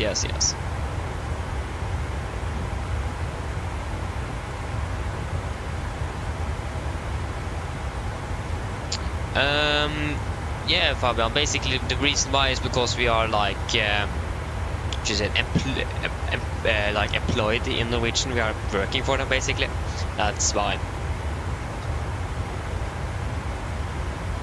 And also, I don't really fly Airbus, so then we can't really fly SS.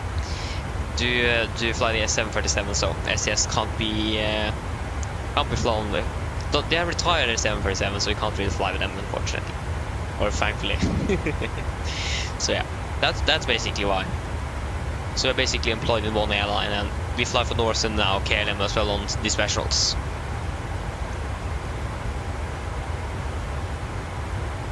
That's why. Like it would be in real life, where we are employed in one airline, basically.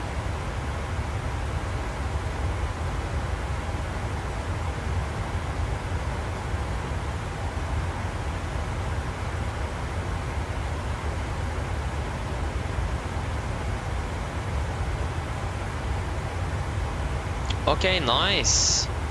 So we flew with KLM to Amsterdam. How was that? I've heard that KLM is a good airline. I think they are also past 105 years, like 3 days ago or something. They're really old. Really old indeed. Insane that they're still flying. Yeah. But yeah, probably, I think they stopped flying under the 2 world wars though, but still old. Still old. Oh no, they wasn't even founded in. They was founded after World War I, of course. Yeah, how could I forget that?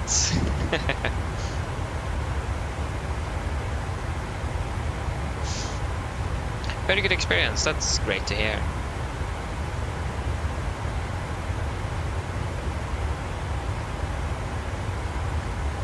That's good. Again, we don't have anything in Oslo, like ATC wise. It is so sad. Oh, Göteborg ground is online. Landvetter ground. Like Göteborg is online all the time. It's insane. Like Göteborg and Bergen is always online. It's insane. But the thing is that when we're flying to Bergen, it isn't online. After we departed or before we're landing, it is online. Just what? It is never online when we are there, but when we are not there, it's online. It is just so strange. I don't really understand why it is like that, but yeah. We had the landing at 14:13. The clock is now currently 39. So 43 then is going to be half an hour. So we should call the cabin crew then at 43 to just let them know, so they can begin to prepare the cabin.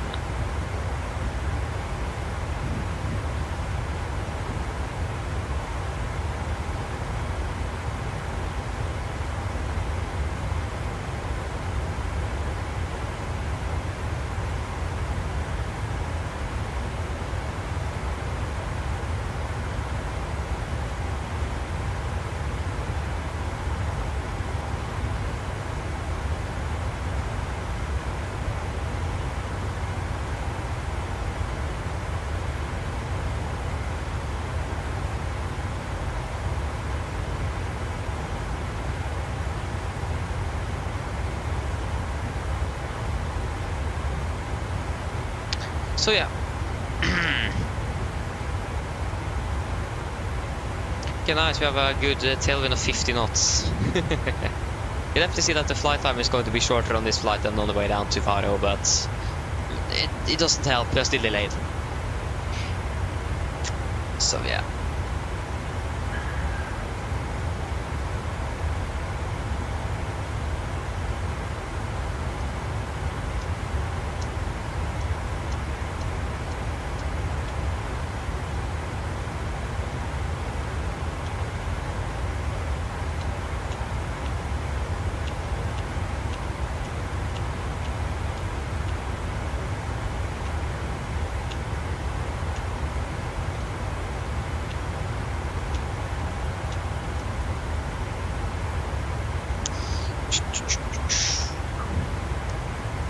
Yeah, I need to be honest, I'm beginning to be a little bit bored, but I mean that makes sense.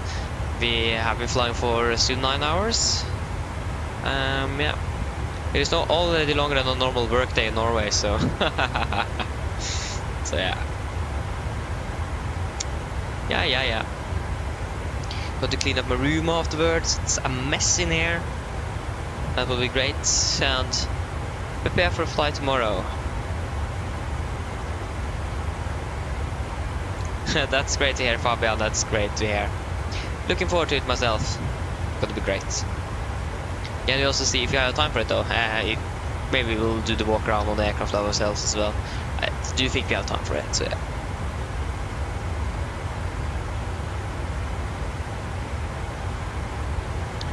Roach 3, hello, welcome, opening well.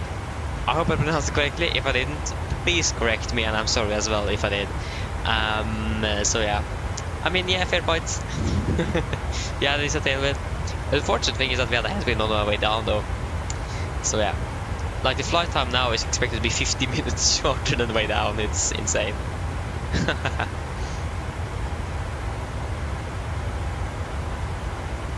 Tandil, hello, welcome, opening well.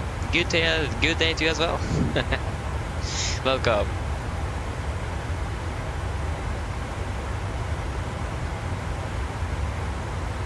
Ah, nice, Fabian, yeah. Yeah. That's great.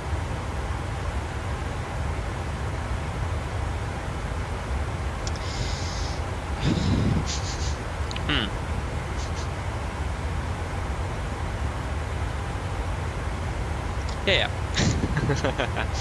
Weather landing, still 48, still the same amount of fuel. Don't really like that. Again, we can't really divert to Torp because the weather is too bad there. So I forgot to change the alternate, so we don't have enough fuel to go up to Værnes. At least it doesn't look like it. Like I've seen Torp, it is light rain, 6,000 meters invisibility. It is basically the same as Oslo.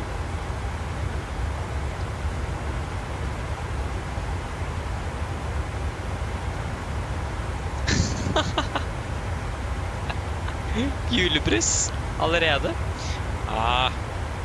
Litt, nei, jeg vet ikke, samme for meg. Ai. It is the 12th of October today. My clock says it's 11, so that's out of date, but yeah. Already? I mean, I don't really care. Like I was in the Christmas spirit like in November last year, so I mean, it tastes good though, so I mean, why not? Ah, that's great, that's great. Ay. I wonder when I'm going to do, we're going to begin to drink that this year.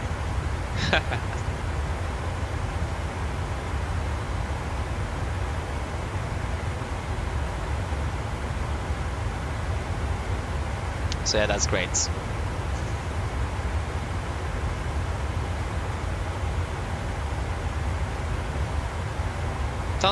Nice, thank you. Which POV? What do you mean, like when you're walking around on the airport? Is that what you mean?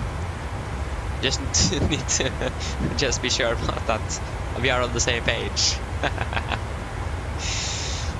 So yeah, is that what you mean?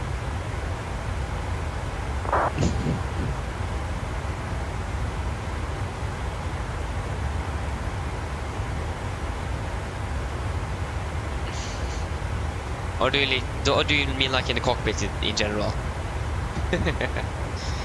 Just need to clarify.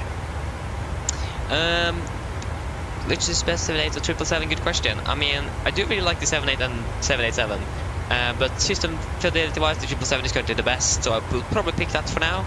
But if you get a better 787, maybe actually it's hard to decide. Both of them are really good aircraft. I really like both of them, so I can't really decide. So I mean, the 777 is a bigger aircraft. Maybe that is going to be the reason why I win. I don't know.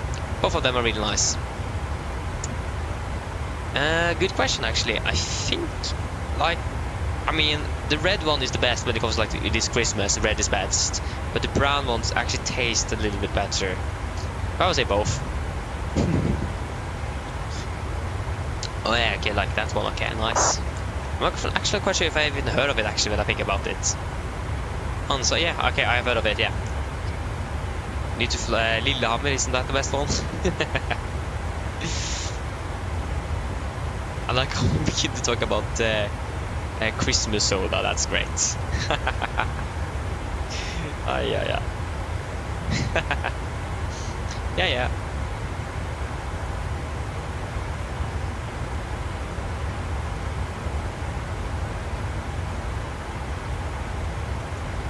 Oh, I forgot to call the cabin crew, I'm sorry. Still 13, so we can call the cabin crew 53, 20 minutes. Soon got to prepare for arrival as well, so that's gonna be great. Yeah, where's the real aircraft? They should be behind us if I'm correct. At least they were a few moments ago, or a few. Oh, of course they're flying a different route now. Can't really fly the same. They're flying currently straight through Amsterdam. Straight up. At least we are still ahead of them though.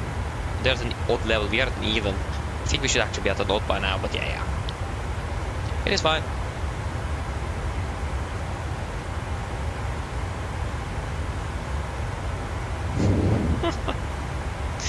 Nice. Fabian, it's a really good question. Really good question. It's really hard to decide. Both of them are really good. I do really like both aircrafts.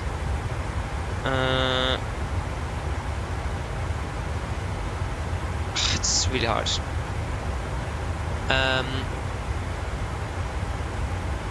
I think I need to say the 787. It's just a bit modern. I think also a little bit more quiet in the cockpit actually, and also we have North Atlantic Airways. Boom, there you go.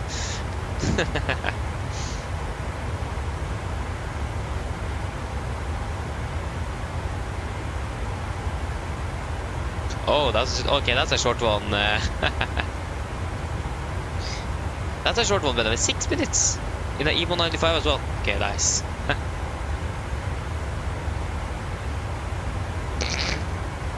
But I mean, I agree with you. Coupe, no. Like, Coupe. Do they even sell that? Nice. I mean, I won't be surprised either, to be honest. Like first price as well could be a thing to sell Christmas soda as well. Great. Yeah, understandable, Fabian, understandable. Again, it's really hard to decide actually. The only reason I actually decided this is was basically because Norse is flying it. That's like the only reason why I chose that aircraft.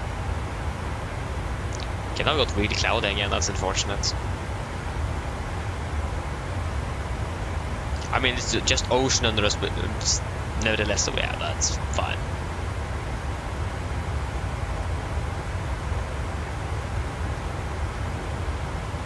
Oh, nice, Benavin, nice. Yeah. Oh, we have tower online in Oslo, that's great, so we have at least ATC. If tower goes online, that might also be a possibility of some good old simulators. This is P3D, or what is this? Or is this MSFS with shaders or something? It looks like actually MSFS with shaders. But yeah, because if tower is online, that could also possibly mean that the approach or Polaris will come on later on as well.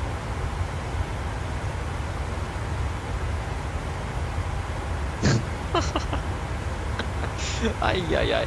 I like the discussion here. I like that. Great.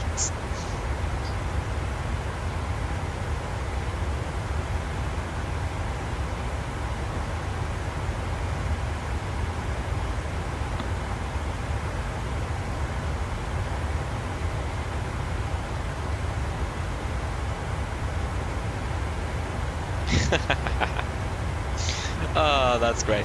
Just nice.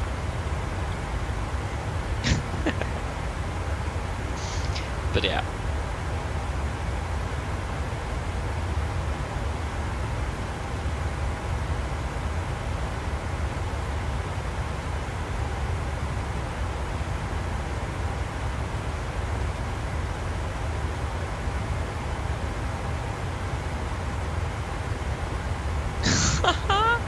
Okay, nice goal, Vic. Ay. Ay.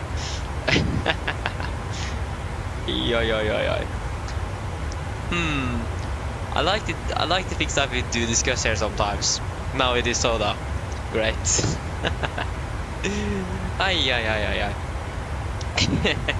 Should call the cabin crew before I forget that.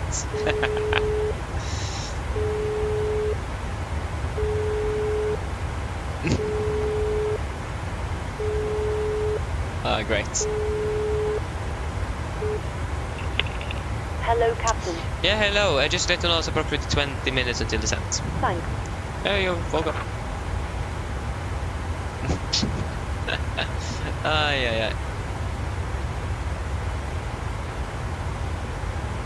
1.34 Gs. I mean, 1.34 Gs adds a little bit hard, but I mean, it isn't. Yeah.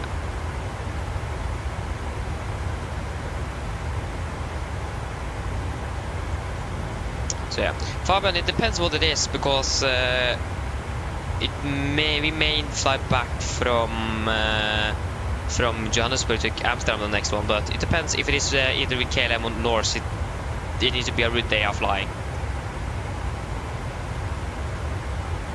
So it depends what the route it is.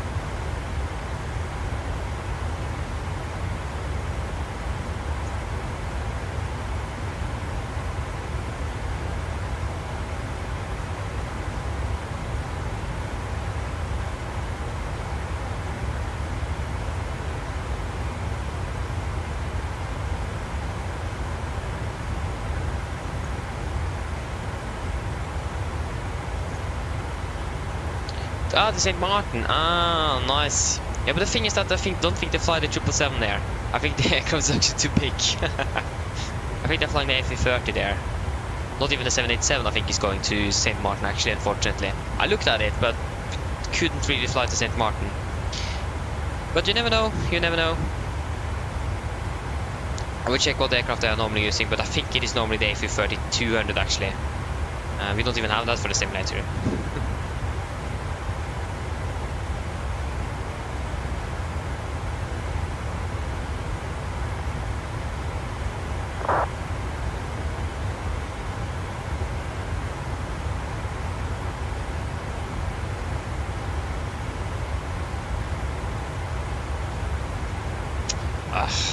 Tango November Charlie Mike. Can't even write Tango November, Charlie Mike. There you go. It's called KLM787. Yeah, A330-200, A330-200, A330-200, A330-200, A330-200, A330-200. Yeah, they're just flying the A330-200 there. I mean, I think all the A330-200s have been flying to the same part. Oh, there you go, A330-300 actually. Because some A330-300s and then some 200s. Yeah, they're just flying the A330 there, unfortunately. That's actually really sad. Would be great if they could fly their 777 or something. Maybe perhaps 787, but I think the aircraft are basically too big. But I mean, they flew the 747 there. I don't know.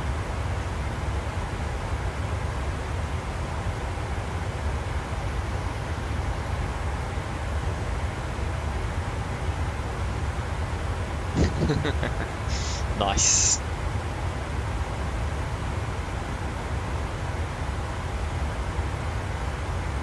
Yeah, exactly, Fabian. But still, why did they fly the 747? Maybe the route isn't that demanding anymore. Then maybe that could maybe be a possibility. Again, I have no clue. So yeah.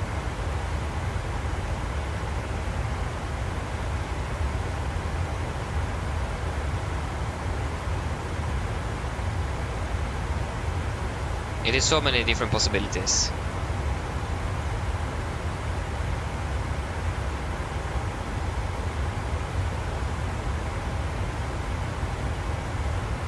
Yeah, it is. The 747 is retired, it is. So that's why they're flying the A330 there instead. But like, when you think about the size of the aircraft, that's the thing. They're just flying the A330-200 mostly there, and they flew the 747, so it's quite a significant size difference. Yeah.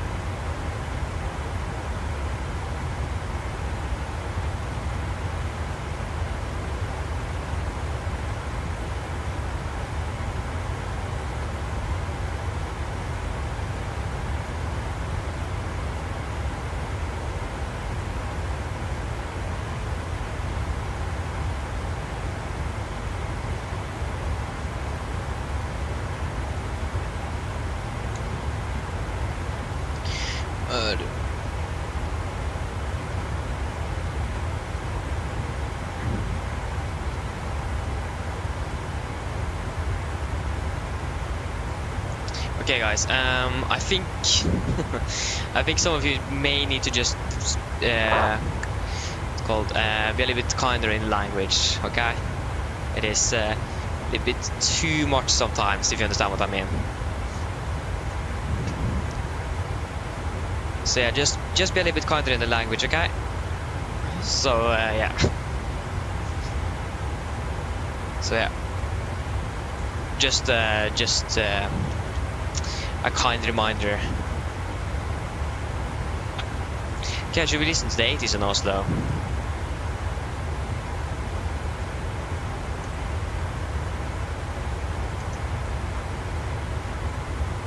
Should probably actually said that a little bit earlier. Port. Wind 060 degrees 3 knots. Visibility 6 kilometers. Showers of rain. Clouds. US 600 feet. Broken at 1,300 feet. Temperature freeze, 2.2. QNH 1010. Temporary, visibility 4,000 meters. Showers of rain. Clouds, broken at 1,200 feet. Fluid cumulonimbus 3,000 feet. Acknowledge information Yankee on first time.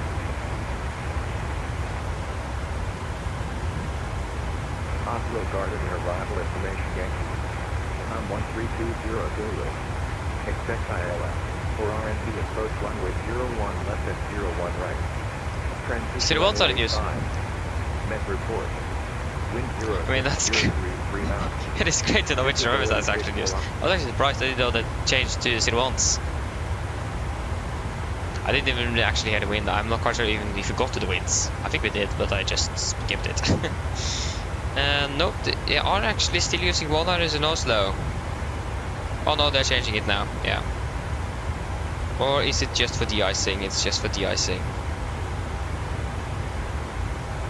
What? Are we sure it said 01 left and 01 right in use? Okay, I need to listen to it again. Oslo Garden arrival information Yankee. Yankee? I'm 1320 Zulu. Ah, should be on here. Expect ILS. For RNT approach runway 01 left and 01 right. It says 01 left and 01 right. Level 85. Net report. I think we should wait a little longer just to be sure that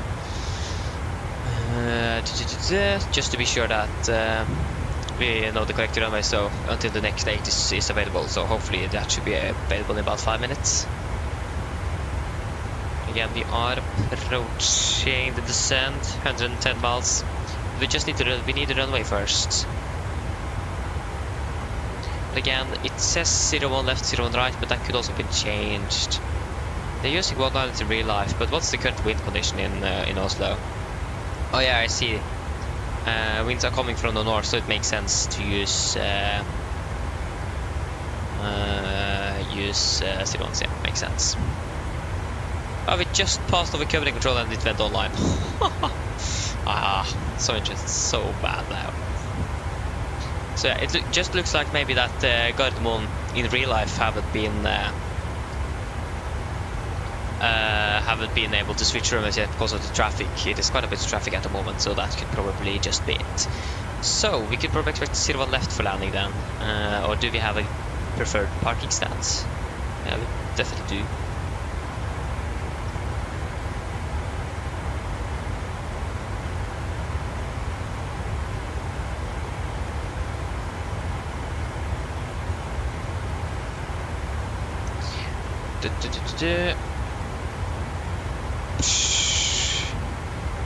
Plug in place. There to go.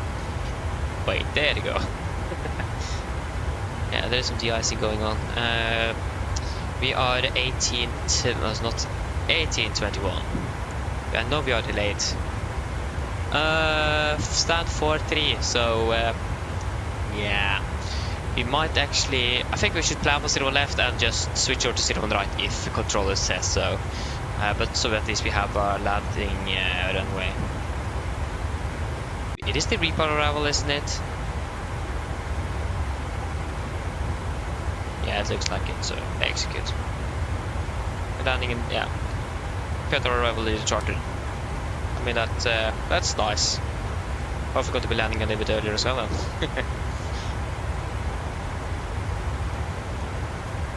So yeah, we'll, yeah, we landed quite a bit early. We saved 10 minutes. Nice. Like that. So set, away video star. No approach, no. So arrival at Oslo. We want the Ripa 3 Lima arrival.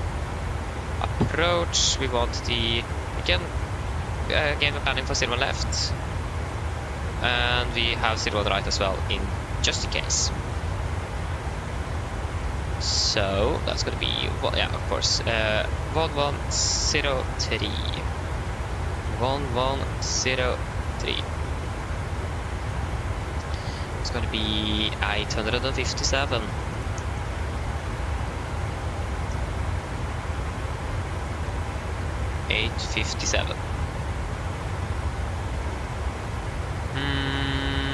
Yeah. So also what I think we should do is to add the ILS for 01 right on standby. That's 11195. So on standby, the ILS for 01 right, so we can just quickly switch over in case we have a runway change.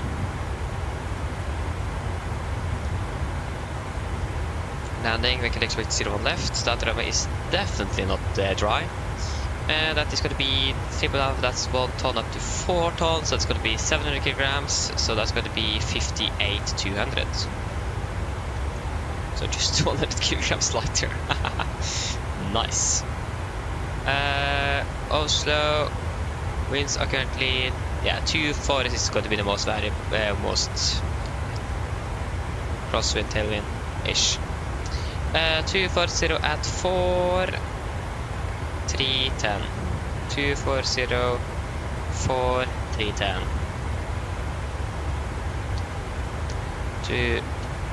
240 4 3 and 10, and engine anti-ice is going to be in use. Yeah. We also got to use all operational. That's going to have an effect on the wet runway. There you go. Did we just use more runway? Oh no, we just used 2. From 28 to 20 to 12. Okay, that was like good question. That was like 16 meters. So yeah, 141 is also working fine as well. Okay guys, are you ready for an approach briefing? So, we can begin with our start. We are expecting the Repump 3 Lima arrival. Distance chart 10-2 kilo, effective 3rd of December 20. So coming over Ripa, maximum 250 knots, continuing to Ruxim, maximum 250, above flight 110, and then to Golf Mike 410, maximum 220, flight level 110. And then via 409, 408, and 407 until Valpu, maximum 220, above 5000. MSFS Oslo is 3009 feet, maximum 250 knots, unless otherwise instructed.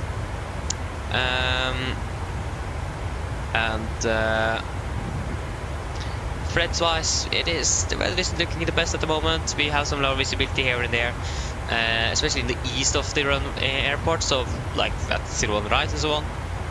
So yeah, we'll just wait to see how that goes.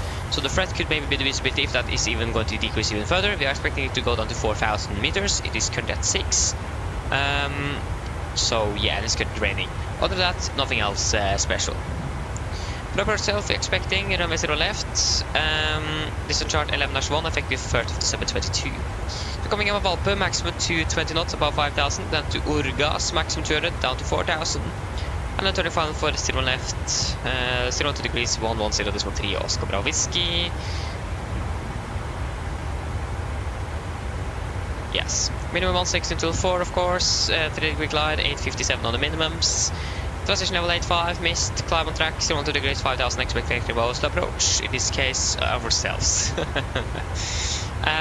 We also have set the ILS for runway 01 right on standby. So in case we have a runway change, we can just flip over the frequency and just change the minimums. We're landing with flaps 30, 141 knots on the VREF, wind correction 5 knots, auto brake 3 is going to be... Oh, the simulator is half frozen. There you go. We are going to use... Oh, that was a performance loss indeed. What should we use? I can use auto brake. I think auto brake, always feel that auto brake 2 is too weak actually. We can use auto brake 3. And normal rest of course. And yeah. For our airport chart 10-9, effective 5th of September 24. So expecting to land 0 left and the condition is wet, currently raining and everything. I'm going to try to make it to Alpha 60 if possible. And then we're going to taxi by Victor. And then Romeo and Lima Orange and 43 is what we are going to request from the tower. Other than that, nothing special. We should maybe take it a little bit easy on the taxi. It is maybe a little bit slippery and low visibility, so we need to watch out for all the traffic. Other than that, nothing else is special for the taxi day. Any questions?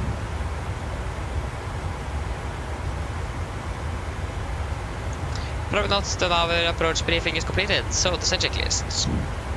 Pressurization, landing altitude set to 7 feet. Recall is checked, auto brake off, landing data. VRF 141, minimum 857 feet. Approach briefing completed. The set checklist is complete. So yes, that is good.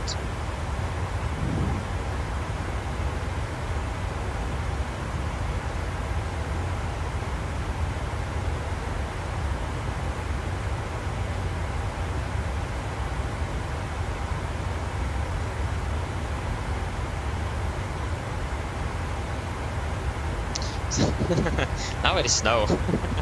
Great. I have totally lost what you guys have talked about. yeah. At least when we're ready, we can descend down to flight level 220 initially. Again, we don't really have anything online. 220 set. But yeah, again, we still have tower online at the moment. So yeah. Travis, hello, welcome. Opening well. Thank you. Yeah.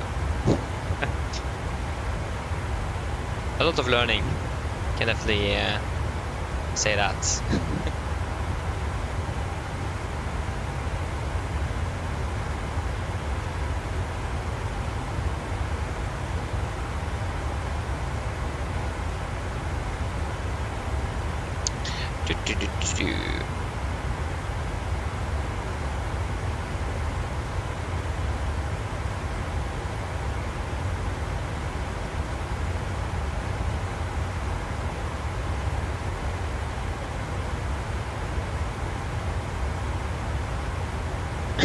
Nice, Benjamin. Yeah, enjoy dinner. And yes, I'm finished with my lunch. I am. Took me 3 hours, but I'm finished. Ah, that's great. That's the longest lunch I've ever had.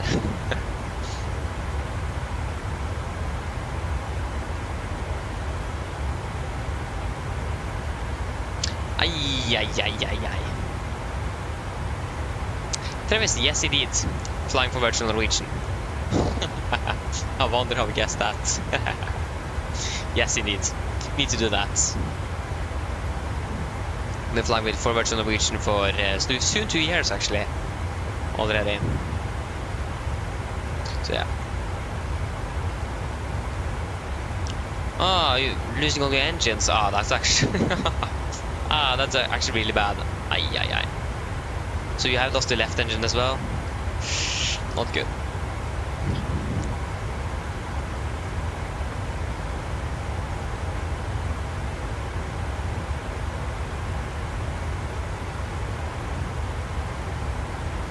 So yes.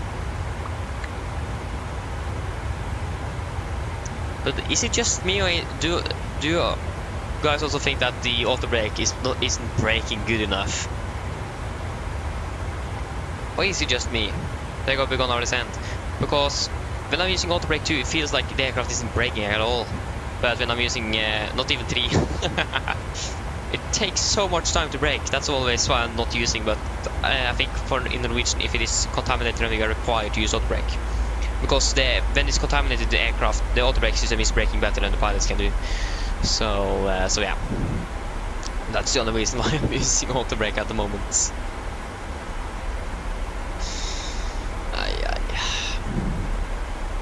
Okay, we are now expecting to land in Oslo if we fly direct to Valp after Oxim. We are expecting to land at 34, so we're just 4 minutes behind schedule at the moment. I mean, this is looking really nice. So that is going to be 34, the clock is currently 12. That's 15, 20, yeah, 25 minutes now. And we should probably have the latest weather as well. This isn't looking really good. The visibility has gone up to 9 kilometers now. Not in the east though. Ai. Mine damer og herrer, dette er en liten oppdatering her fremme fra cockpiten. Så det kanskje dere vet, så nå har vi blitt nedskolet ned til Oslo Gardermoen, og vi er forventet til å lande om rundt ca. 25 minutter.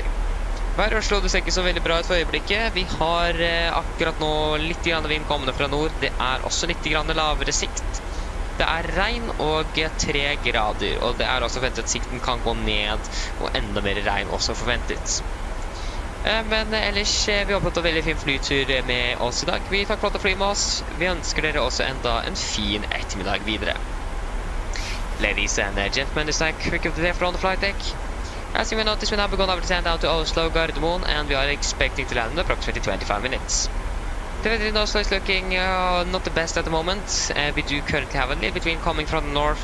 It's currently a little bit low visibility, some rain at the moment as well, with about 3 degrees centigrade. And we also expect the visibility to go even further down, with also more rain. Otherwise, we hope that you have enjoyed this flight with us today. We thank you for choosing us. We hope to see you again on the next flight, and we wish you a pleasant afternoon. Thank you.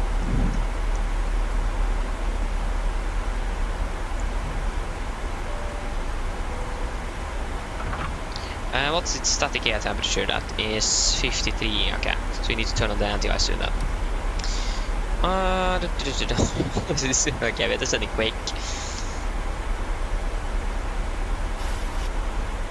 Oh, target. That's unfortunate. Yeah. Passing flight level 300. Like it is the simulator. Oh, not the... only the second one as well, maybe. There you go.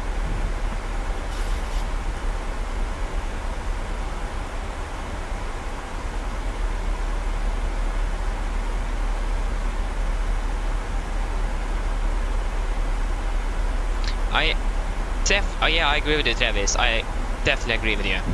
It is too weak on 1 and 2. It is. I agree.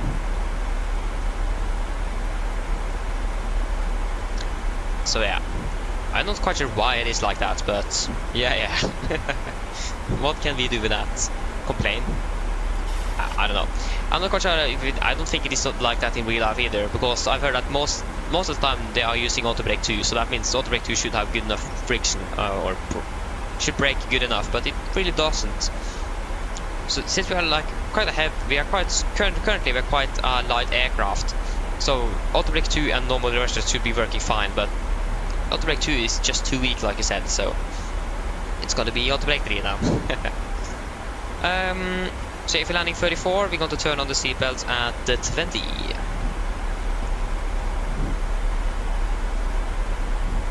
I'll just check the traffic into Oslo as well to see if there is a lot of... there's quite a bit of traffic actually at the moment in Oslo, but is it a lot of arriving traffic?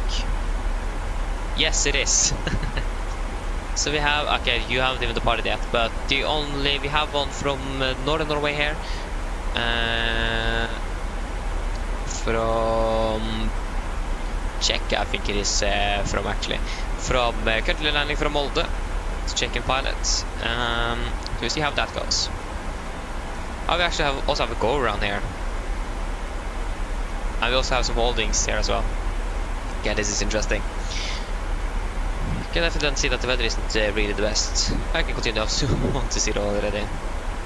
1-0 set.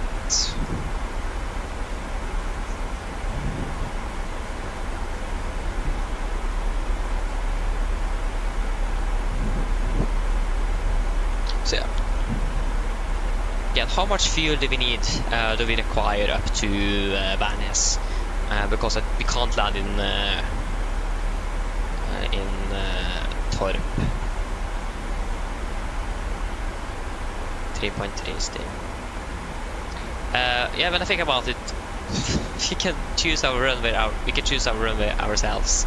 But since we have 4,000 meters in the east, probably best to use 0 on left. Basically, cost of visibility should be expected to be better at the west side of the airport. Since 0 on left is on the east, sorry, 0 on the right is on the east, so probably not a good idea. At least not at the moment.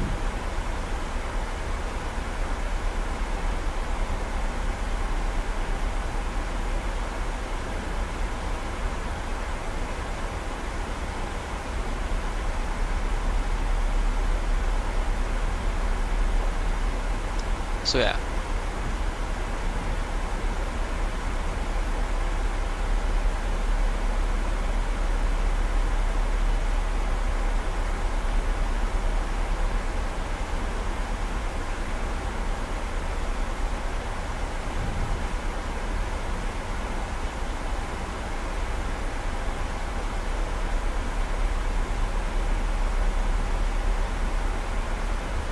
Yeah, Travis, yeah, that's correct. In Norwegian, that's what I've noticed is that auto brake is basically something you can decide to use yourselves. It isn't mandatory to use, but I think it is. I think you should use it on when the runway is contaminated again. The reason is because auto brake normally brakes a little bit better than when the runway is contaminated than the pilots do themselves. So if it's contaminated, you should use auto brake, but if it isn't, it is pilot discretion basically. So I'm also normally landing without auto brake because it is just much easier to control than your deceleration. Much easier.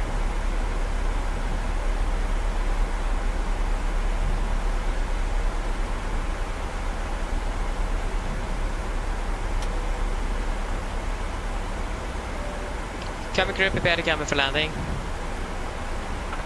There you go.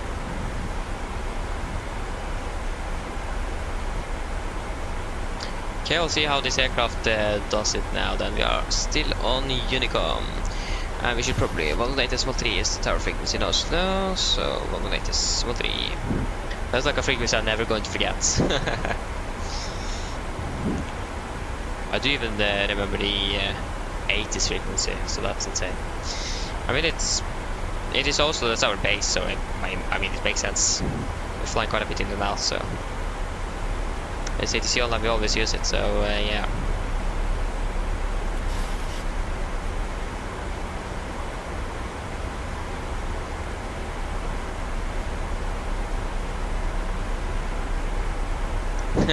Yeah, I understand, Travis, I understand, yeah. Definitely try that. So yeah, normally when I'm lightweight like this and it isn't contaminated, I will normally go idle reverse and manual braking.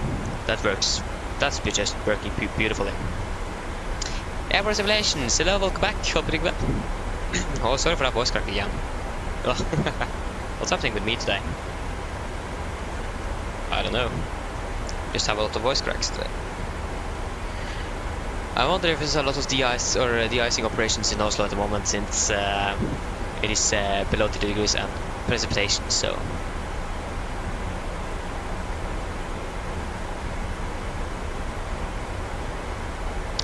Drag required? Yeah, affirmative.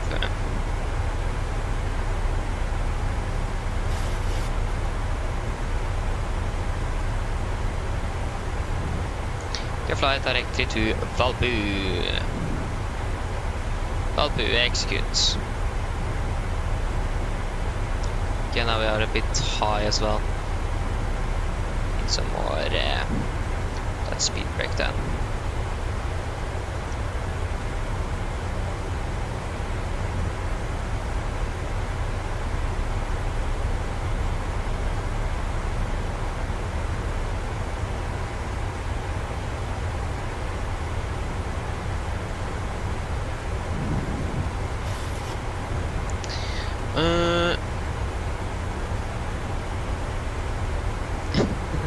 Travis, I'm not quite sure even if I heard it, but could you just clarify what CTP means? Charlie Tango Papa. I just need to clarify that first.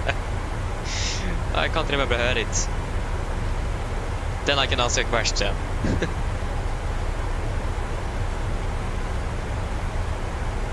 Exactly, airborne, yeah, that's going to be great. Needed to de-ice the aircraft this morning, so yeah. Because of some good old frost. Ah, across the pond. Ah, yeah, of course. No, we're not going to fly across the pond. Probably just got to. I'm not even sure if we're going to be able to fly that day, actually. But if I'm able to fly that day, definitely going to take advantage of the ATC or the coverage. Can continue to 100 sets.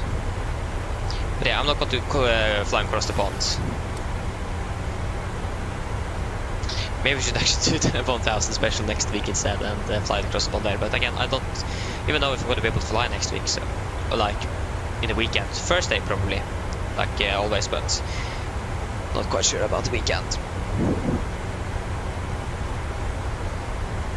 Oh, we are soon approaching flight to 100 as well. It's good to see. So the aircraft that did do the go around is currently landing.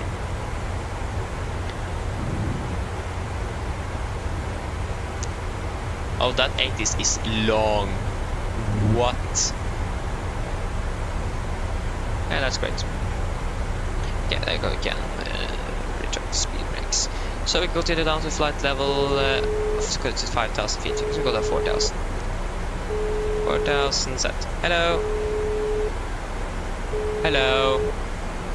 Hi, Captain. All passengers are seated and secured for landing. Thank you, call me ready. No problem. Okay, we got it down to 4,000 feet, and the QNH is currently 1010, if I remember correctly. QNH.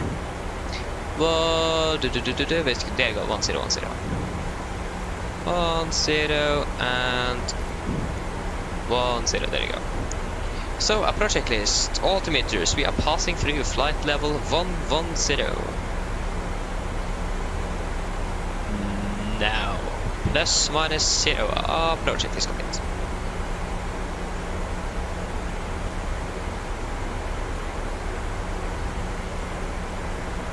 Airborne, understandable. I've actually never flown with Gander or Shanwick online, actually. Always I need to come over the Atlantic. I understand that. Welcome back, Benjamin, welcome back. And it looks like we need to have the engine anti-gas on for landing. It looks like the Norwegian aircraft was able to land this time.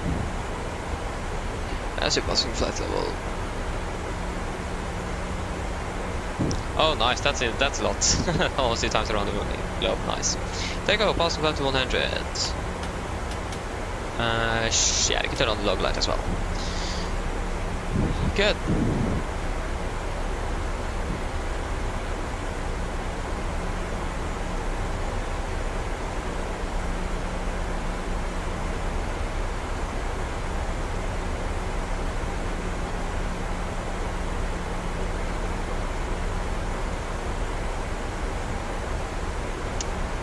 Okay, so passing through 90. So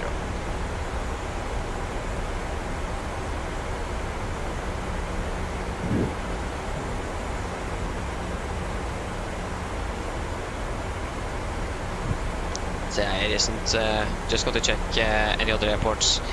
On the web, Bravo, Romeo.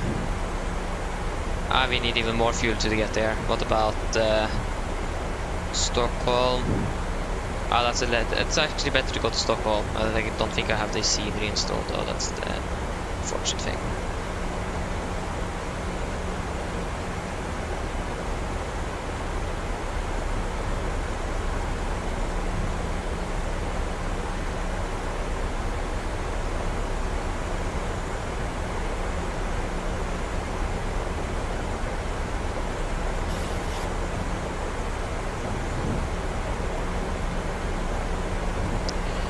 Lower the brightness a little bit more.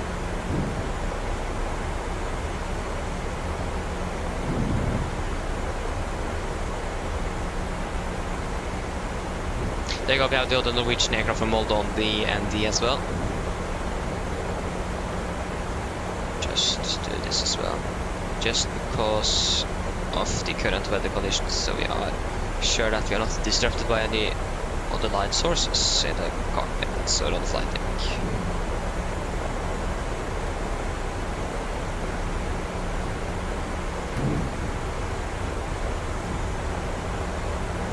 Yeah, at least we are currently first in queue, so that is looking good.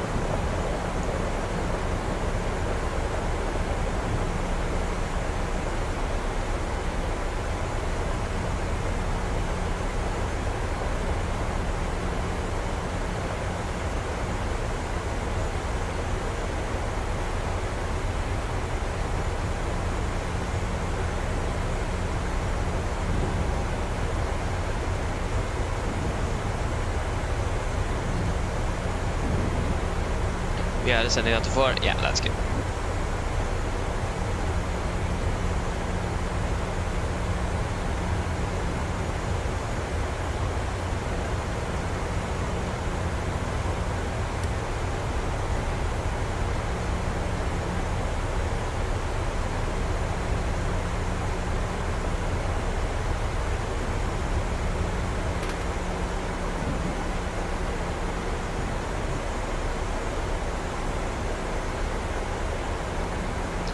There you go, we're heading to diesel point, so speed advance, speed to 20, to 20 set.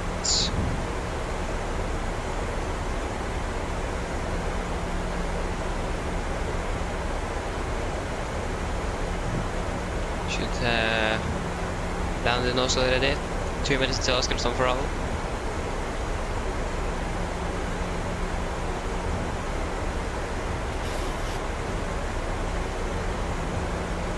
It's a speed brake help here.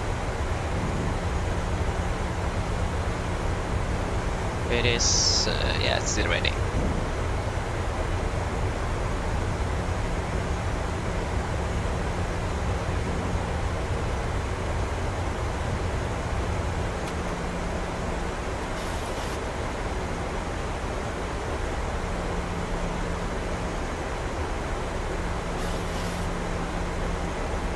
Okay, speed 200. 200 set. Flaps 1, speed checked.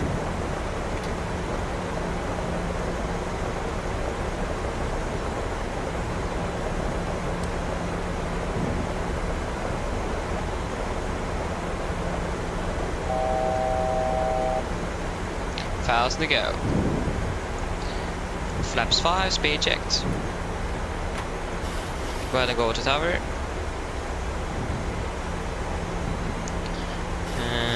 Drag after Urgas, disregard. We don't need any drag at the moment. That's going to solve itself.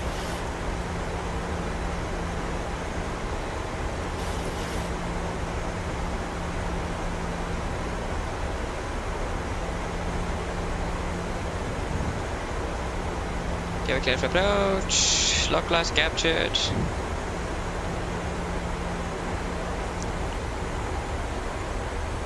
Again, we didn't need any drag to reach 200. We are on tower frequency. It's just very silent.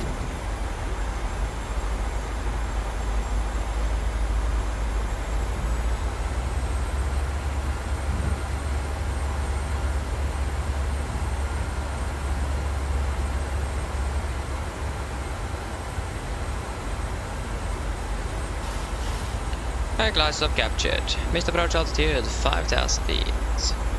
Set. And we are, yeah. Gardermoen Tower, god ettermiddag. Nordic 1821 established LS 01 left. Nordic 1821 Gardermoen Tower, god ettermiddag. Speed 180. 5 knots, runway 01 left, clear land. Clear land 0 left, Nordic 1821. Okay, we clear land. 2500. Tower, god eftermiddag. Scandinavian 2303, stand 16, information Charlie on board, requesting armor clearance to Kristiansund Kvernberget. Scandinavian 2303, god eftermiddag. Clear Kvernberget via the S5 Alpha departure, runway 01 left, clear climb, set up speed 12072. Okay, vi har cleared direct tailwind. Clear to Kristiansund Kvernberget via the F25 Alpha departure. Get down. Runway 01 left, initial time 7,000 feet, altitude 2772 Scandinavian. Flaps 15 and speed is checked. 2702 Scandinavian 2303. Cabin crew takes it for landing, please. Landing to flaps. Chemical given. Engine start switches. Continuous. Speed brakes on. Clearing down. Flaps only 15. 073 or 2 2303. Flaps certified. Speed checked. Non-standard, of course. Flaps 30. Speed checked. 072 Complete landing checklist. Flaps for plan 30. Green land checklist complete. Hello,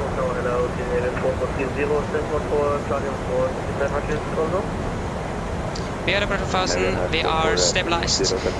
Clear land. 1000. We have ground contact. over the 1 there, Mr. Captain, on speed of 1375, in the 420. Scandinavian 4430, back up.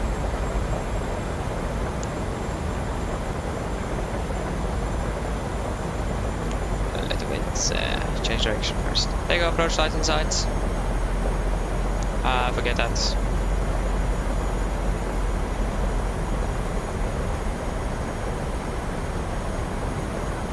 That is really bad. 6.852, requesting Faro clearance. Approach light and sides. Disconnecting. 400. 100. 300.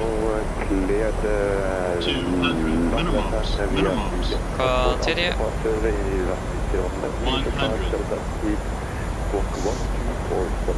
50. 40. 30.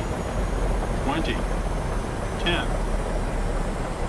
Clear to Norway, go cut for departure, initial time 10,000 feet, active runway 01 left, and 48 100 knots, manual braking. 80 knots. 60 knots. There you go, guys, welcome to Oslo. The performance is really bad at the moment. That's insane. It's possible to fly there, I found there. To be fair, I didn't really like that landing. I didn't like that landing at all. It was like, yeah, that was the performance though, so that wasn't really more anything I could do anything with, unfortunately. But yeah, Travis, thank you. Yeah, thank you. Again, just unfortunate with the performance drop on final there. Nordic 1821, effective straight, Victor Romeo stand 81. Is stand 43 available for Nordic 1821? Confirm 43. Affirmative 43. Roger, continue that taxi straight, Victor Sierra, Lima Orange stand 43. Victor Sierra Lima Orange stand 43, Nordic 1821, tack ska du ha. Ja, riktigt. Total uniform, you're fully ready for push. I think I had a break back again there. Can we please move? Don't say that we... No, we are moving. Okay, that's great. I don't think this is 9 kilometers visibility. I don't even think this is 8 kilometers or 8,000 meters.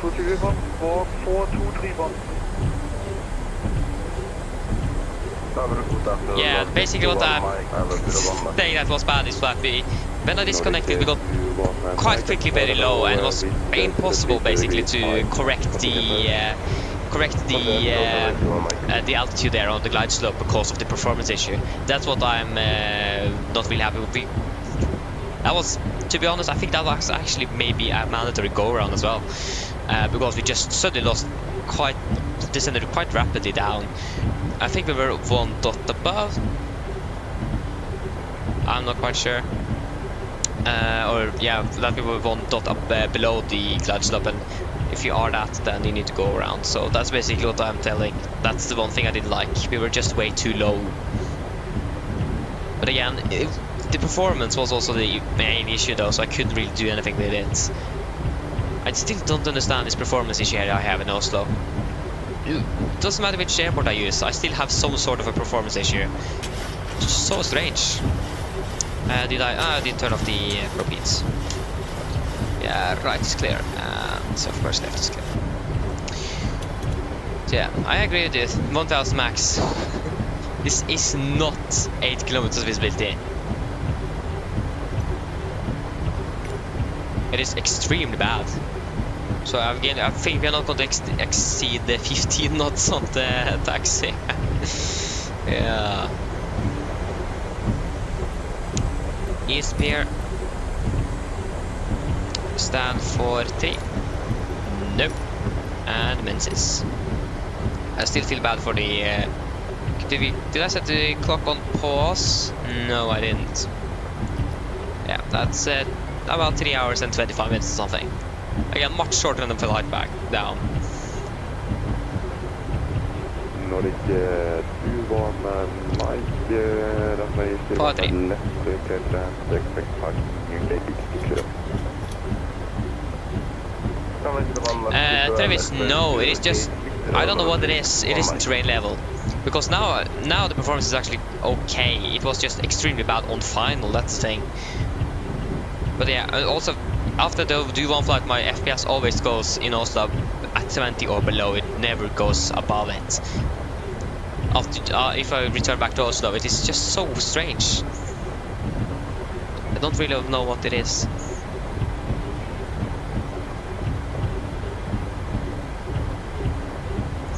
And I mean, maybe, but I don't think that's the issue either. Maybe it is the AI traffic, I don't know. But it's something to... My PC, for some reason, after one flight, tankers my FPS. And I can't really find a fix for it. But like, it haven't been this bad before. Performance has normally been quite alright, but I think having a combination with the traffic on the ground here in Oslo and also the bad weather at the moment. I think it's a combo of those two. Again, I'm not really sure. I just think so. So again, right. Take it nice and easy here. You don't need to tax any faster than this. It is. The visibility here is going up and down all the time. It is. Yeah, left is clear. right is clear. I think we actually should have done an auto landing here, to be honest. But I mean, the weather report we had stated that I couldn't have feasibility to do a manual landing, so that was exactly what we did. So, from what I got on the weather report, that should be fine, but I do reckon if anyone is flying into Oslo now, do not land, man, do an auto land, please. The weather visibility is just too bad. Like, it is actually quite good out of my window, and I'm living like almost on the approach path of the airport, so that's insane.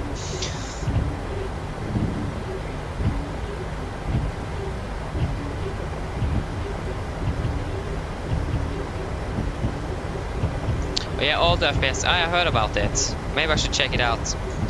But again, the thing is that I don't understand why. I just like if I start in Oslo, I normally have about 40 FPS.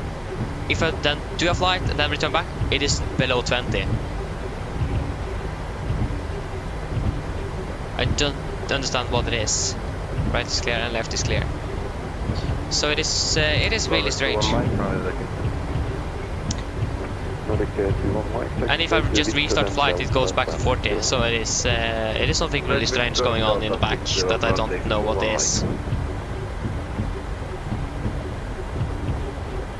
So yeah, a bit unfortunate, but yeah. I can't really find a solution for it, unfortunately. So strange.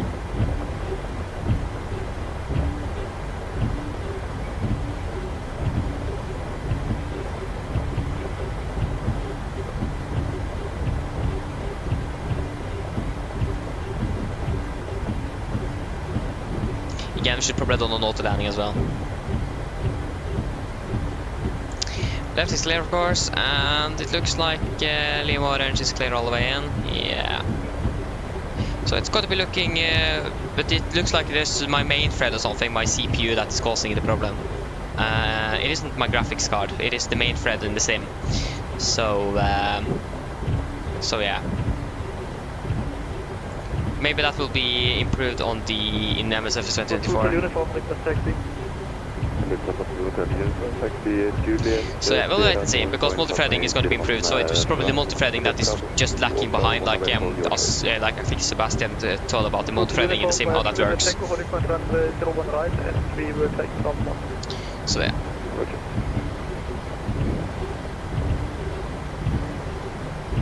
I hope this Lufthansa aircraft isn't standing on stand 43. We'll certainly find out. But yeah. But also I'm going to try to lower the quality of the AI models here from 4 to 2K. Maybe that also will help. But basically, actually, it is actually like this on all airports. After one flight, my FPS tankers quite a bit. So it isn't just not a special Oslo thing. It is just the worst airport is Oslo and Amsterdam, basically. I think even Heathrow is better than this. No, it isn't. But yeah, it's 4-5. That's the stand we departed from. But yeah, it is basically all the different. Well, like after one flight, it is reduced. So yeah. Even if our application is running in the background, it is still doesn't really do anything.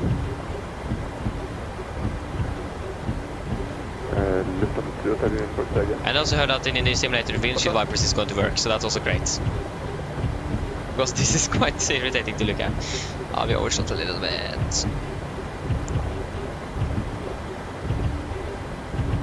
It is possible to see through this windshield now. It is so much rain.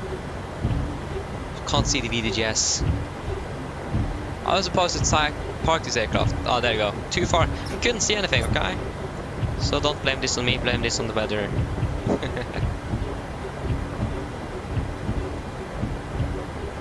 Oh, sorry, that's the wrong switch.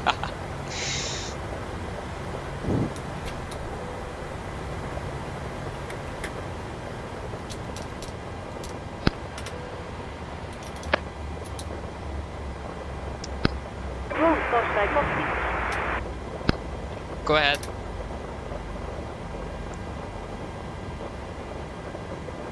So yeah. Hi Captain, microphone check please. Read you loud and clear. I mean, memory leak, yeah, I might be, but also I don't see. I have no clue. To be honest, I have no clue.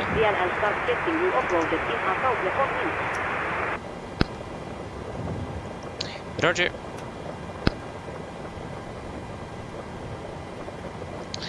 Okay, there you go.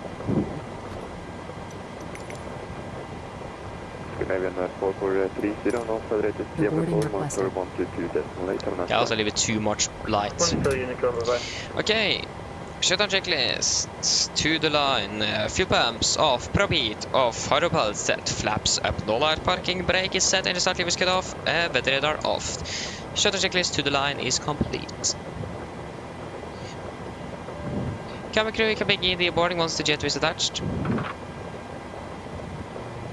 Perfect landing. Yeah, I mean, if you just think about the smoothness, yes, it wasn't really bad, but you need to like think like the landing in like the entire landing itself, if you understand what I mean. So yeah, I mean, it could have been a better landing, it could, but again, if you don't have a smooth simulator, you can't really have a stable approach either. So yeah, flight time to connection 3 hours and 23 minutes. Wait, 3 hours 23, yeah. 3 hours 73 minutes. So yeah.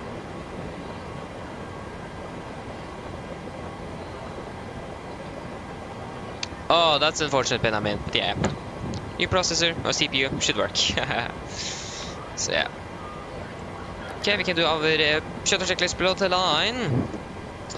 So technical created and AFP is completed. Shutdown checklist is complete. Travis, yeah, maybe we can actually just go to do the final preparations here for the new crew to take over the aircraft. If you go ahead and look at the display FPS here, you can see what. I'm not quite sure if anyone of you does know how this works. I'm not an expert on this, so I'm not really quite sure. But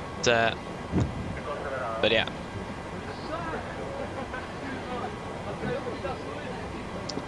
Again, it is mainly the main thread, as you can see. And if you go to task manager, it's even stranger because my CPU is not even running at 50%. At least that's normally what it is, but maybe it's running higher now. A small process going on. There you go. My CPU is currently running at 54%, and my graphics card as well. So yeah. Yes, indeed, Skolvik, yes, indeed.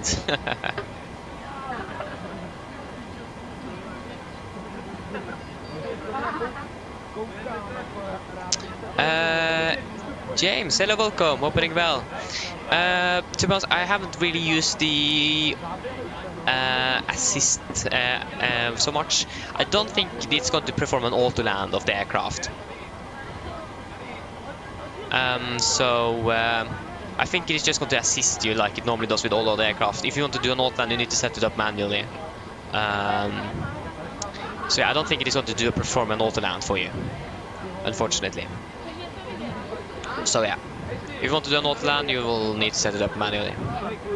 I have made a tutorial on it though, if you want to look at that. Nice, Goldwig. Still a little long way to go. Yes, Travis, it is really interesting. Yeah, 22 currently, 21, 22. And like when I begin the flight, first flight of the day, 40 or something, so it almost halves. So, and again, it's something to do with my main thread, as you can see. And I'm not quite sure what all these numbers down here is. I don't really understand this thing, but yeah.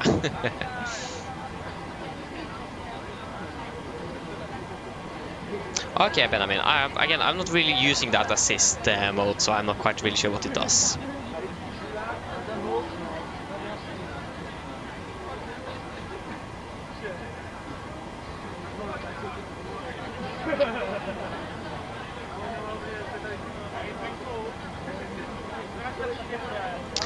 James, if I understand it correctly, if you use the assist and want to do an auto land as well, is that what you mean? But again, I haven't really used the assist too much, so I'm not quite really sure how it works. But again, I'm not even sure what it's assisting with. Like Benjamin said, like braking and reverse thrust, if I'm correct. So yeah. So yeah.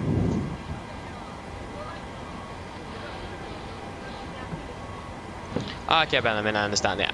So, but again, okay, you're just struggling with inbuilds. Yeah, I'm not really sure how it works with the PMDG aircraft. Again, I haven't really tried it out, so yeah, it is up to you if you want to try it or not. Again, I don't really have a clear answer on it, unfortunately, so I can't really help you on that part there. But again, it might be some inbuilds issues though. It might be that if it is working with all the aircraft. I don't know. I'm not really sure.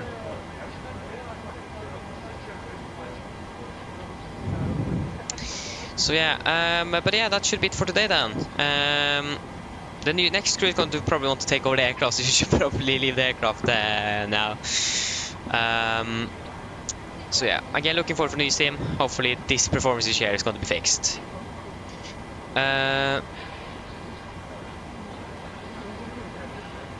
Okay, James, yeah, that's probably just an inbuilds problem then. So yeah. So yeah, again, the next one, since you are now asking this, the next one is tomorrow when we have the 1000 special with KLM.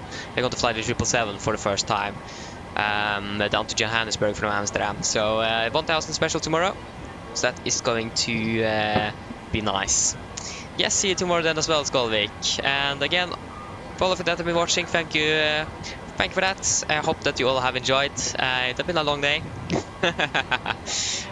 About 10 hours, so yeah. And again, I really hope that you have enjoyed and hope to see you all on the next one. So have a great or enjoy the rest of your Saturday then, if you are at least in Europe. So have a great evening or afternoon. Bye bye.